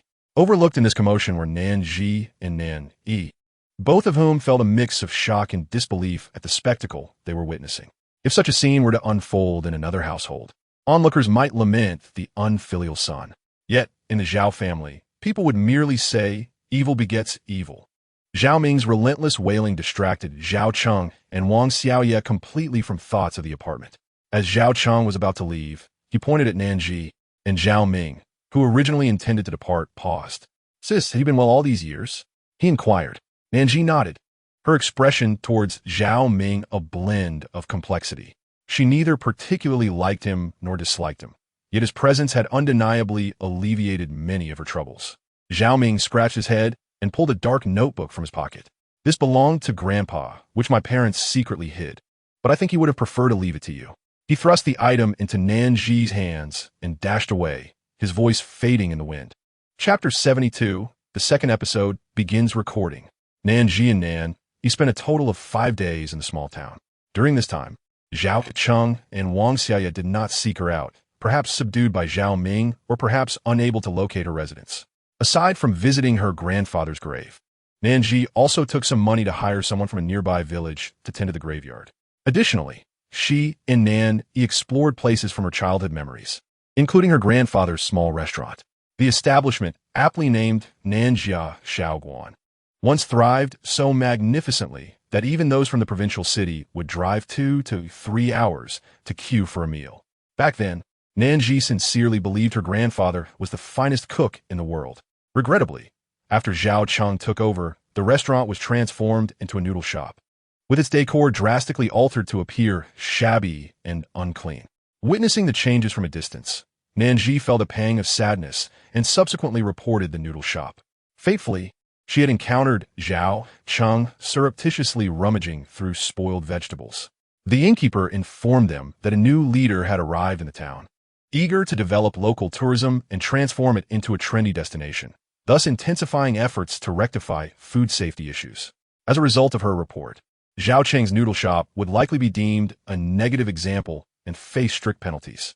On the day Nan Zhi and her son departed the town, word had it that Zhao Cheng had created quite a scene in defiance of the authorities, resulting in a well-known public farce. Suli hurriedly informed her that the second filming of Young Observer's Diary would commence 2 days earlier than anticipated. This meant that after a night of rest, they would set out again the following morning. Nan Zhi asked Nan Yi if she could handle it. With a determined expression, Nan Yi asserted, "I can." Besides her indomitable spirit, there was a flicker of anticipation and eagerness in her eyes, indicating her fondness for participating in the variety show. Nan Zhi found this encouraging. She rose and went to the kitchen, discovering a refrigerator full of ingredients. Initially intended for several days of meals, the change in plans rendered it wasteful to discard them. Instead, she decided to prepare something to bring to the filming site the next day. Just as she was mulling this over, a knock sounded at the door. Nan Yi's cheerful voice chimed, "I'll get it," accompanied by the pitter-patter of footsteps. Nan Zhi paused. "Where's your mother?" "It's Su Li," came the reply. "Mom's in the kitchen." Su Li's tone suddenly brightened. "Does she know I'm coming? So she decided to cook?" The sound of her swallowing echoed. Alas! Nan Yi coldly burst Su Li's bubble of hope. "No, Mom doesn't know you're coming. She's cooking for me." The emphasis on the last statement was particularly pronounced. Su Li jested. That's quite unfair. Aunt Su is feeling hurt. You must hug me to comfort me." Nan Yi remained unfazed, quickly running into the kitchen, sticking close to Nan Zhi like a magnet. Su Li sighed as she stepped inside. "Nan Zhi, your is indeed a fortress, impenetrable." Nan Zhi raised an eyebrow and smiled. "I shall take that as a compliment." Su Li clicked her tongue, her gaze inadvertently lifting, and suddenly froze. You look different, your face seems." Su Li stammered for a moment, unable to articulate her thoughts. How describe it? Just 5 days apart. Yet Su Li felt Nan Zhi appeared strikingly more beautiful today. Standing in the kitchen, bathed in the soft glow of the setting sun, she seemed enveloped in a gentle filter, radiating light from her skin down to her fingertips and strands of hair. "I understand now," Su Li exclaimed. "It's your skin that has improved. Your hair seems better too. Have you gained a little weight? I thought you were looking a bit too thin." Both she and Nan Yi had been indulging in medicinal cuisine lately. With her finances bolstered from her collaboration with Boss Yang, Nan Zhi had decisively purchased higher quality herbs, ensuring that she and Nan Yi enjoyed nourishing meals daily. Even during their time in the small town, Nan Zhi borrowed the innkeeper's kitchen to prepare a small pot each day before bed, enhancing their vitality and longevity. While her bank balance dwindled rapidly, the effects of the good herbs were immediate. Su Li expressed her astonishment. Incredible. No wonder I just noticed he becoming increasingly adorable. Nan Zhi quipped. Could it be merely your whimsical aunt's perspective at play? After a while, Su Li awkwardly inquired if Nan Zhi could assist her with her own health, assuring her that money was no object. Su Li had worked relentlessly in her early years, enduring long hours with little rest. Later, entering the entertainment industry had only exacerbated her erratic schedule, leaving her with numerous health issues. After some contemplation, Nan Zhi agreed. If it were someone else, she would most likely refuse. However, Su Li is one of their own, so it is of no concern. Su Li was exceptionally delighted to receive Nan Zhi's promise, and, with a grand gesture, took on the task of packing their belongings. No matter how hard Nan Zhi tried to stop her, she ultimately had to concede. That evening, Su Li spent the night at Nan Zhi's home, residing in the room of Nan Yi, who shared the space with Nan Zhi. The three of them discussed rising at 7 a.m. the next day to arrive at the filming location around 8:30. What a joke. The live broadcast announcement was made at 6 a.m., and the filming crew arrived at Nan Zhi's doorstep by 6:30. At that moment, the camera focused on the entrance of Nan Zhi's home. Of course, the house number and surrounding environment had all been blurred to prevent recognition. Meanwhile, the recently opened live stream was filled with question marks. Am I not dreaming? Staying up until 6 a.m.? Brother, that's not cultivation. That's courting death. Regardless of their confusion, it did not hinder their curiosity to continue watching the live broadcast. The viewership rapidly surged from 3 digits to 4. This was at 6:30 in the morning. With virtually no prior notice, a voice was heard off camera. Shall we knock on the door? What if we get yelled at? If we do, that's fine. The ratings will be ensured. The barrage of comments erupted in laughter, and the judgmental attitude was diluted. Even if the guest opened the door and scolded them, it could be edited later for comedic effect. Amidst this palpable anticipation, they followed the director and knocked on the door. After waiting for about a minute, no one answered. Instead, a calm yet youthful voice came from behind the closed door. Who is it? Chapter 73. So real, so very real. It was Nan Yi's voice. The production team and viewers perked up. For them, this was an unexpected answer, making the unfolding events even more intriguing and unpredictable. The director lowered his voice. It's me. But the voice from inside was resolute. Liar. Go away. Nan Yi was utterly unconvinced. The director patiently tried to explain, yet Nan Yi remained unmoved, displaying a clarity of logic that belied her 4.5 years. You can imitate voices for phone scams. Knowing my name doesn't mean anything. The production team was left speechless. The comments were in stitches. This year's anti-scam campaigns have really penetrated society. Even kids know about telecom fraud, because standing before you is Nan Yi from the Nan family. Mama's treasure, the king of memories, the thief-catcher divine, a top-quality child of contemporary humanity, a certified high IQ genius online. What on earth? I'm laughing so hard in my dorm room that my roommate woke up, wondering if someone was raising chickens. The director employed every tactic he could muster, even citing incidents from the previous filming as evidence. Yet Nan Yi had only 3 words. I don't believe it. Perhaps she was getting a bit annoyed by the fuss. As she suddenly fell silent, the familiar sound of 3 beeps echoed through. Nan Yi, what are you doing? Mama said if I meet bad people, I should call the police. Beep. The call connected. The production team screamed in panic. Help, help. Just then, another slightly puzzled female voice rang out from inside. Who are you talking to? Mama. Nan Yi's tone shifted entirely. Wow, the cold little one instantly turned into a sweet little one. Shocking. Why was the popular variety show reported for criticism? How could the promising director end up in jail? The director nervously knocked on the door again. Nan Zhi, open the door quickly. Something big has happened. Your son is about to send us to sing tears behind bars. After a considerable commotion, Nan Zhi finally grasped the situation. She explained the circumstances over the phone, hung up, and confirmed the identity of the visitors through the peephole before finally opening the door. Now, how real? It was simply too real. Ahem, sorry, Nan Zhi said. The production team collectively remarked, we all saw you holding back laughter. Thank you. Nan Yi, unjon minjit. Huffed. It was just like a bad person, right, Mama? The production team exchanged glances, hoping Nan Zhi would advocate for them. Nonchalantly, Nan Zhi turned her face away and nodded seriously. He did very well. You must maintain such vigilance in the future. Don't you all agree? The production team, 4 smiles. Yes, yes. Just consider this a safety drill. Yes, a drill. Finally, the deeply asleep Suli also got up. With disheveled hair and sleepy eyes, she listened in a daze as Nan Zhi recounted the entire ordeal. Suli angrily declared, "You people in the variety show business truly have hearts of stone. You did a splendid job." Nan Zhi nodded in agreement. Nan held her head high with pride. The audience was in stitches. It was said that the broadcast effect was excellent, and the audience was very satisfied. This also led to a surge in viewership for Nan Zhi and Nan Zhi's livestream, temporarily surpassing Fu Zhao and claiming the top spot before the official live broadcast even began.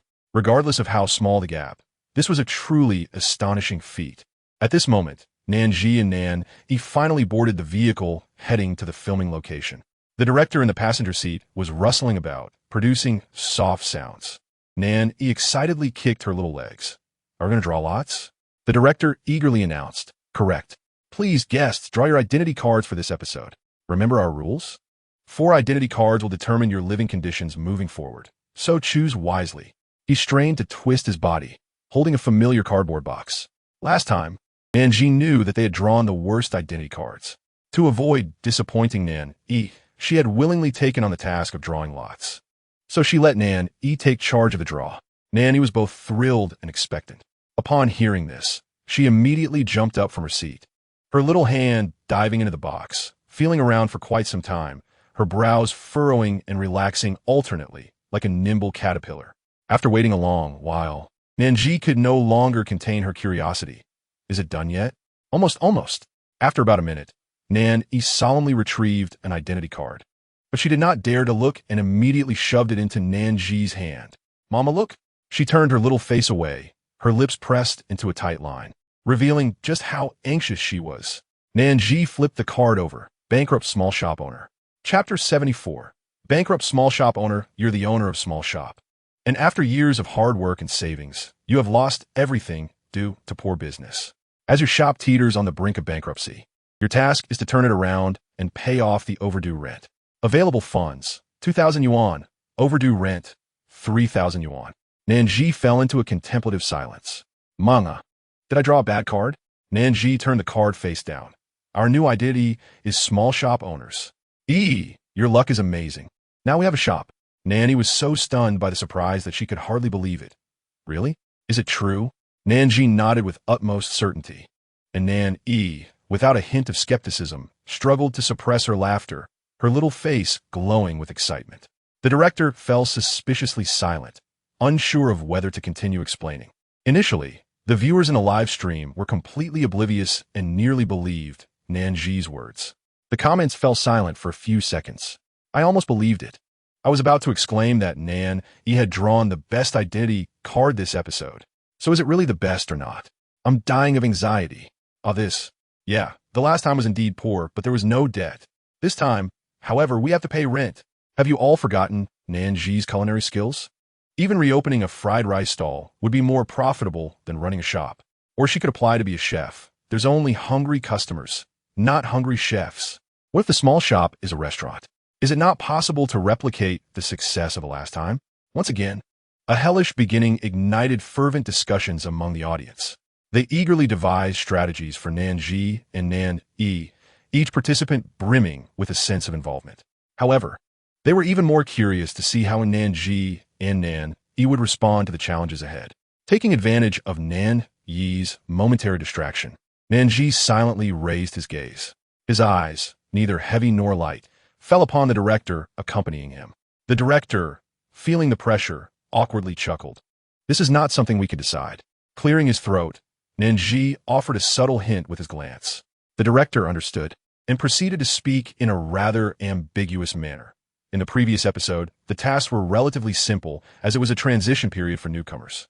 However, this time the difficulty has increased. Guests are encouraged to interpret the task content themselves. The higher the completion rate, the higher the score. Nan Zhi's eyes widened with curiosity. "So what is our task?" "It is to manage the small shop effectively." The director omitted the unnecessary details. Without further contemplation, Nanny declared, "That's easy. My mom can definitely do it." He proudly lifted his chin, firmly believing that his mother was capable of anything in the world. Nan Zhi exhaled slowly, then, meeting Nan Yi's expectant gaze, nodded earnestly, of course. Shortly after, the vehicle came to a halt by the roadside. The location was a small park near the filming site. Perhaps due to its seclusion and the early hour, the park was almost deserted. Nan Zhi and Nan Yi were not the first to arrive. Fu Zhao and Qing Shi had already made their appearance. Holding Nan Yi's hand, Nan Zhi stepped out of the car. Qing Shi's eyes lit up as he sprinted over, waving enthusiastically, In contrast to Qing Shi's exuberance, Nan Yi maintained a reserved demeanor, staying close to Nan Zhi and only nodding politely. Qing Shi, it's been a while. Before he could finish his sentence, the enthusiastic Qing Shi had already swept him into a bear hug. Silly, I told you to call me Brother Qing Shi. Nan Yi's expression remained impassive as he tilted his head back, thinking, can't you see I don't want to call you brother? Who's the real fool here? Fortunately, Fu Zhao arrived just in time to pry Qing Shi away from Nan Yi. Qing Shi pouted in dissatisfaction. Uncle, you're such a big obstacle in the friendship between Yi and me. Fu Zhao smiled. Yes, I'm a big obstacle. And this big obstacle can also pack a punch, believe it or not. Qing Shi grumbled as he withdrew his arms. Nan Yi quietly sighed in relief. Throughout the exchange, Nan Zhi was smiling, utterly charmed by the adorable scene. The audience felt similarly. These two little ones are simply adorable. Qing, she's like a little son. The two brothers should get along harmoniously. Fu Go, you truly lack self-awareness regarding your big obstacle status. Hey, are Nan Zhi and Fu Zhao really that close? This dynamic feels a bit strange. TSK, it's obvious they are newcomers. I've been a long-time viewer, but I thought Nan Zhi and Fu Zhao were merely collaborators. Upon seeing Nan Zhi, Fu Zhao complained, I've been trying to reach you, but your phone has been unreachable. Nan Zhi instinctively glanced at the camera before replying. Is that so? Could be a wrong number? Let me check. It was still not time to collect personal belongings. Thus, Fu Zhao took out his personal phone. This was not the type used for work contacts, but rather one that stored the numbers of close friends and family. Having been in the industry for 10 years, Fu Zhao could count on one hand the number of industry contacts saved in this phone, all of whom he had known for at least 5 years. In contrast, he and Nan Zhi had only known each other for a month. Of course, neither Nan Zhi nor the audience was aware of this. Leaning closer, Nan Zhi frowned. This is an old number I've stopped using. Fu Zhao had an inkling of something, but refrained from stating it directly due to the cameras. Instead, he nonchalantly asked Nan Zhi to input her current number.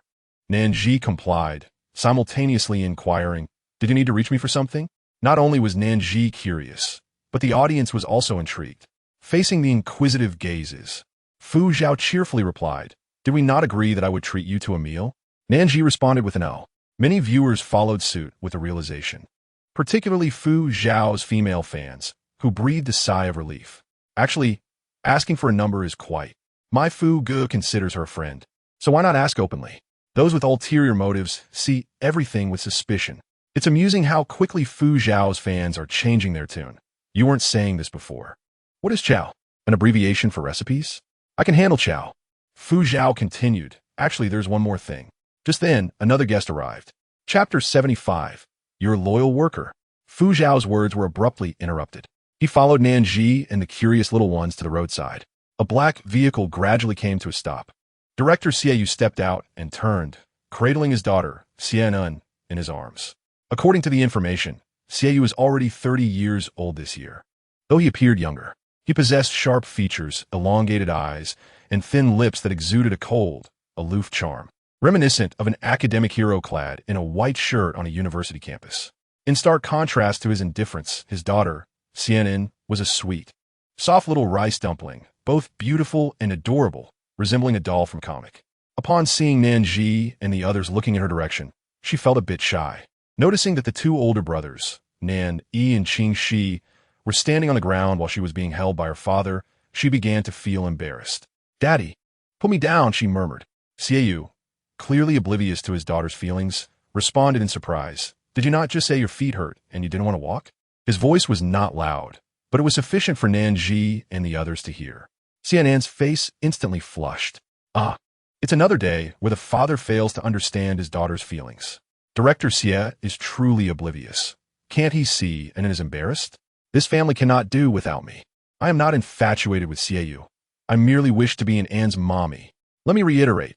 I am not infatuated with Xiaoyu. Don't just look at Xiaoyu. Take a glance at the other guests, like Fu Zhao. None of them have any social awareness. Qing Shi, puzzled, scratched his head, not quite understanding why the pretty little girl was pouting after he asked her a simple question. He was merely inquiring normally. Only Nan Zhi noticed Xie and Anne's discomfort. Temporarily setting aside any thoughts of the original work or the main characters, she regarded Xie and Anne simply as an ordinary child she had encountered. Thus, with a warm smile, she waved, "Is your name Anne? Annie has some treats. Would you like to come and have some?"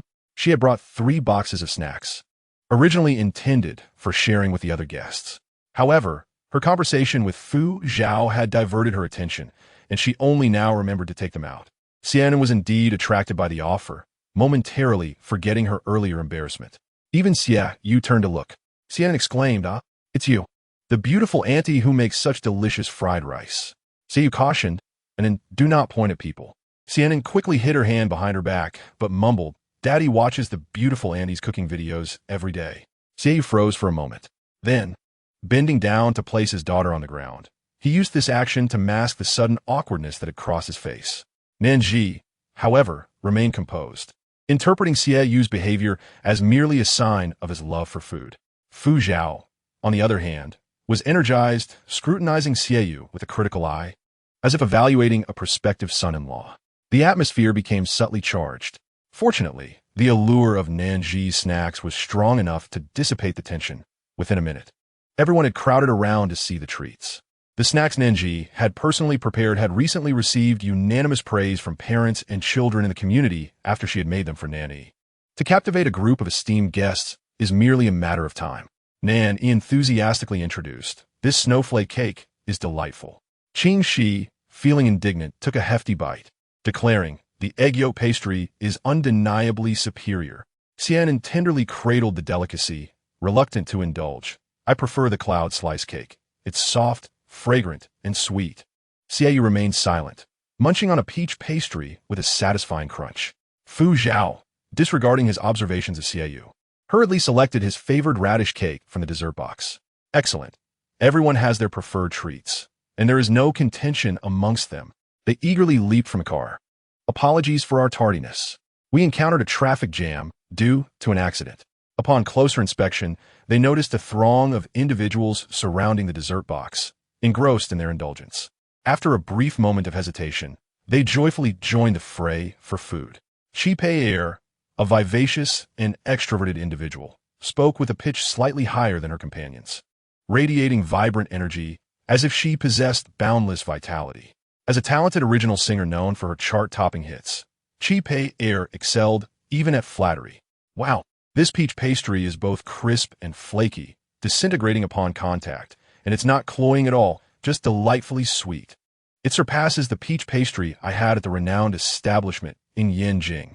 The egg yolk pastry is equally exquisite, with a perfect balance of salted egg yolk and red bean paste. Its crust beautifully crisp and soft, exuding a rich, milky aroma."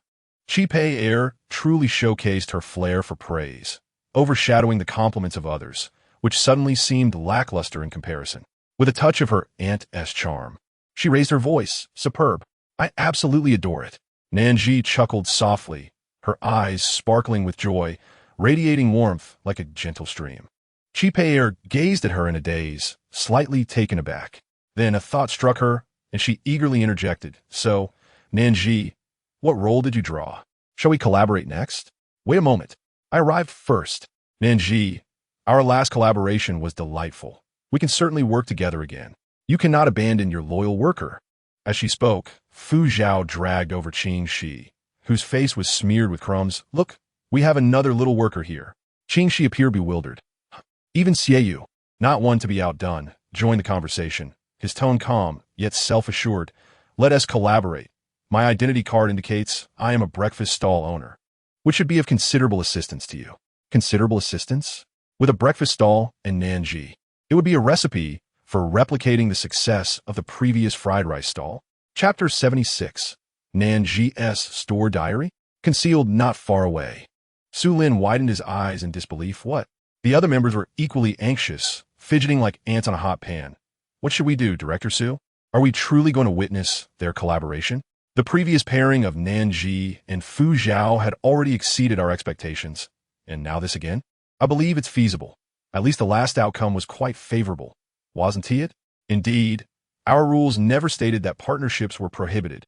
Allowing guests to express their creativity is quite beneficial. Nan Zhi's store diary sounds appealing. Su Lin, amidst the commotion, wore a composed expression, contemplating for a prolonged moment. All right. Upon Su Lin's utterance, silence enveloped the room. Everyone turned their gazes towards the pillar of their group, awaiting his decision. Su Lin confident asut. They are merely discussing it now. It is not as if they are finalizing any collaboration. Such matters are not easily settled. Others, hearing Su Lin's words, exhaled in relief. True, with 4 groups of guests, each with their own ideas, actual collaboration is not that simple. There is no need for us to intervene. In the end, they might abandon the idea themselves. Perhaps it was merely casual banter. I'm rather disappointed. The last time Nan Zhi's fried rice stall closed, I felt quite melancholic, thinking I might savor her cooking again. Just look at how delightful that dessert box appears. Please be quiet. In the frame, the bickering trio of Fu Zhao, Qi Pei and Xiaoyu were finally halted by Nan Zhi's call. As she spoke, the other 3 immediately fell silent. Even the 4 little ones obediently closed their mouths, awaiting Nan Zhi's words. I've grasped your thoughts, and I have a proposal. Would you care to consider it? Fu Zhao, unable to contain his excitement, exclaimed, quickly, tell us. I'll agree to any plan. He was eager to pledge his loyalty first, believing Qi Pei and Xiaoyu posed no threat to him. Amused, Nan Zhi cast a glance at Fu Zhao before proposing. How about we all collaborate together? Fu Cao, Qi Pei Xiaoyu. Sounds good. The production team gasped in unison. What? Nan Zhi calmly explained. I've listened to the information on your identity cards. Your tasks are not conflicting and can actually complement each other. Moreover, based on our previous experience, our filming locations should be in close proximity, easily accessible on foot, making collaboration the optimal choice. With Nan Zhi's insight, everyone suddenly understood. Even Fu Zhao, the most reluctant, had to concede that Nan Zhi's decision represented their best course of action. The comment section erupted with excitement. Wow, this sounds intriguing. So, are they all going to collaborate? Will they open a breakfast shop?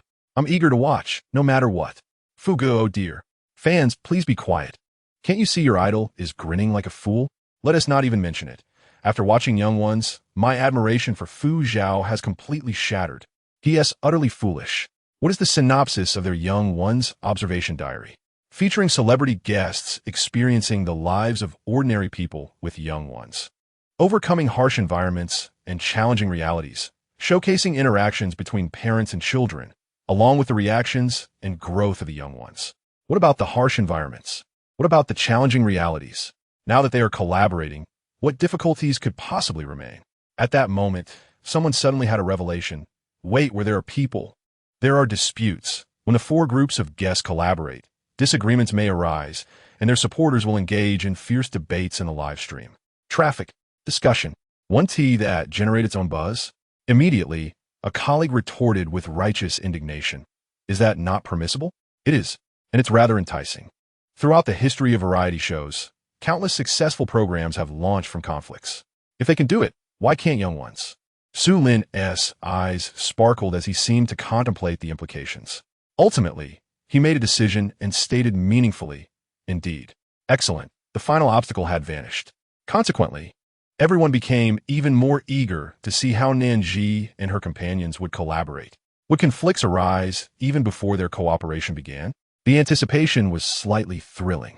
After unanimously endorsing Nan Zhi's proposal, they decided to visit their respective filming locations first. Their initial stop was the breakfast stall mentioned by Xiaoyu. Although labeled a breakfast stall, this establishment was far superior to Nan Zhi's previous fried rice stall. It had a fixed location, a canopy for shelter, and tables and chairs, equipped with all necessary utensils. Small but comprehensive, it could easily be called a breakfast CAF. Even their accommodations, unlike Nan Zhi's, which were in a dilapidated neighborhood, were situated in a modest yet cozy 1-bedroom apartment not far from the breakfast stall. Seduce identity card read. Your life is stable due to the operation of the breakfast stall, and your greatest wish is to live happily with your child. Please spend enjoyable moments together. With a deposit of 500 yuan, even if Sedu does not operate a breakfast stall, this amount is sufficient for him and his daughter to sustain themselves for 2 weeks. Subsequently, they arrived at the filming location of Chi Pei'er. Chi Pei'er's identity card appears to be the best of the season. She is the proprietor of a large dessert shop, adorned with bright windows and an exquisite environment. Moreover, her shop is conveniently located just 2 doors away from Nan Zhi's establishment, presenting an excellent opportunity for collaboration to establish a branch. Chi Pei'er's residence is also the finest among the 4 groups of guests, situated in a community less than 200 meters away, featuring a spacious 3-bedroom apartment of over 100 square meters, truly a luxurious dwelling among all the properties observed thus far. Her task is equally straightforward. After graduating from university, you inherited your parents' dessert shop, yet your skills do not measure up to theirs, resulting in a precarious balance of income and expenditure, leading to a warm but uneventful life. However, your child seems to be troubled lately. Please uncover the answers to fulfill their small wishes. With a living allowance of 1,000 yuan, Chapter 77, Mahjong Hall. Upon learning that Nan Zhi and Nan Yi reside just above the shop, Chi Pei'er enthusiastically extends an invitation. Why not stay at our place? We have plenty of rooms. Nan Zhi contemplates this offer, seemingly intrigued. Fu Zhao, unwilling to concede, interjects. My place is also available. Chi Pei'er, with innocent eyes, replies, but you are a man.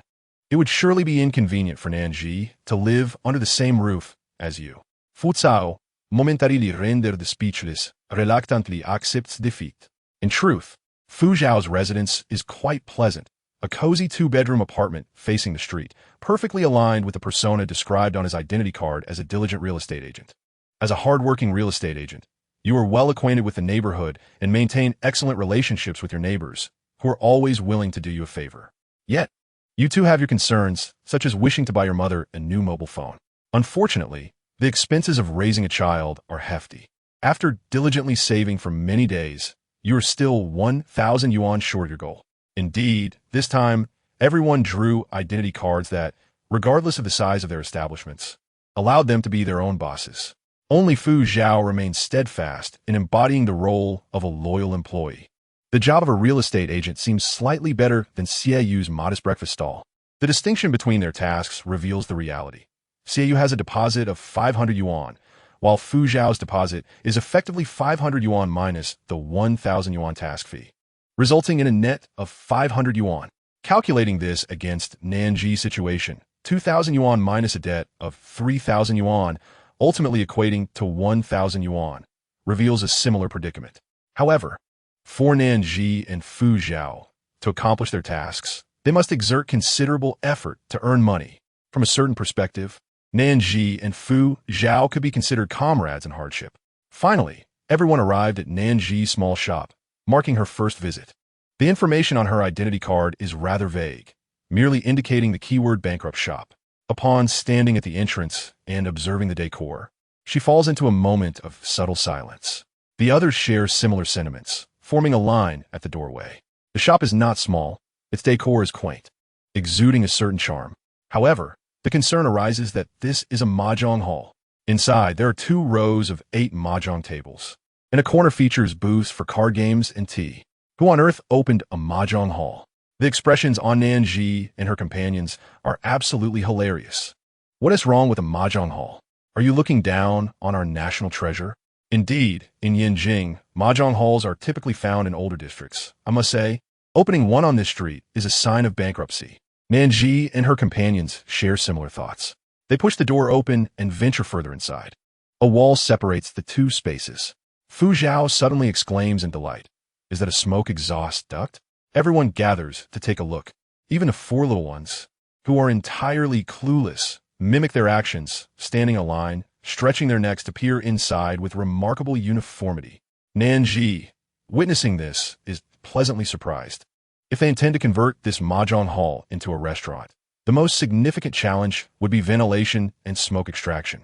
The funds they possess are insufficient for even basic renovations. Moreover, given the constraints of filming, they have no time to await renovations. Thus, Nan Zhi contemplates whether to consider Chi Peier's dessert shop as the main establishment. Fortunately, they need not worry any longer. The hidden smoke exhaust duct is exceptionally well constructed, and the layout of the interior resembles that of a kitchen, easily meeting the standards for a restaurant. Chi Peier cannot help but jest. I've heard some mahjong halls serve food. With such professional decor, it seems the owner is quite affluent. However, Nan Zhi feels otherwise. Just as she is about to explain, Xiaoyu interjects. It's probably not that simple. The layout inside is typical of a small to medium-sized restaurant kitchen, indicating it was likely converted from a restaurant into a mahjong hall. Nan Zhi looks at Xiaoyu in astonishment. Director Xia, you understand these things? This question echoes the curiosity of everyone present. Xiaoyu nods and replies to Nan Zhi. You can just call me Xiaoyu. I worked part-time in a kitchen for 3 years during my studies, and I can barely meet the standards of a prep cook. Once the restaurant opens, I could lend a hand. No one expected the emerging star director in the film industry, Xia, to possess such a background. It is well known that he has always maintained a mysterious public persona, and the media has yet to uncover his true origins. Even after receiving awards, when asked about his past experiences, he has always deflected with vague responses. Yet now, he casually shares this information with Nan Zhi. I can sense an extraordinary aura. Director Xia is quite proactive. I knew it. I could tell when Xiao Anan made that statement. True scholars of admiration had already sensed it when Xiao Anan spoke. Oh, Director Xia, your eagerness seems to devalue your worth, but I find it quite endearing. The audience perceives, yes, Director Xia is clearly trying to impress Nan Zhi. Even Fu Zhao thinks, this guy must have been harboring some ulterior motives. Caution is warranted. Only Nan Zhi considers. This or sum is impressive. It could count towards the temporary assessment period. As for what Xiaoyu contemplates internally, only he knows.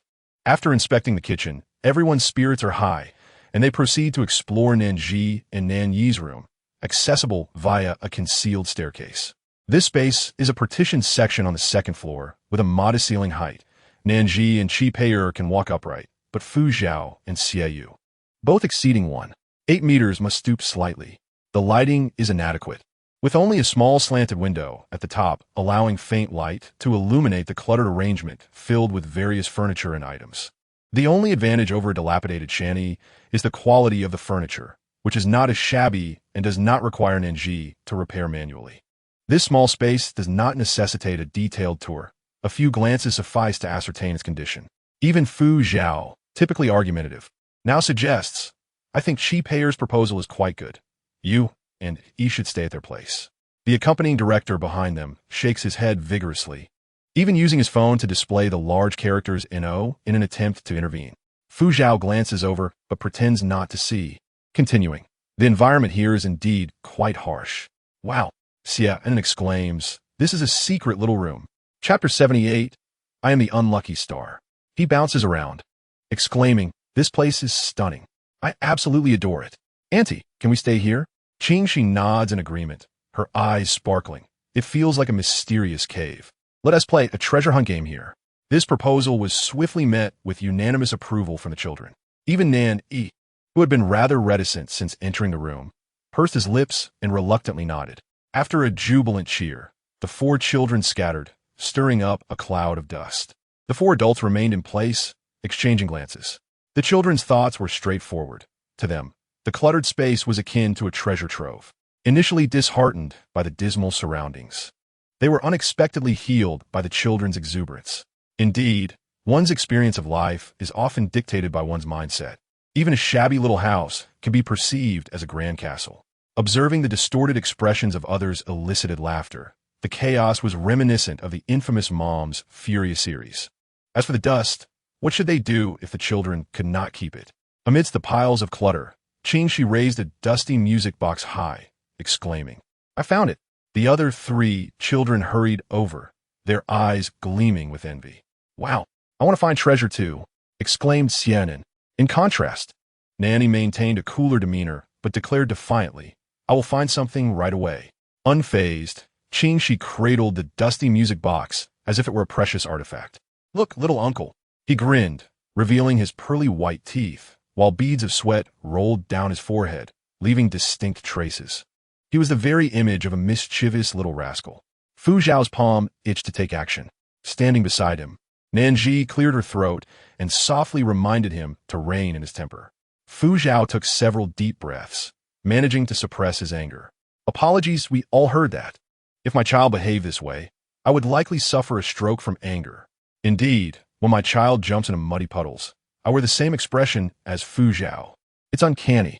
The perfect image of a male god, crumbling time and again. How amusing. Fu Zhao cared little for appearances. With a forced smile, he beckoned, Qing Shi, come here. Confused, Qing Shi clutched the music box tightly and trotted over, his face betraying impatience. What is it, little uncle? Hurry. Fu Zhao nearly ground his teeth in frustration, resisting the urge to reprimand the child in front of the camera. Just then, Nan Zhi handed him a packet of tissues. His irritation subsided as he took the paper and gently wiped Qing Shi's face clean. Well, it's already dirty. Qing Shi urged, hurry up. Fu Cao bao's it. Perhaps we should just discard it. At that moment, Xie rolled up his sleeves. Are you also seeking treasure? His expression was rather peculiar. What I mean is, we should clear this place out. Even if Nan Zhi and Nan Yi do not stay, it can serve as a temporary resting area. Chi Pei was reminded of this. Yes, who knows what useful items we might uncover. Finally, Fu Zhao understood and nodded in agreement. Even Nan Zhi found the idea agreeable. Thus, all the adults plunged into the battle against the clutter on the second floor. Meanwhile, the energetic little ones became their most reliable assistants, pointing out where to dig in. To the children, everything was a delightful novelty. Even cleaning was an enjoyable adventure. This attic was absolutely fantastic. 2 hours later, the transformed second floor finally met the standards for habitation. In addition to essential furniture like beds, wardrobes, and sofas, they discovered several large dining tables, albeit at a considerable cost to their sanity. Fu Zhao, who had a mild case of obsessive cleanliness, was nearly overwhelmed by the filth and odor that clung to him. His words tumbled out rapidly as he exclaimed, one more second and I would have lost it. Fortunately, the others shared his sentiments. Fu Zhao turned to Nan Zhi and inquired, so, are you heading to? Chi Pei enthusiastically chimed in. Come stay at our place. Living together will surely bring us joy. Just as Nan Zhi was about to nod in agreement, she caught a glimpse of Nan Yi subtly pouting. With a swift change of heart, she shook her head. Chi Pei, disappointed, attempted to persuade her several more times. Even Fu Zhao joined in to encourage her, yet Xie remained silent. Nan Zhi remained resolute, insisting on staying with Nan Yi. Ultimately, they had no choice but to concede. Soon, the others departed. Nan Zhi grasped Nan Yi's dirty little hand. Are you unhappy? Nan Yi puffed out his cheeks, but shook his head. Nan Zhi could easily see through his facade. Pretending to be upset, she teased. Do you have a little secret with Mama? No, I don't. Nan Yi quickly protested. He looked up to see the twinkle in Nan Zhi's eyes, realizing she was playfully teasing him.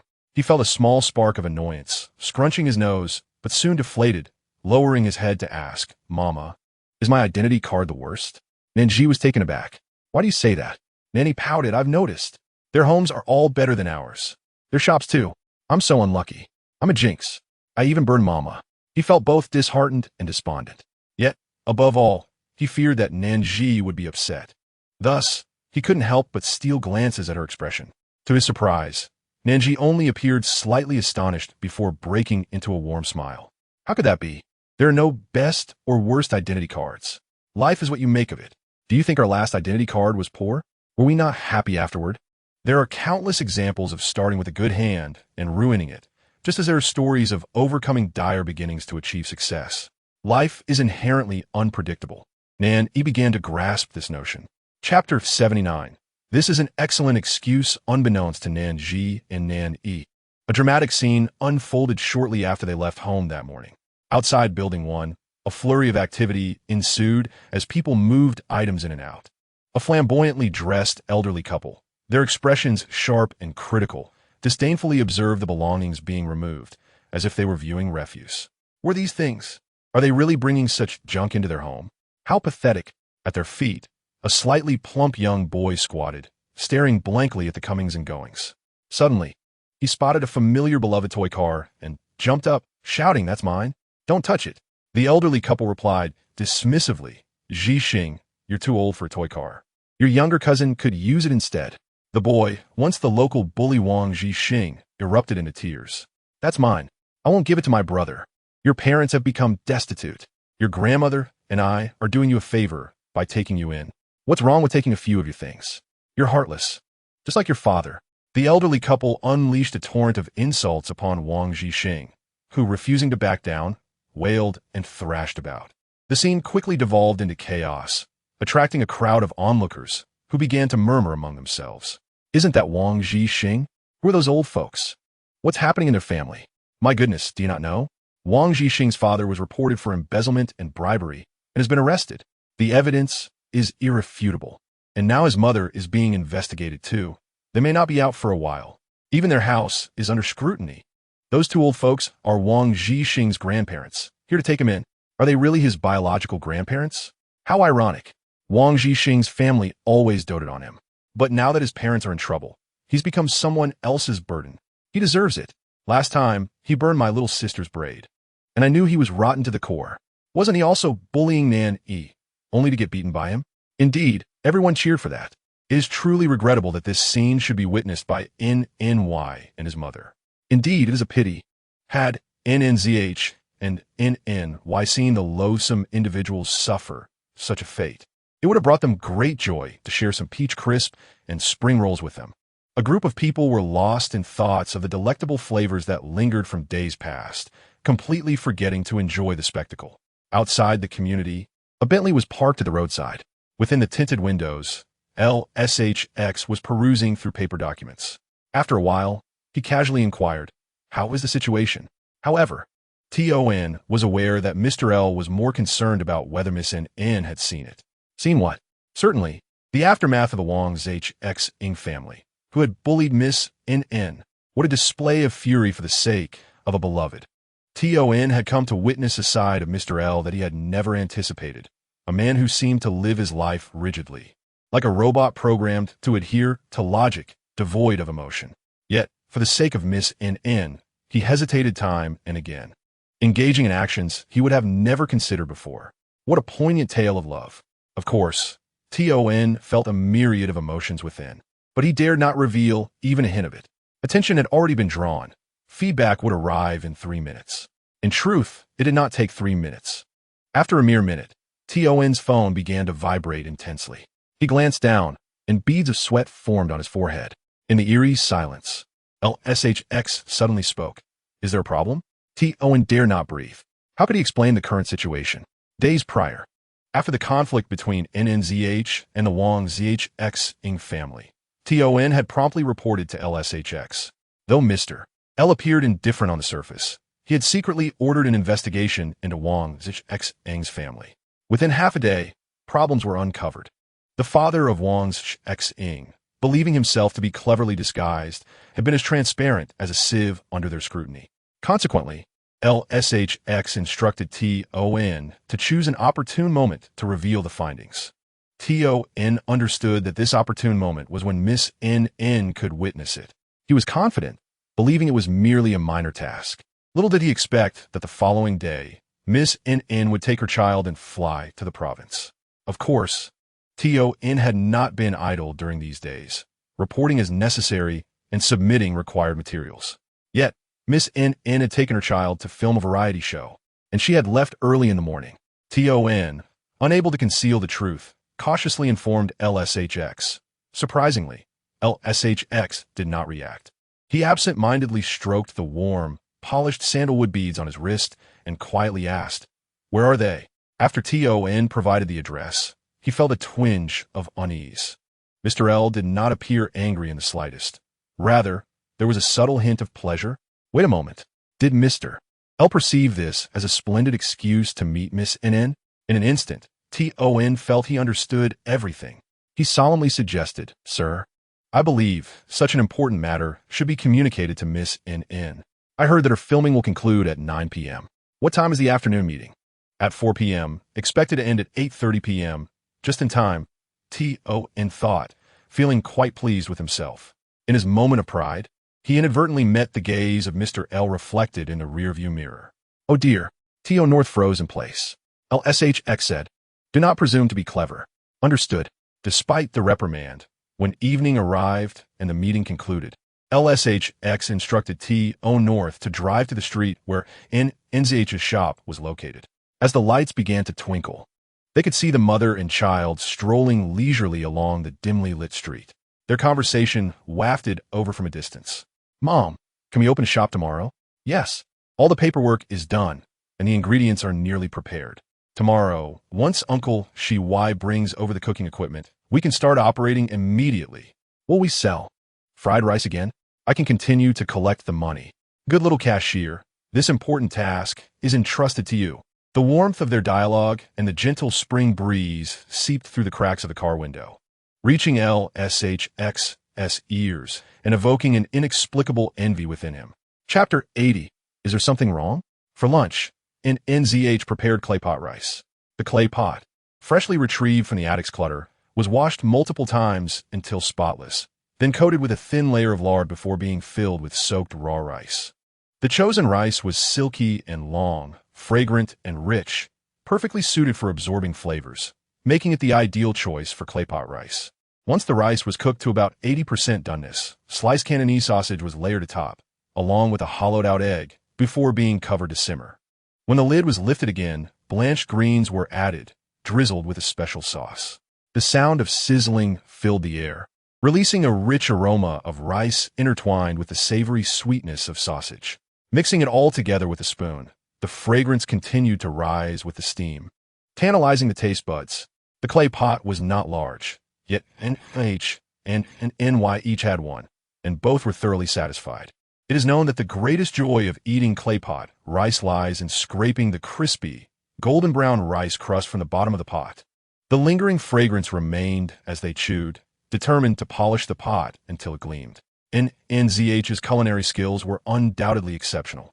The 2 bowls of clay pot rice were scraped clean, appearing as if they had just been washed, and NY wore a satisfied smile, suddenly reminded of QPIR's extravagant compliments during their morning dim sum.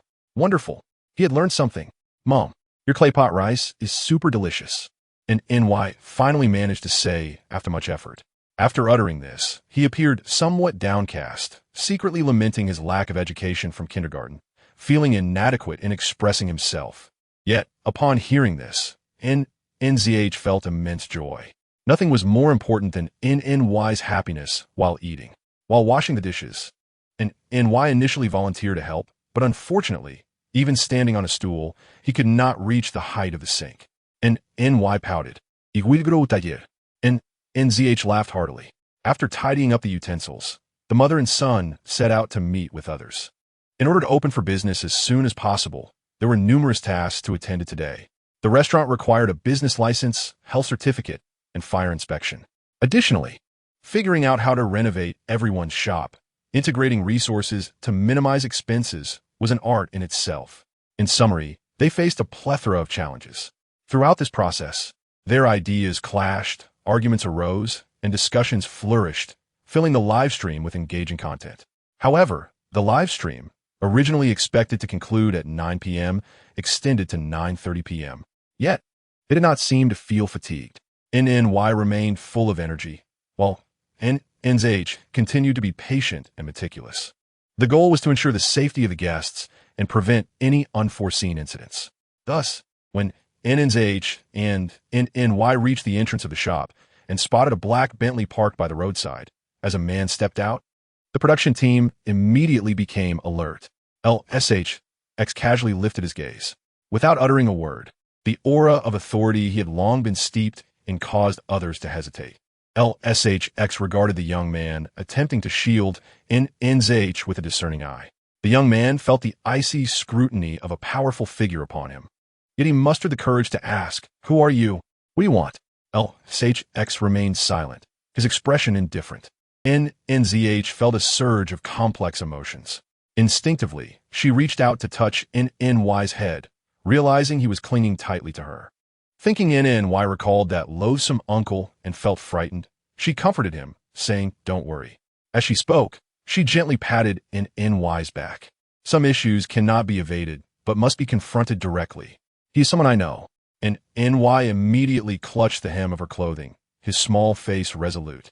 "I don't want to." And NY could sense that the man was observing him. His heart trembled slightly, a primal fear of danger rooted deep within him. Yet, the courage to remain by his mother's side ultimately triumphed over this trepidation. Mistreated Nan Zhi, casting a fierce glare towards the man across from them. LSHX remained unmoved, a smirk playing at the corners of his mouth, exuding a nonchalance akin to watching a small wolf bare its claws. Y understood, his anger bubbling beneath the surface. However, before he could unleash his frustration, NZH's expression darkened. What you try to scare him for? Her voice rose slightly, tinged with displeasure. A moment later, he realized the gravity of his actions. Disbelief flooding his mind. He scrutinized NZH with an odd gaze, but she felt little. She had grown accustomed to LSHX's intense stare, immune to its effects. Why be obedient and go inside first? This time, NY did not resist. Perhaps he sensed his mother's discontent. As he followed the staff member away, his bright eyes sparkled with anticipation that NZH would deal with that annoying man. NZH found it amusing. Once she confirmed that NY and the staff had vanished from sight, far enough not to overhear their conversation, she turned to LSHX, her expression grave. What do you want by repeatedly disrupting our peaceful life? The more she pondered, the more baffled she felt. At this moment, she deemed LSHX as unwell. He persistently approached her, regarding her with the eyes of a stranger. He even questioned whether NY was her biological child. Such a foolish inquiry. What was he thinking? Had his intelligence regressed after years of separation? LSHX was taken aback, aware of NZH's discontent. He subconsciously sought a statement that might please her. WNZHX's father is under investigation for corruption, with irrefutable evidence leading to a minimum 20-year sentence. Who is WNZHX? Were you following me? NNZH recalled WNZHX and the conflict from that day. Drawing from her understanding of LSHX, she effortlessly deduced his source of information. Her eyes narrowed, her expression shifting to one of extreme, suppressed calm. For the first time, LSHX felt an unsettling chill within. Lowering his tone, he adopted a posture of humility he was unaware of. I wasn't following. I was acting as a bodyguard. He then went on to explain at length, and Itch's anger subsided somewhat, yet she remained dissatisfied, unable to refrain from sarcasm. So what? Are you seeking praise? Mr. L, isn't this what you ought to do? NNZH would not feel overwhelming gratitude simply because LSHX dealt with the Wing family on her behalf. When her son was bullied, it was only natural for a father to retaliate, right? LSHX, however, was perplexed, seriously countering. Why should I? Chapter 81. Is there really a glitch of amnesia after a car accident? LSHX's expression was genuinely one of confusion. NZH's anger flared. She considered herself to be in a melodrama, not a rich CEO romance. She had never contemplated concealing the truth of NY's origins. A simple calculation of NY's birth month would reveal that he was conceived during their relationship. Although conflicts had begun to surface between her and LSHX at that time, they were not severe. Instead, thanks to LSHX's efforts, they maintained an outward semblance of harmony. To others, they remained the idyllic couple in the schoolyard. What did LSHX mean by this? Did he think she could have been involved with another man during the relationship? He was essentially questioning her character. Moreover, was he unaware of his own possessive nature? Seeing her converse with another boy in the library sent him into a rage, prompting him to secretly warn the boy. It was precisely this suffocating jealousy that had led to their frequent conflicts and, ultimately, their breakup. Now, he pretended to be oblivious? Anger burned in Hitch's throat, nearly compelling her to voice these accusations. Suddenly, a spark of realization struck her. Something was amiss. Very amiss. And Hitch recognized that she had overlooked a crucial matter. He appeared to genuinely believe that NY was not his child.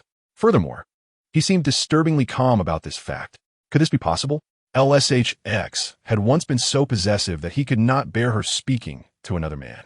Despite claiming that if they broke up, they would act as if they had never met, his previous contradictions were numerous. Given LSHX's meticulous nature, he would undoubtedly have investigated NY's origins immediately. Regardless of his thoughts, his current reaction should not be this, unless he truly knew nothing and had no memory. He might even be unaware of their relationship and past. In an instant, a wildly absurd hypothesis crossed in NZH's mind. Have you lost your memory? The question slipped from her lips, nearly causing her to chuckle. What was she thinking? How could amnesia even occur?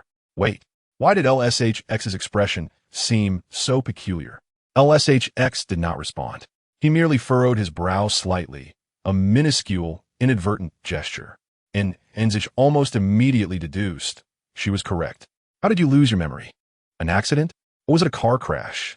Very well, a car crash. And NZH found herself at a loss for words. Should she remark that this truly felt like a fictional world? In this day and age, how could there still be such a trite trope as amnesia following a car accident?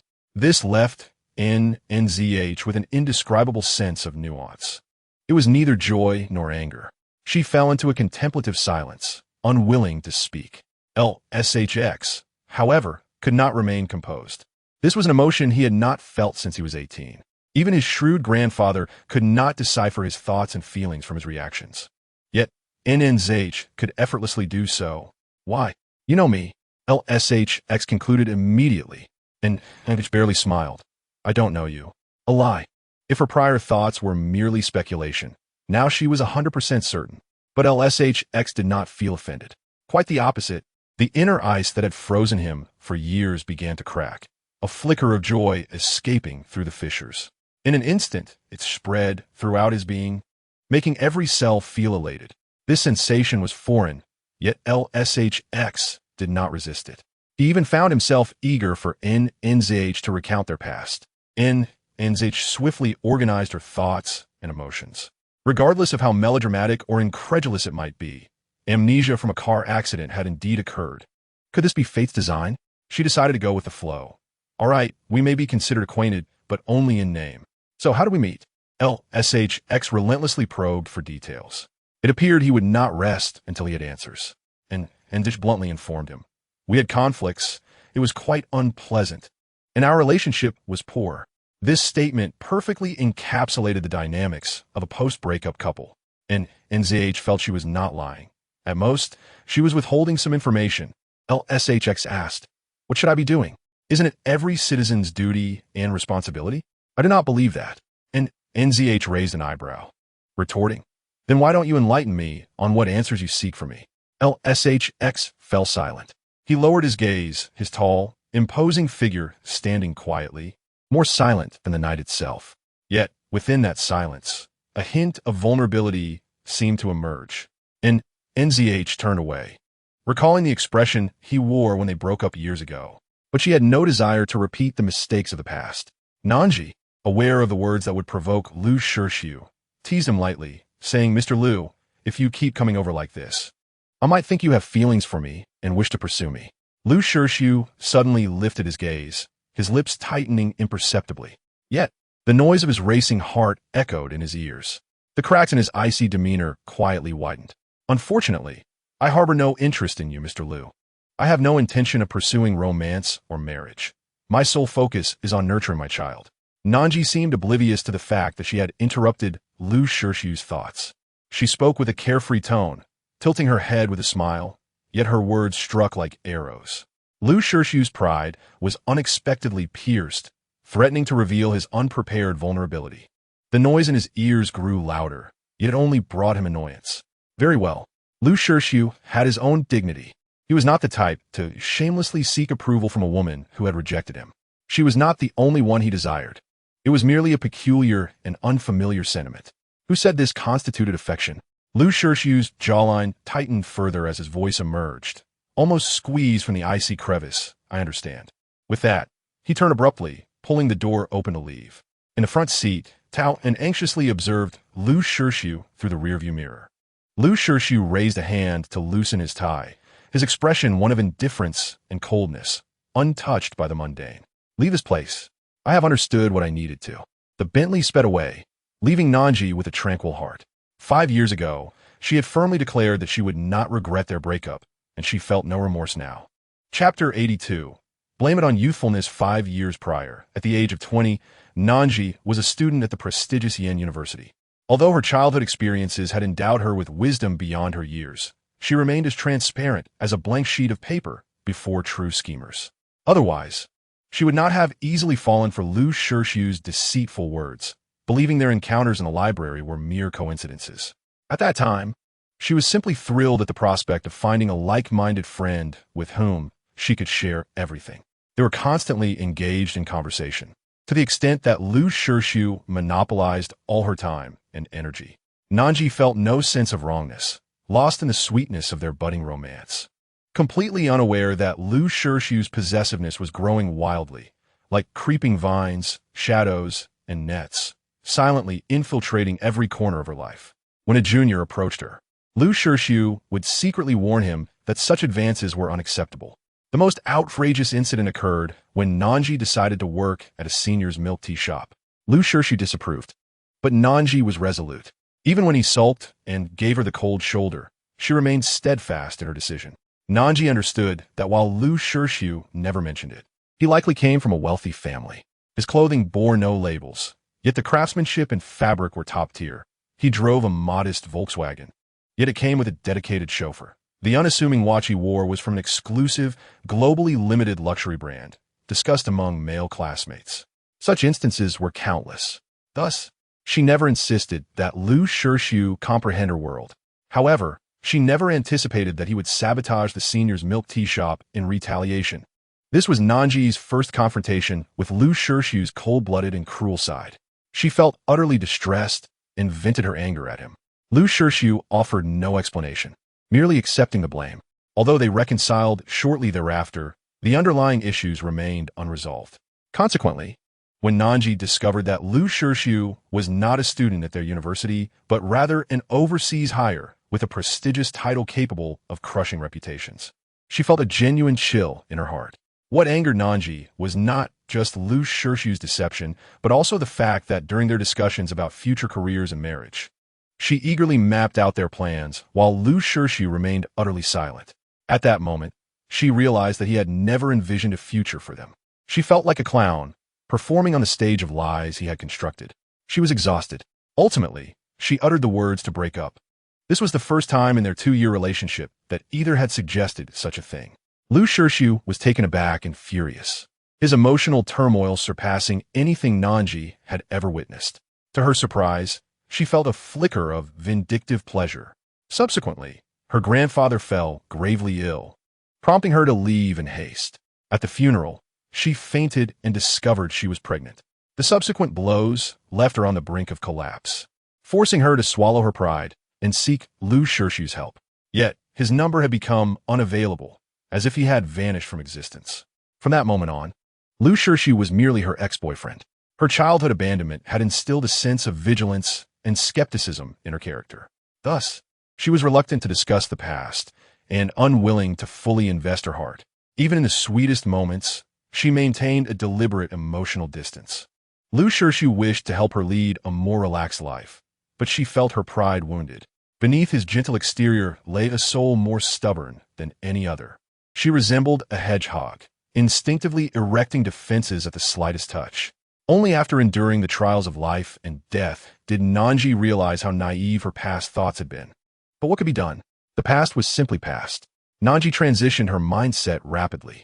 By the next morning, she had entirely forgotten the previous day's incident. Her mind occupied solely with the notion of opening her shop. Nani was still sound asleep. Nan Zhi paid little heed to the details, pulling him from his cocoon of blankets. "Hurry, we have a scheduled meeting." They had arranged to gather at her shop at 6 o'clock that morning, and it was already 5:50. Nani kicked his little legs a couple of times, mumbling incoherently before reluctantly opening his eyes. "Are you tired?" Nan Zhi asked, feeling a twinge of sympathy. Nani perked up instantly, declaring not tired, but then his little legs wobbled, nearly causing him to fall. He quickly regained his balance, feigning nonchalance as he hurriedly brushed his teeth with fervor. To an observer, it might have seemed as though he had a vendetta against his toothbrush. "Be careful, or you'll end up bleeding," Nan Zhi warned. "Ugh." Nani spat out a mouthful of foamy toothpaste, his hands obediently relaxing. Nan Zhi, too, did not idle. She washed her face with water, hastily combing her tousled hair. "All set. Early risers for the live broadcast. Aside from me, there's no one else. My sisters are with me. I'm different. I simply didn't sleep at all. Nan Zhi's skin is simply enviable. She's a natural beauty. Hey, you can't deny it. Nan Zhi looks even more radiant than in the first episode. I thought I was the only one who felt that way. No one acknowledged my comments yesterday. In the camera frame, Nan Zhi appeared unchanged, yet in reality, the transformation was monumental. As Nan Zhi stepped outside at precisely 5:59 to open the door, a beam of morning sunlight fell upon her, and in that moment, she seemed to glow. Standing outside the shop, Fu Zhao and Xie were momentarily dazzled. Xie, slightly taken aback, remarked, "I didn't notice yesterday. You look exceptionally well today." Yesterday, she had donned makeup. Today, she was barefaced. The difference was immediately apparent. Nan Zhi casually explained, prompting Fu Zhao to chatter like a concerned father. "That's right. A healthy body is fundamental. You were too thin before. Your cheeks were sunken. But now you look much better." Qingxi unceremoniously pushed past Fu Zhao, exclaiming, "Uncle, you talk too much." She then called over the yawning Xie Ainen, cheerfully running towards Nani, who had just ascended the stairs. "Nani, did you sleep in the attic yesterday? I'm so envious. I want to sleep here too. Brother, can you see the stars at night? Are they beautiful?" The chatter of the two children enveloped Nani. In the southern region, the weariness dissipated, and Nani proudly lifted her little head. Chapter 83. The little ones worked together. Meanwhile, Qi Pei'er began to contemplate the forthcoming arrangements alongside Nan Zhi and the others. The group decided to open a shop together, rendering Xieyu's breakfast stall obsolete, thus opting for repurposing resources. The previous establishment had been entirely dismantled, and the items could be directly utilized upon relocation. As for the automatic mahjong tables originally in Nan Zhi's shop, they were all cleared out yesterday, providing them with startup capital to acquire new supplies. Now, everything was in readiness, merely awaiting commencement. Then, 3 pairs of eyes turned towards Nan Zhi. Raising an eyebrow, she inquired, "Shall we begin?" Everyone sprang into action at her cue. Xie and Fu Zhao undertook the most laborious tasks, repeatedly transporting items into the building. Their sleeves rolled up, they quickly became drenched in sweat. Qi Pei'er brought cleaning tools, diligently wiping down visible areas in the shop. Observing this, Nan Zhi also wished to lend a hand and contribute. However, "Nan Zhi, where should this go?" Zhi. "Come look, this piece won't fit. The second-hand market owner is calling." "Nan Zhi, please answer." Voices calling for Nan Zhi echoed everywhere. In no time, she became the busiest person in the room. Like a firefighter, she rushed wherever assistance was needed. Fortunately, her mind was clear and her experience vast. Regardless of the issues encountered, she could provide solutions in the blink of an eye. I suddenly became alert, my eyes wide open. I acutely realized that without Nan Zhi, this shop would falter. Wasn't there someone waiting for them to escalate the conflict? Does this appear to be a scene of discord? Have you not noticed? No matter how heated the arguments were yesterday, once Nan Zhi spoke, everyone fell silent. Nan Zhi did not speak aimlessly. "My family runs a restaurant, and her suggestions are remarkably astute. She exhibits considerable experience." It became evident that Nan Zhi was an enigma. What was her previous occupation? A chef? A restaurant owner? I simply refuse to believe she is merely a female celebrity. Indeed, I don't even know where she attended university. A woman shrouded in mystery. Is she not said to be a fish out of water? I've seen her interviews. She stuttered and stammered, unable to articulate anything substantial. But look at her now. Does she appear unsophisticated or simple-minded? There were a total of 4 live streaming rooms, each room focused on their protagonist, occasionally capturing glimpses of others. Yet, by sheer coincidence, all the live streams were currently discussing Nan Zhi, their gaze uncontrollably drawn to her. The spotlight was solely on her.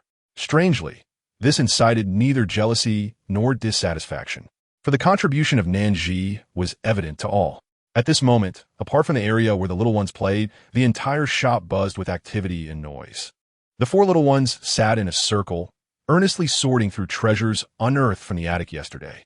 They were meticulously discussing how to utilize these treasures. Only Nani appeared distracted, frequently glancing behind her. Eventually, she stood up. "I shall go and help." She hurried over to Nan Zhi, inquiring about something, then joined the outdoor effort of moving items. Compared to adult men like Fu Zhao and Xie, her strength was minimal, rendering her incapable of moving larger items. Thus, she opted for smaller, more manageable pieces. Fu Zhao, recalling Nani's past reliability and maturity, proactively assigned her tasks. The other 3 little ones looked on, bewildered. Xianan softly remarked. Is it not inappropriate for us to only play? Qingxi awkwardly scratched his face. But the little uncle told me not to cause trouble. No, that's incorrect. The diligent little ones are here to assist. How could that be deemed causing trouble? Excellent. Thus, a joyous decision was made. We shall help you. The remaining 3 little ones joined Nani in the effort of moving items. Initially, Nani was attempting to move a chair. The chair towered above her, almost toppling her over. Yet, the determination on her little face was palpable as she gritted her teeth and dragged the wooden chair. It was an arduous task, causing her cheeks to flush crimson. Until the other little ones joined in, they heaved together, and the heavy chair became manageable. Just as Fu Zhao finished moving his items and stepped outside, he grew concerned. This is too dangerous. What if someone gets crushed? Quickly, sit it down. No need, Nan Zhi interjected, smiling as she observed the little ones, finding the situation rather delightful. Once they placed the chair in position, it seemed as if they had accomplished a monumental task, and they chirped with delight. Fu Zhao could not help but chuckle at their enthusiasm. Finally, through the concerted efforts of the adults and the little ones, the entire shop was rejuvenated. The booths against the wall were transformed into 4-person tables, with 6 square tables and 2 round tables arranged neatly on the opposite side. Passing through a small door led to the kitchen. Every corner spotless, even the accumulated grime on the walls was meticulously removed, restoring its original appearance. The gas stove, frying pans, and preparation tables were arranged along the walls, while other equipment was placed on the opposite side, forming a right angle. Optimizing space utilization as Xiaoyu had suggested, ideal for a medium-sized restaurant layout. Additionally, the wall decorations featuring phrases such as prosperity and wealth were taken down, and the walls were cleaned to a pristine white, adorned only with dried flowers and herbs as embellishments. No further decorations were present, yet the overall ambience was simple, elegant, and bright. The dark-colored tables and chairs complemented the similarly hued floor tiles, evoking a sense of ancient charm, far more stunning than anticipated. The guests exclaimed, "Wow." The little ones chimed, "Wow." The audience reacted, "Oh wow." Just then, a voice resonated from the entrance. Your ordered ingredients have arrived. The ingredients for a formal restaurant and those for a small stall are of entirely different calibers. Thus, Nan Zhi had taken the opportunity yesterday to visit the market, finding a commendable supplier who would deliver daily each morning. The delivery was handled by a young man, whose features bore a resemblance to the owner from yesterday, presumably his son. He stared at Nan Zhi for a considerable time. "Ahem, here are the ingredients you requested. If the quantity is correct, please sign here." He handed her the receipt. Nan Zhi glanced down. "These ingredients are unacceptable. Please replace them with another batch." The young man grew anxious. What is wrong with them?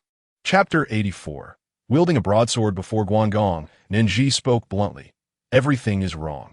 The young man appeared slightly irritated. He clenched his fists, but then suddenly noticed Fu, Zhao, and Xiaoyu emerging from inside. His expression shifted to one of pitiful helplessness. Are these ingredients not perfectly fine? There are no rotten or spoiled items. They were all collected early this morning by my father from the countryside. He is over 60 years old, suffers from high blood pressure and hyperlipidemia, yet rises at 4 every morning to gather vegetables. It is truly not easy. Boss, please have mercy. We are a small business. Do not make it difficult for us. The young man, with a somewhat simple appearance, wore a grimy shirt and dusty pants. When he spoke in a low and humble tone, he indeed resembled an honest person being bullied, easily evoking sympathy. This inadvertently made Nan Zhi seem somewhat unfeeling. The livestream audience witnessed this scene. Through the camera, they observed that the vegetables on the ground were entirely intact. They expressed their confusion towards Nan Zhi's actions. Aren't these vegetables perfectly fine? In fact, those engaged in small businesses have it tough. If possible, let's show some leniency. Indeed, Nan Zhi may be a bit too picky. I see the young boss is nearly in tears. How pitiful. He has worked so hard to deliver the vegetables. Appearing so dirty, he is turned away at the door. Celebrities like Nan Zhi truly lack sympathy for ordinary people. Am I the only one who feels this is a form of moral coercion? Is it always the case that the weak are justified? Fortunately, Fu Zhao, who stood behind Nan Zhi, remained entirely silent throughout the exchange. He did not even cast a doubtful glance, steadfastly supporting Nan Zhi from beginning to end. As for Nan Zhi, she was disinclined to waste time conversing with this young boss.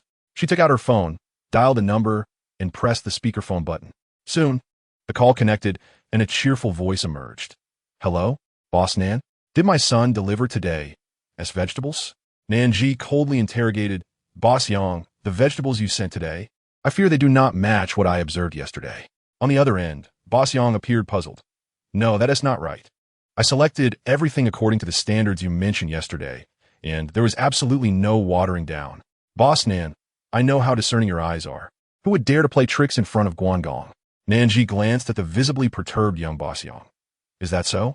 Yet all the vegetables I saw were substandard. The radishes were hollow. The leafy greens were not fresh. Did you think I wouldn't notice just because they were sprayed with water? The bamboo shoots reek of sulfur. Do you think I can't smell that?" Fu Zhao subtly twitched his nose. You really didn't smell it. See how you cast a discreet look over the vegetables. So there are these nuances." These two were oblivious, but Nan Zhi was indeed an expert. The few points she casually mentioned had already made young Boss Yang break into a cold sweat. Perhaps young Boss Yang hadn't anticipated that despite her youthful appearance, Nan Zhi's gaze was so piercing. No wonder his father said one shouldn't show off their prowess in front of Guangdong. Young Boss Yang, with a bitter expression, silently pleaded with Nan Zhi for leniency, hoping she would let him off the hook. However, his father was no fool either. After being chastised by Nan Zhi, Boss Yang quickly realized who was behind the trouble and repeatedly apologized. He not only promised to replace the batch of vegetables, but also indicated that future orders would come with a discount. Nan Zhi reluctantly relented. After about 10 seconds, young Yang's phone rang. He grimaced as he answered. From 2 or 3 meters away, Nan Zhi and the others could hear Boss Yang's booming reprimands. This scolding lasted nearly 5 minutes. They remained still, arms crossed, listening with great interest. Once the call finally ended, young Yang seemed utterly deflated. Nan Zhi glanced at him before leisurely stating, "You run a business, and so do I. While I understand you, does that mean the customers should be served subpar vegetables?" This remark was directed not only at young Yang, but also at the audience. Being as astute as she was, she had already anticipated the direction of the comments. Indeed, the live chat was soon flooded with expressions of guilt and self-reflection. "I just realized I am a fool, believing everything others say. The schemes are far too deep. This young Yang is quite the performer. Is there anything wrong with being kind-hearted? I think Nan Zhi is right. They're also running a shop. If I were a customer, I would certainly be unhappy. What is wrong with kindness? Does being kind mean customers should eat rotten vegetables?" Once young Boss Yang left with the vegetables, Fu Zhao finally relaxed his tense posture. He seemed to have forgotten they were live streaming, bluntly saying, "Nan Zhi, thank goodness you have sharp eyes. I almost believed that young lad's nonsense." I felt sorry for him. Nan Zhi replied nonchalantly, "Boss Yang drives an imported Benz." Fu Zhao fell silent instantly. The chat was also engulfed in silence. An imported Benz starts at no less than 500,000. While it may not be the pinnacle of luxury cars, those who can afford it are certainly not from impoverished backgrounds. The truth was that Boss Yang's vegetable business was substantial. Otherwise, Nan Zhi wouldn't have considered their produce. The requirements for ingredients in a proper restaurant cannot be equated with those for a roadside fried rice stall. Naturally, this was already Nan Zhi lowering her standards. If she were to judge based on her own criteria, these vegetables would still not qualify. In her previous life, she had an entire county as her source for vegetables. Now, she should at least have a private farm. The road ahead is indeed long and arduous. At this moment, another batch of ingredients arrived, this time meat, along with a pile of items wrapped like traditional Chinese medicinal herbs. Everyone held their breath, fearing that Nan Zhi would again declare something unacceptable. Fortunately, this time all the meat passed inspection. Observing the neatly arranged meat and herbs, curiosity piqued within the crowd. Nan Yi, with her bright, sparkling eyes, looked expectantly at Nan Zhi. "Mom, what are we going to make?" Nan Zhi smiled mysteriously. "You'll find out soon." Regarding the first dish to attract customers to the shop, she had considered numerous plans. After much contemplation, none seemed more fitting than this one. Nan Zhi would serve as the head chef, with Xie Yu as her assistant. Fu Zhao and Qi Pei'er would join the ranks of the helpers, while the 4 children, including Nan Yi, would merely serve as spectators. 7 pairs of eyes, along with countless pairs in the live stream, were fixated on Nan Zhi's every movement, curious about what culinary wonders she would conjure. They watched as Nan Zhi opened the paper packages and retrieved the contents, which were not medicinal herbs but rather spices. Packets of dried tangerine peel, star anise, cloves, grass fruit, and cinnamon were arrayed before her in splendid display. She appeared as if on a battlefield, casually picking from the assortment, as if merely taking a handful. Fu Zhao just happened to have an electronic scale nearby. Stealthily, he took the star anise that Nan Zhi had measured and placed it on the scale, his eyes widening in shock. Exactly 75 grams. Even the decimal is a zero. Not a bit more, not a bit less. Chapter 85. Precise marinade. Fu Zhao was so astonished that he gasped. In truth, even if he hadn't made sound, everyone was already paying attention to his seemingly inconspicuous action. Chi Pei'er, from behind, urged him, "Weigh the others." Upon hearing this, Nan Zhi smiled slightly. She changed direction and grabbed more spices to place on the electronic scale. Cinnamon, 200 grams, that is 100 grams. Licorice, 100 grams. Grass fruit, 25 grams. Each time she weighed, the decimal point was impeccably zero. They all widened their eyes. Leaning forward, they held their breath. It was akin to waiting for a goal to be scored. Then, wow, it's accurate. It's still a zero. Goodness. Who could have imagined that even casually weighing her spices could be so theatrical? Meanwhile, Nan Zhi maintained her composure throughout, never exhibiting a hint of self-doubt. A culinary master embodies such confidence. However, this performance also inadvertently exposed her recipe to the audience. Xiaoyu, being the most meticulous, pondered, "Don't you need to keep something hidden?" Nan Zhi laughed while stuffing the spices into a cloth bag, replying, "No need." Indeed, even with a recipe, one cannot replicate the exact same flavor. The chef's intuition and experience are paramount. Fu Zhao was eager to become Nan Zhi's spokesperson, hastily interjecting explanations. A moment behind, Nanny glared at Fu Zhao and then vigorously nodded. "My mom is the best. The little treasure is a bit too adorable, drowning among adults. The little sprout is striving to stand out.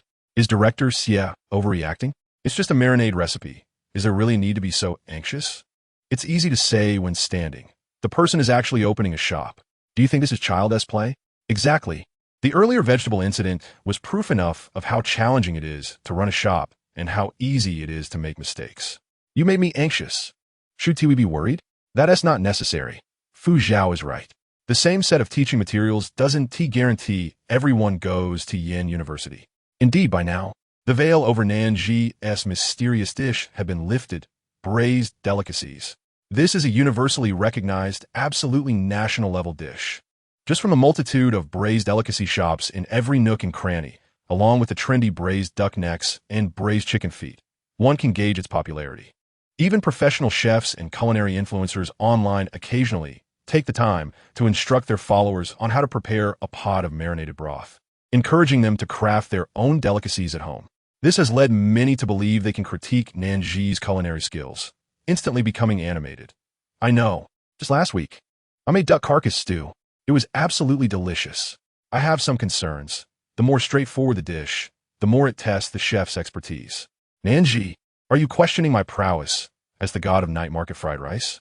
Just because you excel at fried rice doesn't mean you're competent in everything. Be wary of her potential missteps. Quiet down.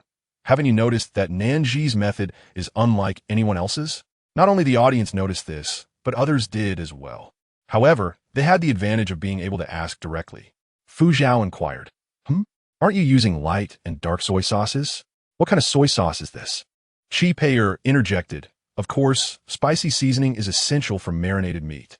Xiaoyu solemnly added, "At the restaurant where I used to work, we added onions, red dates, and goji berries. Each person had their own familiar recipe for marinated broth."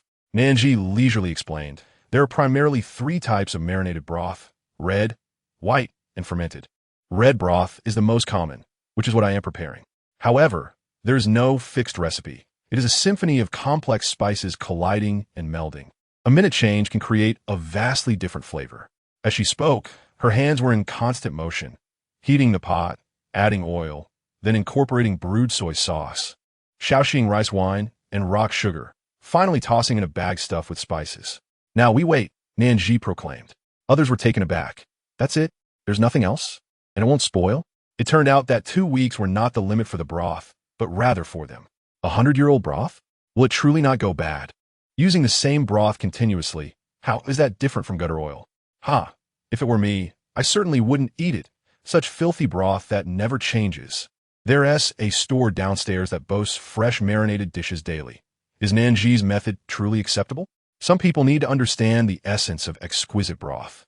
It's a symbol of high quality in the marinated world.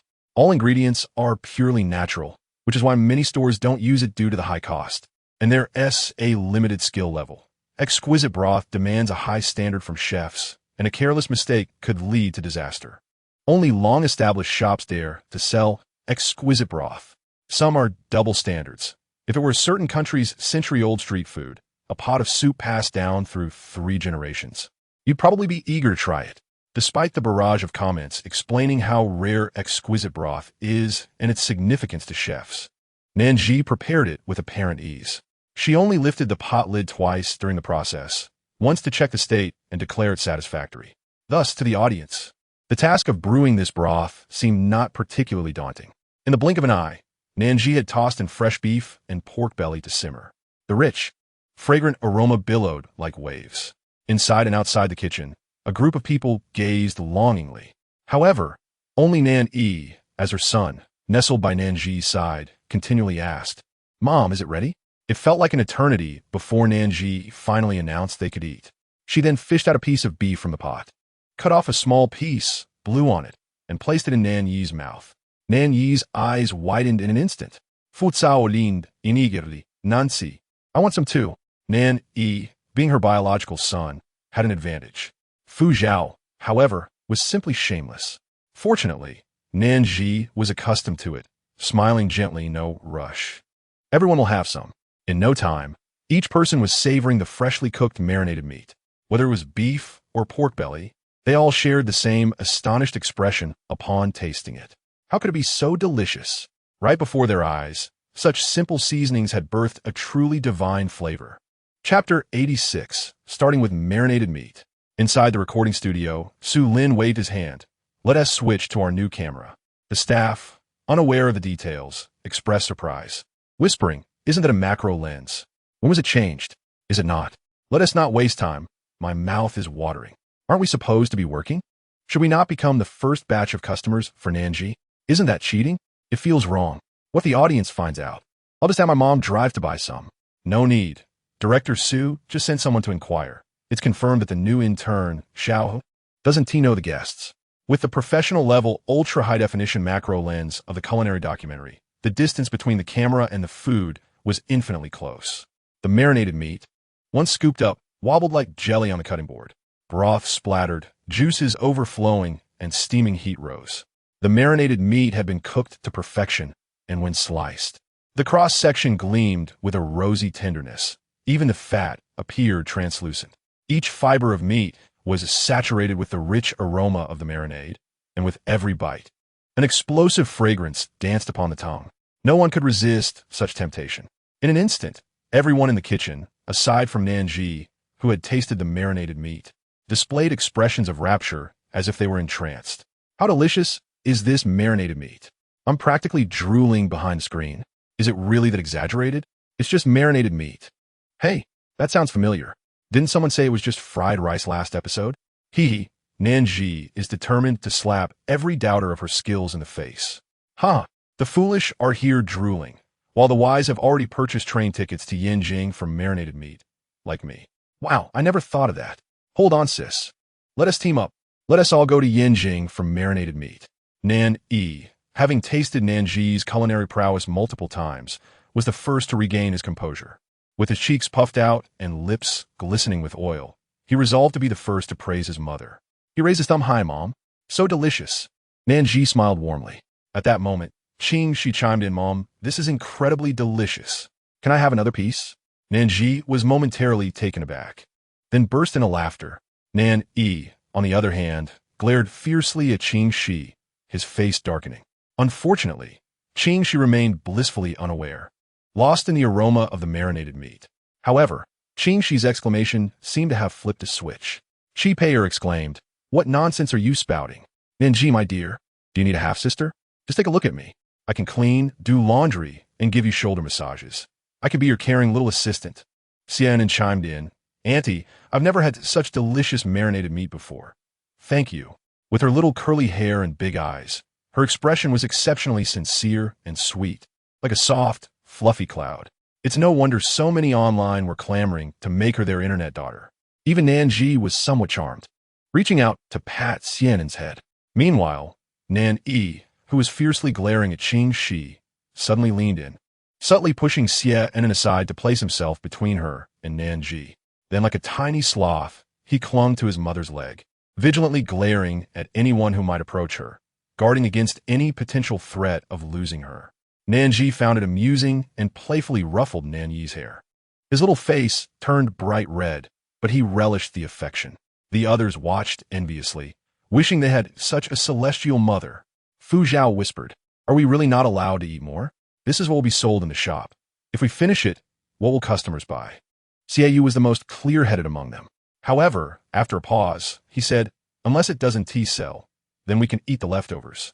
Well, it seems Xiaoyu was not that clear-headed either.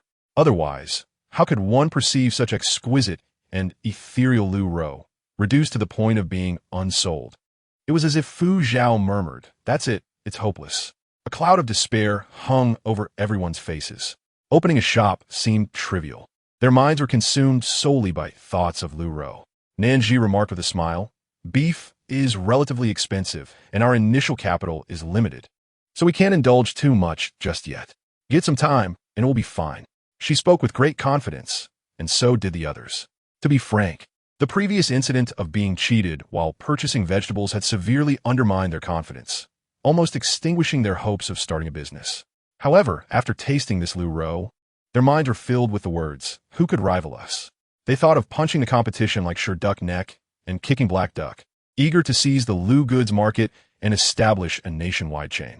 Everything seemed just around the corner. Oh wait, were they recording a variety show? Regardless, Fu Zhao wore an eager expression. "It won't be long. As long as we have money, we could buy meat to braise every day. Lu Rou every day. What a grand ambition." The others immediately displayed expressions of longing. The audience, however, was less than pleased. "That's excessive. Too excessive. I want to lodge a complaint." "What do you want to complain to?" "I will expose you online. Hurry up and sell more Lu Rou. This is hilarious. Everyone has gone mad." A testament to the insanity of contemporary society. Nevertheless, Nan Zhi had no intention of making others wait that long. The variety of braised delicacies ranged from poultry and livestock to offal, egg products, and tofu, encompassing a plethora of flavors, both cold and hot. Thus, this pot of braising liquid was not limited to just meat. It could braise everything. Observing Nan Zhi select suitable vegetables, wash, and chop them in preparation for braising, everyone swallowed in unison. Then, they exclaimed in unison, "We will help." Everyone busied themselves, even the little ones, engaging in tasks within their capabilities. A careful observation would reveal that their eyes were constantly darting towards the pot, clearly inscribed with the words Lu Rou. Ah, the motivation to be diligent had been found. Just as the shop buzzed with activity, a voice was heard at the door. "Is the boss in? When will you open?" Everyone exchanged knowing glances. Nan Zhi promptly stepped outside, declaring, "We are open now." During the time Nan Zhi was simmering the braising liquid and cooking the Lu Rou, everyone seemed to have taken up residence in the kitchen. The aroma of the braised meat wafted about, binding them like a rope. Even when they had to step away briefly, they did not venture far, remaining within a few meters. Thus, when the rich and overpowering scent of the braise drifted from the kitchen, spreading through the air and enveloping half the street, not a single person in the kitchen noticed that several groups of customers had already arrived before the first voice was heard. "What is that smell? It's so fragrant. Is it possible they added some special seasoning? Clearly, you don't know how to eat. This braise is pure and absolutely natural. Oh, there's no one in the shop. Could it be that they haven't opened yet? Perhaps I'll come back later." After such conversations occurred several times, finally, a customer, unable to resist the allure of the braised aroma, inquired aloud. Then Nan Zhi emerged. Her declaration of "We are open now" seemed to trigger a mysterious switch. Those who had been watching nearby flocked over in unison. "So you are open. Why didn't you say so earlier? What do you sell, boss?" "Wait a minute." The customer asking this question didn't he even know what the shop sold, and yet was already lining up? This was the first thought that crossed the minds of Fu Zhao and the others who followed her out. But upon reflection, it was clear that the phenomenon was due to Nan Zhi's Lu Rou. It suddenly became very understandable. At this moment, there were already about 10 people crowded at the shop entrance, including local residents, neighboring shop owners, and even those in sportswear who happened to jog by. They all paused for Nan Zhi's Lu Rou, craning their necks and peering in. Nan Zhi said, "Sorry, please wait a moment." She decisively directed everyone to work together to set up a table at the entrance as quickly as possible. They placed a cutting board, pre-prepared food boxes, and electronic scales on it. Chi Pei-er, the most approachable and communicative among them, was tasked with greeting customers. Meanwhile, Fu Zhao and Xie Yu carried out large jars filled with braised meat and delicacies, setting them down with a thud on the table. At this moment, some onlookers felt a strange familiarity with them. Though Nan Zhi, Xie Yu, and Chi Pei-er had not yet achieved national fame, Fu Zhao was a different story. Immediately, someone pointed at Fu Zhao. "Hey, aren't you that actor?" Other customers turned their gazes towards Fu Zhao, scrutinizing him. Nan Zhi seized the opportunity to stand at the table. "Come, everyone line up." "What would you like, sir?" The customer who nearly recognized Fu Zhao exclaimed. "You look so familiar." "Hey, don't crowd me. This is my spot. Stand here, stand here." "Boss, what time do you close? Are you open at night? Do you have braised dishes?" The crowd was abuzz with questions, all focused on lining up in the Lu Rou, momentarily forgetting about Fu Zhao's identity. The audience in the live stream shifted from tension to surprise, then to a flurry of laughter. "Hilarious. My Fu Ge has no status at all. You're a fake fan. Why did Nan Zhi place the Lu Rou at the entrance? It looks messy. Shouldn't they invite customers inside to eat? Because it's Lu Rou, most people will buy it to go. Letting them in doesn't make much sense. Isn't it because it's still early, not yet lunchtime? Wait, so did this small restaurant transform into a Lu Rou shop? I don't care. I just want to eat the Lu Rou made by Nan Zhi." Speculations about Nan Zhi's decision to place the large jars at the entrance ran rampant. However, they would soon learn the true reason. The jars had excellent insulation, and the thick walls continued to radiate heat, keeping the various ingredients inside warm. Xie Yu assisted Nan Zhi, stirring the pot continuously with a long-handled ladle. The strong and assertive aroma of the braise spread and expanded, not only tantalizing the customers in line, who wished the queue would move faster, but also wafting to even greater distances, making the claim of the scent wafting 10 miles not an exaggeration. The saying goes, "Good wine fears no deep alley." Aroma is undoubtedly one of the most direct ways to capture hearts. Previously, just a whiff escaping from the kitchen had attracted over 10 customers. Now, with the pot specifically placed at the shop entrance, the outcome was to be expected. By the time Su Lin's newly assigned intern, Xiaohu, changed into casual clothes and finally made it over, he found the entrance of Nan Zhi's shop bustling with people, packed to the brim. Nan Zhi and Xie Yu stood behind the table taking orders and slicing meat. Nan Yi continued as the cashier with the obedient Xie and assisting him. Chi Pei-er and Fu Zhao worked hard to maintain order. The scene was quite spectacular. "Director, there are so many people here. Should we have someone to maintain order? We mustn't let anything happen." Su Lin spoke rapidly. "I already called the nearby police station. Don't just stand there. Hurry and squeeze in. The meat is about to sell out." Xiao, who jolted awake, quickly ending the call and rushing into the crowd, completely forgetting his duties as a variety show staff member, fixated solely on the desire to buy Lu Rou. Before long, the police officers from the station arrived. Upon witnessing such a throng of people, they stood momentarily stunned. What electable fare could possibly be sold here? Indeed, many attendees harbored similar doubts. Even after managing to join the queue, they remained apprehensive that the tantalizing aroma of the LRU might not translate into a similarly delightful taste. However, it was not long before a satisfied customer shared his experience. When asked by a curious onlooker if the food was indeed good, this individual, with grease glistening on his lips and eyes wide open, remained utterly silent. His silence spoke volumes, for others quickly inferred the answer from his expression. It was unequivocally superb, utterly delectable. Consequently, the crowd surged forward with even greater fervor. Despite NZH's insistence that one must queue in an orderly fashion to purchase LRU, the line formed diligently. Yet, with so many people, the bustling vibrancy of the street centered here rendered other areas desolate. Ultimately, less than an hour after sales commenced, the entire pot of LWI was sold out. Chapter 88. NNJI, Shioguin apologies, but the LRU is gone. And so too are the LCI. At present, there is no second pot, We only have this single batch of broth. How long to wait? It will be at least until the afternoon. Initially, FCHO attempted to persuade kindly. Yet, the venerable gentleman across from him, appearing to be at least 80 years old, leaned on his cane, his legs trembling, yet his voice was robust. "Well, my health. I'm quite well. Just a few hours of queuing. Absolutely no problem." Others expressed their disbelief. Even amidst the pressing crowd, they maintained a respectful distance from the elderly man, fearing to jostle him. Many individuals like this elderly gentleman were present, despite FZHO's persistent assertions that the LRU was sold out for the time being. They lingered at the entrance, unwilling to depart. Moreover, some, captivated by the lingering aroma of L, lamented missing out on such a delicacy and chose to join the queue midway. Gradually, as the enticing scent dissipated, customers began to drift away. FHO wiped his brow. "I never anticipated such a crowd." Everyone, including NNZH, was drawn to his expression, suspecting something significant had occurred. FHO's countenance was grave, brows furrowed as he earnestly inquired, "With all the dishes sold out, what are we to eat?" "Oh," I thought, laughing, "the indomitable appetite of a gourmand, right?" FHO, take a glance at your nephew beside you, whose mouth is dripping with oil. Ha ha! Each little one is delightfully stuffed, yet he remains oblivious. Have you finally realized your isolation? It was evident that NNZH was suppressing laughter. She slightly raised an eyebrow and gestured towards QNGX beside FHO. "Fear not. I have reserved a portion. It is meant to be devoured by the little ones." There was no other option. NNZH, feeling compassion for their efforts, allowed them to enter the kitchen to enjoy the LC as she had set aside.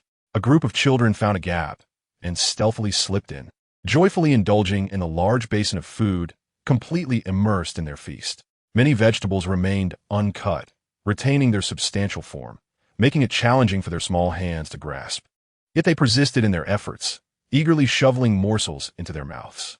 Eventually, even in New York joined the throng, merrily dining alongside the other children. Shortly thereafter, Onfei noticed, discreetly slipping into the kitchen to sample a few bites. Only FHO remained blissfully unaware. Clenching his fist, he exclaimed, "You all are too much." Shiwai maintained his composure, unperturbed.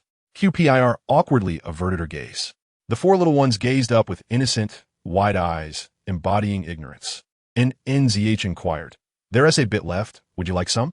Yes, though it was merely remnants. The prolonged soaking rendered it particularly flavorful.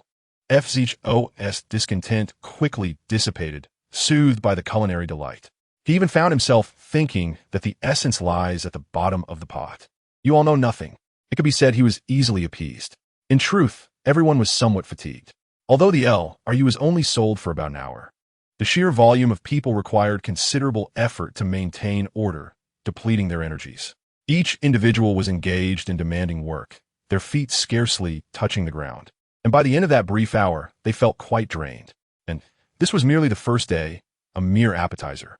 FZHO suggested, "Perhaps we should impose a purchase limit." QPIR nodded in agreement. "I believe that would be prudent." Shiwai concurred. After all, we are a small restaurant, not a LWI shop. They then collectively turned their attention to NNZH, as if a band of workers seeking their employer's counsel. The hierarchy was distinctly delineated. NNZH had a plan, each step executed with precision, following a well-laid strategy. Those present, as well as the viewers in the live stream, could sense her steadiness. It seemed that as long as NNZH did nothing, merely standing there, she served as a stabilizing force, instilling confidence in all. At that moment, QPIR suddenly recalled something. FCHO responded in astonishment. "ISNT, this a good thing? What is the issue then? Our establishment lacks a signboard. Does it not?" QPIR pointed to the empty storefront. Everyone suddenly remembered that in their haste to open the restaurant, they had forgotten the most crucial element, the sign. Even NNZH had overlooked this detail. "My apologies, it slipped my mind. I recall there being a shop on this street that customizes signs. No need to worry." QPIR cheerfully reassured, "You are the chef, so such trivial matters can be left to us." Thus, I arranged for a sign to be delivered yesterday, and considering the time, it should have arrived by now. Here it comes. NNZH's gaze suddenly fixed upon the sign being carried in, which bore the words NNJI, Shi Ogain. In that instant, her voice faltered. How did it turn into this name? when applying for the food business license, deciding on a name had posed a significant challenge. Eventually, everyone agreed that incorporating NZH's name into the title would make for a powerful signboard. Previously, a variety show had been titled Restaurant, inspiring QPIR to whimsically name it NNCNTing. NNZH had believed this was the chosen name. FZHO, noticing a slight change in NNZH's expression, hurriedly explained, "Weren't you taking YY to the restroom at that time?" Afterward, we pondered and felt that the name seemed a bit odd, so we altered it to this. We anticipated that QPIR would have it made into a sign. We all got so busy that we forgot to consult you, NZH. Did you not like it? Of course not.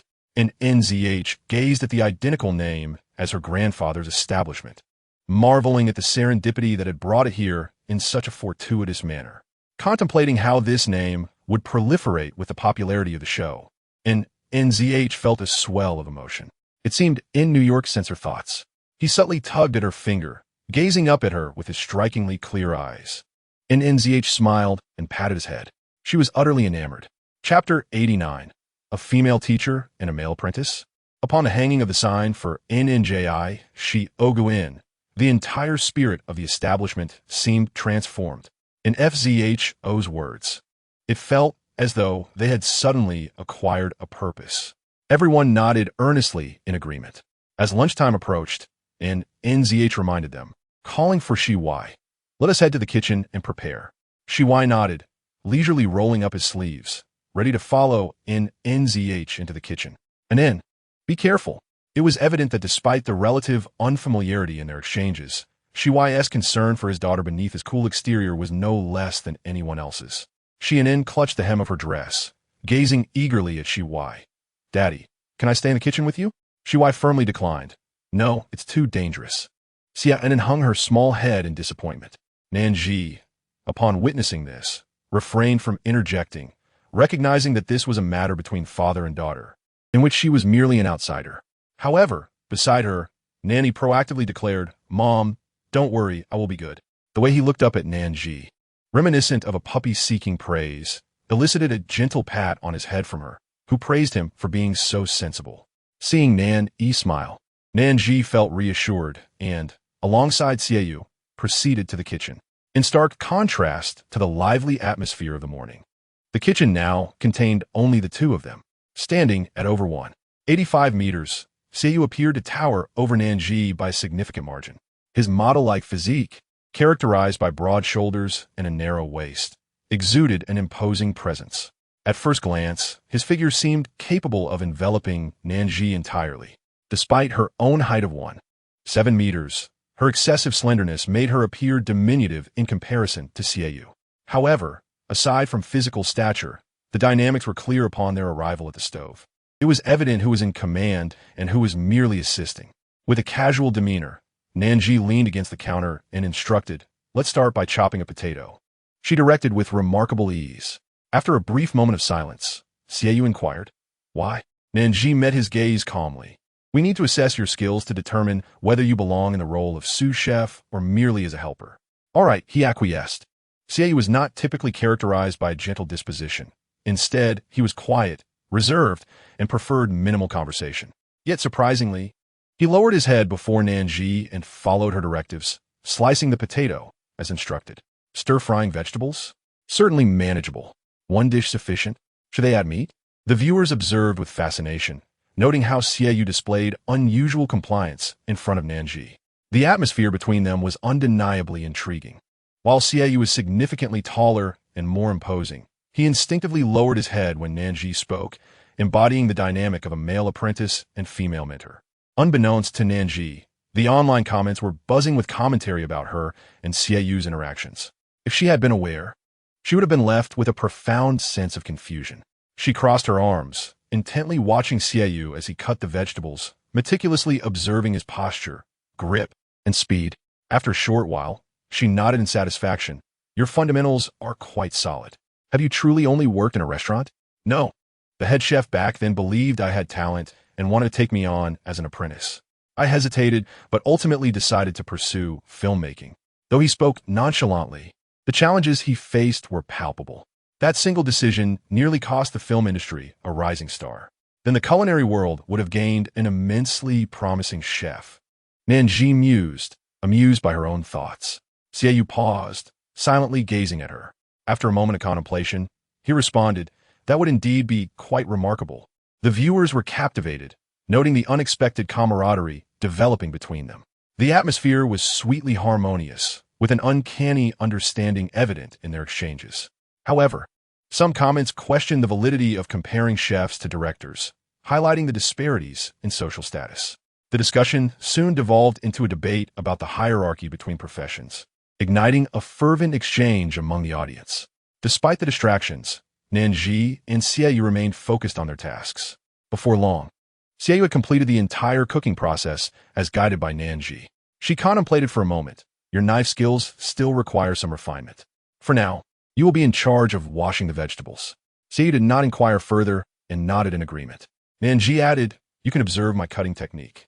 With that, she took the initiative to demonstrate, wielding a gleaming knife that seemed almost delicate in her slender hands. Yet, the knife responded to her touch as if it were a playful kitten, entirely under her control. Her gaze barely lingered as she efficiently maneuvered over the cutting board.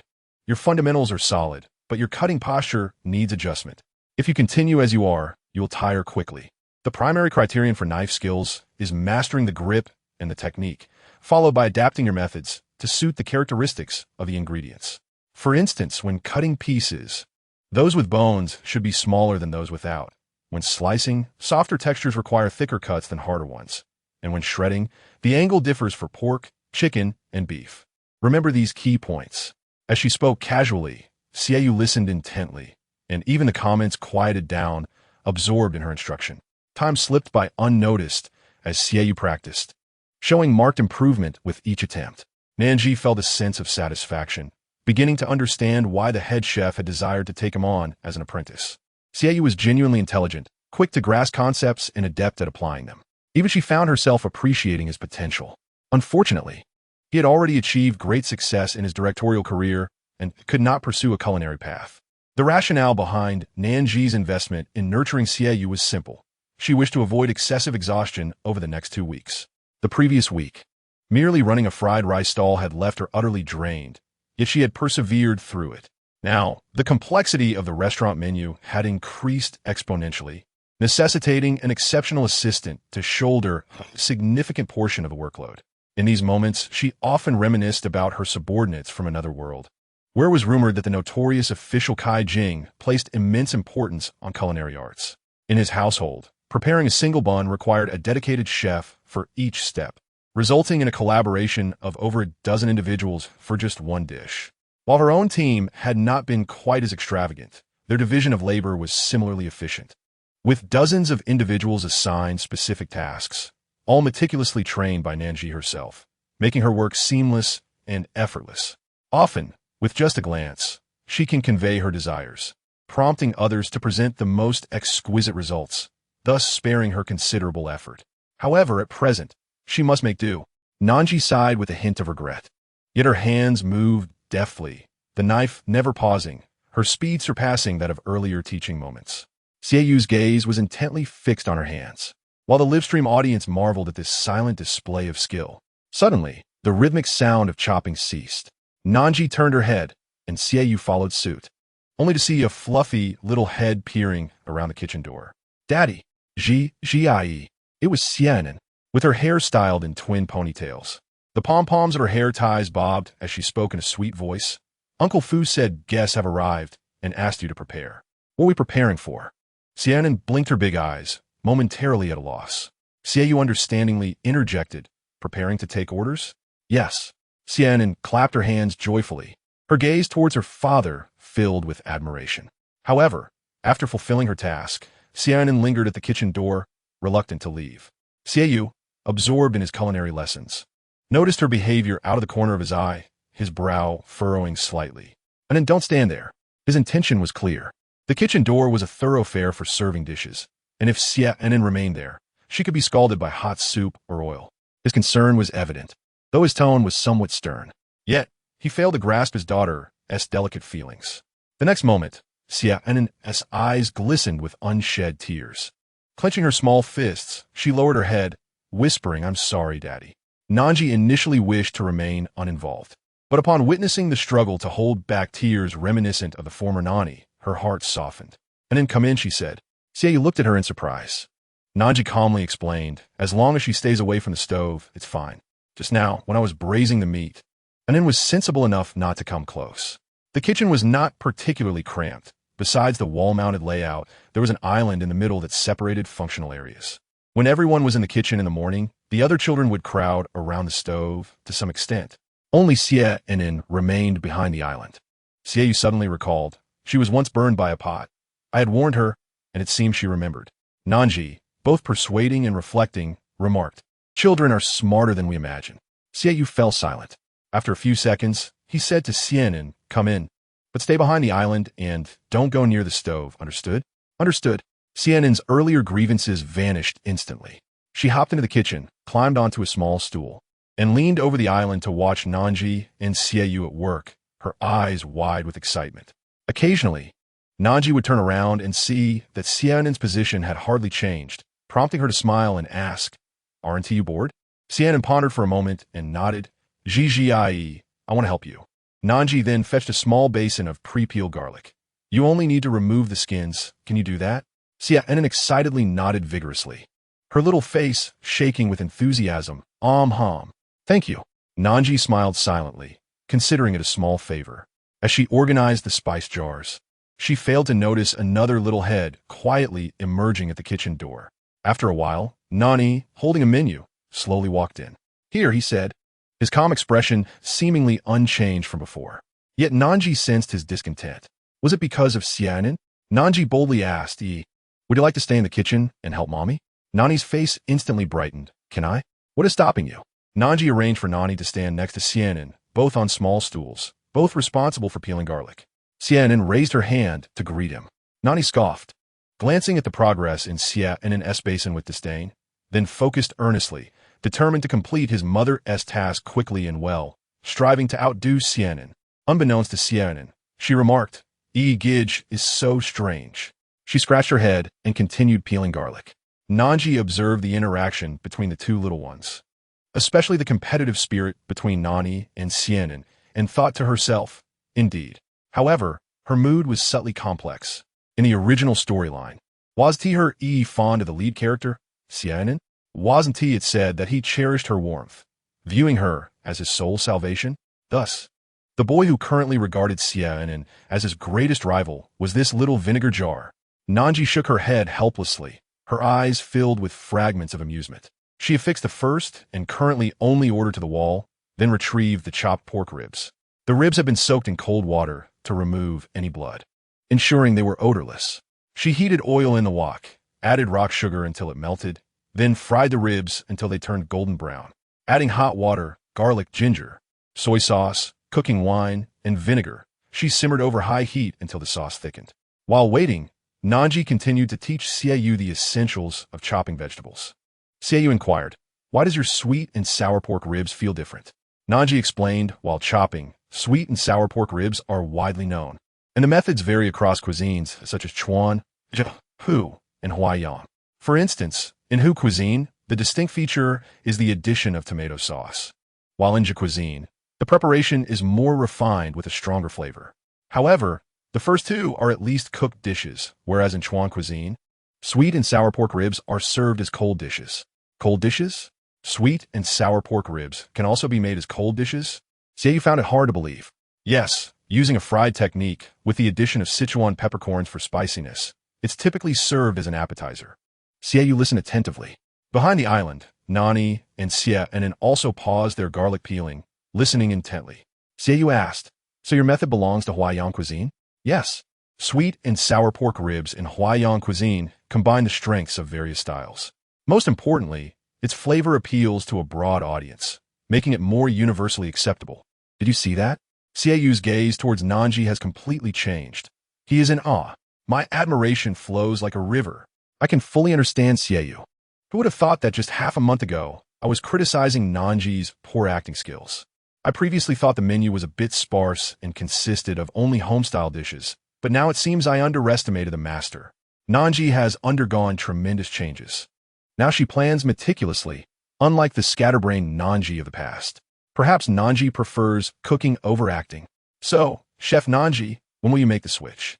If you continue as a chef, I will never criticize you for life. Understanding does not equate to proficiency. Even a professional chef mastering a single cuisine is quite impressive. In truth, Xie was curious as well. However, due to the camera, he refrained from asking about such personal matters. Is this how you cut it? As the ribs neared completion, Nan Zhi, mindful of the time, retrieved the pre-sliced potatoes, pairing them with green peppers for a quick stir-fry over high heat. The sweet and sour potato strips were ready just as the sweet and sour pork ribs finished. Xie placed them at the serving window, ringing the bell. Soon, Chi Pei'er appeared at the window. Upon seeing the two dishes, she swallowed hard, mentally repeating to herself that they were for the guests. Before demonstrating her exceptional skills as a professional server by balancing the plates with one hand, smiling as she announced, "Dishes are served." Her clear voice accompanied the rich aroma wafting through the air. At that moment, there was only one table occupied in the restaurant, occupied by a curly-haired grandmother and her grandson.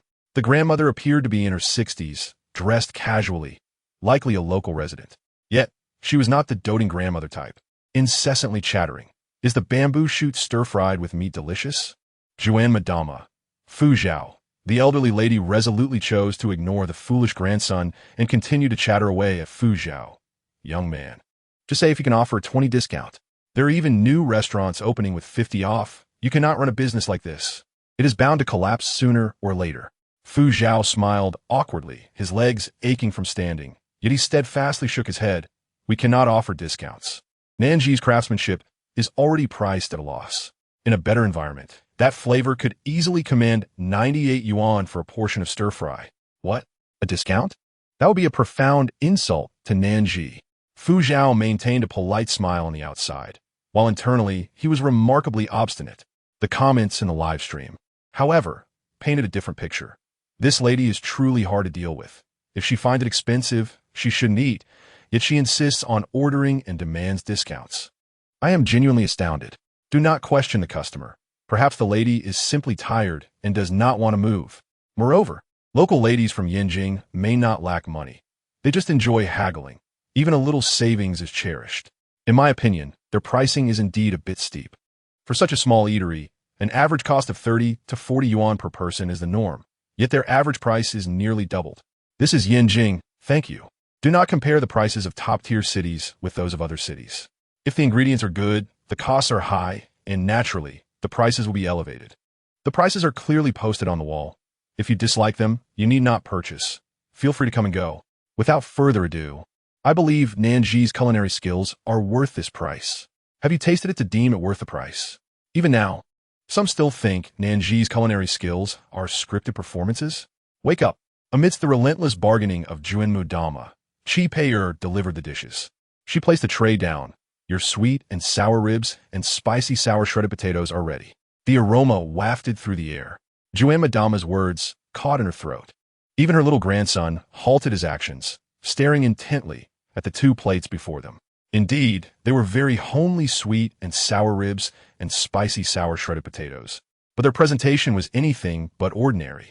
The shredded potatoes displayed impeccable knife skills, not only uniform in thickness, but also closely matched in length, each glistening with oil, creating a golden platter, occasionally adorned with vibrant green pepper shreds, resembling a picturesque scroll.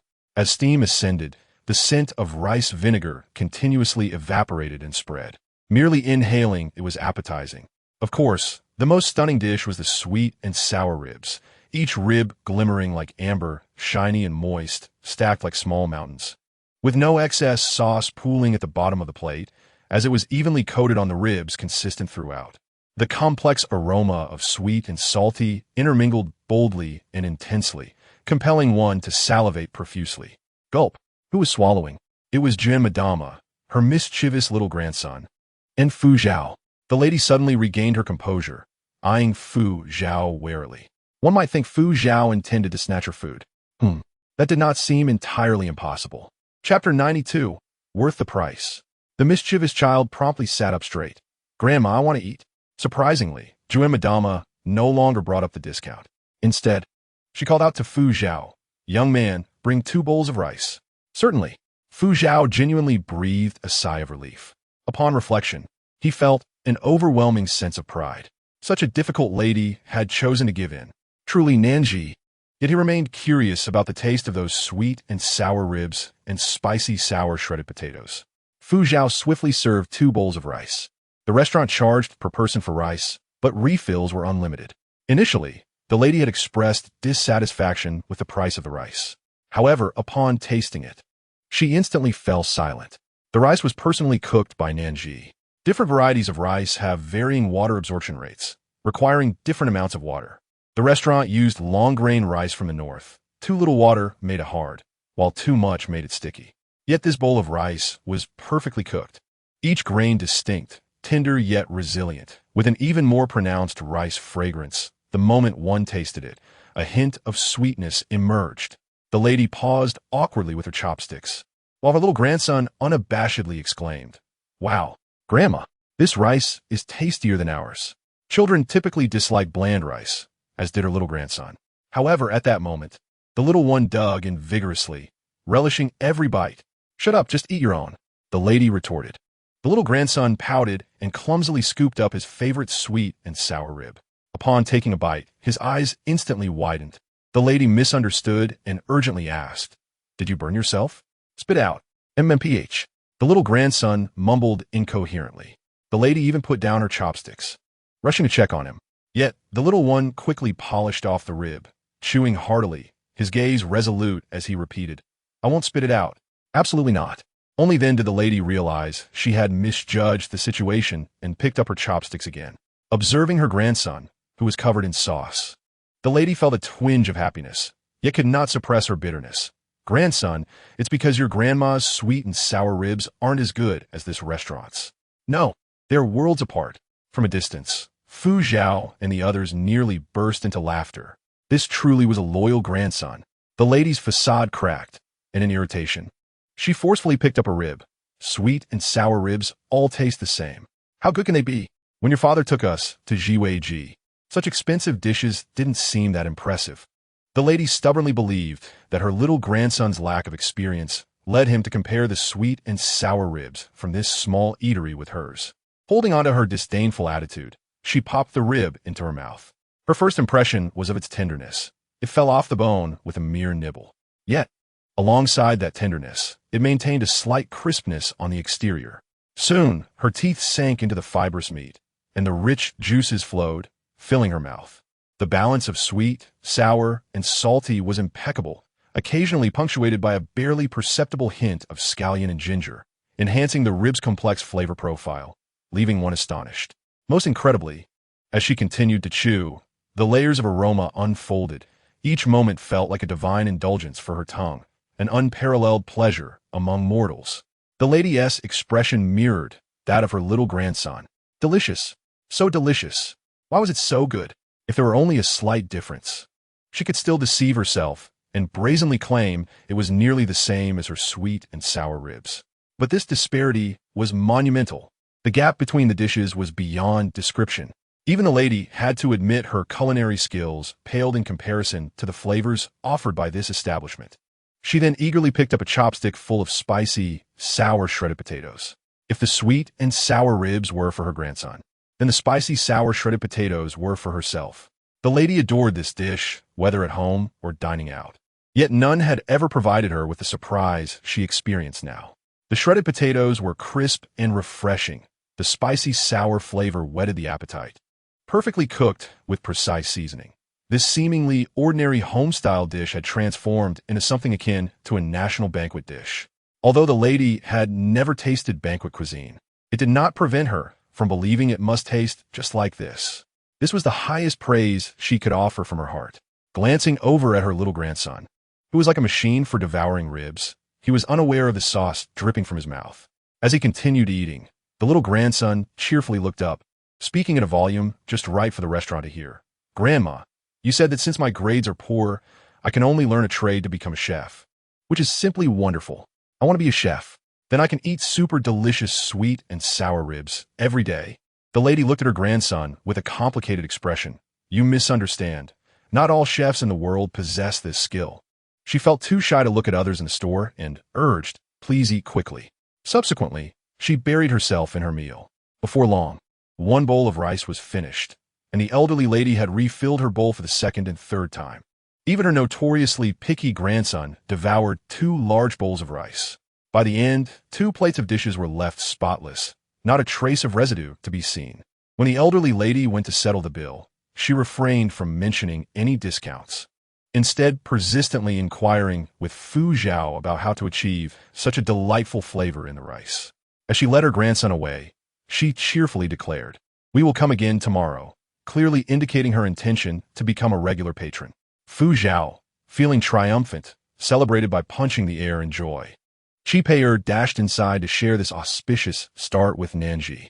The onlookers observed the grandmother and grandson's rapid eating pace and remarked, "Just look at how quickly they devoured their meal. It must be delicious." Nan Zhi's culinary skills are truly unparalleled. The elderly lady fell silent as she ate. "My mother has the same stubbornness. She never concedes anywhere. It's impressive that they could get her to relent. I absolutely adore sweet and sour ribs. They truly tantalize my taste buds. Just wait, I'm buying a ticket to Yanjing right away. That little grandson of hers is a real performer. Haha." As midday approached, the number of patrons in the restaurant increased. Some, upon seeing the price list on the wall, turned and left without a word. Others complained about the prices yet still chose to sit down and sample the offerings. While some regulars who had previously enjoyed the braised meat sighed in disappointment upon learning it was unavailable, but, trusting its flavor, reluctantly settled down to try the dishes. Regardless of their reasons for choosing to dine in, once they ordered and tasted the food, all grievances dissipated like the elderly ladies, leaving them in awe of Nan Zhi's culinary prowess. They couldn't help but reflect on how foolish their earlier doubts about the prices seemed. Such divine delicacies are worth every penny. Chapter 93. The unpleasant and unnecessary xia and the lunchtime service concluded at 1:30 p.m. After the rush, everyone was utterly exhausted. Running a restaurant was far more strenuous than they had anticipated, with Nan Zhi bearing the brunt of the fatigue. Had it not been for her body being rejuvenated by top-tier medicinal cuisine over the past week, she would likely have collapsed from exhaustion by now. Xie remarked, "The braised dishes for the evening have been prepared and will infuse more flavor by nightfall." This selling method for the braised dishes was decided upon after much deliberation. After all, they were not a specialized braised food establishment. In essence, braised delicacies served as their promotional signature. Each day, they prepared only 2 pots of braised dishes, as cooking too much would compromise the flavor. For the first 3 days, they sold the dishes at the entrance, and after that, once regular patrons were established, they would no longer need to set up a stall, but would incorporate the braised dishes into the menu. Currently, Xie was primarily responsible for the braised dishes. Nan Zhi prepared the braising liquid, confirming its condition before each cooking session. She had already shared the intricacies of cooking times and techniques with Xie, and from what she observed, he had grasped them quite well. Nan Zhi glanced into the large pot of braised meat, nodding in satisfaction. "Yes, maintain it like this." Xie raised his chin slightly, a barely perceptible smile gracing his lips, a peculiar sense of fulfillment enveloping him. In the live stream, a flurry of enthusiastic comments erupted, with viewers exclaiming, "We are so excited." Unbeknownst to Nan Zhi, who had her back to Xie, she was unaware of his expression. "So, shall we have something simple for lunch?" After consuming leftover bits of braised dishes since the morning, they had not even had a sip of water. Nan Zhi was now so famished she felt as if her stomach was touching her back. She looked at the leftover scraps on the cutting board and resolved to utilize them, intending to whip up a quick lunch. However, Xie intervened, saying, "No need. Let me take care of lunch." Nan Zhi halted in surprise. Xie made a light-hearted jest. "Do we appear that shameless?" "What shamelessness?" Fu Zhao, entering with a stack of dirty plates, chimed in upon hearing this. Fu Zhao and Chi Pei had extensive responsibilities in the restaurant, handling orders, serving dishes, managing accounts, and general cleaning, essentially all the tasks outside the kitchen. By now, Fu Zhao had nearly overcome his mild obsession with cleanliness, able to carry greasy, used plates with a straight face. Even his devoted fans in the live stream commented on how remarkably Fu Zhao had progressed. In just a month, he had transformed from a clumsy novice into a proficient worker, truly astonishing. At that moment, Fu Zhao only caught the latter part of Xieyu's comment and found himself somewhat puzzled, until Xieyu clarified his intentions. Fu Zhao swallowed hard, feeling a pang of regret that was impossible to ignore. Yet this fleeting regret was swiftly overshadowed by concern for Nan Zhi. Indeed, she deserved to rest well. Let us handle the cooking. Nan Zhi observed them in silence for a moment before breaking into a smile. All right, she nodded in agreement. Encouraged by Xie Yu and Fu Zhao, she removed her apron and settled into a chair in the kitchen corner to rest. Xie Yu took over her position, while Fu Zhao assisted him. Watching Fu Zhao's clumsy yet earnest efforts was amusing to Nan Zhi. Suddenly, she spotted Xie entering with a cup of water. Initially, she thought Xie was looking for her father, but instead, Xie approached her directly. Aunt Zhi, this is for you. Xie carefully presented the cup to Nan Zhi. Nan Zhi was taken aback. For me? Xie nodded and matter-of-factly stated. Because Aunt Zhi is the most tired. Touched, Nan Zhi couldn't help but tease. What about your father? Xie tilted her head and thought. Dad is healthy. Nan Zhi chuckled softly. Then, she heard Xie add, but Aunt Zhi is not well. I saw you rubbing your legs. Now, Nan Zhi was genuinely surprised. Anne's observational skills surpassed her expectations. She had carefully concealed her actions. Yet Anne had noticed. Should one say that she truly embodied the qualities of a leading lady? Radiating unique brilliance that befits her role. Nan Zhi felt a mix of emotions, ultimately accepting the cup of water. Thank you. Xie beamed with delight, eagerly offering to massage Nan Zhi's legs. Nan Zhi, unable to refuse, allowed her to proceed. Although Xie was just a small child, her hands were surprisingly earnest as she explained that she had learned from watching her father massage specific points called acupressure points. Nan Zhi couldn't help but laugh at the misaligned points she had been shown. Meanwhile, Xie Yu, busy cooking, turned to see his little cotton-padded jacket warming someone else and felt quite miffed. Before long, Xie Yu's homemade lunch was ready. The aroma was pleasant, though not as exceptional as Nan Zhi's culinary creations, yet it was undoubtedly delightful in the realm of home-cooked meals. Everyone was famished, barely exchanging a few words before diving into their food. Nan Zhi noticed the rosy-cheeked Nan Yi, who was so absorbed in eating that he forgot to wipe the sweat from his forehead. She embraced her bowl and began to eat heartily. She fetched a tissue to help wipe his sweat. Are you going to help clean up? Nan Yi nodded vigorously. Nan Zhi smiled, reaching out to tousle his hair. Praising him. Yes, that's very good. Feeling a bit shy, Nan Yi hugged his head and muttered, it stinks. He had secretly sniffed earlier, and it truly was quite odorous. He anxiously watched Nan Zhi's hands, worried about dirtying them. Nan Zhi was not particularly concerned. All right, Mama 1T touch, but how about a quick wash later? Nan Yi found this idea appealing. He took a few large bites of rice, but his speed gradually began to slow down. She quietly leaned closer to Nan Zhi's ear and said, Mama, Uncle Xie's cooking is not as delicious as yours. Nan Zhi placed a piece of meat into his bowl and replied, Next time, Mama will cook for you. All right. Nani was not particularly picky, yet he simply adored the meals prepared by his mother. Even when she offered him a cookie, it tasted far superior to those he retrieved himself from a box. Being young, he lacked the ability to articulate why this was so. He merely knew that he cherished his mother and wished to keep her all to himself. As he ate, Nani surreptitiously raised his gaze from the bowl, his dark eyes landing squarely on Xie across the table. Xie smiled sweetly and innocently, blissfully unaware of the world around her. No one could dislike such a charming little darling, except for Nani. He found her face to be glaringly annoying. What a bothersome and superfluous presence, he thought. Chapter 94. A decade-long fan, the production team thoughtfully turned off the live broadcast for a while. By the time dinner service commenced, business was even better than during lunch. Among the patrons were those who returned after a delightful midday meal, as well as others who came initially for the braised meat but were seduced by the aroma of the dishes. The modest establishment quickly filled to capacity. This braised pork is absolutely delectable. It melts in your mouth. Oh no, why is my wallet so shallow?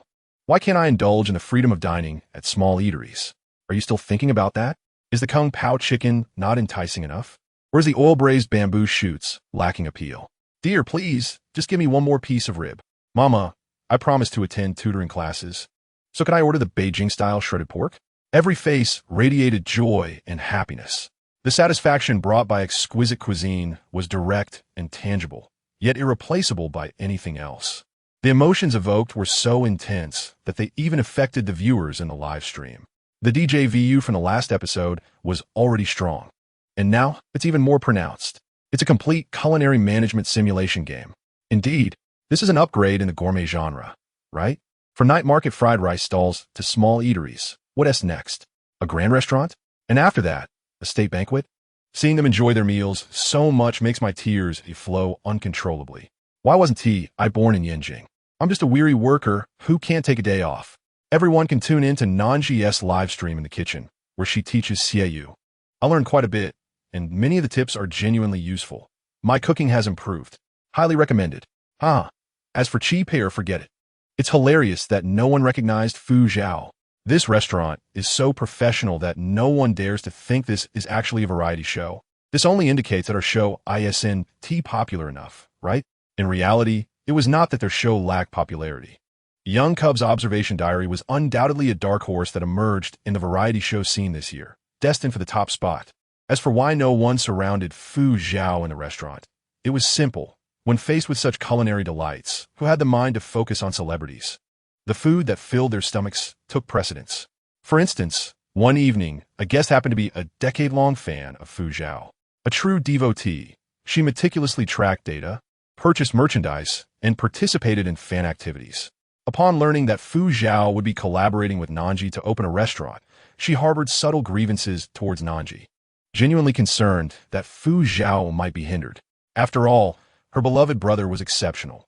If the outcome fell short, it must surely be due to others dragging him down, not a reflection of his own abilities. Coincidentally, she lived in Yinjing, not far from the filming location.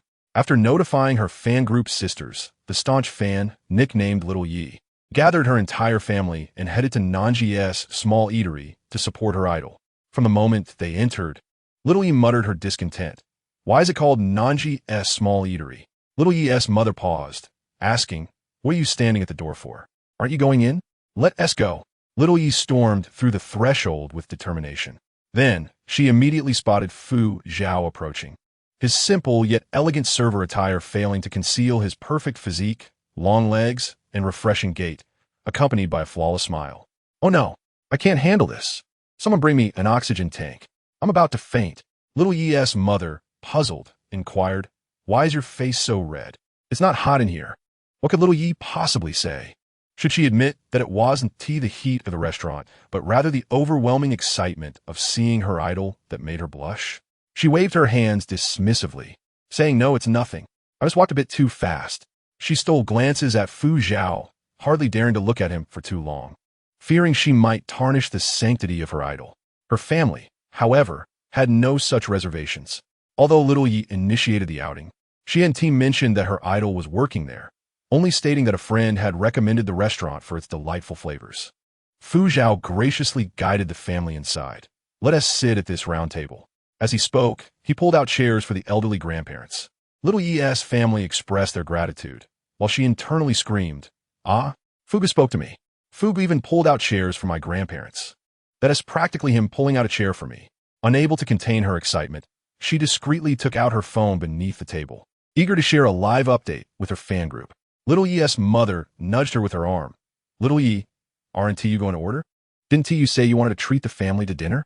Little Yi froze, feeling Fu Zhao's gaze upon her. In that instant, shyness and excitement surged through her, coursing throughout her entire being. Okay.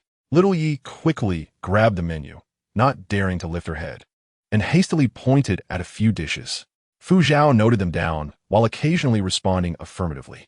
Little Yi's face was as red as a cooked shrimp. Little Yi's father noticed something was amiss. Sweetheart, what's wrong? Why is your face so flushed? Is it hot in here?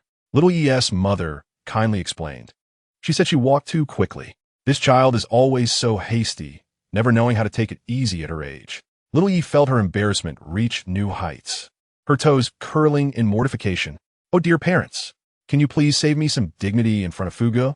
At that moment, Little Yi's grandmother squinted through her reading glasses and exclaimed, Hey, young man, you look so familiar. Fu Zhao had heard similar comments many times today and managed to maintain a calm demeanor while joking. Is it because I resemble Fu Zhao? Many people say that. Little Yi's grandmother nodded vigorously. Yes. I thought so. You truly look like that young man, Fu Zhao. He is my Little Yi's. Grandma, please don't interrupt him at work. Little Yi, fearing her identity might be revealed, quickly shoved the menu into Fu Zhao's hands. "Could you please bring us our dishes?" "Quickly." Fu Zhao replied, "Sure." Once Fu Zhao departed, Little Yi regretted her tone, wondering if she had been too harsh. Meanwhile, Little Yi's mother had sensed something was amiss. "That was Fu Zhao, wasn't he it? Is he recording a variety show? Mom, that shouldn't be discussed." Little Yi frantically scanned her surroundings, fearful of being overheard and inadvertently causing trouble for Fu Zhao and the others. Chapter 95. Ah, so delicious. Little Yi believed she had successfully concealed her identity as a fan. In reality, from the moment she entered, the keen-eyed viewers had already recognized her. "That must be Fu Zhao's fan. It's obvious." "Yes, confirmed. There's a familiar vibe."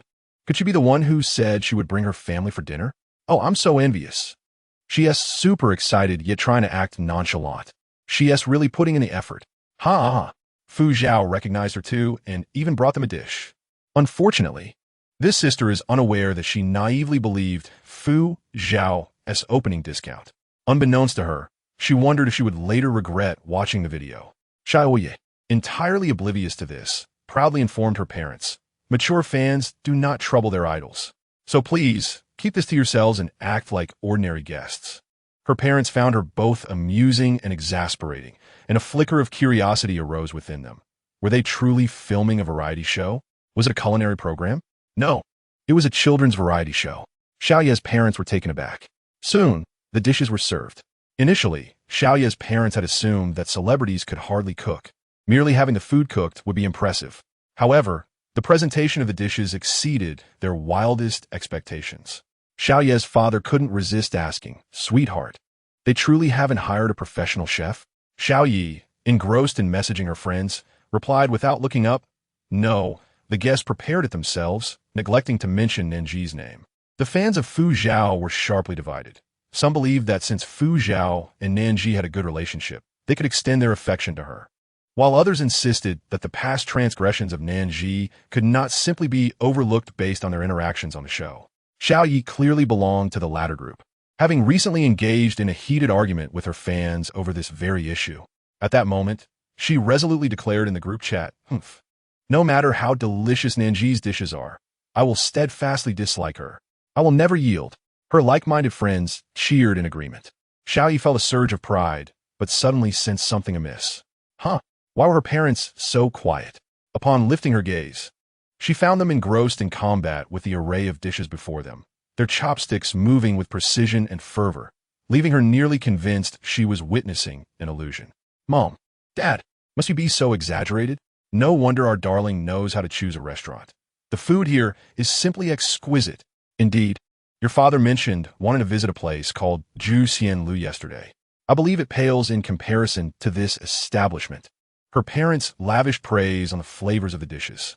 "Xiaoye, are you sure you haven't made a mistake? This level of culinary skill must belong to a top chef. How could an ordinary person possess such talent? Perhaps we should return here for lunch tomorrow?" This last suggestion garnered unanimous agreement from the family. Xiaoye's lips twitched in disbelief. "Must you be so dramatic? It looks decent enough, and it does smell quite good, but that doesn't signify much." Unfazed, Xiaoye picked up the most unassuming dish, the oil-braised spring bamboo shoots. As she took a small bite, her eyes widened with astonishment. She yearned to devour more, yet feared that eating too quickly would rob her of the experience. Caught in this dilemma, the taste of a spring bamboo shoot lingered, stretching the moment. Noticing her daughter's silence, Xiaoye's mother teased, "Well, is it exceptionally delicious?" It's passable," Xiaoye replied, convinced that she could withstand anything, even the sky falling, for Fu Zhao's sake. She continued to sample each dish, apologizing to Fu Zhao. This time, she simply could not resist. The dishes prepared by Nan Zhi were utterly delightful. Tears of joy welled in her eyes as she found herself wavering in her stance. She was too engrossed to pay attention to the incessant notifications from her fan group, completely immersed in the feast with her family. Each dish was so delectable that she found herself at a loss for words, her mind consumed with thoughts of how delicious everything was. In the blink of an eye, all the dishes had vanished. Even the sauce from the braised pork was mixed into the rice by her father. Xiaoye's mother frowned. "Have you forgotten the doctor's advice to manage your cholesterol? How can you make sauce with rice? Hurry, give me a bowl." Xiaoye's father reluctantly shared half of his serving with her. At that moment, Xiao Yi quietly pushed her bowl towards her father, smiling sweetly, "Daddy." After a moment's hesitation, her father divided the remaining rice, sharing half with her. "Grandpa, son, I also want." "Dad, no, you do not want." Xiao Ye's grandfather's face fell in indignation. Such was the warm and cheerful atmosphere of their family.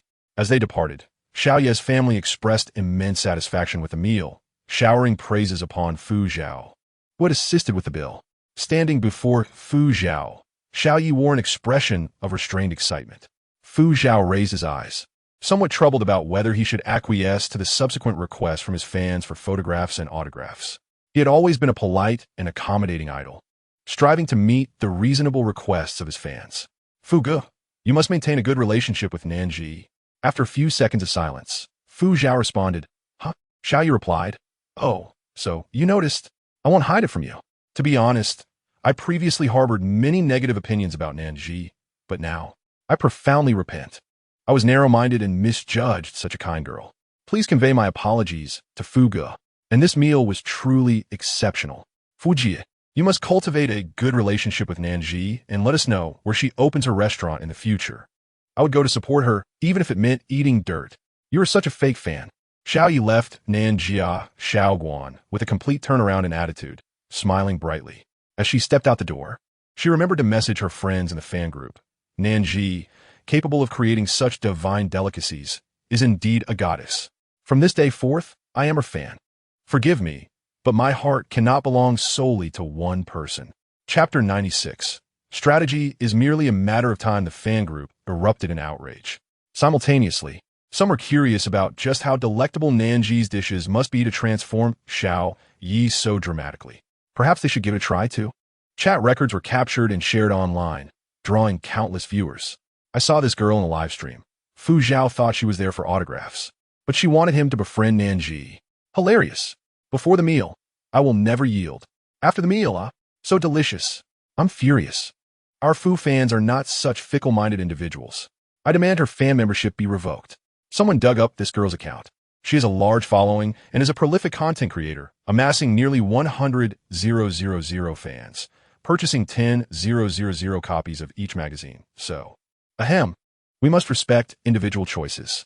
The drastic shift in Xiao Ye's attitudes as a prominent fan of Fu Zhao became a source of humor and intrigue, garnering a small measure of attention beyond their circle. The already popular Young Observer's Diary sparked a flurry of discussions. Among the hottest topics, without a doubt, was Nan Zhi. Some had completely altered their perceptions of her. Having followed the live stream for over a month, Nan Zhi is truly different from my initial impressions. She possesses a captivating charm and serves as a stabilizing force. Whenever she is present, I feel at ease. Who understands? Agreed.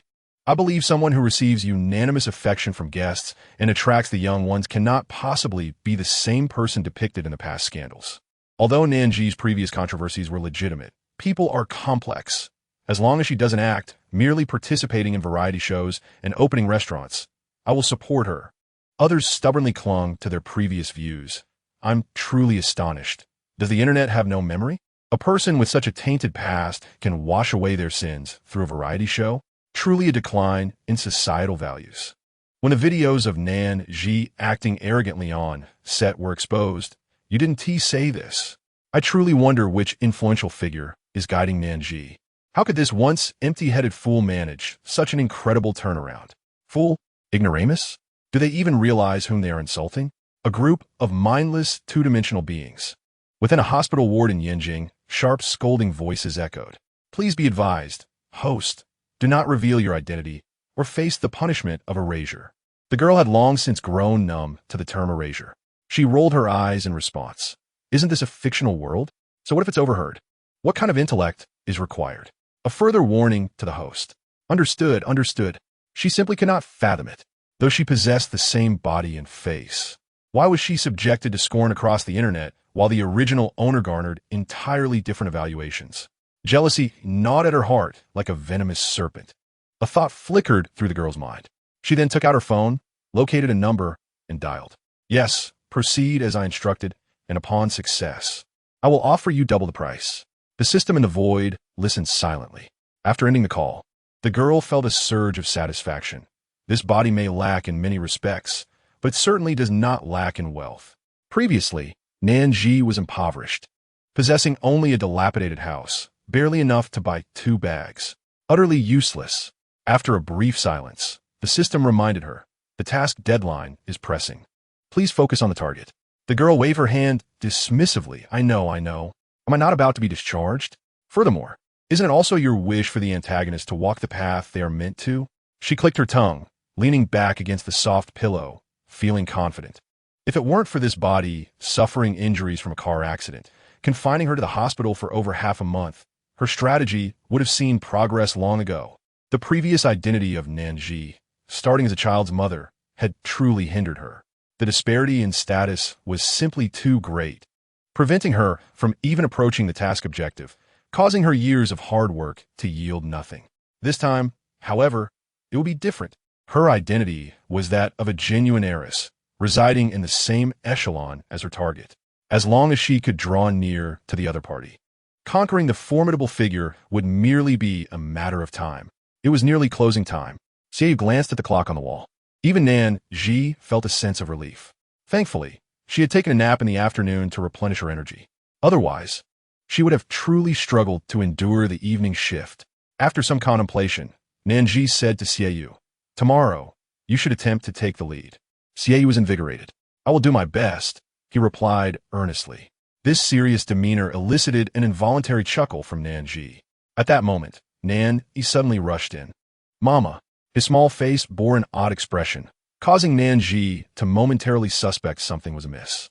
To her surprise, after some stammering, Nanny leaned close to her ear and whispered, that person has arrived, just outside. Who is that person? Nan Zhi was somewhat puzzled, ready to inquire further when her voice caught in her throat. Wait, could it be? She set down the kitchen knife, wiped her hands with a cloth, and took a few steps toward the kitchen door. The man seated in the corner booth seemed to sense her presence and looked up. Their gazes silently intertwined in the air. The man remained as cold and solitary as snow on a distant mountain, starkly out of place in the world around him. Yet, at the moment he laid eyes on Nan Zhi, an insistent feeling burgeoned within his soul, silently entwining her like tendrils or a vast web, seeking to envelop her completely. Perhaps it was due to her profound understanding of him, for upon seeing him, Nan Zhi felt little shock. Instead, a thought emerged in her mind. Ah, Lu Shirshu is indeed Lu Shirshu. Nan Zhi clutched the hem of her clothing. Mama, him. Disregard him.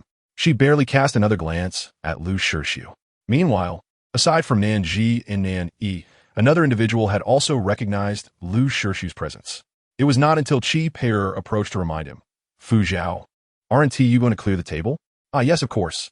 Fu Zhao struggled to conceal his astonishment, attempting to act nonchalantly as he passed by Lu Shirshu's booth, as if he were entirely unfamiliar with the man. Yet deep inside, he was roaring with disbelief. How could that madman from the Lu family be here? In an instant, Fu Zhao's mind wandered to Nan Zhi. It was a peculiar premonition, an undeniable sense that they were acquainted. Chapter 97. The madman of the Lu family, Fu Zhao, absently wiped the table. His peripheral vision uncontrollably drifted towards Lu Shirshu. This name was indeed renowned within their circle. Moreover, the Qings and the Lus had maintained a close relationship for many years. Fu Zhao's grandfather, Qing Shan, was an old friend of Lu Wenzhou, the patriarch of the Lu family, their bond beyond ordinary. Hence, from a young age, Fu Zhao frequently heard the name Lu Shirshu.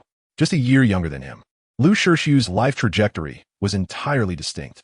While Fu Zhao grew up in a nurturing environment as his parents were in love, free from worries until his sister Qing Zhi went missing, Lu Shirshu's childhood was marked by tragedy.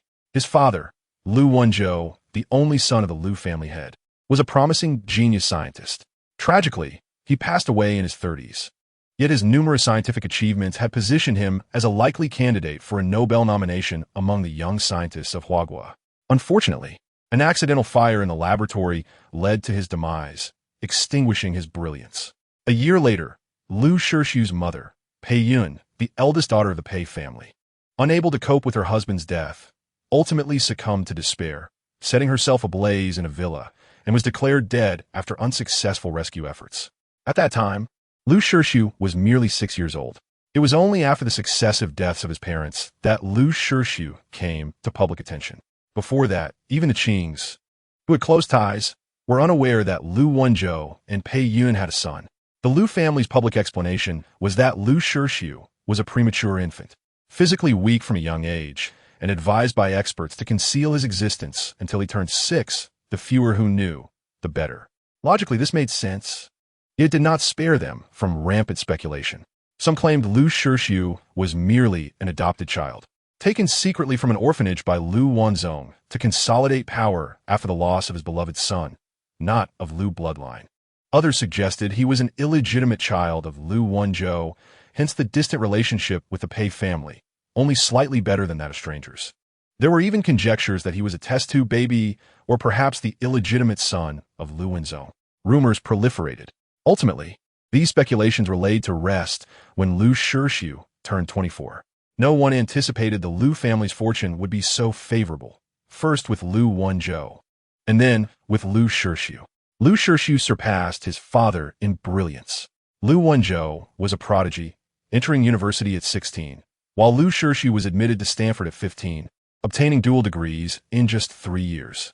Furthermore, the pharmaceutical group under the Lu family, which had begun to decline after Lu Wenzhou's passing, was revitalized under Lu Shixiu's leadership, transforming into a pillar of the Lu enterprise, holding significant influence not only domestically but also internationally. At 24, Lu Shixiu officially took over the Lu family, forcing the elder Lu Wenzhou into retirement. From that point on, no one dared to speculate about Lu Shixiu's origins. He was innovatively given the exclusive title of Mr. Lu, not referred to as Mr. Lu Wenzhou or the previous heads of the Lu family, but simply Mr. Lu, a title solely belonging to him. His standing was thus evident. Lu Shixiu maintained a low profile, and discussions about him were shrouded in mystery. The moniker Lu Jia Fengzi appears to have originated from the time when Lu Shixiu, in his youth, overheard people gossiping about his parents. With an expression devoid of emotion, he unceremoniously pushed one of the gossipers into a swimming pool, submerging them, nearly to the point of drowning. Alternatively, it might stem from his ruthless treatment of his only relative, his grandfather Lu Wenzhou, once a formidable patriarch of the Lu family, now reduced to a frail old man living in seclusion. Fu Zhao opined that the epithet Fengzi aptly describes Lu Shixiu, and the reason is quite simple: his eyes. Those are not eyes that belong to a human. They're chilling and merciless, gazing upon others as if they were merely decaying flesh and shattered bones. Even when he gazes upon himself, the same detachment prevails. He is a misanthropic and perilous individual, and maintaining a respectful distance is undoubtedly the wisest course of action. Thus, when Fu Zhao contemplated the possibility of Lu Shixiu becoming entangled with Nan Zhi, he swiftly dismissed the horrifying thought with a shake of his head. Yet, he overlooked the fact that the microphone he wore captured his mutterings. The audience, slightly taken aback, questioned, "What is Fu Gus saying? It feels rather strange." He seemed to glance at a certain spot in the shop, and his expression changed dramatically. Could it be a familiar face? Why not shift the camera? Why not capture the corner booth? Just now, it seemed a super handsome man made my camera clearer. Are you seeing things? Stop bragging. Is that Fu Zhao? Lu Shixiu's hands were clasped tightly on his knees, adopting a posture that exuded tension and aggression. This made his assistant, Tao Un, increasingly restless. It was the first time Tao Un shared a table with Mr. Lu, and he felt particularly out of place. Lu Shixiu's eyes were dark and contemplative, and he did not respond immediately. After a prolonged silence, he finally uttered 2 words, laden with suppressed disdain: obnoxious. Tao Un held his breath, feeling as though the remark was directed at him. He wished to minimize his presence or perhaps even vanish into the ground. Have you two decided on the menu? Chi Pei'er approached, scrutinizing the 2 oddly matched guests. With someone to ease the tension, Tao Un sighed in relief and hastily ordered 3 dishes. Chi Pei'er gently cautioned, the portions may be a bit excessive. After consideration, Tao Un eliminated a dish of braised pork. Mr. Lu was notoriously finicky, and his team of top-tier chefs could labor for months without producing a dish that would satisfy his palate. Consequently, Tao Un presumed Mr. Lu would refrain from eating, leaving him with just enough food comprising 2 dishes, 1 meat and 1 vegetable. To his astonishment, "You are also having a meal, sir?" Tao Un exclaimed, his shock causing him to speak his mind. Lu Shixiu leisurely picked up his chopsticks, his brow and eyes serene. "Everyone needs to eat.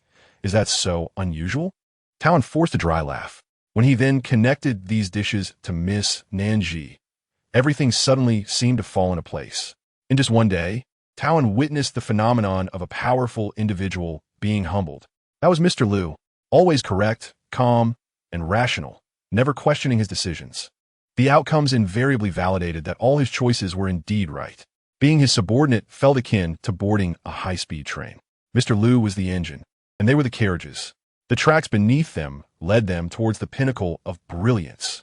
It was no wonder so many sought to follow in Liu Shirshu's wake. Captivated by his formidable prowess and personal charisma, Towan was no exception until Mr. Liu encountered Miss Nan Zhi. All his composure, rationality, and correctness evaporated. His anger far surpassed the frustration he felt when his team botched a 100 billion merger last year. Emotionally distressed, Towan could only observe Mr. Liu's clumsiness, helplessness, and capriciousness. For instance, just yesterday, he had coldly instructed Towan not to relay any information concerning Miss Nan Zhi. Yet by noon, he was watching a live broadcast, and upon seeing someone disparaging Miss Nan Zhi alongside a director surnamed Xie, he immediately ordered him to arrange for a smear campaign to manipulate public opinion. Later that evening, after work, he feigned casualness while eagerly instructing him to drive to Nan's small restaurant. Each incident reshaped Towan's understanding. Within a single day, his emotions transitioned from shock to anticipation of Mr. Liu's behavior, ultimately settling into a state of indifference. Occasionally, Towan found himself reflecting. This version of Mr. Liu, though he had engaged in many actions uncharacteristic of him, was precisely what made him no longer a mere machine, devoid of emotion, controlled by commands. Instead, he was a truly vibrant individual, capable of joy and anger. "Guests, your dishes are ready." The last to serve the dishes was Fu Zhao. He had turned off the microphone in advance and confirmed the camera angles. "What a coincidence, Shirshu. I didn't expect to see you here." Fu Zhao's smile belied the vigilance in his eyes. Liu Shirshu met his scrutiny, responding deliberately. "Not a coincidence. I came specifically." Fu Zhao feigned ignorance. "Oh, it seems our little shop has gained quite a reputation. I am here for Nan Zhi." Liu Shirshu's bluntness left Fu Zhao speechless. He had sent something amiss long ago. Complaints from the live stream audience about the camera angle? This was no coincidence. It was clear Liu Shirshu wished to remain unphotographed.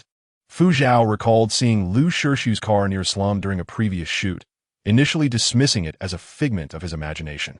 Now it dawned on him that he had been correct. It was indeed Liu Shirshu. At this moment, Fu Zhao felt genuine anger. He no longer maintained the carefree demeanor he typically exhibited around Nan Zhi. The child raised by Qingqing and Fu Yinfeng would never be a soft, pliable fool. Adopting a serious expression, he emanated a semblance of the authority his parents possessed. If the esteemed Mr. Liu is merely indulging a fleeting whim to disrupt another's life, I suggest you reconsider. She is not someone you can treat lightly. Liu Shirshu raised his eyelids, his abyssal gaze piercing through Fu Zhao's mounting pressure. With a derisive scoff, he retorted, "What position do you hold to stand here and admonish me on behalf of Nan Zhi?" Tension surged like a taut bowstring, poised to snap at any moment. Meanwhile, Towan trembled like a weed caught in a tempest, his thoughts in disarray. "Ah, Miss Nan Zhi is approaching," Towan exclaimed, pointing excitedly. Almost simultaneously, Liu Shirshu lowered his gaze, and Fu Zhao relaxed his shoulders. Both swiftly concealed their intensity, adopting a facade of nonchalance. Fu Zhao quickly glanced at Liu Shirshu before turning to Nan Zhi. "What brings you here? Isn't the kitchen busy? The last order is already prepared.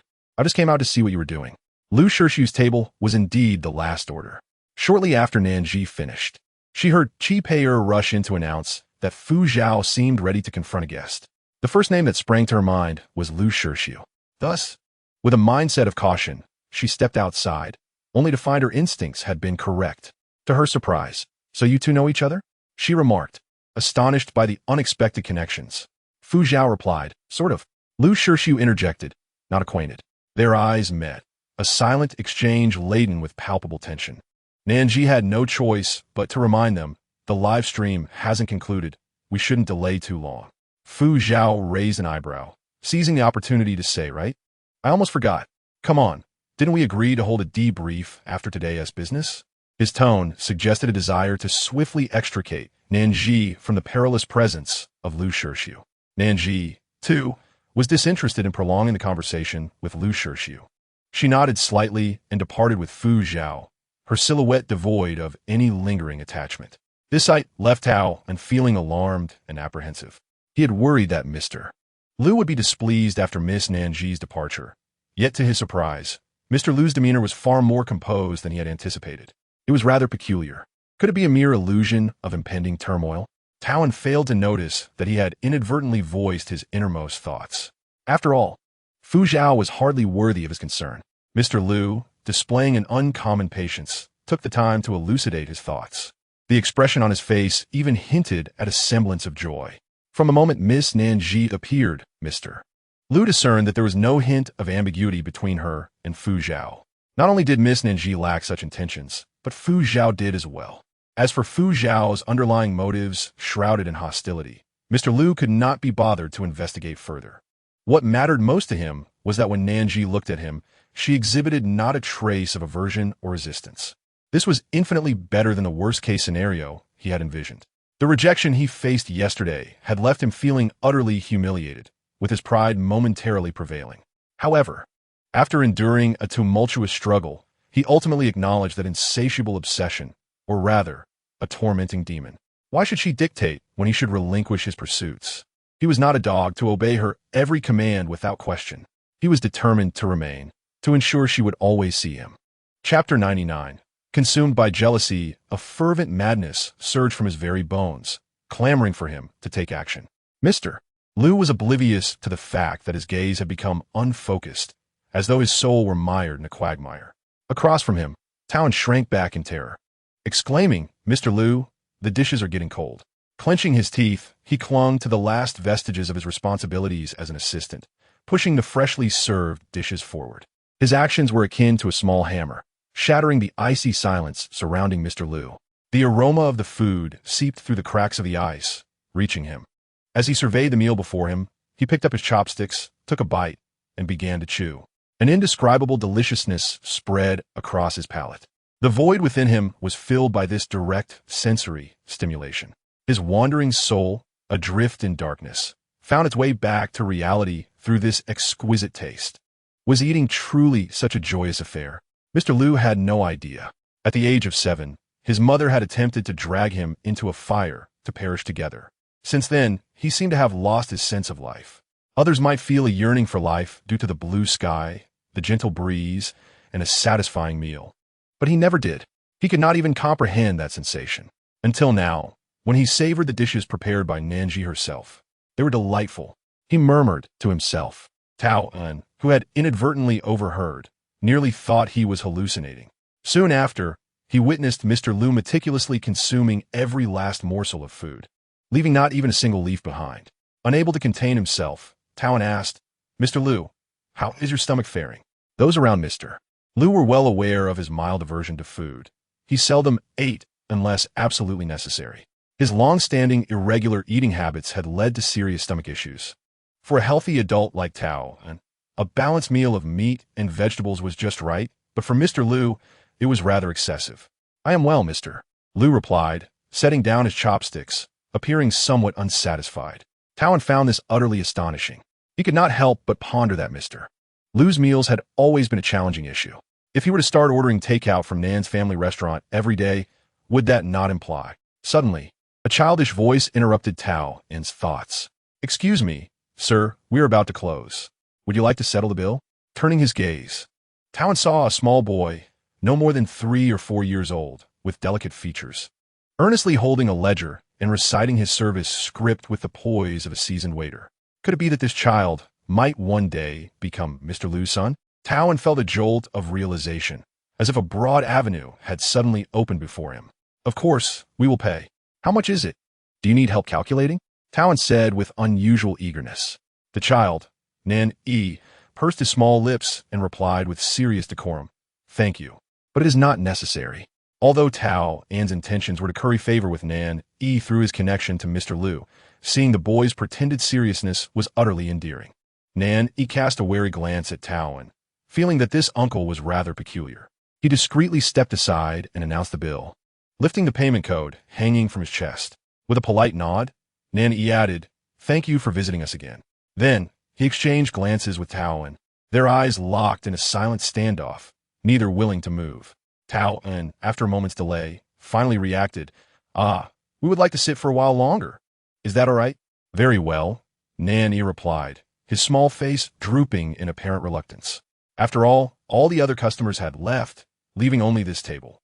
To make matters worse, one of the diners was a man who had left a bad impression on him. Nan Zhi swiftly glanced at Mr. Liu, only to find him gazing intently at him. He frowned in displeasure. What are you staring at? Nan Yi's small face tightened further. He maintained his composure and tucked the ledger into his sweatshirt pocket, feigning indifference to Mr. Liu's scrutiny, and began to clear the plates. Allow me. Taoan quickly stood up.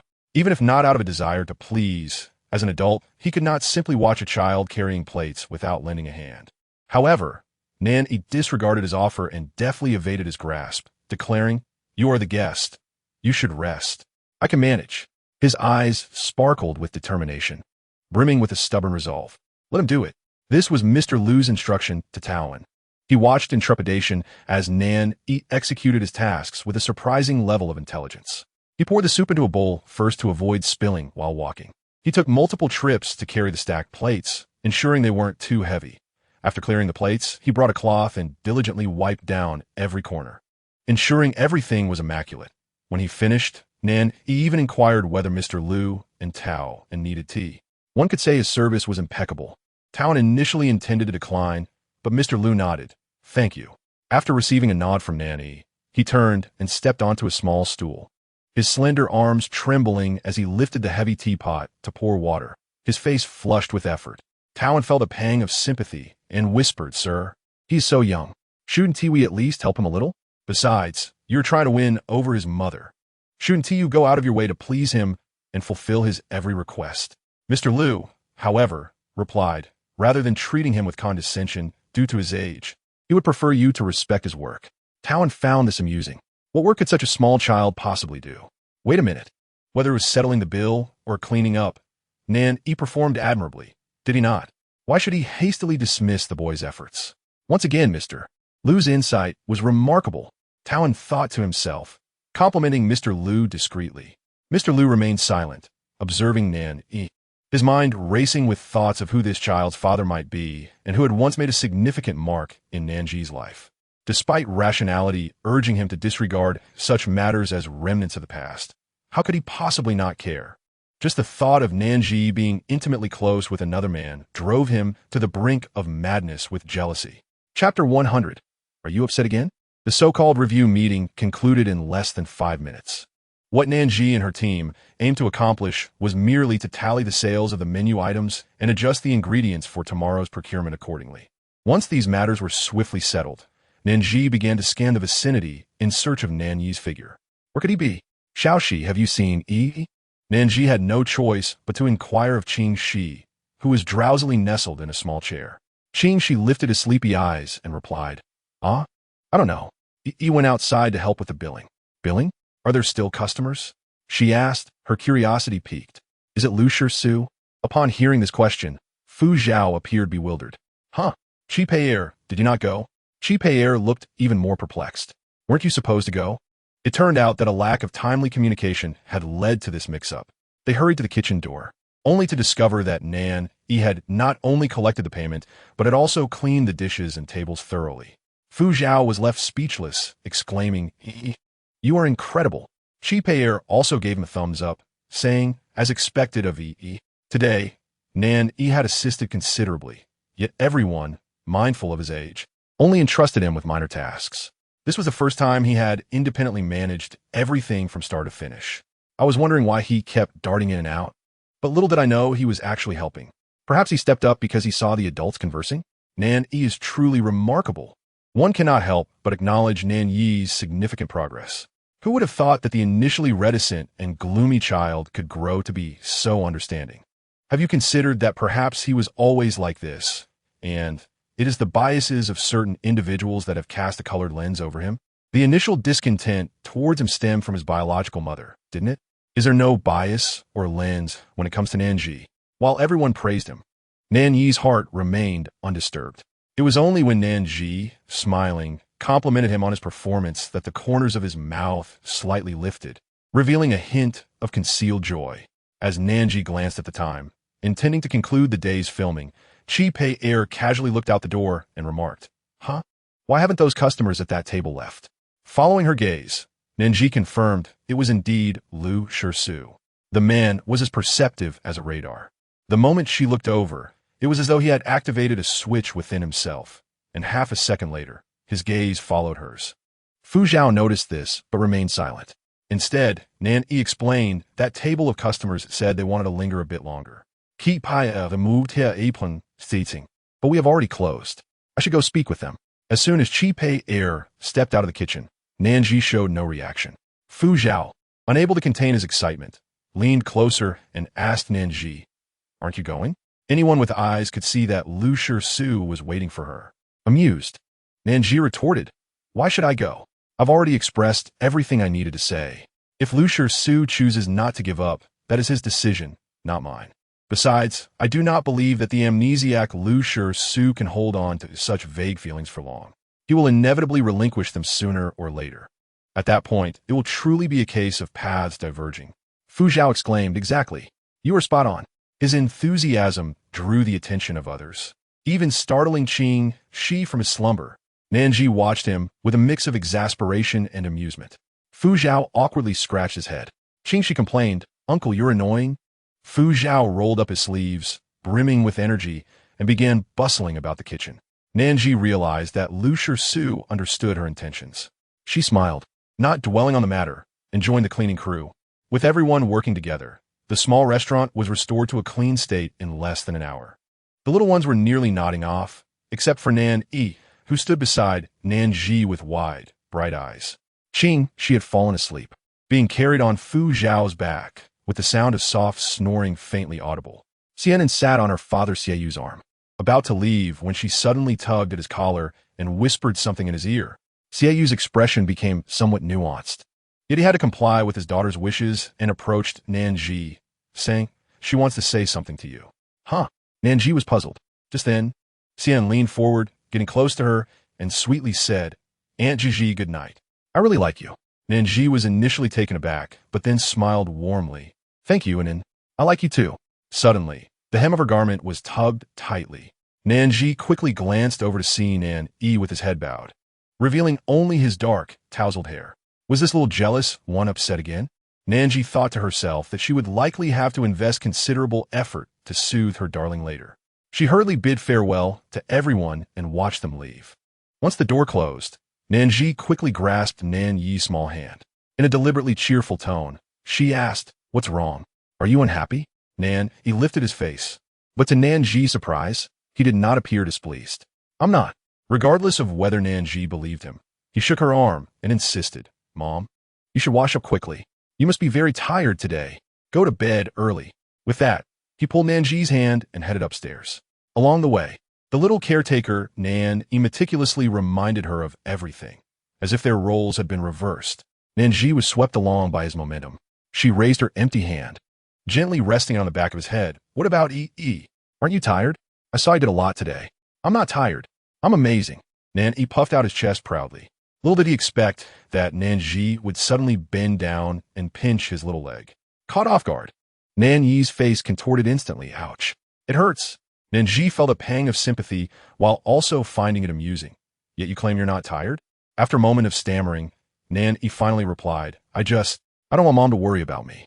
Nan Zhi couldn't help but be moved. Gently chiding him, "Silly child, no matter what you do, a mother will always worry about her child." Chapter 101. Where is Mom? Nan Yi shyly lowered his little head, causing Nan Zhi to smile. She urged him to hurry and take a bath, patting his back. "You've been busy all day. Your clothes must be soaked with sweat.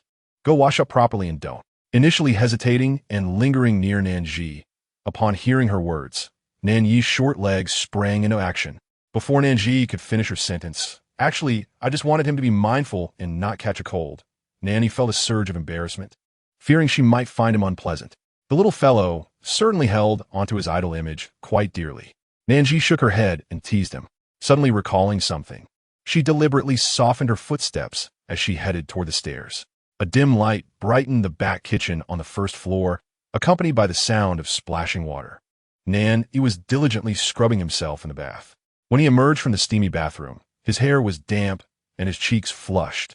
Even the delicate skin on his arms bore the reddened marks from the towel. Nan Zhi, however, was completely unfazed and felt no pain. He raised his hand triumphantly, exclaiming, "I'm done washing." Suddenly, he froze in his tracks, and a look of sheer panic washed over his face. "Mom." He glanced around, searching for Nan Zhi's presence, only to realize she was nowhere to be found. The light in the second-floor loft was the only illumination, while the rest of the place was shrouded in darkness. The area was small. Even the wardrobe could barely conceal a person. So where was his mother? Nan Zhi's fists gradually clenched tighter. Thud! A sound resonated from beneath the stairs, enveloped in the darkness. Nan Zhi was startled awake and rushed over without a moment's hesitation. In his haste and the darkness of the stairs, he tripped and fell heavily to the ground. However, Nan Zhi paid no mind to the pain. He quickly rolled over and scrambled up, dashing down the stairs. His frail figure darted through the darkness, gradually approaching the light of the kitchen. "Mama." A sheen of sweat still glistened on Nan Zhi's face from his lingering shock. You finished so quickly?" She stood bathed in the warm yellow light, her slender silhouette providing Nan Zhi with an unparalleled sense of security. The sense of panic that had enveloped him began to fade away. His small face returned to its usual hue as he nodded obediently, acknowledging her. It was as if nothing had ever occurred. However, Nan Zhi squinted at him. "Did you hurt your knee coming down the stairs?" She could not afford to neglect the simmering, glutinous rice balls in the pot. She quickly approached Nan Zhi, squatted down without saying a word, and rolled up his pant leg. Nan Zhi attempted to evade her attention, saying, I'm fine." "You're not fine. Your knee is all red." Nan Zhi's brow furrowed, her tone notably stern. Yet, Nan Zhi could not help but chuckle softly, his voice sweet and gentle. "It really doesn't hurt at all." Nan Zhi sighed. She would much prefer Nan Zhi to be a child who whimsically complained and called for comfort rather than the understanding and restrained little boy he always was. The epitome of obedience. Yet, she understood that some matters could not be rushed and must be approached slowly. Thus, she softened her voice, "Then let Mama blow on it, and the pain will fly away." Nan Zhi's face flushed slightly, and he stammered in rebuttal, I'm not a 3-year-old." Yes, of course," chuckled Nan Zhi in response. Then, adhering to her intentions, she blew gently on the reddened area of Nan Zhi's knee. The warmth of her breath caressed his skin, and only then did Nan Zhi begin to register the pain. However, these aches soon dissipated, swept away by Nan Zhi's soothing breaths. A smile blossomed on his lips, his eyes sparkling with delight. Nan Zhi noticed, "What a little rascal you are." Curiously, she inquired, "How did you manage to fall? You were walking just fine during the day." Nan Zhi refrained from revealing that he had tripped in his anxiousness upon not seeing his mother after his bath. He merely stated that it was due to his own carelessness. Nan Zhi affectionately pinched his nose. "Silly boy." Nan Zhi shyly turned his face away. "What does Mama smell like?" "Oh no," she exclaimed, quickly rising to check the pot. There, the freshly made, glutinous rice balls had expanded and burst, rendering them inedible. If not for her disrupted concentration, such a blunder would not have occurred. Fortunately, Nan Zhi had intended to make extra rice balls to freeze. So even though this batch was ruined, she had more to spare. She discarded the water from the pot, boiled a fresh batch, and prepared to cook again. Nan Zhi tiptoed, straining to peer into the pot. "What's this?" "It's something I'm cooking for you." Nan Zhi had initially anticipated that Nan Zhi would take at least 10 minutes for his bath. This time was sufficient for her to prepare a dessert, so that when he emerged, he could enjoy it. However, Nan Zhi's bathing speed surpassed her expectations. But it mattered little.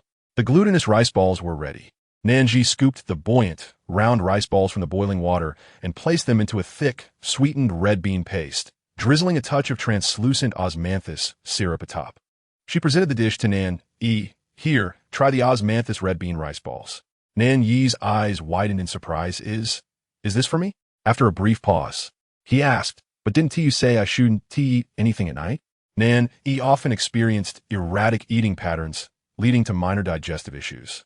To help him recover, Nan Zhi had stipulated that he should not eat before bedtime. Nan Zhi was always obedient. While other children might hide candies and chocolates to sneak snacks behind their parents' backs, such behavior was inconceivable for Nan Zhi. Thus, his astonishment at seeing Nan Zhi prepare a bowl of osmanthus red bean rice balls was palpable. What child does not crave a treat? Especially one as fixated on food as Nan Zhi. He simply wished to follow his mother's wishes and not disappoint her.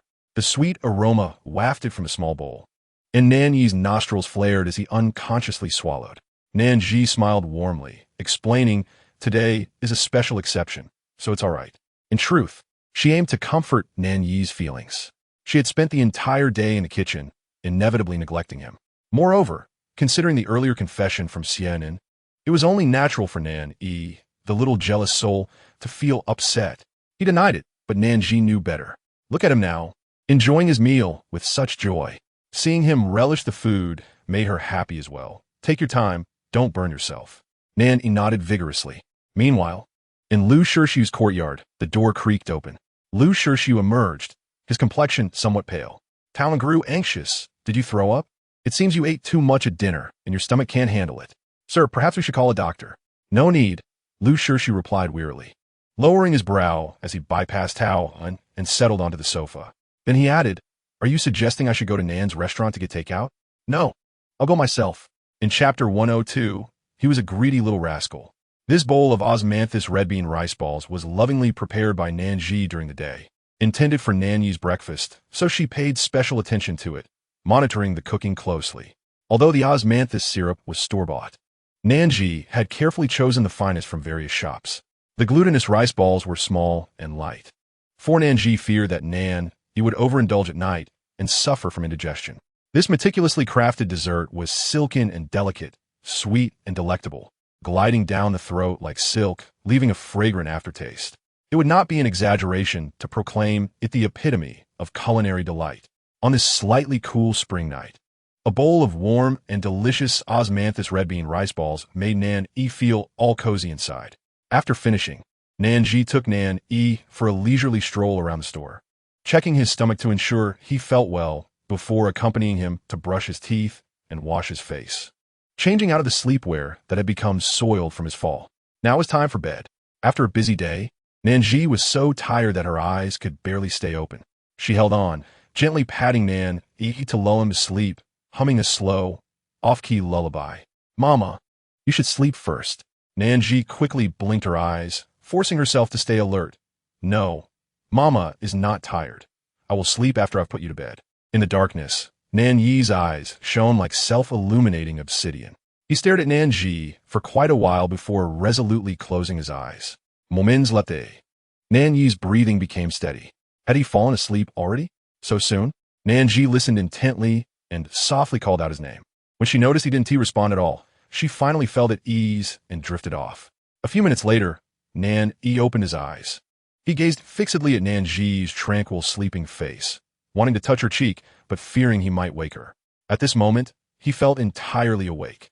The earlier panic of believing his mother had abandoned him lingered in his body, intertwining with the emotions that had built up over the past few days, pressing down on his tender little heart, making it hard for him to breathe. Of course, he was delighted after eating that bowl of dessert, not only because the rice balls were delicious, but also because it was made just for him by his mother, uniquely his. Unlike earlier in the afternoon, when his mother first patted his head and then went on to stroke the heads of other children. He despised sharing. He wished his mother's gaze would solely rest upon him, not to distribute her affection to anyone else. Nan Zhi understood that this sentiment was not right. Adults often favor generous children who understand the value of sharing over greedy little rascals like him. Thus, he dared not express his feelings. One can only quietly conceal such dark and viscous emotions. Occasionally, Nan Zhi ponders whom he resembles in his wretched state. Surely, he does not take after his mother, who is so kind, gentle, and perfect. It must be his father's fault. Nan Zhi furrows his brow in discontent, feeling a surge of anger towards his unfortunate lineage. At that moment, Nan Zhi stirs in her sleep. Startled, Nan Zhi gazes at his mother's back, pouting in dissatisfaction. He then shifts his body gradually beneath the covers, inching closer and closer until his forehead gently meets Nan Zhi's back. A faint fragrance, accompanied by warmth, envelopes him, bringing him solace. It is 10 o'clock at night. Nan Zhi and Nan Zhi have succumbed to slumber. However, for many, the nightlife has only just begun. At 28, Chi finds no vibrant, dazzling birthday celebrations to partake in. As a dedicated school teacher and homeroom instructor, Her daily interactions with children leave her utterly exhausted. Bars? Dancing? The thought is laughable. She lacks the energy for such frivolities. The most delightful moment she anticipates daily is luxuriating in bed after her nightly routine, scrolling through her phone. Occasionally, she treats herself to some delectable food, rewarding her weary body. These are her scant means of alleviating stress, a true reflection of contemporary youth. At this moment, she habitually opens Xiao Hongshu, first perusing the updates from her follow bloggers, then browsing through other new posts. The algorithm's recommendations are remarkably accurate. As she casually clicks on a post, she discovers it mentions a restaurant located in Yanjing. Today, I dined at the world's most delicious restaurant. The sweet and sour ribs are absolutely divine. I'm in love. Chi chuckles derisively. As a seasoned Xiao Hongshu user, she can easily discern the advertising rhetoric and tactics employed in such posts. Given Xiao Hongshu's powerful recommendation capabilities, it is effortless for a restaurant to gain popularity, resulting in many vying for a piece of the action. Wait a moment, how did she end up clicking on this? Was it the allure of the phrase sweet and sour ribs? As Chi contemplates this, she scrolls through the photos posted by the user. Her gaze lingers, and she unconsciously swallows. There are many others, like her, who stumbled upon this post. As she continues scrolling, she realizes that the post has garnered more attention than she anticipated, with comments exceeding 100. Some share her suspicions, bluntly inquiring if it is a paid promotion. Poster: if it's a paid promotion, I'll be hit by a car when I go out. Absolutely no advertising. This is a genuine recommendation for a restaurant. Here's the address. This fervent oath compels Chi to feel that not visiting would be a missed opportunity. She casually glances at the address, jotting it down before closing the post. Thus, Chi remains unaware that if she continued scrolling, she would find comments like these. The decor of this restaurant looks incredibly familiar. I feel like I've seen it somewhere. ISNT this the restaurant opened by Fu Zhao and Nan Zhi from Yukai Guan, Chariji. ISNT Nan Zhi the villain is from Kuyenju. Her acting is worse than when I pretended to have a stomachache to avoid school. Yes, it is her. However, she has recently gained some fame on a children's variety show due to her culinary skills, and this restaurant is where she works as a chef. The food is reportedly quite good. Poster: don't fool me. How could a celebrity possess such culinary skills? Clearly, they're a national banquet chef. I refuse to believe it. Girl, you're exaggerating a bit. It's really not that unbelievable. Just go try it and you'll see. After browsing other posts for a while, Chi receives a call from a colleague at school. Though referred to as a colleague, they're more like good friends. For otherwise, they wouldn't disturb each other during such late hours. They chat briefly about school matters and share grievances regarding eccentric coworkers. Soon, the conversation shifts to food. When her colleague Xiaoli mentions the fried rice stall that Chi has been longing for, Chi finds it amusing. It's just fried rice. It's not that exaggerated.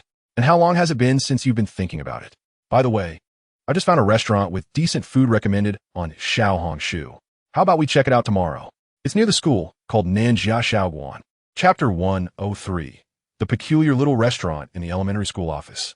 They had agreed the previous night to dine at a newly opened restaurant called Nan Zhi Xiaoguan for lunch. Xiaoli had searched for it on Zhan Xiaoping, discovering it to be a new establishment with few reviews. Thus, she held no high hopes, merely wishing to give it a try. After all, since the loss of the golden egg fried rice, the meals they had consumed these past few days had been rather lackluster. What does it mean to have the allure of a white moonlight? What does it mean to have experienced countless sales only to find none satisfactory? Xiaoli has thoroughly grasped its essence.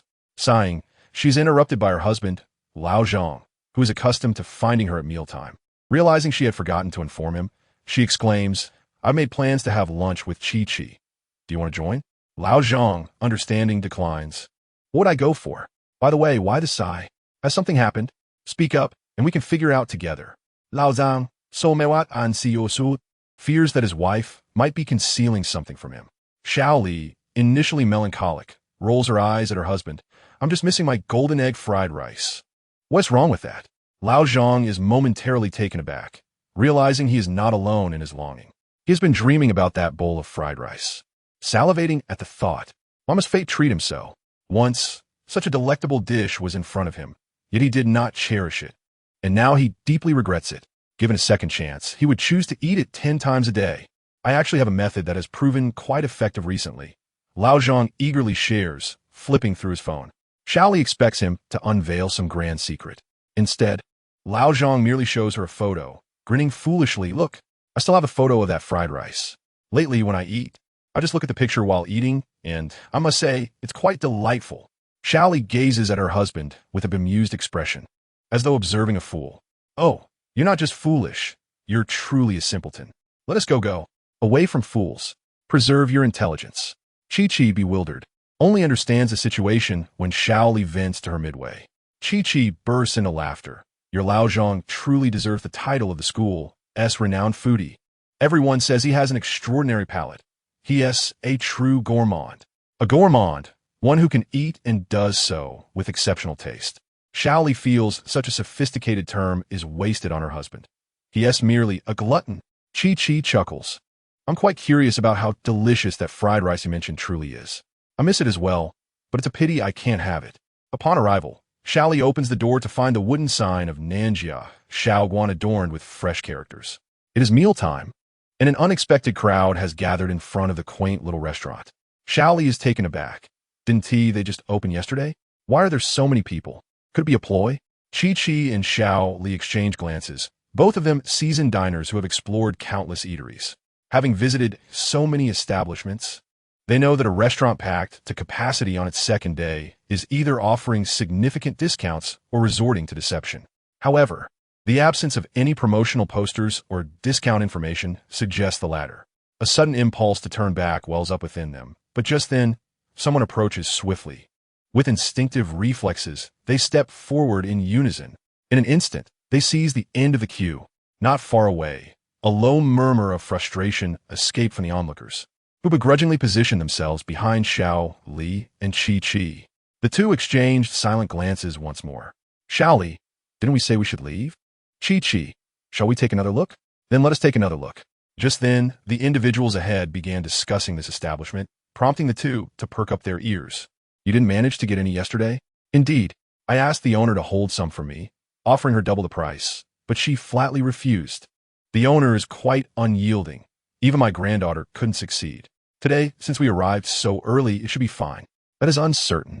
The two patrons appeared to be in their 50s or 60s, conversing in hushed tones that carried an air of cryptic secrecy. Xiao Li and Chi-Chi felt a chill run down their spines, increasingly convinced that this establishment was rather unusual.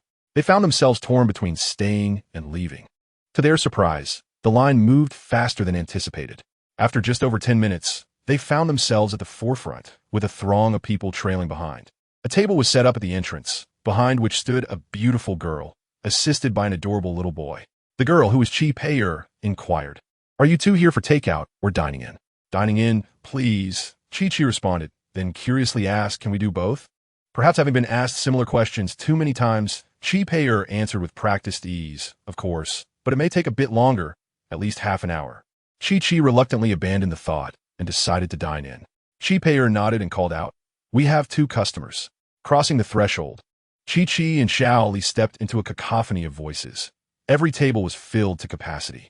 It was evident that some patrons were dining together without any communication, clearly sharing tables. Yet there was no awkwardness in sharing space with strangers, as everyone was focused on their meals. In this day and age, even the servers seemed to possess such striking beauty and charm. Moreover, they looked strangely familiar. Wait, why were there children running about inside? Wouldn't they get burned? The next moment, a lovely little girl with a fair complexion approached Chi-Chi and Xiao Li, looking up and cheerfully announcing, "Welcome, please come in." Both Chi-Chi and Xiao Li were taken aback. What kind of establishment was this, brazenly employing child labor? They followed the little girl through the bustling aisles to a small table set further inside. The table had not yet been entirely cleared, as someone was cleaning it while balancing utensils in one hand. "Thank you. Please come again," the girl, Xie said with a bright smile, nodding enthusiastically. The other person smiled back radiantly, nodding vigorously, "Yes. I'll be back tonight." Chi-Chi and Xiao Li exchanged bewildered glances, realizing that the person they thought was a server was, in fact, another customer. How could a patron be so adept at cleaning? Chapter 104. The Return of the Regulars. Once Chi-Chi and Xiaoli were seated, Xian handed over the menu she was clutching, then pulled out a small notebook and pen. She appeared quite serious about her duties. However, due to her tender age, her little hand struggled to grasp the pen firmly, rendering the scene somewhat comical. Xiaoli felt a wave of sympathy and silently chastised the adults in her mind. Little girl, where are your parents? Why are they allowing you to work here alone? Dad? He's cooking in the kitchen. Everyone is busy, so I must help. Xiaonan replied, beaming with pride. Today, Dad was allowed to cook. How impressive. Xiaoli sighed inwardly, realizing it was indeed a family-run establishment. At such a tender age, while some children enjoyed carefree days in kindergarten, others were compelled to assist in their family's small restaurant. How challenging life could be. We'll order, but can you write? Would you like me to ask an adult to help you? Xiaolin Kirat. I can write 1, 2, 3, 4, 5. It's on here. Xiaonan pointed to the menu, revealing that each dish was numbered for ease of ordering by little helpers. In Xiaoli's eyes, however, it conveyed a different meaning. They ordered 2 meat dishes and 1 vegetable. Xiaonan nodded excitedly and dashed off with the notebook. Xiaoli called after her to slow down.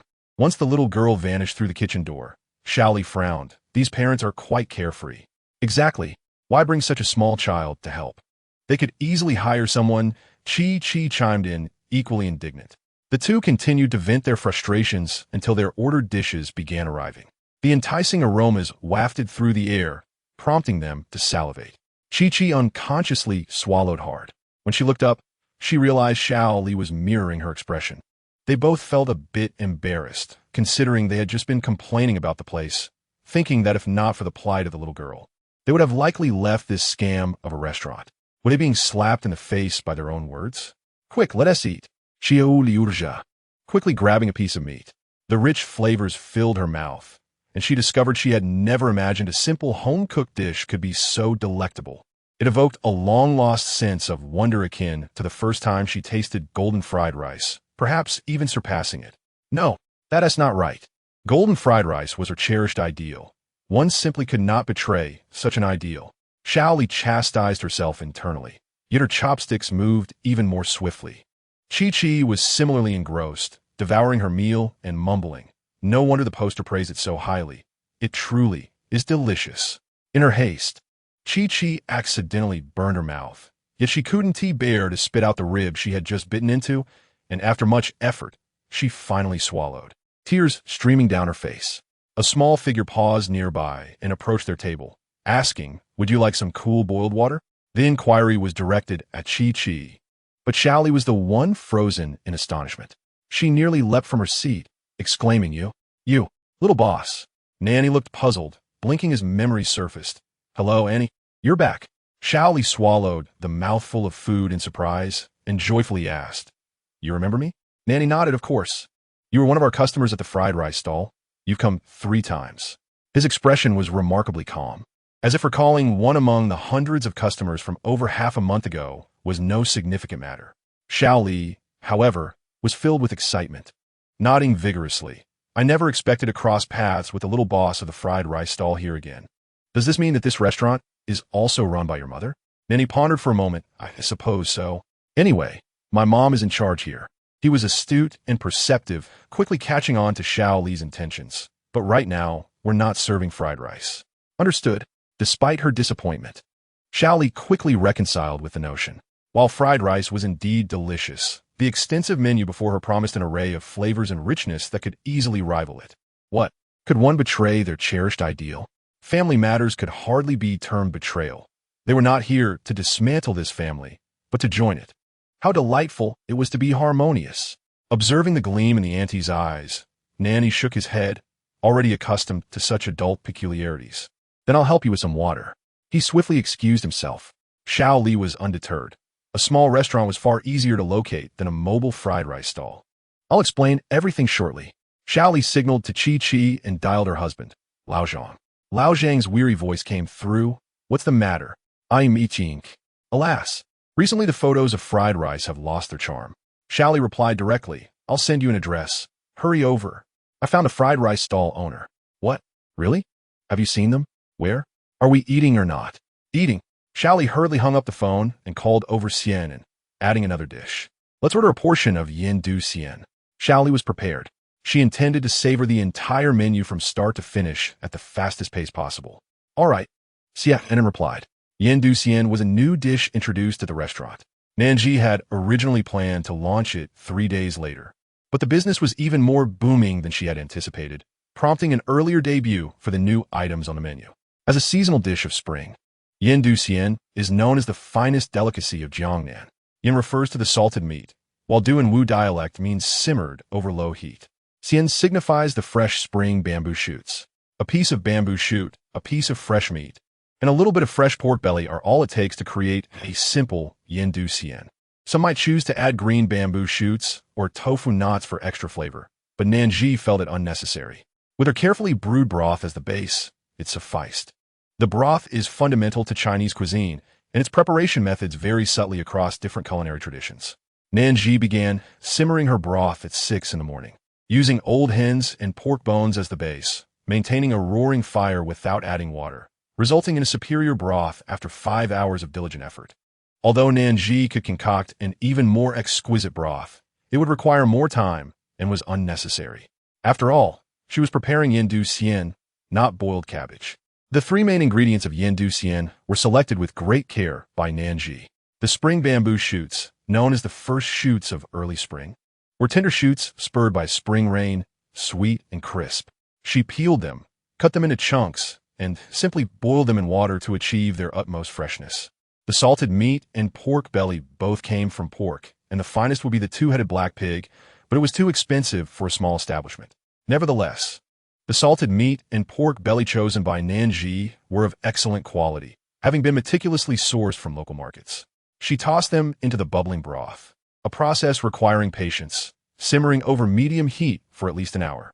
Only when the salted meat was tender and flavorful, the pork belly rich yet not greasy, and the bamboo shoots crisp and infused with flavor, did the broth culminate into a rich yet delicate essence, harmonizing all the flavors perfectly. Thus, it was a Yen Du Xian that satisfied Nan Zhi. Ding! Nan Zhi rang the service bell. After a while, she still hadn't heard any response. Turning around, she noticed Xie Yu at the stove, Fu Zhao at the kitchen door, and Nan Yi busy with minor tasks, all staring intently at the large pot of Yen Du Xian. Because Yen Du Xian took a long time to prepare, Nan Zhi had made a large pot at once. The aroma emanating from the pot intensified, nearly filling every corner of the kitchen. It even wafted through the kitchen door, drifting into the dining area and out onto the street. Nan Zhi knew they were tempted and found it amusing. She tapped the metal countertop, reminding them in a serious tone, the customers are waiting for their food. Although she appeared cheerful, her demeanor commanded respect when it came to kitchen matters. Her words were met with no dissent. Even the viewers in the live stream could feel her authoritative presence over the kitchen and dining area. Holding her breath, she carefully lifted the small white clay pot of Yen Du Xian and proceeded to serve it. As for Nan Yi, he gulped down his saliva, trying to avert his gaze. Yet, the enticing aroma only drew nearer and nearer. The next moment, here, try it. It was his mother's voice. Nan Yi could hardly believe it. Yet a hint of joy crept across his face as he lifted his gaze to see Nan Zhi presenting a small bowl of Yen Du Xian before him. The fragrance penetrated his senses, causing a delighted smile to blossom on his cheeks. Are you giving this to me? His small hands were wet, and he struggled to find a place to wipe them, appearing somewhat flustered. Nan Zhi scooped a little broth with a spoon, blowing on it gently. Drink up, be careful. It's hot. Nanny leaned in cautiously, and the first sip of broth left him utterly enchanted. Nan Zhi smiled and asked, is it delicious? It's super delicious. Nan Yi's eyes sparkled. Nan Zhi fed him another couple of spoonfuls. When she offered him another bite, he turned his little face away. Mommy should eat too. All right. I'll have some too. This time, Nan Zhi obediently brought the spoon to her own mouth. In an instant, the small bowl of Yen Du Xian was thoroughly shared between mother and son. You should have some too. Xie was momentarily taken aback. Do I get some too? After collaborating for a couple of days, Nan Zhi had grown closer to him, teasingly saying, do I look like someone who enjoys eating alone? Xie Yu, typically sharp-toned, spoke honestly in front of Nan Zhi. You're the one cooking. You have the right to distribute. Others have no standing to comment. His words, light yet impactful, silenced the live stream's comments. Many viewers have been criticizing Nan Zhi's actions, deeming her selfish for only feeding herself and Nan Zhi while dismissing Fu Zhao and Xiaoyu. Yet, Xiaoyu's reactions serve as a wake-up call to them. Those who were just criticizing are now silent. Even the person involved doesn't feel wronged. I am predicting. I've seen marketing accounts complaining about it. Many confused bystanders are following along to criticize Nan Zhi. What bystanders? Most of them are trolls. Have you noticed? There are a lot of posts slandering Nan Zhi online lately. It feels like someone's targeting her. Laughing to death. What does slandering even mean? Isn't it just recounting things she has done in the past? Those so-called black materials are just hearsay, with no actual evidence. I'm amazed at you all. Can't believe they're still fighting over food. My saliva is about to drown the screen. Miju. Nan Zhi returned to the stove, and Xiaoyu received a small bowl of yen du xian. Besides him, everyone at the Nan family restaurant had a share. Nan Zhi instructed Xiaoyu to go out and invite everyone in to enjoy the yen du xian. Each person who tasted it wore expressions of satisfaction and ecstasy. Chia Pei'er, with her eloquence, even composed a 300-word piece of praise on the spot. They came and went, intriguing the diners. Soon, the rich aroma of yen du xian wafted from them. This must be the small clay pot that was just served, the new dish of the day. How come I didn't see it earlier? It just came out? You should have said so sooner. We want another portion. Thank you. What's the rush? I could still eat more. Or we can take it to go. The freshly prepared pot of yen du xian was swiftly devoured by the eager diners. Xiao Li and Chi, who had initially ordered the yen du xian, were among the first to experience its captivating freshness. Having tasted numerous delicacies, Xiao Li was still amazed by the flavor of yen du xian. A sip of the broth felt like consuming the entirety of spring. Xiao Li's eyes widened. Is yen du xian really this delicious? I had only heard rumors about it. She turned to Chi. Isn't this dish from your hometown? Chi sighed. Trust me, this is the best yen du xian I've ever had. The one we cook at home can't compare. Otherwise, for the sake of this exquisite bowl of yen du xian, I would never leave my hometown. Xiaoyu li siga regretfully, having to abandon her plans for a trip to Chi's hometown. Although disappointed, she did not forget to indulge heartily in the soup. The small pot was already diminutive, and it soon ran dry. Suddenly, Chi recalled, oh no, isn't Lao Zhang coming over? We're almost done eating. The two of them displayed astonishing appetites, consuming far more than usual. The plates were left with little more than remnants. Xiao Li froze momentarily. I forgot. Chapter 106, A Helping Hand Director. Wife, I'm here. Lao Zhang struggled through the crowded space and finally located Xiao Li and Chi's table. He appeared as though he had sprinted, drenched in sweat and panting heavily. Xiao Li coughed awkwardly. You are here. Let's order 2 more dishes. Lao Zhang pulled out a chair beside Xiao Li and sat down, observing the 4 plates on the table. Wow, you've eaten so much? You both have quite the appetite today. His cheerful demeanor belied his ignorance of the situation. Xiao Li's feeble conscience began to waver. In an effort to maintain a harmonious marital relationship, she painstakingly ladled the remaining bit of the soup into a bowl and slowly pushed it toward Lao Zhang. There's a little left. Have some. I just heard that this soup has sold out. Lao Zhang brushed it off lightly. Thank you, dear. You are so kind to me. But this place is doing quite well. It's only a little past noon, and they've already sold out. He casually raised the bowl to his lips and took a large gulp. The soup was already scarce, and with that one sip from Lao Zhang, only a trace remained at the bottom of the bowl. Yet, Lao Zhang's expression transformed from indifference to astonishment and then to sheer ecstasy. This. Xiao Li felt a small sense of pride. Delicious, isn't it? Lao Zhang mechanically nodded, then glanced at the bottom of the bowl and the empty pot. Is it really all gone? Not a drop left. He felt a pang of regret. Why did he drink so greedily? Such divine flavor should be savored slowly. Xiao Li quickly deflected blame. Who told you to drink so fast? Lao Zhang could only stifle his anger, silently savoring the last remnants of soup and sweeping away the leftover dishes on the table. The more he ate, the more he regretted it, until he finally asked, is the place open tonight? Let's come back later. Not only had Lao Zhang, Xiao Li, and Chi succumbed, but many others present also found themselves enchanted. The queue grew longer, and the restaurant added more dishes. Dinner gathering? Come to Nan Zhi Shaoguan. Meeting friends tomorrow afternoon? Come to Nan Zhi Shaoguan. Hosting family and friends over the weekend? Come to Nan Zhi Shaoguan. The essence of every occasion was encapsulated in Nan Zhi Shaoguan. Often, There's a misconception that I am witnessing a live recording of a restaurant opening. It feels all too real. This variety show reminds me of my days working in a restaurant. The level of hardship is truly comparable. Who would have thought a celebrity-owned restaurant could reach such heights? I assumed it would be like other shows where you simply make an online reservation and wait your turn to enter. Everyone seems exhausted. They hardly have a moment to chat. Have they forgotten they are recording a variety show? The comments were spot on. Nan Zhi and the others had indeed forgotten the presence of the cameras. Initially, they would consider the live broadcast and the audience multitasking while engaging with the camera. Or they would bring their usual variety show energy, entertaining with jokes and witty banter. In short, they aim to keep the atmosphere lively. Gradually, however, the bustling business overshadowed their focus on recording the show. Fu Zhao, Chi Pei, and others had seemingly become actual waitstaff.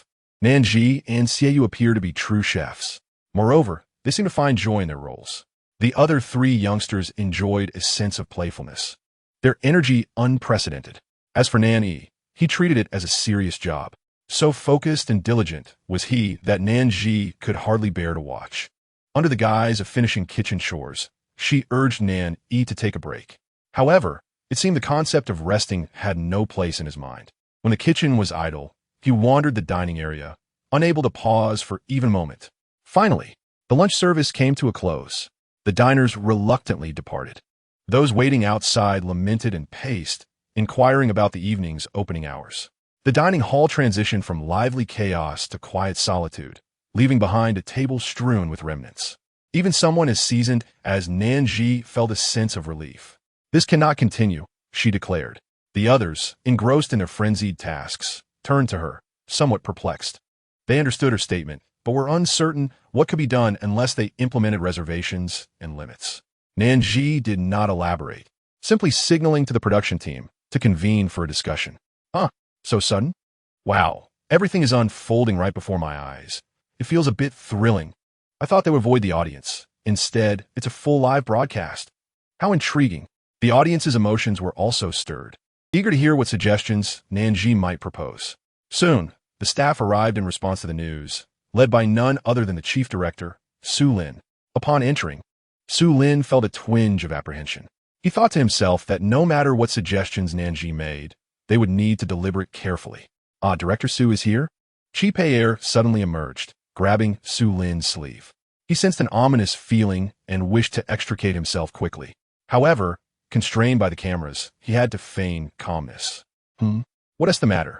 Chi Pei chuckled. You arrived just in time. Just in time. As she spoke, she thrust a cloth into Su Lin's hand. Su Lin was taken aback, while the staff and audience exchanged bewildered glances. Chi Pei smiled brightly, beckoning everyone, come on, since you're here.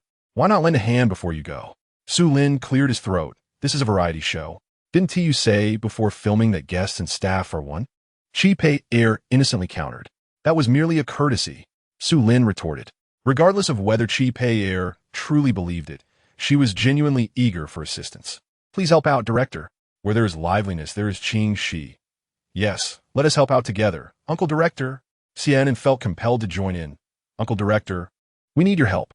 Nan reluctantly chimed in. Is that okay? Faced with 4 pairs of innocent, pleading eyes, even someone as resolute as Su Lin could not utter a cold rejection. Fine, he sighed, and then led the staff behind him to join the cleaning crew. Chapter 107. Nan Zhi's layered strategies in the brief span of a day and a half of business. Chi Pei had transformed from a novice into a competent senior. Director Su, you missed a spot here. You can't just dab it and call it done. The chairs are for the guests. Director Su, your plate-carrying technique is too inefficient. You need to learn from me. Director Su, you should wash the bowls as well. Director Su, Su Lin sighed deeply. He harbored serious doubts that this was actually Chi Pei's form of retribution. Otherwise, why would the 5 or 6 accompanying staff members single him out for such treatment? He was indignant. Nan Zhi happened to pass by, quickly perceiving Su Lin's discontent. She chuckled. It's not retribution. The audience enjoys it, Director Su. Ha ha ha, true, I love it. Correct, reasonable, and to the point. Indeed, every day, the director puts everyone through their paces. Today, it's his turn to be in the hot seat. Who understands this delightful irony? Su Lin has long been a distinguished variety show director, having produced numerous popular programs. Yet this is perhaps the first time he feels such exhaustion. The camaraderie between guests and staff suggests that it is a collective endeavor, and how could one possibly complain of fatigue? The situation is genuinely amusing. I firmly believe this show has transcended scripted scenarios. Su Lin let out a lengthy sigh, pondering what else could be done. To boost the ratings, he must humbly bow to the demands of the situation. With a bent back and clad in household gloves, he diligently continued washing the dishes. The two exchanged knowing glances. With the assistance of the staff, the dining hall and kitchen were swiftly cleaned. When Nan Zhi completed her inspection and nodded in approval, everyone, including Su Lin, exhaled a sigh of relief. However, why must it be Nan Zhi's approval that counts? Su Lin mused silently, when suddenly Nan Zhi stated, "Director Su, I have something to say." Startled, Su Lin nearly believed she possessed the ability to read minds, having overheard his thoughts. This immediately diminished his authority, and he spoke in a conciliatory tone. "What is it?" Now, Director Su must surely realize the immense workload at the restaurant. Relying solely on the four of us is simply not sufficient. Nan Zhi spoke calmly. The children were gathered around, observing the adults converse. Qing, Shi, initially perched curiously on the armrest of a chair, suddenly sensed something amiss. He raised his hand high, exclaiming, "Aunt Zhi, you've made a mistake. There are more than just four of us." The stoic Nan Yi swiftly covered Qing Shi's mouth with her small hand, leaving him wide-eyed and utterly displeased. It was Fu Zhao who first reacted, hastily escorting the oblivious Qing Shi away. A fleeting smile crossed Nan Yi's face, yet her demeanor remained sincere as she patiently awaited Su Lin's response. Su Lin was beginning to grasp Nan Zhi's intention. "Were you suggesting? I would like to hire a few more people. It is entirely reasonable to expand the restaurant and increase staff as the business grows." Without a moment's hesitation, Su Lin rejected the notion. "That is out of the question. We are filming here." The assistant director quickly coughed to interject. Indeed, they were in the midst of filming a variety show. Su Lin swiftly cast a glance at the camera, adopting a more tactful tone. What if those who apply do not wish to be on camera? Furthermore, the complexity of personnel movement may hinder our ability to conduct proper background checks, which could inconvenience the guests. Initially, the audience was thrilled by Nan Zhi's proposal, urging Su Lin to acquiesce. However, upon hearing Su Lin's reasoning, their perspective shifted, acknowledging that he had a valid point. Nan Zhi's suggestion is indeed intriguing, enhancing the show's appeal. Yet as Su Lin indicated, the influx of diverse applicants poses risks, particularly with potential stalkers. Although I am prepared to apply at Nan's Bistro, I must concede that Su Lin's concerns are justified. Nan Zhi seems to have overlooked practical considerations. Why does it feel like Nan's Bistro has become a one-person dictatorship? Is it merely her say? Nan Zhi asserted, "Our challenges are indeed tangible. We must devise solutions." Su Lin found himself swayed by her rhetoric, his mind racing with thoughts. "Yes, how shall we resolve this?" He furrowed his brow in distress, suddenly noticing a few subordinates standing quietly nearby. What about our own staff? Wouldn't it be beneficial to have them lend a hand? Nan Zhi pondered. That is a feasible suggestion. However, we should be cautious. Internal staff certainly present fewer concerns than external applicants. Su Lin attempted to make a decisive statement. Yet Nan Zhi continued, "But is two enough? An influx of spectators might result in criticism." Suddenly, an audience member chimed in, "Thank you." However, Su Lin's words effectively silenced some dissenting voices. After a moment's contemplation, Nan Zhi reluctantly nodded, "Very well."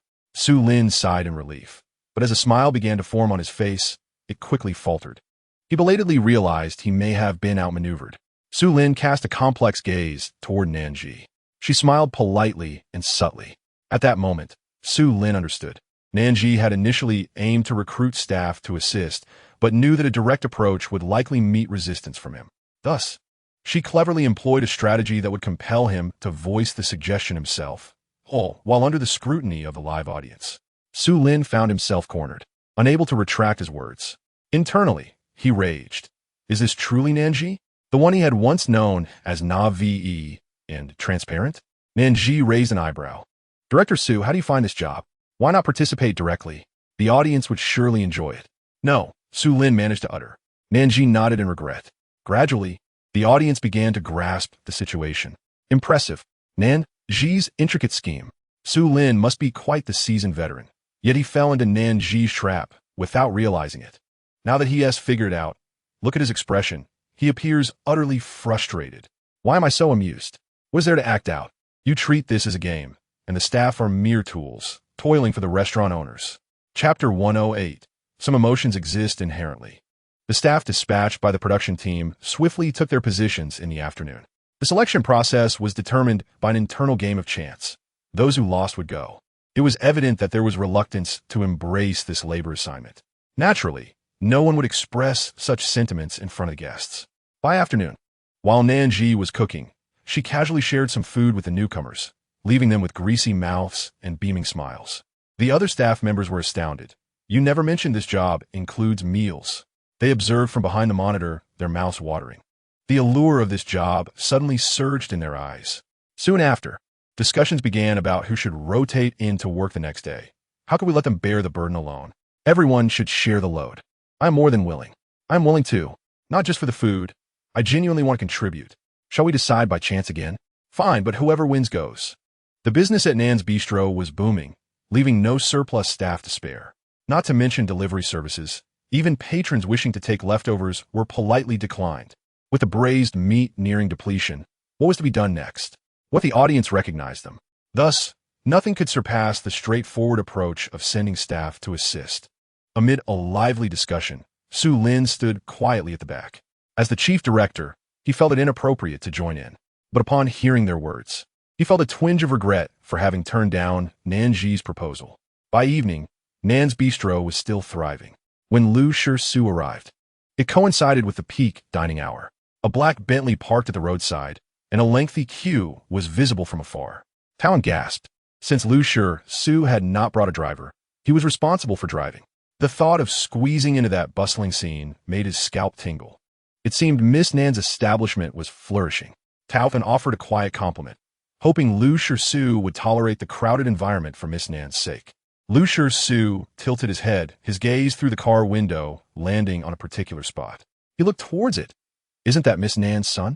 At that moment, he stood at the entrance of Nan's Bistro. Yet he was not alone. By his side was a little girl with twin ponytails, bouncing around him and chattering away. Talon recognized her from the variety show, knowing that she was director Xieyu's daughter, Xianin. He never anticipated that Xianin would have such a close relationship with Nan Yi, who usually appeared rather aloof. It seemed he had misjudged the situation. In the blink of an eye, Nan Yi appeared to have reached his limit. He forcefully shook off Xianin's hand, clinging to his clothing, and turned to leave. Caught off guard, Xianin seemed momentarily hurt by his actions. She stared blankly at the retreating figure of Nan Yi, her little ponytails drooping dejectedly, evoking a sense of pity. Had a conflict arisen between the children? Tao, unhesitated, wanted to persuade Mr. Liu to check on Nan Yi. Mr. Liu clearly intended to pursue Miss Nan Zhi. In that case, it would be entirely reasonable to win over Nan Yi. What was that phrase again?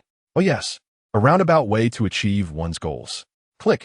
Before Tao could voice his thoughts, he heard the crisp sound of a car door unlocking. Mr. Liu strode purposefully in the same direction as Nan Yi. Talvin paused momentarily, but without a second thought, he hurried after them. However, Lu Shi was swifter. His long legs, clad in tailored trousers, moved with a force that seemed to summon the wind and clouds. In the blink of an eye, he had caught up with Nan Yi, attempting to grasp his shoulder. Nan Yi was like a vigilant little wolf, sensing danger before Lu Shi could even touch him. Without a word, he took off running. Nan Yi remained silent, turning to fiercely bite at Lu Shi. Lu Shi did not flinch or evade. Thus, when Tao arrived moments later, he witnessed Nan Yi with his eyes shut tightly, viciously clamping down on Lu Shi's wrist, exerting enough force to redden his little face.